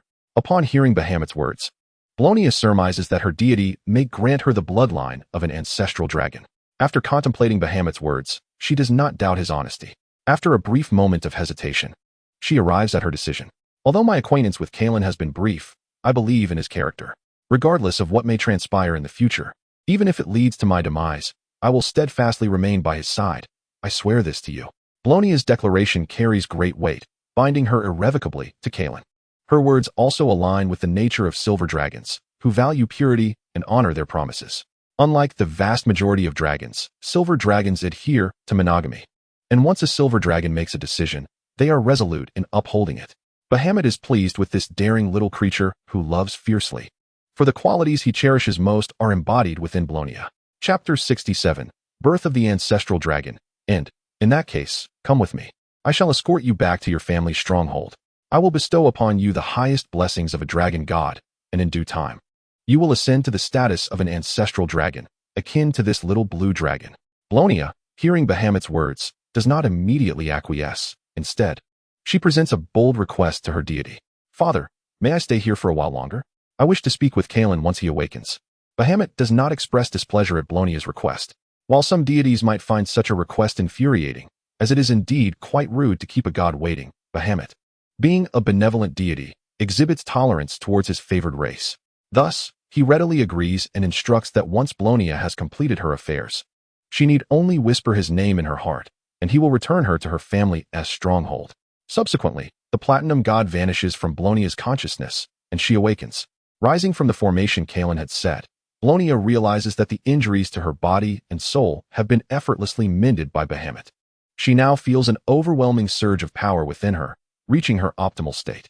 Grateful for the blessings of the platinum dragon god, she gazes at the resources Kalen sacrificed for the formation he created, and a warm wave of emotion floods her heart, as if she can vividly imagine Kalen's pained expression while parting with his treasures. Blonia approaches the cocoon that has enveloped Kalen, patiently awaiting the moment he breaks free. Meanwhile, within the cocoon, Kalen strides ever closer to becoming an ancestral dragon. Kalen feels the power emanating from the heart of the storm as it integrates into him. Each heartbeat brings a new form of baptism. The physical transformation is not the greatest trial. It is the metamorphosis of the soul that poses the true challenge.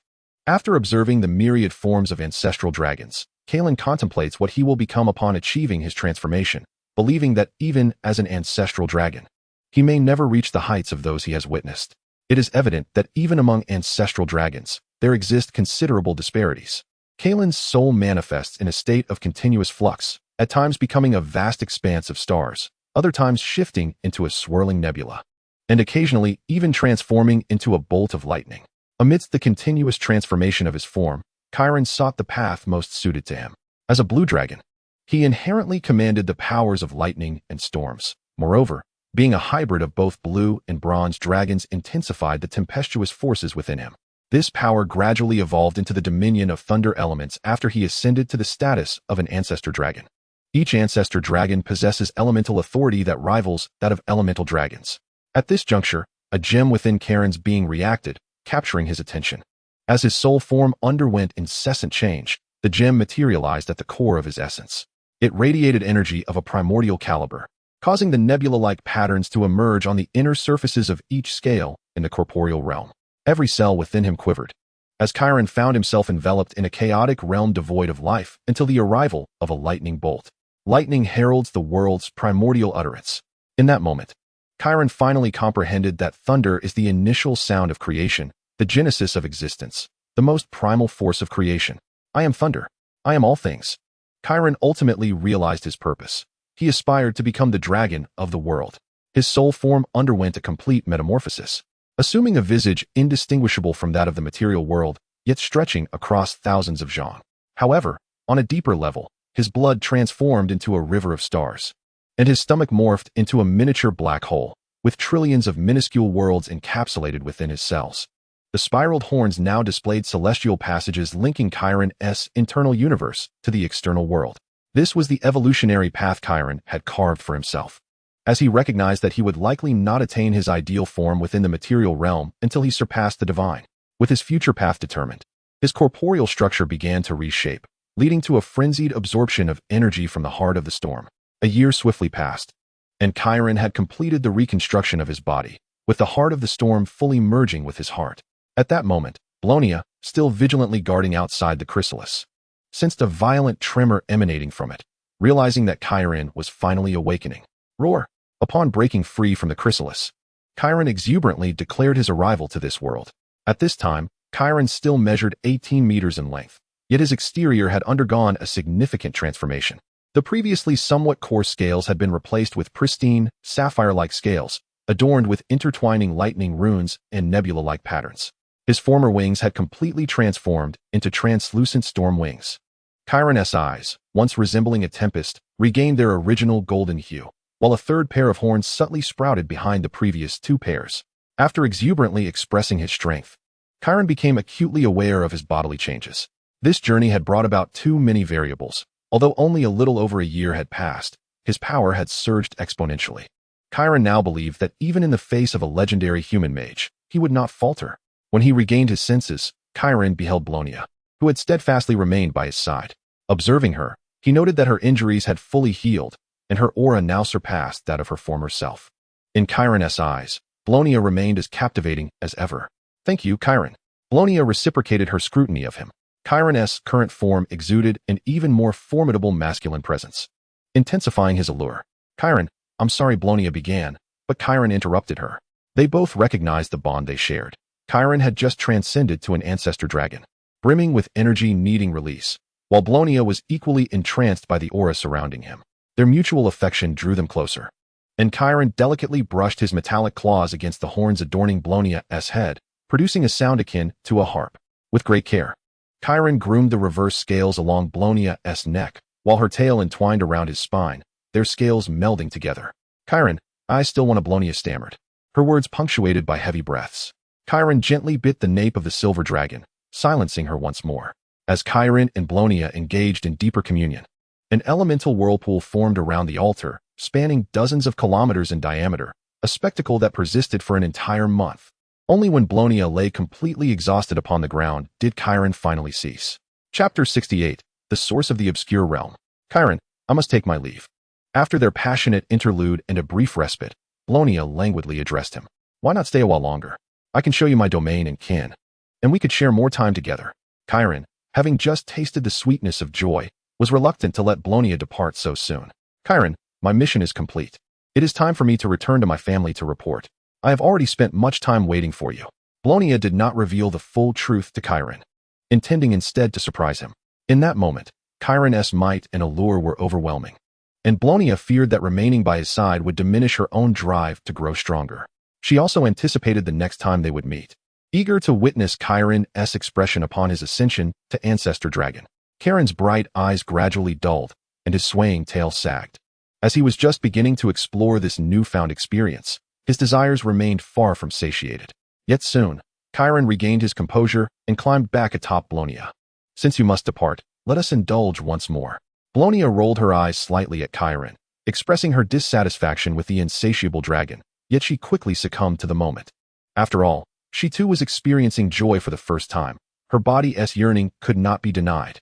This time, both Chiron and Blonia unleashed their wildest sides, even employing transformation magic to assume the forms of various races, with human forms being their favorite. Before long, another month had passed, and Blonia departed with trembling steps.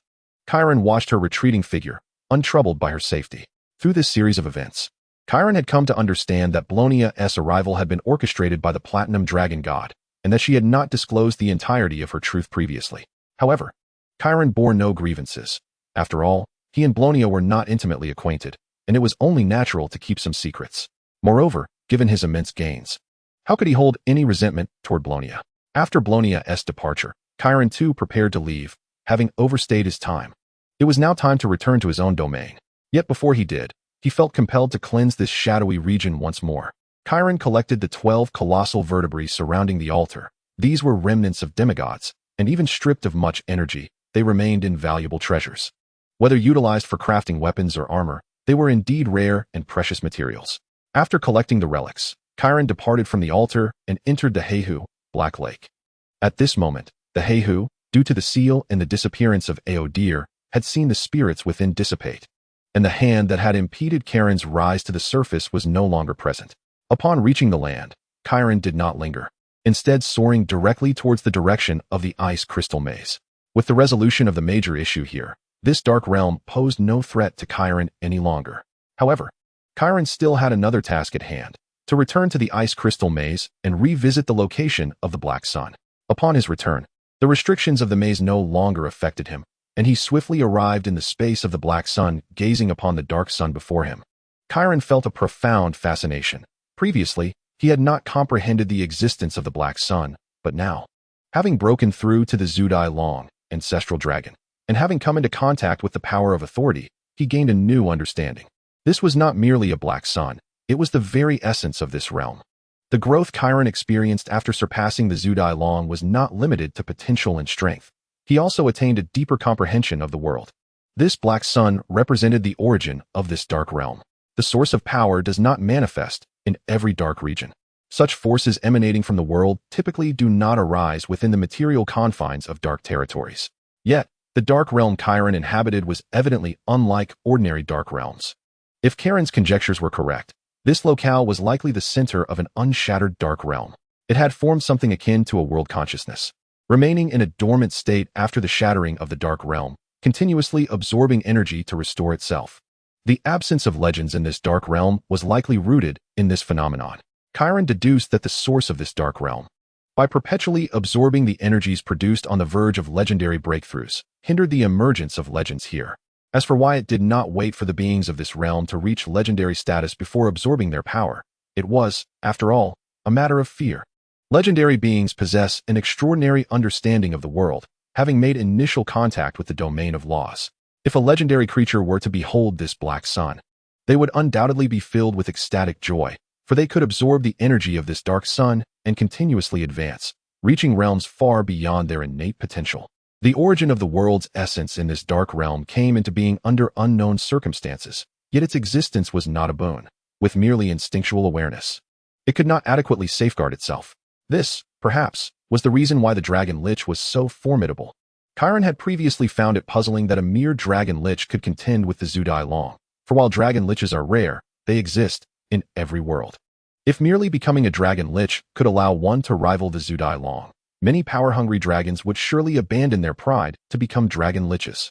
It now appeared that Aodir had likely absorbed the world's essence of this dark realm to attain his power. Chiron no longer felt fear, advancing to confront the Black Sun. Feeling the surging energy strike against his form, he slowly placed his dragon claw upon the surface of the Black Sun. Although Chiron had not yet broken through to legendary status, becoming the Zudai Long had enriched his draconic heritage with various knowledge, including methods to contend with such worldly origins. Just as Chiron was about to make contact with the Black Sun, a sharp claw lunged towards his heart. The clash between the hardened claw and Chiron's heart produced a fierce friction, emitting a shower of sparks. However, the claw failed to penetrate Chiron's body, even a fraction. Finally, it had appeared. Chiron had awaited this moment since he sensed someone spying on him while departing with Bulania. Upon arriving here, he had remained vigilant for its emergence. Chiron seized the claw aimed at him and flung it away with force. At last, he beheld its true form. It was a shadow dragon. Chapter 69. Shadow Dragon. Before Chiron's eyes was a shadow dragon, measuring 15 meters in length, its eyes radiating a crimson glow. Its serpentine body bore 2 head fins on its neck, while its tail featured blue fins and black spines. Its scales were a deep gray, cloaked in flowing shadows, rendering it nearly invisible in the dim surroundings.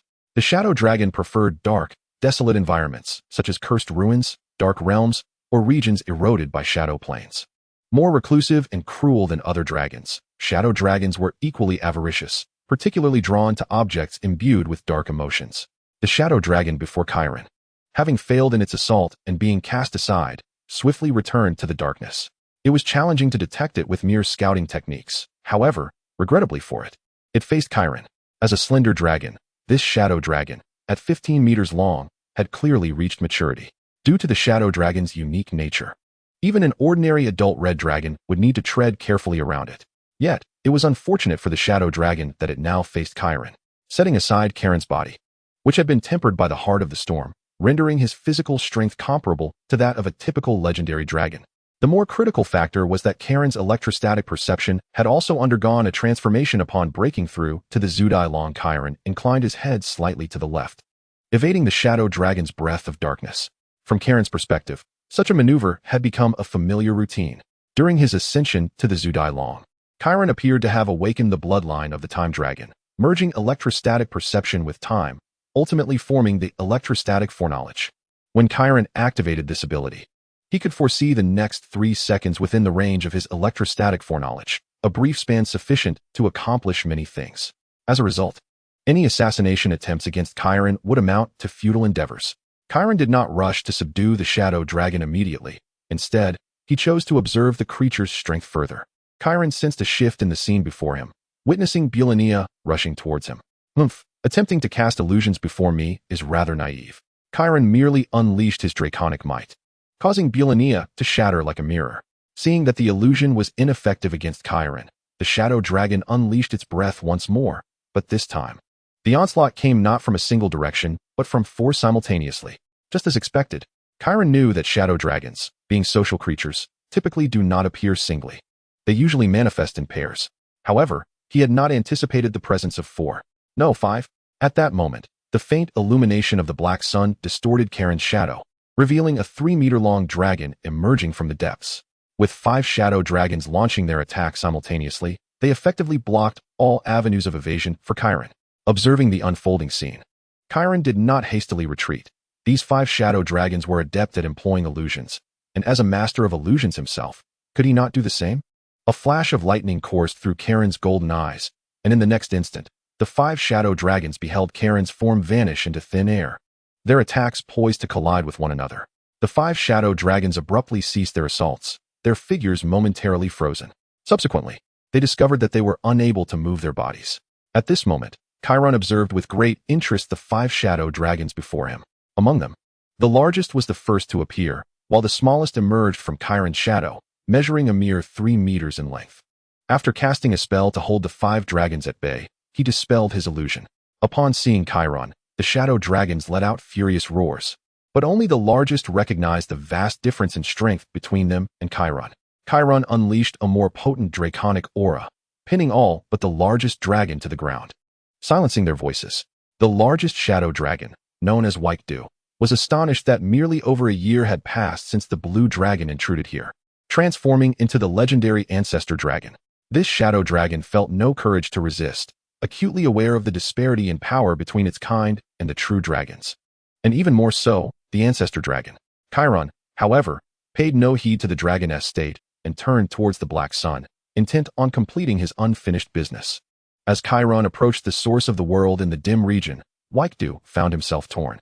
The black sun had provided immense assistance throughout their growth.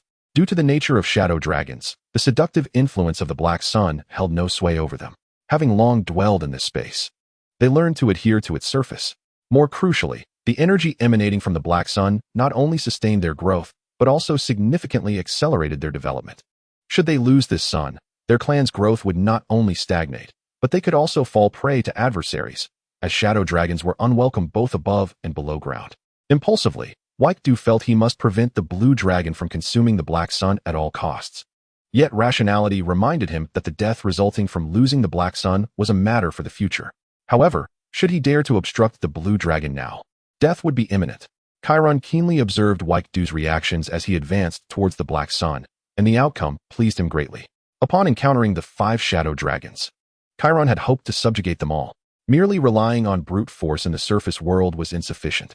In the realm of humanity, legal authority was a cornerstone of governance.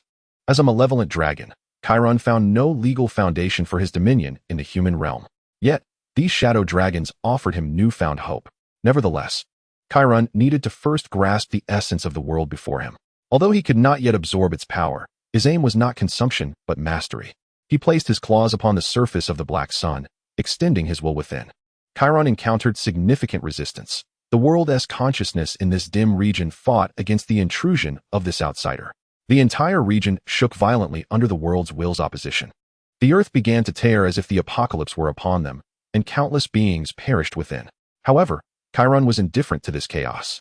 His sole focus was to thoroughly master this dim region, transforming millions of square kilometers into his stronghold, the foundation for his future conquests. Chiron uttered ancient draconic incantations, which materialized as runes encircling the black sun, compressing its existence. Subsequently, the new heart nestled within his chest began to beat fiercely, unleashing tremendous power. This heart served not only to enhance his breath, but, more importantly, contained energy of a higher order than mere magical power. This energy, rooted in the force of thunder, was infused with some enigmatic power bestowed by the pearl, a power Chiron had yet to comprehend. This energy was challenging to replenish. At least he was unaware of how to do so, but it evidently surpassed the strength exhibited by the dim region at that moment. Chiron believed that controlling the entire dim region would render his efforts worthwhile. Under the suppression of the ancient draconic incantations and mysterious forces, the black sun gradually lost its will to resist. Though immense, the black sun lacked the knowledge to wield its power effectively, allowing Chiron to locate its most vital core with ease. Chiron's consciousness entered the internal space of the black sun, revealing a basketball-sized purple crystal before him, from which he could glimpse the myriad wonders of the dim region. Now you are mine. As Chiron's mark was inscribed upon the crystal, it signified his dominion over this territory. Chapter 70. Returned to the surface after Chiron's mark was engraved, he felt a connection forged with the dim region. Within this realm, he could observe every detail, every blade of grass, from a divine perspective. Merging his consciousness with the crystal, Chiron ventured forth into the essence of the dim region. He beheld the entirety of the crystal labyrinth, witnessed the two-headed ogre he had tamed, and observed the original races of the dim region. Chiron reveled in this sensation, this feeling of overseeing and mastering all. Even if it were merely an illusion, he was entranced. More importantly, having seized control of the essence of this dim region, Chiron now possessed the power to dismantle the ice crystal labyrinth. The labyrinth had been the reason few dared to intrude upon the dim region for many years. If Chiron could not dismantle it, he could not transport its inhabitants to the surface world. Henceforth, whenever he wished, Chiron could dissolve the barrier between the dim region and the surface world at any location. After withdrawing his consciousness from the essence of the dim region, he turned his gaze toward the nearby shadow dragons. As the tremors subsided, the dragons regained their freedom. Cautiously regarding Chiron, he found himself particularly intrigued by the smallest of the dragons, sensing a rich essence of origin emanating from her. Likely due to her upbringing in the space of the black sun since birth, which had greatly influenced her. "Will you submit to me?" Chiron inquired, focusing on the largest shadow dragon. Indeed, the dragons exchanged glances before ultimately directing their attention toward Waikdu. After a moment of hesitation, Waikdu resolved to yield to Chiron. Waikdu's submission was not solely due to Chiron's formidable strength. Dragons were inherently proud and would not easily bow to even mightier foes. Otherwise, legendary beings would each possess a 5-colored dragon steed. Waikdu placed greater value on Chiron's potential. This blue dragon was not only an ancestor dragon, but also the master of the essence of the dim region. Having lived in the dim region, Waikdu understood certain secrets. The previous entity that controlled the black sun was merely a dracolic who had ascended to the pinnacle of demigodhood due to the black sun. The blue dragon before him inherently held the capacity to become a demigod, and combined with the aid of the black sun, Waikdu could hardly fathom the heights this dragon might reach. As shadow dragons were unwelcome among any race, constantly targeted, Waikdu believed that following this blue dragon would surely alter their fate for the better. Chiron was exceedingly pleased with the performance of the 5 shadow dragons before him. "You have made the correct choice. Now, let us proceed outdoors together." With a mere thought, Chiron effortlessly opened a rift in this space. This was a simple application derived from the connection he had established with the essence of this realm. Although Chiron had only begun to grasp the powers of the black sun, there remained a possibility that other beings could usurp control from him. However, with the passage of time and the growth of his strength, this place would eventually transform into his autocratic kingdom. Upon emerging with the 5 shadow dragons, Chiron concealed them within his own shadow, opting to keep their existence a secret from other creatures, for these dragons held significant importance in his plans. After summoning the two-headed ogres, the entire ogre tribe, under Rug's guidance, swiftly arrived at Kairensos' location. Upon witnessing Kairensos' current appearance and the increasingly potent aura of dominance he exuded over lesser beings, the ogre tribe's admiration for their master deepened. Esteemed master, your loyal servants have come to pay their respects. Rug led the ogres to kneel before Kairen, attempting to lick his toes with his mismatched heads. Kairen disdainfully evaded Rug's heads, and Rug, undeterred, proceeded to kiss the ground where Kairen stood. Kairen gazed at Rug in bemusement, aware that Rug was a ferocious ogre. Those unfamiliar with him might mistakenly perceive him as a subservient creature. All right, rise. We have important matters to discuss. Kairen's expression turned serious, and the two-headed ogres perked up, feigning attentiveness, though Kairen suspected that, aside from Rug, the others possessed a limited capacity for comprehension, only able to follow the simplest of commands. I will be departing the Shadow Realm for a time. During my absence, I require you to swiftly gain control of the Grey Dwarf tribe, but you are forbidden from slaughtering them. Absolutely forbidden, even in the face of resistance. Wait for my return before taking further action. Do you understand? Understood, my master. Kairen nodded in satisfaction. Although these ogres may not be particularly intelligent, they possessed a core understanding. In Kairen's mind, the shadowy throne representing the two-headed ogres on his mental board grew increasingly solid. He instructed them to refrain from unnecessary actions once they had secured the dwarf tribe to avoid provoking formidable foes. After establishing control over this core area, Kairen observed that there were still many formidable beings in the vicinity. While none were as powerful as he, they could pose considerable challenges to the ogre tribe. In Kairen's perspective, every creature here represented a potential source of soldiers for his future endeavors, and he could not bear to see them perish without purpose. Having given his orders, Kairen prepared to leave the Shadow Realm with the 5 shadow dragons.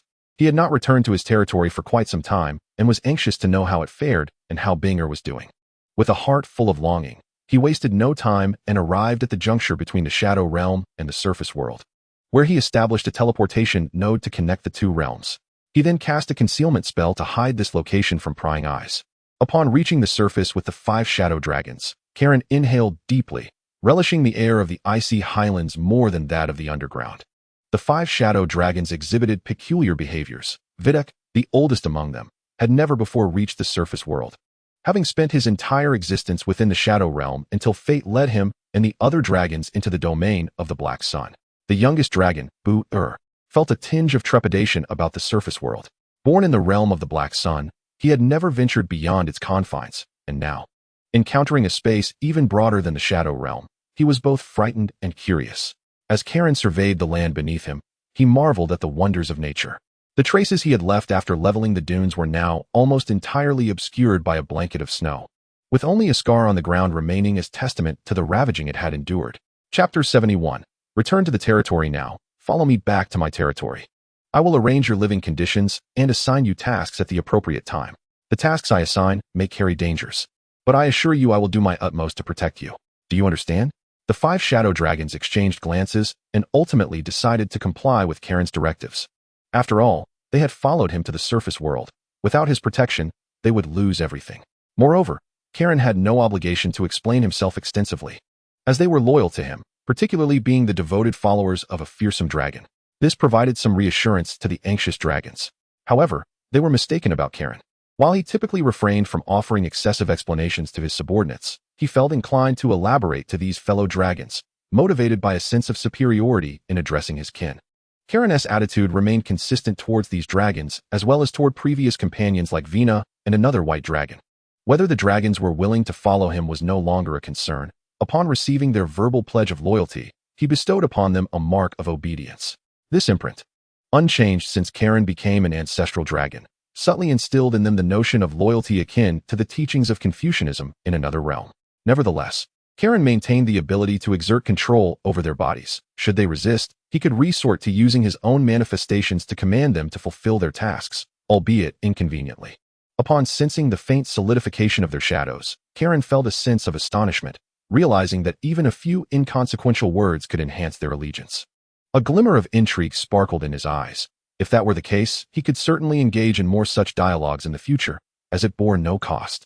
Kairen mused, oblivious to the fact that he was straying further down the path of a nefarious capitalist.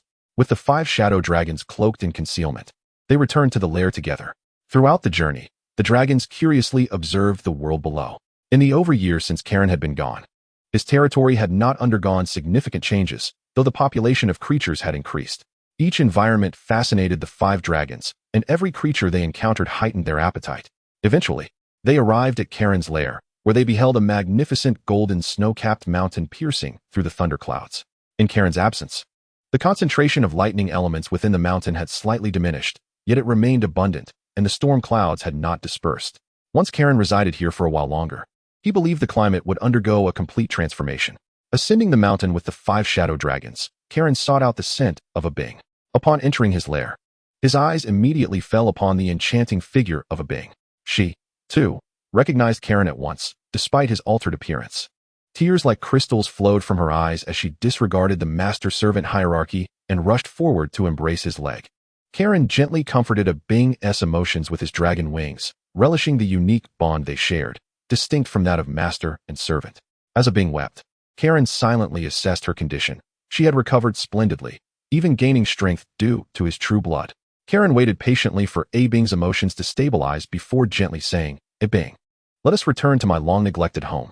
Unbeknownst to him, his tone was imbued with a softness that left the 5 shadow dragons behind him utterly astonished. They had never anticipated such tenderness from such a formidable kin. A Bing released her grip on Karen's leg and nodded slightly, her gaze unwaveringly fixed upon him. Karen could not comprehend this profound emotion. In truth, it was a sentiment that eluded most of the dragon race, who typically prioritized their interests above all else. However, A Bing placed greater significance on emotional connections. As Karen's servant, especially under the circumstances of a coerced servitude, A Bing had never envisioned that he would go to such lengths for her. Although she had been unconscious at the time, her awareness had not wholly dissipated. She had witnessed Karen's fury over her injuries and his genuine concern for her well-being. In fact, Karen had even sacrificed his own true blood to hasten her recovery. Being an Ice Mountain Snow Maiden, A Bing was acutely aware of the value of true blood to a dragon. In the realm of humans, a dragon of Karen's extraordinary caliber could command tens of thousands, if not hundreds of thousands, of gold coins for a single drop of true blood. While her interactions with Karen had previously been lighthearted, A Bing had always maintained a sense of propriety. As the leader of her clan, she was typically quite rational, yet upon seeing Karen again, her emotions became uncontainable. Under the mantle of leadership, A Bing was still a creature of sentiment, and Karen's numerous acts of kindness rendered her incapable of treating him as she once had. Upon entering the lair, Karen was greeted by the sight of other snow maidens, who had concealed themselves in the corners of the cave. They too were delighted by his return, but chose to leave this moment of intimacy to their leader. As Karen ventured deeper, he discovered an abundance of gold and treasures, far surpassing what he had seen before. During the year of his absence, trade between his territory and the human world had flourished rather than stagnated. The snow maidens did not notice the presence of the shadow dragons, as they had retreated into the shadows upon seeing A Bing. Karen took his place upon the throne. With A Bing standing beside him, her emotions having steadied, the other snow maidens discreetly withdrew, granting them the space to connect. Neither Karen nor A Bing broached the subject of her departure from the territory that had led to his injuries. They held an unspoken trust in one another. "Come forth." A Bing pondered whom Karen was addressing when 5 dragon figures emerged from the shadows of the cave. Shadow dragons. As a snow maiden steeped in tradition, A Bing possessed knowledge of the shadow dragons, although much of this information remained unrecorded by wise races, often leading to misconceptions. For instance, the debate over whether shadow dragons were true dragons or lesser ones was rife with uncertainty. In reality, shadow dragons were indeed true dragons, albeit obscurely so. Upon recognizing them, A Bing instinctively took a step back, but then recalled that this was Karen's lair, and these shadow dragons had come at his behest. Perhaps it was his kinship that halted her retreat, though this subtle gesture did not go unnoticed by the shadow dragons. Victor's mouth twitched slightly in embarrassment. It was no surprise that once shadow dragons emerged into the light, they would be met with disdain, even from ice maidens such as A Bing. The reasons for this aversion were clear. They had the capacity to steal the lives of others. Chapter 72. Council realizing her lapse in decorum. A Bing bowed gently to the shadow dragons in apology, which they accepted graciously, signaling their understanding. A Bing's politeness and wisdom were among the many reasons Karen held her in high regard. "You may listen quietly. I must discuss some matters with A Bing. There is no need for you to speak. I will inquire after our discussion concludes." Karen instructed the 5 shadow dragons before turning his attention to A Bing. indicating that she should report on the situation in the territory over the past year. Though A Bing was somewhat displeased with Karen's lack of romantic awareness, she dutifully began her report. Karen listened intently, once again appreciating A Bing's competence. During his absence, trade with the human world had continued unabated. And under the guidance of Blake and A Bing, an increasing volume of goods had been exported from the plateau. Notably, after the Ice Mountain Snow Lotus matured in the Snow Maiden's secret realm, A Bing entrusted these precious flowers to Blake, who combined them with local specialties to create potions that promoted longevity and beauty, garnering the admiration of the noble class in human kingdoms. However, as trade expanded, more factions began to take notice. Even Blake, a level 8 mage, found it increasingly difficult to maintain control, posing a risk of chaos. Ultimately, Blake had no choice but to reveal the backing of the Warren family. Now, everyone was aware of Blake's support for the Warren family's eldest son, Snork, which led to complications in the sale of plateau goods in the human world. Nonetheless, trade continued to flourish overall. Karen was not surprised by these developments. He had anticipated that with the growth of trade, astute observers would soon recognize the progress of his territory. He understood that Blake alone could not sustain order and had instructed him to seek allies. However, Karen had not anticipated Blake's forthright revelation regarding his relationship with Snork. He decided he would personally inquire further with Blake, seizing the opportunity to gain insight into the human world. Subsequently, A Bing detailed the interactions among various races within the territory before concluding her report and stepping back to allow Karen time to ponder. Upon exiting the cave, A Bing encountered other Snow Maidens. "Sister, should we notify the leaders of the major clans to come and pay their respects to our master?" One of the Snow Maidens asked. "There's no need. If our master requires it, he will instruct us personally. For now, let him rest. He has been away for a year and must be weary." The Snow Maiden, noticing A Bing's tender gaze, covered her mouth and chuckled. A Bing, embarrassed by her laughter, playfully engaged with the Snow Maiden. Karen observed the commotion outside the cave, but chose not to intervene. He was well aware of A Bing's feelings for him and did not resent them. However, he had only just returned to his territory at a critical juncture, having been away for over a year. Once circumstances stabilized or an opportune moment arose, he would not overlook A Bing, the Ice Beauty. "Do you understand?" Karen inquired of the Shadow Dragons upon regaining his focus. "My lord, you wish us to replace a certain individual in the human world to aid the development of your territory," Victor, the leader of the Shadow Dragons, replied. "Indeed, that is my intention.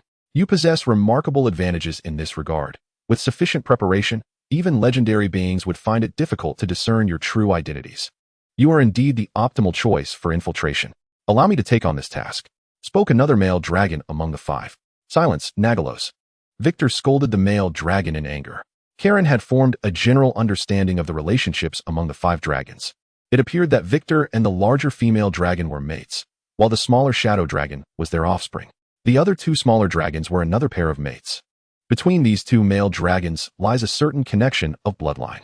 "My lord, my younger brother is rather naive, greatly overestimating his own capabilities. His mere presence in the human realm will undoubtedly attract the attention of powerful humans. Allow me to handle this personally. I am quite confident in my ability to evade the recognition of human legends." At this moment, Waikatu appeared exceptionally anxious, silencing Nagaloasi, who still had more to say. Chiron watched this scene with great interest. Such interactions among dragons are indeed rare. Even among benevolent dragons, concern for one's own siblings is seldom observed. And many dragons do not even pay attention to their mates. Dragons like Waikatu, who show such care for their brothers, are truly uncommon. Even among the monogamous types like the shadow dragons and silver dragons, there is no need for excessive worry. I do not intend for you to march to your doom. You and I are true dragons. Despite being newcomers, you are significant in my eyes, and I shall not abandon you for fleeting gains. Chiron chuckled at their apprehension, as if they believed that any task he assigned would surely be perilous and fatal. While Chiron acknowledged that danger might indeed be present, it could not be so dire.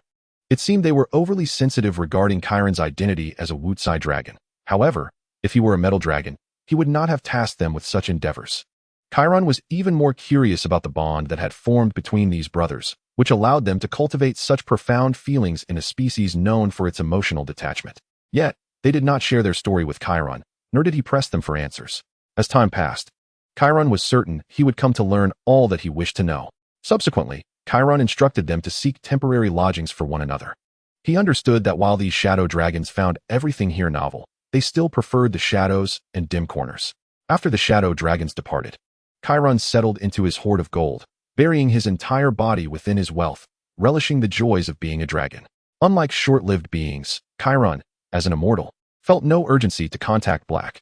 Yet sometimes, when you do not seek others, they will come looking for you. While Chiron was resting, the dragon scale in his mouth, used for communication with Black, reacted. Chapter 73. Dragon Pulse Sorcerer Chiron expelled 9 scales from his mouth, 8 from other dragons, and 1 crafted by himself for contacting Black. These 8 scales were sourced from 5 shadow dragons, 2 white dragons, and Bronya's heart scale, known to be the hardest scales of a dragon. Collecting the scales of other true dragons had become a small hobby for Chiron. He hoped to someday fashion a crown from these scales to symbolize his status as the king of dragons. Of course, he was still far from achieving that goal. Chiron retained the scale for contacting Black and swallowed the others back. Excellent, my lord. You have finally responded to me. Black's joyful voice emanated from the scale, addressing Chiron. Over the past year, Black had attempted to reach Chiron multiple times, yet Chiron had remained unresponsive. Black had feared that something unfortunate had befallen Chiron, as their interests were now deeply intertwined. Even disregarding the curse, if Chiron were to perish, Black's plans within the Semi kingdom would crumble, leading to his own disastrous fate. Calm down, Black. For dragons, a year is but a fleeting moment, merely a brief slumber. Chiron understood Black's concerns, but chose not to elaborate on his reasons. Black acknowledged his failure to fulfill his promise and was about to explain when Chiron interrupted. What is the current situation in the human realm? My lord, this is precisely why I sought to contact you. The seriousness in Black's voice resonated through the scale. After I represented the Valen family's young master and allied with the royal family, they committed forces to the Valen family's war against the frost giants, compelling the Valen family, who had intended to withdraw, to persist. However, the royal family's rash involvement aroused the suspicions of Duke Valen and his concubine. Consequently, Duke Valen intensified his control over the family territory, while the young Master Snoke's tactics proved too immature. His previous dealings with lower-ranking officers were discovered by Duke Valen, and under the instigation of the Duke's concubine, Duke Valen nearly ordered Snoke's execution.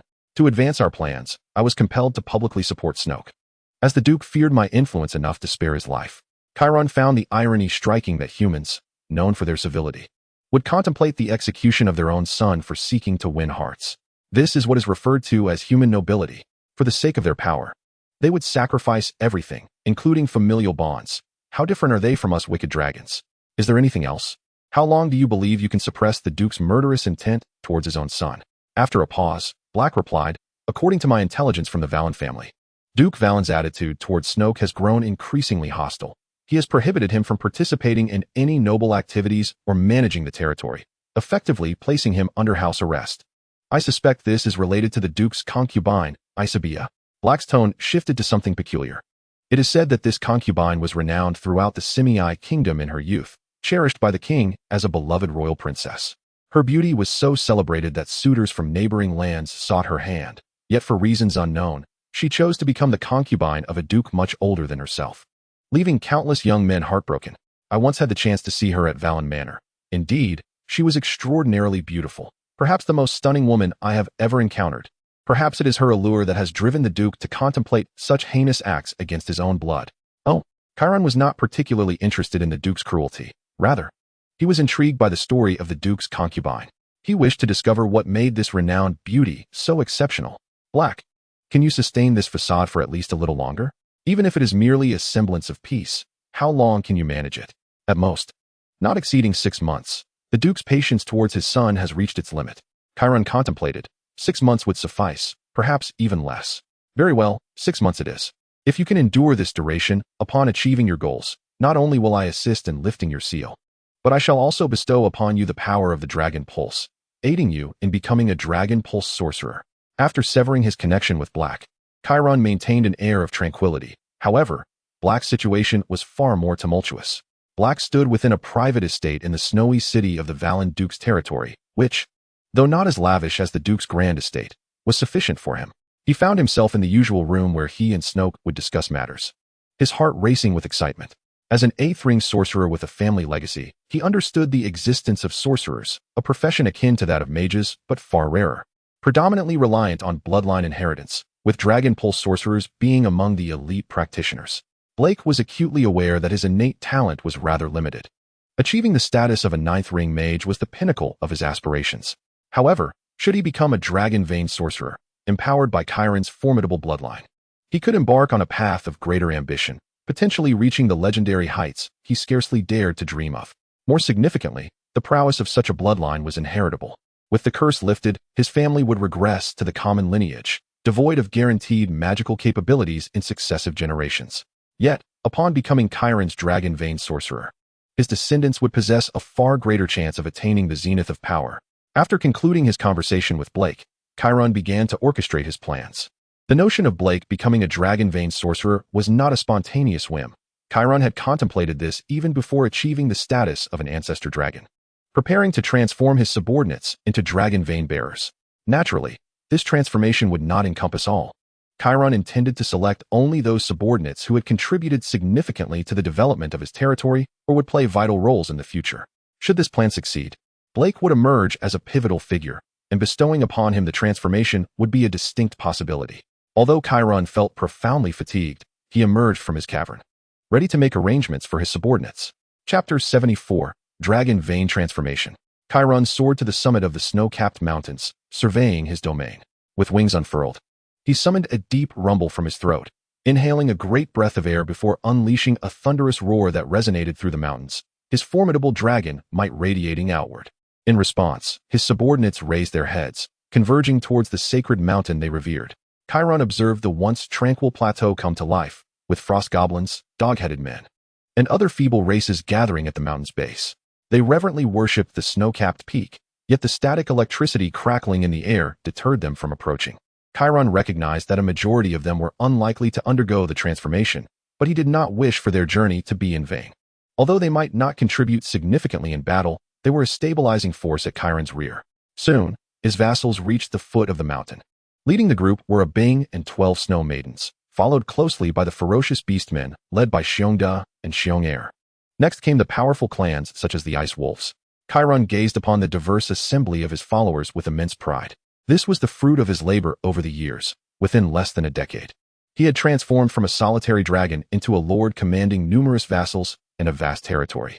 It was rare for a dragon in its youth to possess such a multitude of followers and land. Even the illustrious Black Emperor and his formidable alien dragons had not achieved Kairen's current stature at this stage. As Kairen descended the mountain to address his vassals, they looked upon his increasingly robust form with deep reverence and admiration. They knelt in unison, welcoming their master's arrival. In this merciless land, to receive the protection of such a dragon was indeed a stroke of fortune. I shall select some of my most exceptional vassals for the dragon vein transformation, enhancing your strength to confront future perils. Now, let the leaders of each clan step forward. Upon hearing Kairen's voice, the vassals remained silent. Yet their trembling bodies and fervent eyes betrayed their eager anticipation. In the material realm, anything associated with dragons was far from ordinary. Lesser dragons often dominated their contemporaries. For those of weaker bloodlines, merely being touched by the essence of a dragon was enough to enhance their own lineage, let alone receiving a direct transformation. The clan leaders approached Kairen, and he decided to commence the transformation with them. Amid great expectation, 3 days swiftly passed. The leaders of the various races and the 3 Hahas gathered before the sacred mountain. At the center of the formation stood an obelisk inscribed with draconic runes, a black monolith pulsating with arcane energy. Above it floated a substantial mass of Kairen's blood. After ascending to the status of Ancestor Dragon, every drop of Kairen's blood held the same potency as that of a true dragon, requiring only minimal preparation for the transformation. Surrounding the magical array were the leaders of the dog-headed men, goblins, and other lesser races. The reason for not initiating the transformation with the Snow Maidens was simple. Kairen, being inexperienced in his first deployment, opted to test the waters with these weaker races. As the array activated, the obelisk shimmered with golden light, and Kairen's blood coursed into the bodies of the clan leaders. Their forms began to swell, cracks appearing as their blood surged outward. Kairen understood that this was a crucial moment. If they could survive, they would become dragon vein beings, significantly elevating their racial potential. Failure, however, would lead to their demise. After approximately half a day, the ritual neared its conclusion, and to Kairen's astonishment, all the leaders survived. Whether due to Kairen's adeptness or sheer luck, the success rate far exceeded his expectations. The onlooking vassals erupted in joyous cheers at the success of the ceremony, granted Kairen's permission. Though not directly benefiting from the transformation, they saw a glimmer of hope. The clan leaders served as exemplary figures. This was Kairen's intent. to ignite the fighting spirit of his vassals through the triumph of these leaders, urging them to fight with unwavering resolve in the battles to come. After all, a battle fought with all ones might differ vastly from one approached with indifference. Soldiers devoid of hope, much like those in the quagmire of the foreign realm, would inevitably be defeated by a more formidable faction. Is this truly my body? The dog-headed leader Doug, now transformed, gazed in awe at his once frail arms. Now robust and strong, his height had nearly doubled from 2 meters to almost 4, rendering him a veritable giant. What was once the realm of intermediate warriors had now ascended to that of high-tier warriors, a domain he had previously deemed unattainable. His once dull white fur now shimmered with vitality. Doug felt profoundly grateful for aligning himself with such a master, vowing to dedicate his everything to the great Chiron. Over the subsequent 3 months, Chiron performed the dragon vein transformation for the Beastmen, led by Xiongda and various other powerful clan leaders. The protracted duration was due to Chiron's desire to maintain optimal health. Despite his ample blood supply, he spaced out the transformations to avoid compromising his condition. At that moment, Chiron was preparing to transform the 12 snow maidens, this time not at the mountain's base, but within his lair. For this occasion, he intended to utilize the true blood of the Ancestor Dragon rather than standard dragon blood. As his initial followers, and particularly given their extraordinary beauty, Chiron held high expectations for them. Thus, without hesitation, he bestowed upon them the revered true blood of the Ancestor Dragon. Abing, are you ready? Abing and the other snow maidens sat within the magical array Chiron had meticulously prepared for them, designed primarily to safeguard their lives. Master, there is no need for concern. We shall undoubtedly succeed. In the future, we will continue to serve by your side and will not allow any other beings to take our place. Upon finishing her words, Abing, along with the other Xuannu, began to persuade Chiron not to worry. With the encouragement of the Xuannu, Chiron ceased her hesitation and activated the magical array. Since Chiron was utilizing the true blood of the Ancestral Dragon, their transformation took significantly longer than that of others, spanning a full 2 days and nights without completion. Chiron fixed her gaze intently on the Xuannu before her, suddenly aware of the temperature around her beginning to drop, signaling the imminent end of the Xuannu's consciousness. After approximately an hour, the Xuannu opened their eyes. Chiron remained captivated, observing the transformation of the Xuannu before her. Initially, the Xuannu, entranced by their own changes, failed to notice Chiron's predatory gaze. It was only when one Xuannu regained her composure that she realized her body had shattered into fragments due to the overwhelming energy of their breakthrough, revealing 12 naked forms before Chiron. Chapter 75, Count Lawrence. As Chiron listened to the piercing screams of the Xuannu, she narrowed her eyes, choosing to continue watching. However, the Xuannu would not grant Chiron this opportunity, conjuring garments through their spells. A flicker of disappointment crossed Chiron's eyes, while Abing, after a moment of shyness, became aware of her own transformation. I am now, Abing exclaimed, astonished as she examined her body, creating an ice crystal prism to observe her changes. Abing's figure had become more statuesque, her eyes transforming into vertical slits akin to those of dragons, exuding an alluring quality beneath her frigid exterior. Drawing upon her internal magic, dragon scales manifested upon her skin, and 2 pairs of dragon horns sprouted from her head. Abing felt an unusual sensation at her back, as if something were about to emerge. The other Xuannu experienced similar sensations. They exchanged glances, recognizing their newfound differences. Noticing their discomfort with their current state, Chiron decided to assist them in acclimating. She unleashed her draconic might, shattering the garments the 12 Xuannu had conjured, while their backs could no longer withstand the pressure. Revealing blue-white wings, Chiron gazed at the stunning forms before her, a longing evident in her eyes, though she subdued it. Master, Abing, the leader of the Xuannu, stepped forward, her voice trembling as she admonished her malevolent dragon master for her wicked whims. At this moment, the Xuannu were in a semi-draconic state, each adorned with resplendent blue ice wings. Even should the angels of Tiantang Mountain stand naked before Chiron, she would not deem them comparable to the Xuannu before her. Ahem, you all appear to be in splendid condition. Each of you has made significant gains. Chiron attempted to divert the conversation, as the Xuannu, including Abing, covered their intimate areas with their hands, which were evidently insufficient to conceal their upper bodies, creating an even more revealing display. Why they did not use their newly acquired wings for modesty remained a mystery. Chiron refrained from teasing them further, conjuring garments for them to wear, as she feared that she might not be able to contain herself any longer. As a true dragon, Chiron's aesthetic appreciation applied to all races, and the Xuannu before her were undeniably breathtaking beauties among humans. Seeing their master cease her teasing, the Xuannu relaxed. albeit with a hint of regret. You are no longer ordinary Ice Mountain Xuannu. After being baptized by my true blood, you might be referred to as Ice Mountain Dragon Maidens. Chiron jested at the semi-draconic appearances of the Xuannu, who naturally disagreed with her alteration of their identity, believing that Xuannu sounded far superior to Dragon Maidens. Very well, Chiron relented, shifting her focus to Abing. As the leader of the Xuannu, Abing's innate talents were already the highest, and after undergoing Chiron's bloodline baptism, she discovered some unique changes distinguishing her from the others.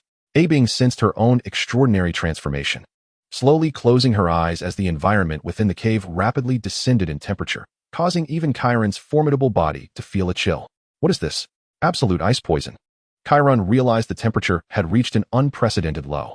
Absolute ice is not merely the coldest ice, but possesses the most potent power, a magical temperature not found in nature. Originally created by the ice goddess, it represents a realm of ice magic mastered by the most powerful ice mages.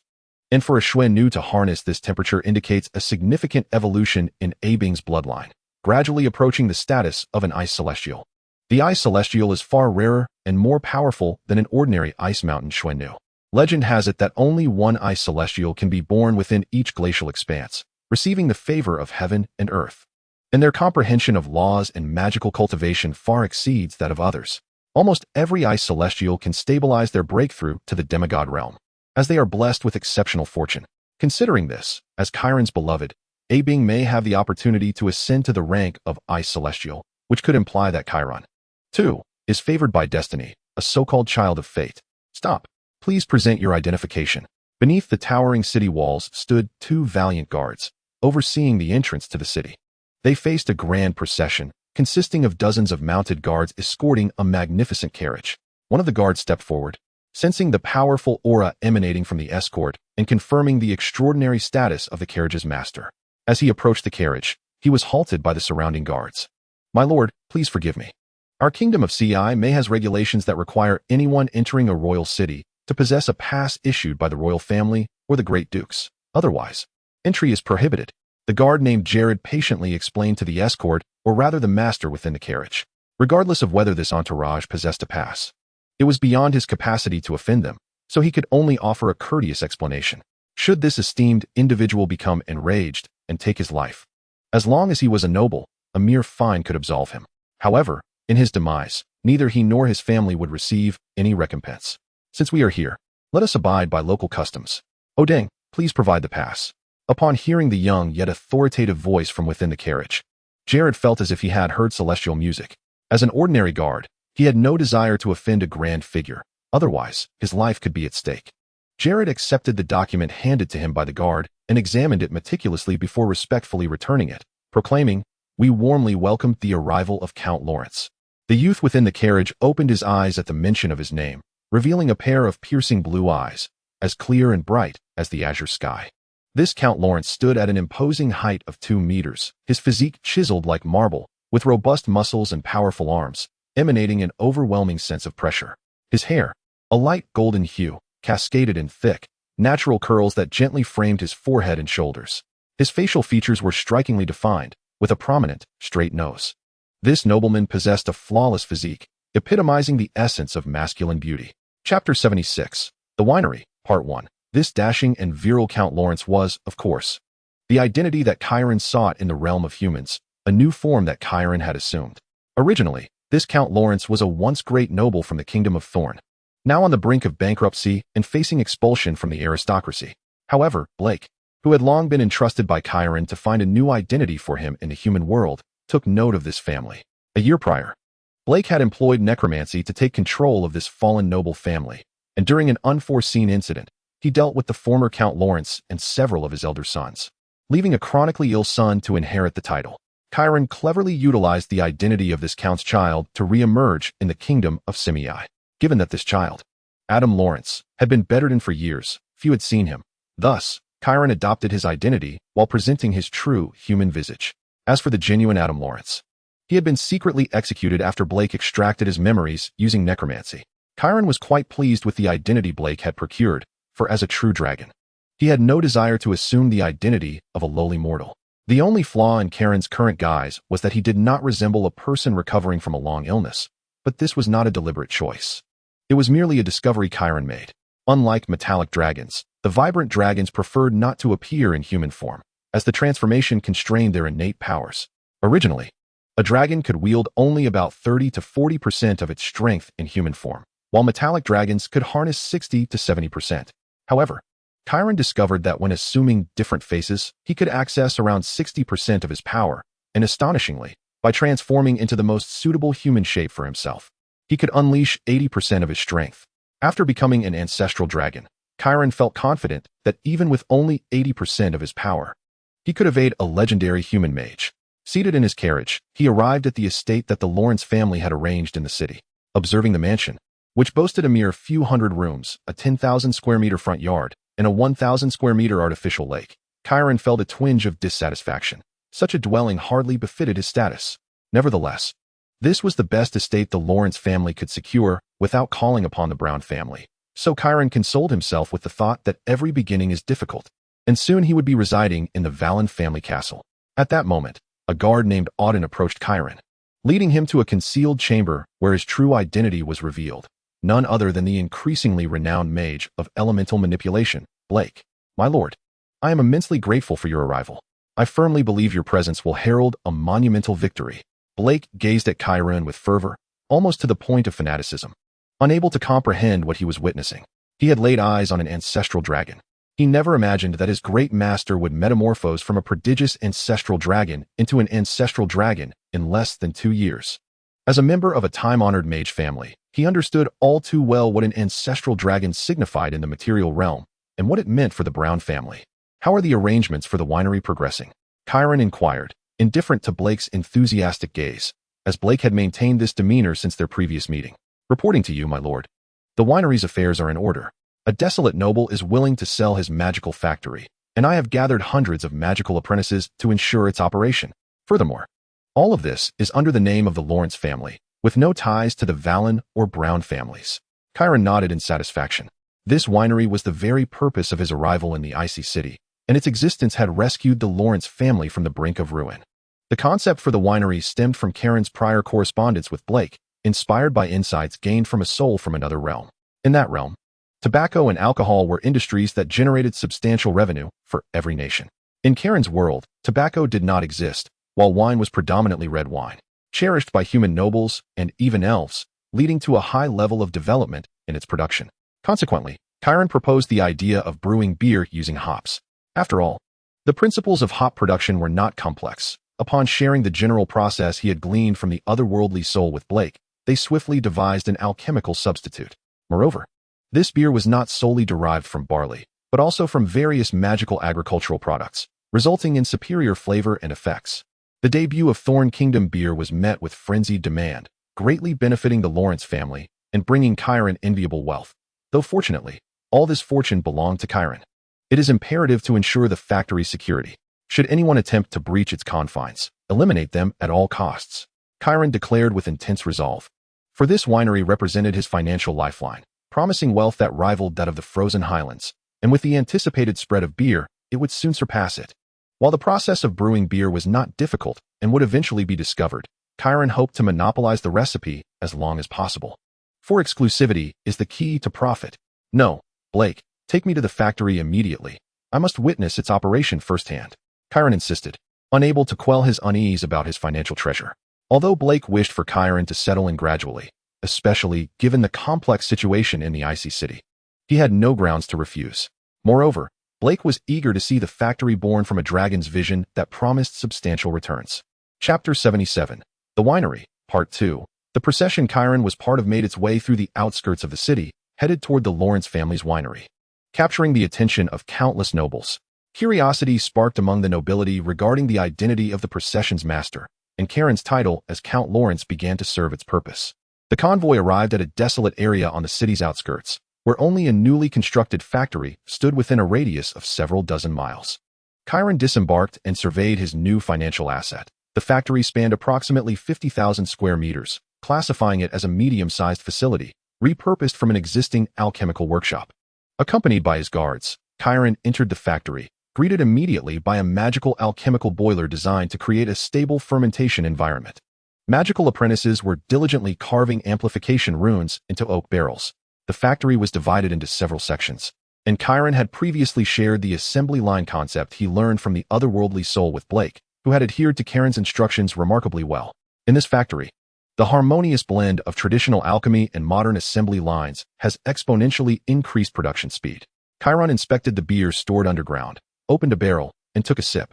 The flavor was indeed delightful, crafted from the unique ice thorn vine found in the frozen plateau. This plant not only thrives abundantly in the icy expanse at a low cost, but its leaves and stems are covered in ice crystals, imparting a piercing bitterness that penetrates the steel throat of the drinker. Quite good, but merely good. Beside Kairen, Blake concurred with this assessment.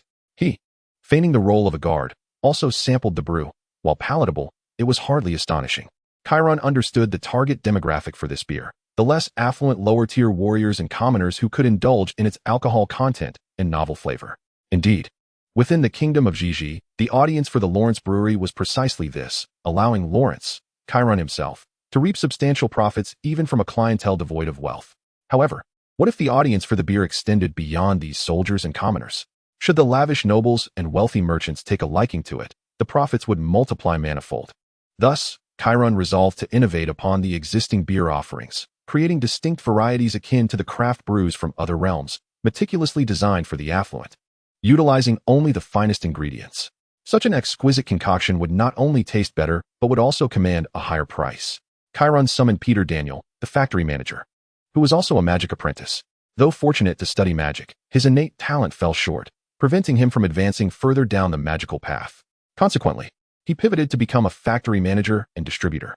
After listening to Kairen's exposition, Bob, the manager, felt a profound admiration for the dashing count's intellect. Marveling at the brilliance of his idea, this money was rightfully his. Bob proceeded to supplement Kairen's thoughts, and Kairen had to concede, despite Bob's evident lack of strength. He possessed a certain flair for commerce. Having satisfied his curiosity, Kairen prepared to depart the factory, but first cast a behavioral seal upon everyone present, enabling him to monitor his finances more effectively. Kairen then returned to his estate, while Blake, observing his master's newfound tranquility, reported the current situation. "My lord, the circumstances remain quite dire. Merely 4 months have elapsed since our last communication, and the calls against Snoke within the Valen territory have grown increasingly fervent. Almost all officials and military factions have begun to openly support the third son, Pisk, and even the royal family has begun to question whether Snoke possesses the capability to govern Valen territory. Oh, it seems your king is eager to engage in the next battle with the Frost Giants." Kairen mused. He had a fair understanding of the techniques he had developed. Currently, King Charlie's strength was likely stagnating. Yet, upon experiencing the enhancement from the giant's innate gifts, he was reluctant to abandon this method, thus choosing to continue the conflict with the giants. The kingdom of Simei found itself strategically positioned amidst the frost giant tribe led by Haken on the frozen plateau. Although Simei could procure resources from other regions, such a method would be slow and too conspicuous. Even with the royal family's cautious maneuvers, rumors had spread, according to Blake's reports, of the royal family conducting unsavory experiments using the blood of giants. Therefore, to avoid suspicion, the royal family had no choice but to place its hopes on the conflict between the Valen family and the Frost Giants. For who would believe that a vested duke would collude with the king? Kairen rose and gazed out the window, his azure eyes fixed upon the direction of the Valen Duke's castle. The ice and snow city, along with over 20 nearby towns and 100 small villages, constituted the actual territory of the Valen Duke.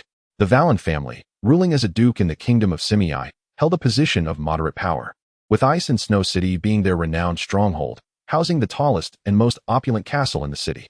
What now appeared to be a flourishing Valen Duke would soon undergo a significant transformation, one that would determine Kairen's ability to successfully tread upon the human realms in a short span of time.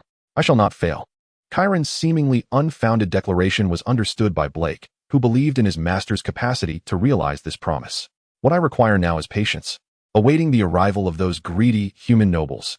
Since Kairen's south arrival at this estate a month ago, he had not ventured beyond its confines, dedicating his time to mastering the newly acquired spells from the human world. He reveled in this enriching experience. Yet the outside world exhibited a markedly different attitude towards his presence. Currently, Kairen reclined in the study, perusing a tome titled The Compendium of Illusions, while a fresh batch of craft beer from the brewery lay on the table. The book's grand title belied its content, which consisted of middle to low-tier illusions. Nonetheless, Kairen found it engrossing, drawing much inspiration from these modest spells. My lord, the Lord's manor has extended an invitation for you to attend the banquet hosted by the Lord 3 nights hence. A guard's arrival interrupted Chiron's tranquility. Accepting the invitation with a smirk, Chiron remarked, "Have they become so impatient? These human nobles indeed resemble lustful wild dogs when confronted with wealth. Their capacity for restraint surpasses my expectations." Chapter 78. A Test, Part 1. Chiron was not surprised by the manor's invitation. He had never intended to conceal his arrival. In fact, he aimed to explicitly inform them of his presence. The passage document allowing Chiron entry into Ice and Snow City had been issued by another duke, Edward, who had long traversed the realms of the kingdom of Gigi and Simei. During one of his visits to Gigi, he fortuitously encountered the Lawrence family promoting their beer and quickly recognized it as a lucrative opportunity, thus initiating contact with them. Though framed as a partnership, it was essentially an attempt to forcibly seize the then dwindling Lawrence family. Unfortunately for Edward, he happened upon Chiron, who had transformed into Adam Lawrence. Accompanied by merely 2 8th-tier warriors, Edward was effortlessly dispatched by Chiron, ultimately becoming sustenance for the Shadow Dragon. With Edward's testimony, Chiron's identity would likely remain undiscovered. His only vulnerability lay within himself. As long as he did not reveal any flaws at the banquet 3 nights later, his identity as a human noble would be firmly established. In the blink of an eye, 3 days passed, and within the Lord's manor, a gathering of nobles deliberated on the newly emerged Lawrence Count. A rotund, middle-aged Mediterranean noble voiced his concerns. "My lord, do you truly wish to invite this outsider into our midst? He has no roots here. We could easily proceed without him." Expressing his dissatisfaction to a gray-haired elder, this noble believed the Lord was far too advanced in years to be so willing to share the spoils. Yet, despite his age, the Lord displayed a clarity of thought as he rose slowly, emanating a powerful aura that silenced the Mediterranean noble's complaints. "Foolishness, Glenn. You have only grown more foolish with age. The once valiant knight seems to have vanished without a trace." In the face of the Lord's mockery, Glenn dared not voice any dissatisfaction. It is not only due to the Lord's esteemed lineage, having watched this cohort of nobles grow from childhood, but also because, despite his advancing years, the Lord's prowess remains formidable. As a high-ranking warrior, no one in the city of Bingshui aside from the commander of the Valen family's 1st Legion dares to claim superiority over him.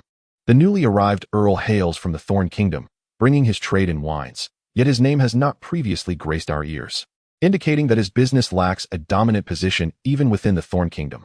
Nonetheless, he has traveled great distances to this remote border city, suggesting ulterior motives. The elder lord's slow tone silenced all dissent among the nobles present, providing them with the answers they sought. "Furthermore, are you not aware? Upon entering Bingshui, he possessed a pass issued by Duke Edward. Are you not curious about the role Duke Edward plays here?" Following the elder's words, the nobles expressed their admiration for him. And although the elder maintained a blank expression, a hint of bitterness lingered within him. How could one who has ascended to nobility and wielded power for so long be a fool? These nobles are acutely aware that this distant noble surely shares some connection with Duke Edward. Once Lord Lawrence entered, his past was swiftly disseminated among the various nobles. Their collective dissatisfaction with him is merely a ploy to have him act as a scapegoat to gauge the true nature of the situation. However, as the Lord of Bingshui, he must strive to secure benefits for these individuals. Otherwise, despite his considerable strength, his position would remain precarious. Especially during this critical period when he has just decided to engage in the struggle for the future heir of Duke Valen. If he incites the noble's dissatisfaction, he risks being prematurely eliminated by the faction of another noble. Thus, he must take the initiative and await Lord Lawrence's move this evening, confident in his wisdom.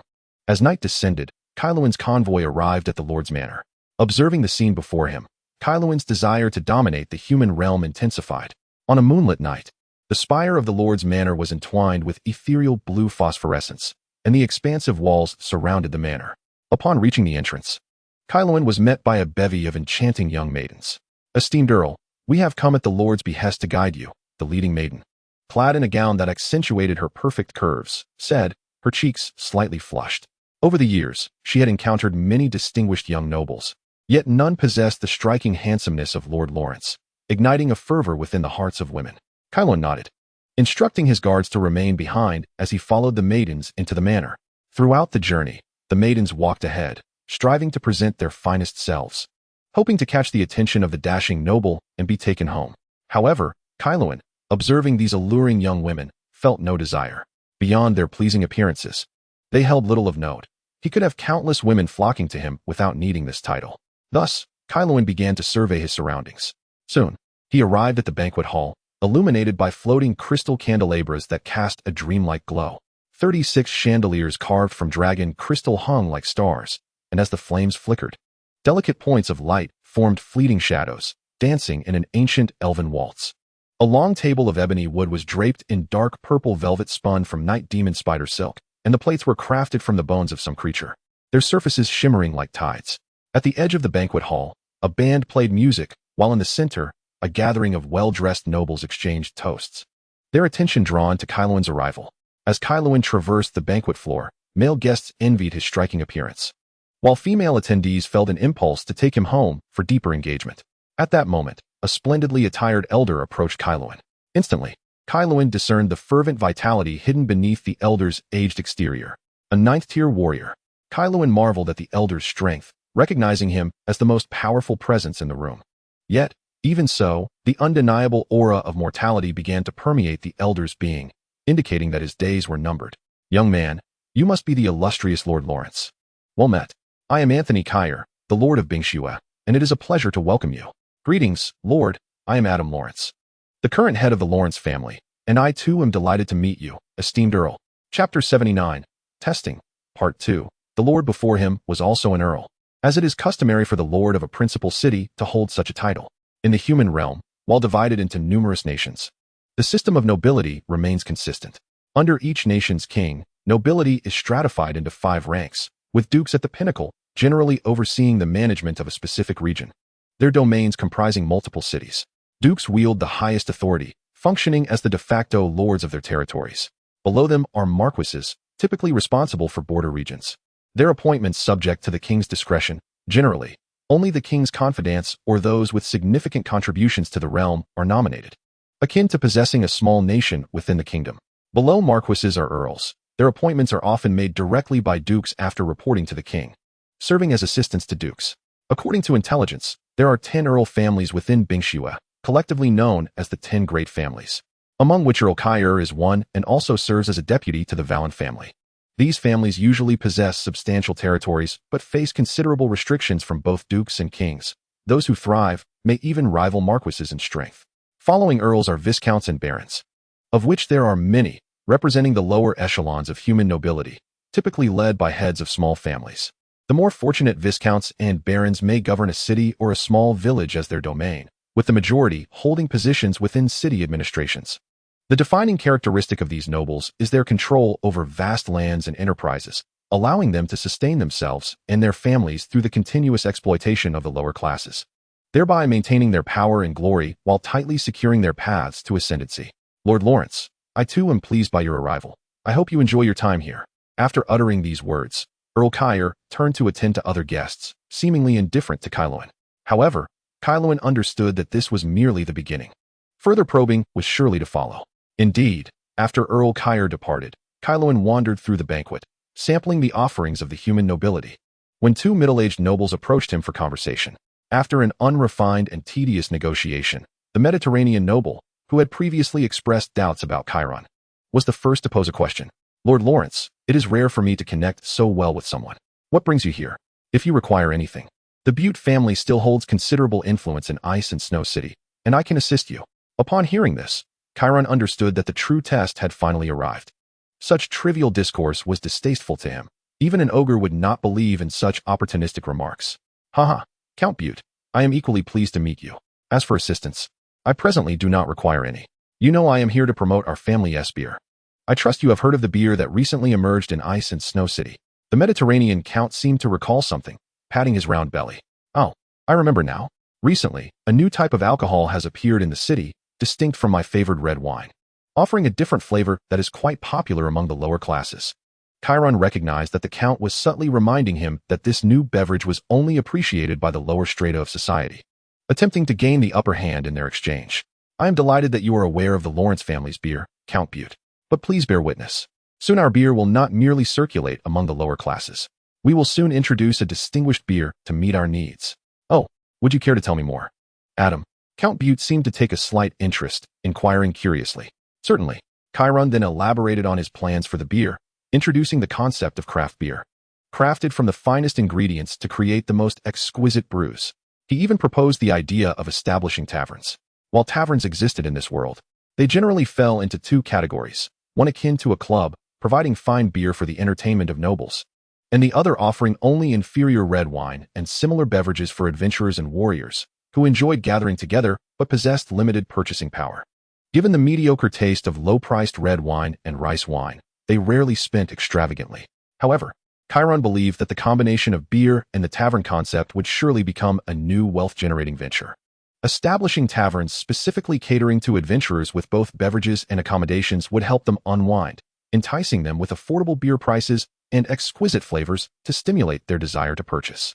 As Chiron spoke, a multitude of male nobles gathered around, attentively listening to his business proposal and contemplating its feasibility.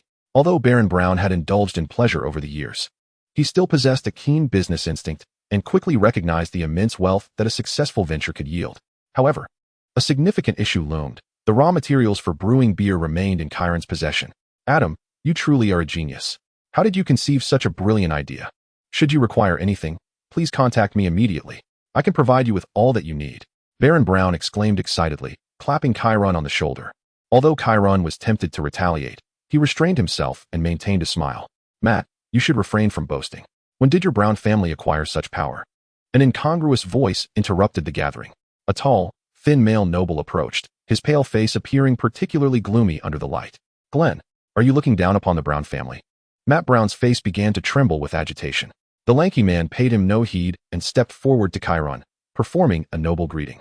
Lord Lawrence, I am pleased to make your acquaintance. I am Glenn Caroline, head of the Caroline family. The Caroline family is one of the 10 prominent families in Ice and Snow City. Chiron scrutinized the man before him and surmised his intentions. This Count Caroline was likely working in tandem with Matt Brown.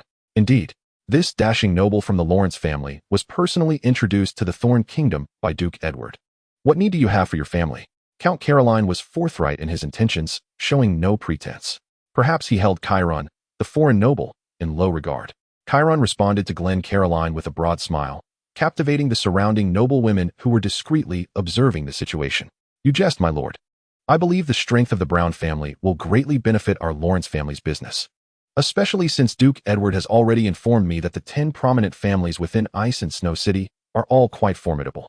I am confident that with your assistance, our family's business will flourish just as it does in Duke Edward's domain. Upon hearing Chiron's words, the smiles of both Glenn Caroline and Matt Brown, along with those of the surrounding nobles, gradually froze. The idea that the Lawrence family could conduct business directly within the territory of the Edward family suggested a deeper entanglement, complicating matters significantly. Adam, you truly are young and accomplished.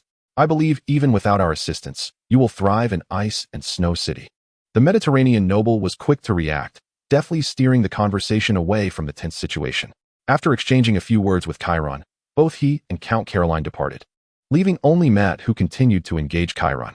Matt, it is quite impolite to cling to a gentleman. You should afford this young and handsome count a bit of space. A sultry voice reached Chiron's ears. He turned to see a lady clad in a black ceremonial robe approaching. Chiron was struck by the beauty of this noble woman, who appeared to be around 30, having shed the naivety of youth and exuding allure, akin to a ripe peach. Chiron, allow me to introduce you. This is my wife, Alice. Lady Alice, it is a pleasure to make your acquaintance. Chiron took the lady's hand and kissed the back of it, though the countess seemed disinterested, reminding him that other nobles were seeking his attention. Oh, Adam, I am truly sorry. While I enjoy our conversation, I must take my leave. Matt expressed his apologies to Chiron. Watching the departing noble, Chiron mused silently that it was indeed a challenge for him. As a true dragon, he was highly sensitive to malice from the outside world, and he distinctly sensed that Baron Matt Brown harbored intense animosity towards him. More so than anyone else at the banquet, Chiron paid little mind to this minor episode and soon began to wander through the banquet, only to find himself surrounded by a throng of noble women once again. These women were either the wives of barons or viscounts, or sisters and daughters of nobility. They expressed interest in Chiron, some even directly inviting him for deeper discussions after the banquet. However, having witnessed the extraordinary presence of Baron Brown's wife, Chiron found it difficult to muster interest in these common beauties, though he did appreciate their perceptiveness. After Karen extricated herself from a throng of eager young women, Anthony Kier returned to her side, accompanied by a youthful human maiden of approximately 20 years. Allow me to introduce Adam. This is my granddaughter, Ingrid Kier. Ingrid. This is our friend from the neighboring kingdom, Count Adam Lawrence.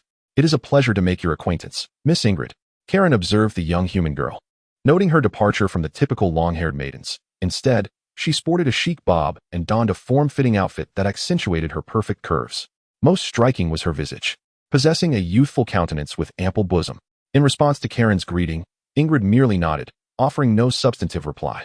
How arrogant, this young lady, Karen thought, feeling quite displeased. As the esteemed true dragon and future king of dragons, he had made the effort to engage with someone so seemingly inconsequential. And she had the audacity to respond with nothing more than a nod. I hope you retain such pride when you find yourself in my bed in the future. Anthony, however, was not surprised by the scene, for as Ingrid's grandfather, he was well aware of her haughty disposition. At such a young age, she was already a 6th-tier warrior, a disciple of Hague, the commander of the 1st Legion under Duke Varen. Countless suitors sought her attention, which had fostered her spoiled and willful nature. Regrettably, her return necessitated contributions to her family's future. I apologize, Adam. It seems my granddaughter has been spoiled by my indulgence. How could I possibly blame such a beautiful lady? Count Adam replied. Miss Ingrid's disposition is rather pure, a quality rare among us, is it not? Anthony discerned the veiled jab in Karen's words, recognizing the insinuation that this gathering was a test. Just as he was about to respond, a guard hurriedly approached and whispered into Anthony's ear. The smile on Anthony's face abruptly vanished as he feigned composure and addressed the assembly in the hall. Esteemed guests, I have just received word that a pack of beasts is attempting to invade our homeland. The previously subdued gathering erupted into whispers, with only Ingrid and Karen remaining silent. Noble lords, due to the ongoing conflict between Duke Varen and the Frost Giants, most of our military forces have been dispatched, leaving us unable to fend off this incursion. I sincerely hope you noblemen will generously contribute to safeguarding our home. Karen regarded the impassioned Anthony with skepticism. How fortuitous was it that others could not resolve the issue? Yet he, a 9th-tier warrior, was expected to? If he could not, then surely these nobles could do even less. Anthony was attempting to provoke his involvement, testing either Karen or the strength the Lawrence family had brought. Since the stage was set, Karen could not dampen the mood. He set down his wine glass and, under Ingrid's astonished gaze, proclaimed, Ladies and gentlemen, as an outsider, I hold great admiration for Ice and Snow City. It possesses a profound allure for me. Therefore, I am willing to take the lead and assist Ice and Snow City in overcoming this adversity. The nobles at the banquet lauded Karen, extolling his noble character, while Anthony stepped forward to grasp Karen's hand in gratitude. Only Ingrid, standing aside, seemed to perceive something deeper, her eyes filled with regret as she regarded Karen. Initially, Ingrid had dismissed the handsome foreign noble, viewing him as merely a pretty facade. However, upon his decision to assist Ice and Snow City, her perception shifted. She recognized him as at least a courageous individual.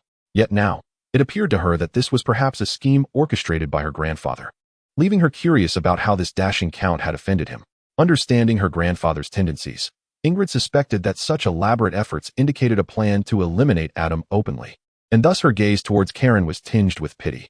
The count seemed to sense something amiss, offering her a reassuring smile, which piqued Ingrid's curiosity. Did he believe there might be a twist in this unfolding tale? Soon, Karen followed the entourage of the city lord to the walls of Ice and Snow City. To his astonishment, they were confronted by an adult bipedal dragon. The nobles of Ice and Snow City were certainly willing to invest heavily. Karen watched the bipedal dragon soaring near the walls, a creature of the draconic subspecies, relatively rare in the frozen highlands and surrounding regions. These dragons typically inhabited mountainous or forested areas. Karen had long desired to capture a few bipedal dragons to replace the vultures as aerial patrols, but had yet to succeed. A single one of these sub-dragons could command a price of over 100,000 gold coins in the human realm, yet here it was, employed to test Karen's mettle. Clearly, these nobles were quite wealthy. Karen resolved to demonstrate some prowess to deter these nefarious individuals from their incessant probing. He strode forward alone, donning a deep blue cloak, and slowly drew forth a long staff crafted from elder wood.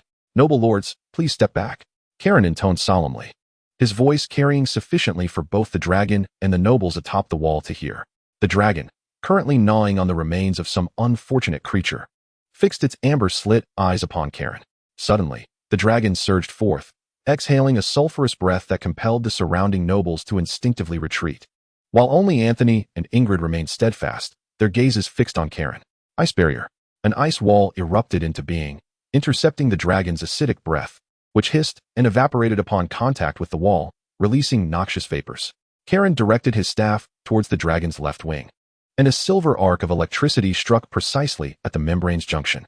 The dragon roared in pain, losing balance and plummeting, though the blow was carefully controlled to inflict severe but non-lethal injury.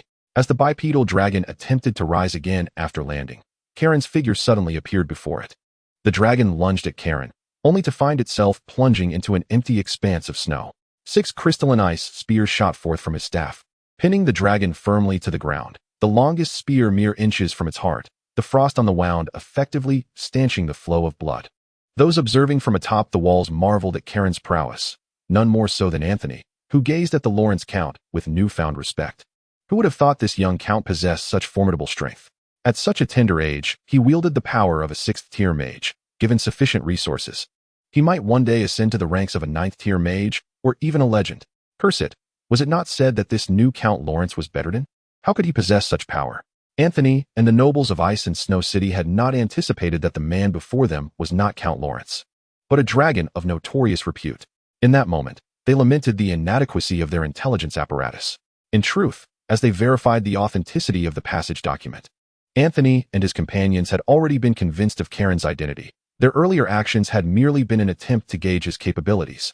Little did they realize that both a duke and a count had been simultaneously replaced. It could only be said that these nobles, including Anthony, had grown far too comfortable. Setting aside the astonishment of the noble gentleman regarding Kairen's prowess, at this moment, Ingley's interest was entirely captivated by the man before her.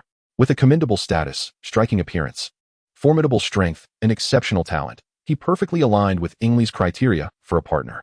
However, she pondered silently on what she truly felt about Kairen's performance. Upon returning to the city wall, Kairen disregarded Anthony and the others, instead directing his inquiry towards the haughty noblewoman standing idly nearby. Kairen had found himself intrigued by 2 women at the soiree, Madame Brown and the young lady before him. The disdain reflected in her eyes during their first encounter had deeply provoked Kairen, igniting a determination within him to demonstrate his worth and compel her to kneel in submission. Indeed, as Ingley regarded Kairen's smiling visage illuminated by the radiant night, his handsome features and perfect physique appeared even more mesmerizing, stirring her heart and prompting her to maintain composure, daring not to gaze upon him further. Adam, you are truly a genius. At such a young age, you are already a 6-ringed sorcerer of forming energy, with a keen understanding of revitalizing your family. Your future is limitless. Anthony interposed between the two, his years of experience allowing him to discern the inappropriate sentiments brewing between them. Previously, he would have wholeheartedly supported such a union. For Adam was not only youthful and wealthy, but also exceptionally gifted. A match with him would undoubtedly sustain the prosperity of the Care family. Yet now, having pledged to the Valen family, he intended to marry his granddaughter Ingley to the Duke of Valen's 3rd son, Pisk, firmly backing Pisk's claim to the position of heir. It was imperative that these two did not engage with one another, at least until Ingley bore a child for the Valen family. Kairen was aware that his actions were somewhat abrupt, interpreting Ingley's silence as a manifestation of the tedious human modesty, and he did not dwell on it. After receiving a flurry of compliments from the nobles, Kairen and his companions returned to the Lord's Manor to conclude the unfinished banquet. During the continuation of the soiree, Kairen enjoyed a surge in popularity, engaging with nearly every attendee, as the gathering comprised the elite of the Frosty City. Although he could still sense malevolence among the crowd, he felt even more the sentiments of apprehension and flattery. Upon concluding the banquet and returning to the Lawrence estate, Kairen descended into the manor's basement, where he dispelled his transformation spell and resumed his true form. His robust tail struck the ground forcefully, creating fissures in the earth. Kairen reclined upon a small mountain of gold amassed from nearly a month's earnings of the distillery, finding solace in his dragon form, where his power remained unrestrained and his body could relax more effectively. With closed eyes, Kairen contemplated. This banquet served as an initial exhibition of his strength, and as the distillery thrived, he anticipated that the Valen family would soon send envoys to engage with him. It was likely that many present at the soiree were representatives of the Valen family, as the Duke of Valen and the King served as dual leaders of these nobles. Kairen had hoped to directly seek out the Duke of Valen, arranging for the Shadow Dragon to assume his identity, gradually plotting his course while simultaneously depleting the strength of the Frost Giants and the human kingdom, all the while accumulating his own power, with the ultimate goal of enticing the enigmatic legendary mages of the Simei Kingdom to intervene. This would grant Kairen a clearer perspective on the disparity between the two factions. Should the differences prove less pronounced than he envisioned, he would not hesitate to forcibly seize this human realm. However, the Duke of Valen was exceedingly cautious, leaving Kairen with no opportunities to act for an extended period.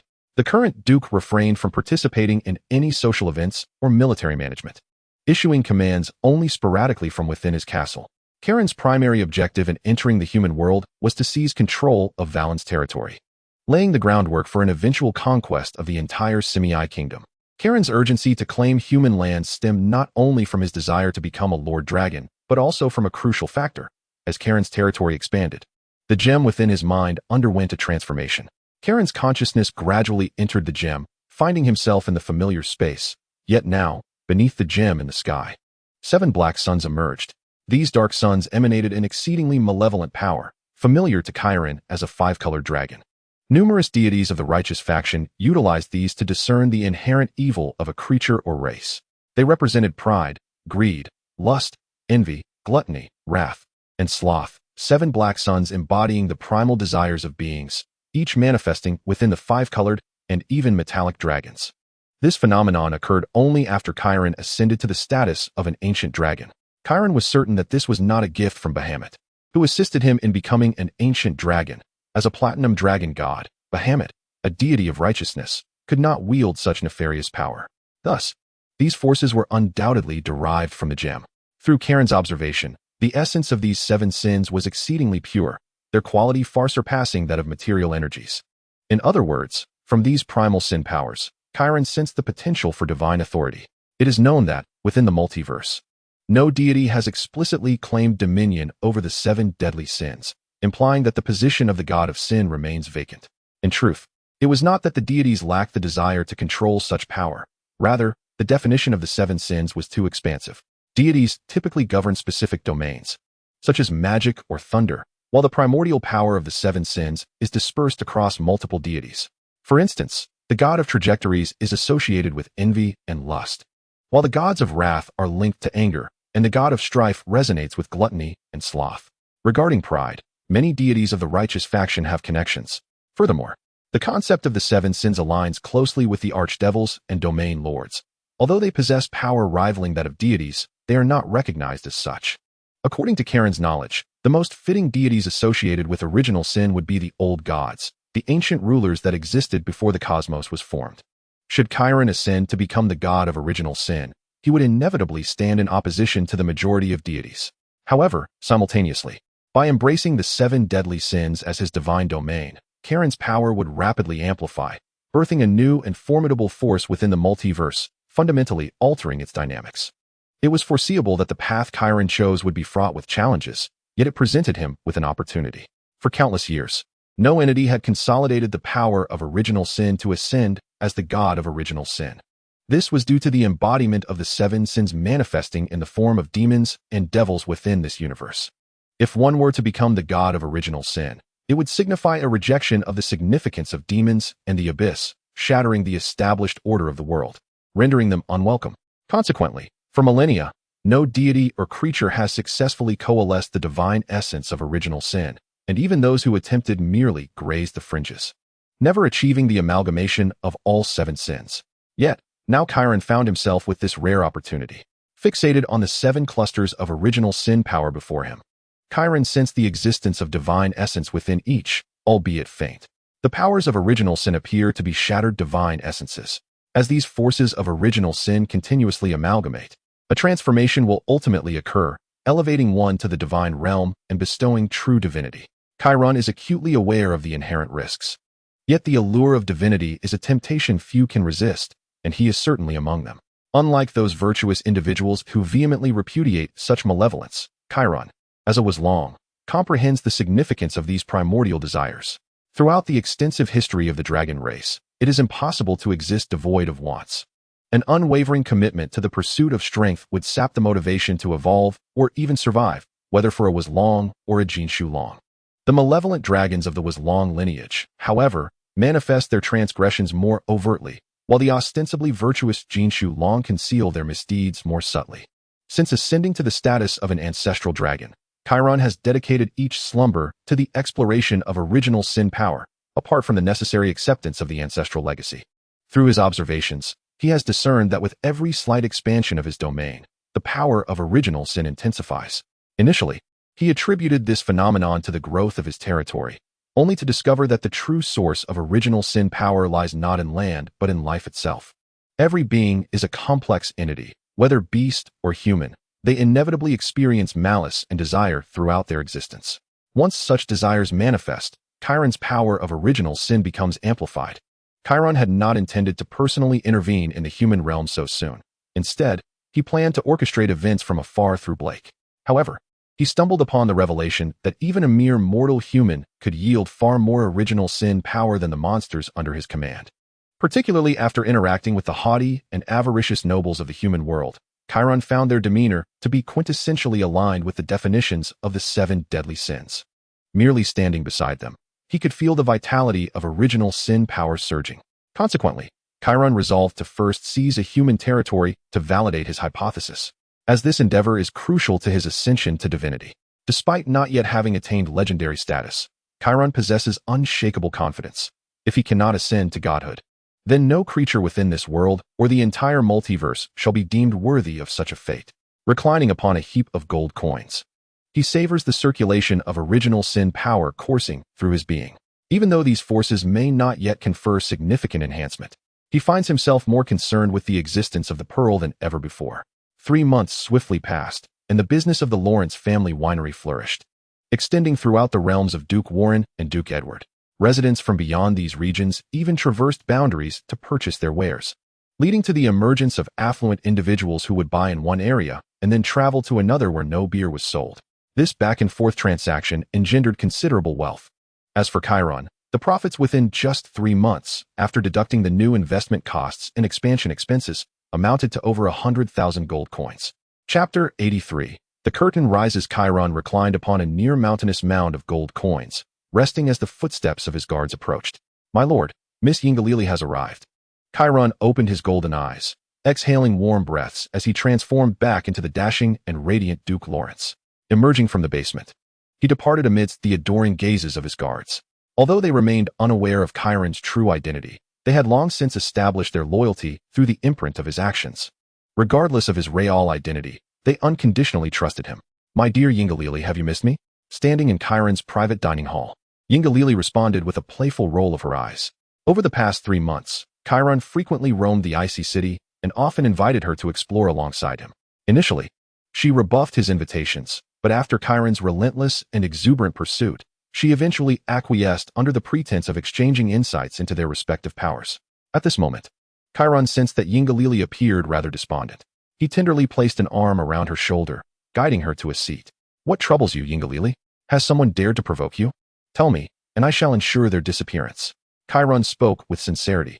Over these 3 months, he had developed a genuine interest in this noble human maiden. He admired her spirited nature, finding her occasional stubbornness and arrogance to be delightful spices to his life. Yingalili pouted and lightly swatted Kairon. Throughout their 3-month acquaintance, she had come to know the seemingly sunny Duke Lawrence all too well. Beneath his radiant exterior lay a heart smaller than an ant, harboring a vengeful disposition, domineering behavior, and an unwavering commitment to his words. Yet, he possessed an understanding of the human heart and treated his own well. Yingalili believed that if Kairon declared he would make someone vanish, he would indeed follow through. This belief was solidified after an incident where a minor noble who had provoked Kairon mysteriously vanished along with his entire family that very night. "Adam, I hope you can remain calm and not act impulsively. I was rejected by the Warren family regarding my engagement. It seems that Yingalili's beauty has garnered the attention of the young master of the Warren family, resulting in the engagement remaining intact." Kairon, upon hearing this, remained indifferent to the failure of the marriage cancellation, whereas Yingalili felt that Kairon cared little for her. Tears streamed down her face, erasing the indifference she once exhibited upon their first meeting. Kairon could only offer her sweet words of comfort, for he was genuinely unconcerned about the status of her engagement.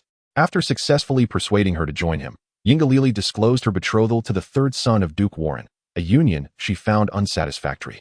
She had promised her grandfather that she would safeguard the Care family through her own strength, insisting that her grandfather negotiate the cancellation of the engagement with the Warren family.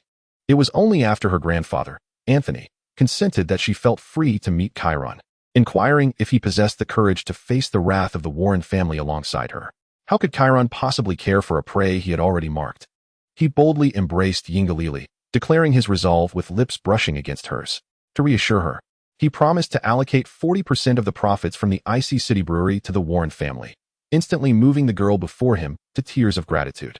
Were it not for her commitment to preserving her chastity until the engagement was fully annulled, Chiron would have seized the opportunity to take her then and there. Chiron regarded that fraction of profit with disdain. To him, the future of the entire Simei kingdom lay within his grasp, rendering such monetary concerns trivial. Furthermore, such an arrangement could be formalized in a contract, allowing him to observe the Warren castle under the guise of legitimacy, potentially even seizing control over Duke Warren without drawing suspicion. Yet, it appeared the tides had shifted unexpectedly. The Warren family expressed considerable dissatisfaction with the Kerr family's attempt to retract the engagement. However, according to her grandfather, the Duke had initially been inclined to acquiesce due to his regard for Anthony and the wealth Yingalili had promised, but the Duke's concubine vehemently opposed the idea. Ultimately, Duke Warren rejected her grandfather's request. Chiron gently enveloped Yingalili in his embrace, her ample form pressing against his chest. Did that concubine not stipulate any conditions? Karen was skeptical of the so-called noble glory. How could a ducal family forsake such grand ceremonies for an unmarried count's heir? Setting aside the friendship between the Kairer family and the Warren family, the profits from the Lawrence family in the Snowy City were astronomical. In truth, had Karen not allocated much of the earnings towards the development of new products, the profits over the last 3 months would have been even greater. A woman named Isabel desires to meet you personally at the Warren Castle. She wishes to see who could possibly steal my heart away from her child. At this moment, Ingrid was no longer the flustered figure from before. Her eyes sparkled with vitality. Karen observed the beauty in his arms, displaying a knowing expression. After spending time together, he understood Ingrid well. She was not one to be easily subdued. All her earlier antics were merely a facade, intended to encourage Karen to consider their future. However, she feared Karen might refuse out of pride, thus attempting to invoke his compassion to accept Isabel's request. Hearing Ingrid's words, Karen felt a surge of delight, unexpectedly. He had the chance to visit the Warren family castle. Amid Ingrid's exclamations of surprise, he lifted her, and upon seeing his expression, Ingrid realized her ruse had been uncovered. She quickly reverted to her previous state, tears streaming down her face as she pleaded with Karen for his answer. Well, when have I ever refused? But shouldn't I receive something in return for all I've given? With a mischievous grin, Karen placed Ingrid on his dining table. After a brief struggle, she succumbed to his touch. After all, Karen was the man she had chosen, and he was destined to be hers for life, since he was already hers. What harm was there in letting him exercise his authority a bit earlier? Should Karen's endeavor not succeed, she would spare him and her grandfather any trouble, choosing instead to end her own life, thus alleviating their burdens. Chapter 84. Entering the castle after a long day of exertion, Karen arose contentedly from the dining table, leaving Ingrid's pristine form behind. Ingrid's eyes were glazed, her fair skin marked with traces of Karen's presence. She had not anticipated that Karen, a mage, would possess such remarkable physical prowess, utterly overwhelming her, a 6th-tier warrior. In actuality, Karen had not fully indulged, as Ingrid was still unaccustomed to the experience, particularly as he had cast a spell to increase his attack speed, sending her into a euphoric state. Draping his clothing over Ingrid, he escorted her to her room, instructing the maid to attend to her before preparing to visit the Warren family castle to uncover the truth. Gazing at the waning moon, Karen reflected on how Ingrid had arrived in the morning, yet now it was midnight, the perfect time for mischief. Rather than taking a carriage, he chose to walk alone. The Warren family castle lay in the southernmost part of the Snowy City, while the Lord's Manor was situated near the frozen highlands to the north. As Karen approached the Warren estate, he could already see the castle in the distance. Venturing further, he even spotted a contingent of soldiers on patrol. Halt! This is the private territory of the Warren family. No outsiders are permitted to pass. A soldier in armor blocked Karen's path, but he paid no heed, fixating instead on the castle's silhouette. The commotion gradually attracted more soldiers, and dozens surrounded him. I seem to detect a familiar scent. A smirk crept onto Karen's lips. Encountering this familiar aroma was indeed unexpected. At that moment, he turned to the soldier barring his way. Each soldier appeared to be a low-tier warrior, while the leaders of several squads even reached mid-tier status. Truly, this was a family with a long-standing legacy, their soldiers' overall quality far exceeding that of ordinary human warriors. As the soldiers scrutinized Karen, he likewise assessed them, acknowledging the Warren family's formidable prowess. He sensed the presence of hundreds of mid-tier warriors and thousands of low-tier warriors nearby, as well as the aura of high-tier warriors. I am Count Adam Lawrence of the Lawrence family from the Thorn Kingdom. Your master wishes to meet me. and I have come to pay my respects. How dare you obstruct my way? Karen feigned anger, glaring at the soldier, standing at 2 meters tall as Adam. He radiated an imposing presence, yet the soldier did not falter, maintaining his gaze. However, Karen noticed one soldier discreetly slip away. Thus, he remained patient, feeling satisfied as he stood still, observing the soldiers. After all, they would soon be his. Before long, Karen noticed a messenger signaling to the soldier blocking his path, and soon he was allowed to pass. Apologies, my lord. These soldiers are mere simpletons. How could they recognize someone of your stature?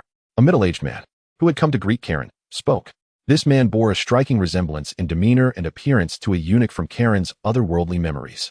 Under his guidance, Karen successfully entered the Warren family's estate. Even through the eyes of a dragon, the opulence of the decor was staggering.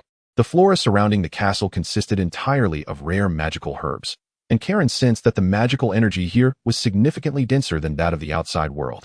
A glint of greed sparkled in his eyes. Soon, all of this would belong to him. He was already contemplating where in the castle would be best suited for his true form to rest. Karen believed that the highest tower would be ideal, providing ample comfort for his dragon body to coil around. As he ventured deeper, Karen finally arrived at the meeting hall designated by the Duke Warren for entertaining guests. Upon entering, the first thing that caught his eye was a mural on the wall depicting an extraordinarily radiant and beautiful human woman. Karen gazed at the painting until the arrival of the host roused him from his reverie. It seems Count Lawrence has a fondness for my family's artwork. A deep voice resonated in his ears. A lavishly dressed middle-aged nobleman entered. This was the Duke Warren, the very figure Karen had been seeking. The Duke warmly embraced Karen, and the scent emanating from him felt peculiar. Ah, Adam, may I call you that? Though this is our first meeting, I have long admired you. Your exceptional strength and astounding business acumen have truly impressed me. Your grace is too kind. I am merely pursuing my own goals, Karen replied to the Duke before them. After an extensive discussion lasting half an hour, neither party broached the main topic until a maid arrived to remind the Duke it was time to rest, prompting Karen to take his leave. As he departed, he glanced back towards another entrance. My dear, this young count is not to be underestimated. No matter how I tried to draw him out, he would not extend a cordial gesture nor mention anything regarding his relationship with that little granddaughter of Anthony. I comprehend your message. However, it merely concerns a young individual. I trust that you will impart to him the importance of respecting his elders. A voice echoed from another entrance of the banquet hall. A stunning young woman, adorned in an exquisite gown with flowing green hair, appeared at the threshold, exuding confidence as she regarded the influential marquis. A mocking glint sparkled in her emerald eyes. After stepping outside, Kairen did not depart. Instead, he employed a concealment spell to hide nearby, only preparing to infiltrate the Valen castle in the latter part of the night. Through his observations, Kairen discerned 5 high-tier beings within the Valen estate. Among them, 2 were approximately 8th-tier warriors, while one, laden with an intense aura of magic, was likely an 8th circle mage. As for the 4th, positioned in a distant outpost of the castle, Kairen sensed the presence of a hero's domain. He felt confident that he could infiltrate without being detected by this entity. As for the 5th high-tier being, Kairen could not help but admire her audacity. Upon leaping into the castle's attic, Kairen gradually approached the designated area, meticulously observing the surroundings and layout. He had to concede that even this castle alone, not to mention the estate, would require millions of gold coins to construct, explaining why not only Kairen found himself here. The majority of nobles in the human realm occupied such opulent spaces without the corresponding strength to safeguard their treasures. As Kairen reached the door of a bedroom, he boldly pushed it open, unperturbed by the possibility of discovery. Upon entering, he indeed found someone seated at the bedside, grinning at him. The dream leaf, worth its weight in gold, possesses remarkable transmutational properties. Kairen picked up the incense burner placed at the entrance, smiling enchantingly. You seem quite willing to spend lavishly. Or perhaps you lack confidence in your illusions, Green Dragon. Upon hearing Karen's words, the woman exhibited no signs of panic. Rather, she slapped the face of the slumbering Duke Valen beside her. Do you realize that I am on the verge of success? After years of managing the Valen family's territory, I am about to gain complete control over this old man. Soon, I shall ensure my child succeeds him, and then the entire Valen domain will belong to me. This woman, transformed from a green dragon, stood from the bed, clad in translucent nightwear, her form subtly illuminated by the moonlight. Yet now you have become an unforeseen complication. My eldest son perished unexpectedly on the frozen plateau, and I must have my youngest son fulfill his duties in his stead. Your son? You must have no connection to those 2 humans. They bear not a trace of dragon blood. Isabel delicately covered her mouth with her exquisite hand, chuckling softly. Those two were merely the offspring of a maid. Had I not raised them, they would never have survived under the old witch hill. For years, I believed that the necromancer sought to provoke a war between the Valen family and the frost giants. But just as the next conflict was about to commence, you arrived. I initially thought you might be an underling of that necromancer, but I soon realized I was mistaken. Isabel approached Kairen, her fingers tracing his chin, leaning into his embrace, her warm breath brushing against his face. Yet now I find that my previous assumptions were erroneous. I never expected that the renowned, legendary genius sorcerer, whose beauty rivals that of deities, would turn out to be a dragon. Judging by your demeanor, you must be a blue dragon. It is rare for a blue dragon to appear near the frozen plains. Kairen regarded the green dragon in his arms. Her alluring appearance belied the ferocious nature of a green dragon. He lifted Isabel and placed her near the Duke Valen's head, pressing his own against her tumultuous waves. You knew I was not human and still dared to wait here for me. Were you preparing for me to kill you? At that moment, the two resembled clandestine lovers. Yet their words bore no tenderness. Ha! As the future master of the Green Forest, the formidable green dragon, how could I fear a mere juvenile dragon like you? Why not submit to me as my subordinate? I shall protect you until you come of age. Kairen lifted his head from Isabel's cascading locks, gazing into her enticing green eyes. If you fear me not, why resort to poisoning me upon my entrance? Before Kairen could finish speaking, a clawed hand manifested, piercing through his chest, yet curiously, no blood flowed forth. Damn it! At that moment, even the dullest creature would comprehend that this blue dragon had come prepared. Isabel had made ample preparations for this arrival. The room was saturated with hypnotic magical formations, and the gas she had exhaled earlier was the unique toxin of a green dragon. Kairen should have lost all capacity for response. However, as Isabel struck, Kairen executed a partial elemental transformation. Her attack appeared to connect, yet it did not. Realizing the green dragon intended to flee, Kairen cast a spatial lockdown, sealing the area. He grasped Isabel's head, compelling her to meet his gaze. As Isabel was on the verge of transforming into her dragon form to escape, Kairen successfully drew her into another realm. Where's this place? Isabel surveyed the inky darkness surrounding her, a silhouette of a blue dragon materializing in the distance. I never imagined you, a blue dragon, could wield illusions so adeptly, truly deserving of the title of illusion master among dragons. Isabel swiftly assessed the situation, recognizing that the distant dragon was none other than the Count Lawrence, with whom she had just shared intimacy. Yet as Karen's form approached, Isabel could hardly believe her eyes. An Ancestor Dragon. You are truly an Ancestor Dragon. This cannot be. It must be your illusion. You are not an Ancestor Dragon, nor even a pure-blooded blue dragon. Your transformation into an Ancestor Dragon is merely a manifestation of your desire for noble lineage. Kairen regarded the flustered green dragon, responding slowly. You guessed correctly, but regrettably. Only half of it. Karen's 18-meter-long form fully materialized before the green dragon, whose length had reached 16 meters, qualifying her as an adult dragon by green dragon standards. I am indeed not a pure-blooded blue dragon, yet I am undeniably an ancestor blue dragon. It is unfortunate that since you have guessed yet failed, I must impose a punishment upon you. Feeling Karen's overwhelming pressure, Isabel, despite being an adult green dragon skilled in illusions, could not discern reality from fabrication. Lightning struck from above, searing the green dragon's form. She attempted to flee but found herself immobilized. After numerous strikes, Isabel's scales shattered, torrents of blood cascading from her body. She had never felt death so close. Reveal to me your true name. I am Isabel Carolyn Violet. At this moment, the green dragon was nearly devoid of the strength to speak, mustering the remnants of her power to utter the first letter of her true name. Upon hearing it, Kairen felt a wave of familiarity wash over him, quickly recalling that this was the name of the green dragon who had expelled the black dragon, Bruce. Did your mother or your family ever expel a black dragon named Bruce? I do not remember. My mother is the mother of the Green Forest. Each year she expels unqualified young dragons. I truly cannot recall, and moreover, I have not returned in decades. Kairen was not surprised by this turn of events. Rather, he was merely intrigued. The world was indeed quite coincidental. He had encountered two dragons from the Wylance family, the first of which presented him with an opportunity to transcend the ancestral dragon lineage. What, then, would this second one bring? Are you willing to submit to me? Think carefully. You have but one chance. Miss it, and you shall never have another. As he observed Karen's smiling dragon visage, Isabel felt as if she were gazing upon a demon. With Karen's overt insinuation, Isabel found herself with no room to refuse, ultimately resigning herself to agreement. Chapter 86. the gift of original sin. Upon receiving Isabel's acquiescence, Karen resolved not to punish her further. However, how could he ensure that this cunning green dragon would not renege on her promise?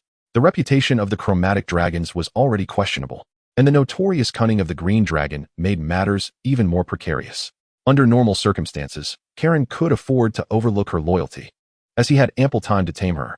Yet now, in the human realm, he was compelled to exercise caution, especially given that this mother dragon was on the verge of seizing control over the Valen family territory. Could she truly accept such a significant opportunity slipping from her grasp? Karen needed to devise a method to restrain her. The simplest solution would be to compel her to swear an oath to a deity, preferably to the god of contracts. The anomaly among demons, Dumenshir. In the material world, violating an oath sworn to a deity was a grave matter, but the chromatic dragons were a peculiar breed, often breaching oaths for greater gain, even those sworn to divine beings. In instances beneficial to Tiamat, she would even assist her followers in breaking their oaths. But as the mother of evil dragons, Tiamat typically brought forth greater threats alongside her help. This was the reason for the chromatic dragon's diminished faith in Tiamat, who maintained her weakened divine power, whereas the metallic dragons aided Bahamut in achieving a moderate level of divinity. Of course, the consequences of violating divine oaths remained severe, and Tiamat's unreliability still held considerable sway over the chromatic dragons. Karen was reluctant to allow Isabel to swear oaths to other deities primarily because, having witnessed the power of original sin, his ambitions had swelled. He was no longer content merely to dominate the material world. He yearned to achieve divinity through this power. How could he permit his connections, especially those of his subordinates, to be bound by other deities? Watching Isabel regain her strength, Karen felt a sense of frustration. He could not keep her confined indefinitely. Suddenly, an idea struck him. Karen plunged his consciousness into the gem, causing Isabel to perceive his abrupt disappearance. Before she could react, the chaotic realm around her underwent violent transformation, the space beginning to tremble violently. Isabel noticed 7 black dots emerging around her. Initially, she paid them no heed, pondering Karen's sudden absence, but soon she had no time for such thoughts. The 7 black dots rapidly expanded, encircling Isabel. As she scrutinized these peculiar spots, she wondered what the ancestral blue dragon was up to. In the blink of an eye, the 7 black dots morphed into crystalline cores, radiating a blinding crimson light that began to seep into Isabel's very being. Each crystal emanated a power that struck terror into Isabel's heart. Greed, arrogance, and wrath. These primal emotions instilled fear in the adult blue dragon. This raw malevolence brought her immense unease. Isabel struggled fiercely to break free, but her efforts were in vain. As her newly restored scales came into contact with the blood-red light, they emitted a charred scent, and her emerald-hued skin rapidly darkened to a deep crimson. In agony, Isabel writhed, and Karen reappeared in the original space. This is a gift from me, or rather, a gift of original sin. Embrace it fully. What Karen had developed was an application of the power of original sin, using his control over it to manifest and amplify the original sin within the recipient, gradually detaching it from their desires, ultimately becoming a ticking time bomb buried within their being. From then on, whenever Karen wished, Isabel would be overwhelmed by her most primal desires, reduced to a mindless dragon beast. Of course, this was not without limitations. If the recipient were a being devoid of desire, the effect would not apply. Yet this was impossible. As long as a being possessed thought, it would harbor desires. The desire to live, to grow stronger, the pursuit of a peaceful existence, and the cravings for lust and wealth, all were desires. Even deities could not achieve a state devoid of want. To exist in this world necessitated some pursuit, otherwise, one would lose the will to live. But if such an existence were indeed to manifest, how could the mother of such a being, Tiamat, not come into conflict with Karen? Thus, Karen was certain he had acquired a divine skill. As long as he grew strong enough, this technique would one day affect those lofty deities. Observing the dark crimson marks left by the power of original sin on Isabel's soul, Karen prepared to exit this realm with her. As Isabel felt the pain begin to wane, she took a deep breath, but all she inhaled was the rugged essence of Karen. It was only then that she realized she was still cradled in Karen's embrace, as she had been in the previous room. Isabel gazed in terror at the seemingly affable figure before her. In her mind, Karen was now an existence more demonic than any demon. Karen, observing the frightened mother dragon, intended to lead her aside to discuss matters slowly. However, the moment he moved, Isabel trembled violently, and upon regaining her composure, she chose to avert her gaze from Karen to avoid her own embarrassment and anxiety. Karen pinched his nose, realizing that he had indeed gone a bit too far. Within such a short time, he had caused this adult green dragon to panic. Rest assured, I will not employ that method against you again. It was merely a precaution regarding our relationship. After all, as chromatic dragons, we should have some understanding of each other's credibility. Karen settled into a chair on the balcony of the room, the highest point in the castle, where one could gaze upon the entire front yard of the Vallon estate. The Duke of Vallon, or Isabel herself, must have enjoyed standing here to admire the view. Alas, this place would soon belong to me. Wouldn't you agree, my friend? Isabel, approaching Karen, ignored his words and stared intently at the scenery before her, as if casually inquiring, what was that thing just now? Despite her attempts to conceal her feelings, appearing calm, Karen, now acutely sensitive due to the power of original sin, discerned the fear and unease simmering within her. I suppose I have yet to formally introduce myself. I am Kairensos through Katera. You may simply call me Karen. Noticing Isabel's lack of response, Karen stood, grasped her chin, and tilted her face upwards, compelling her to meet his gaze. Looking into her terrified eyes, he continued, as for that power, it is the force from the dawn of creation, yet it is not something you can access at this time. One day, you will come to understand. For now, just know that it serves as your insurance. As long as you do not betray me, it will remain harmless. However, should you choose to betray me, it will subject you to endless suffering, transforming you into a mindless dragon beast.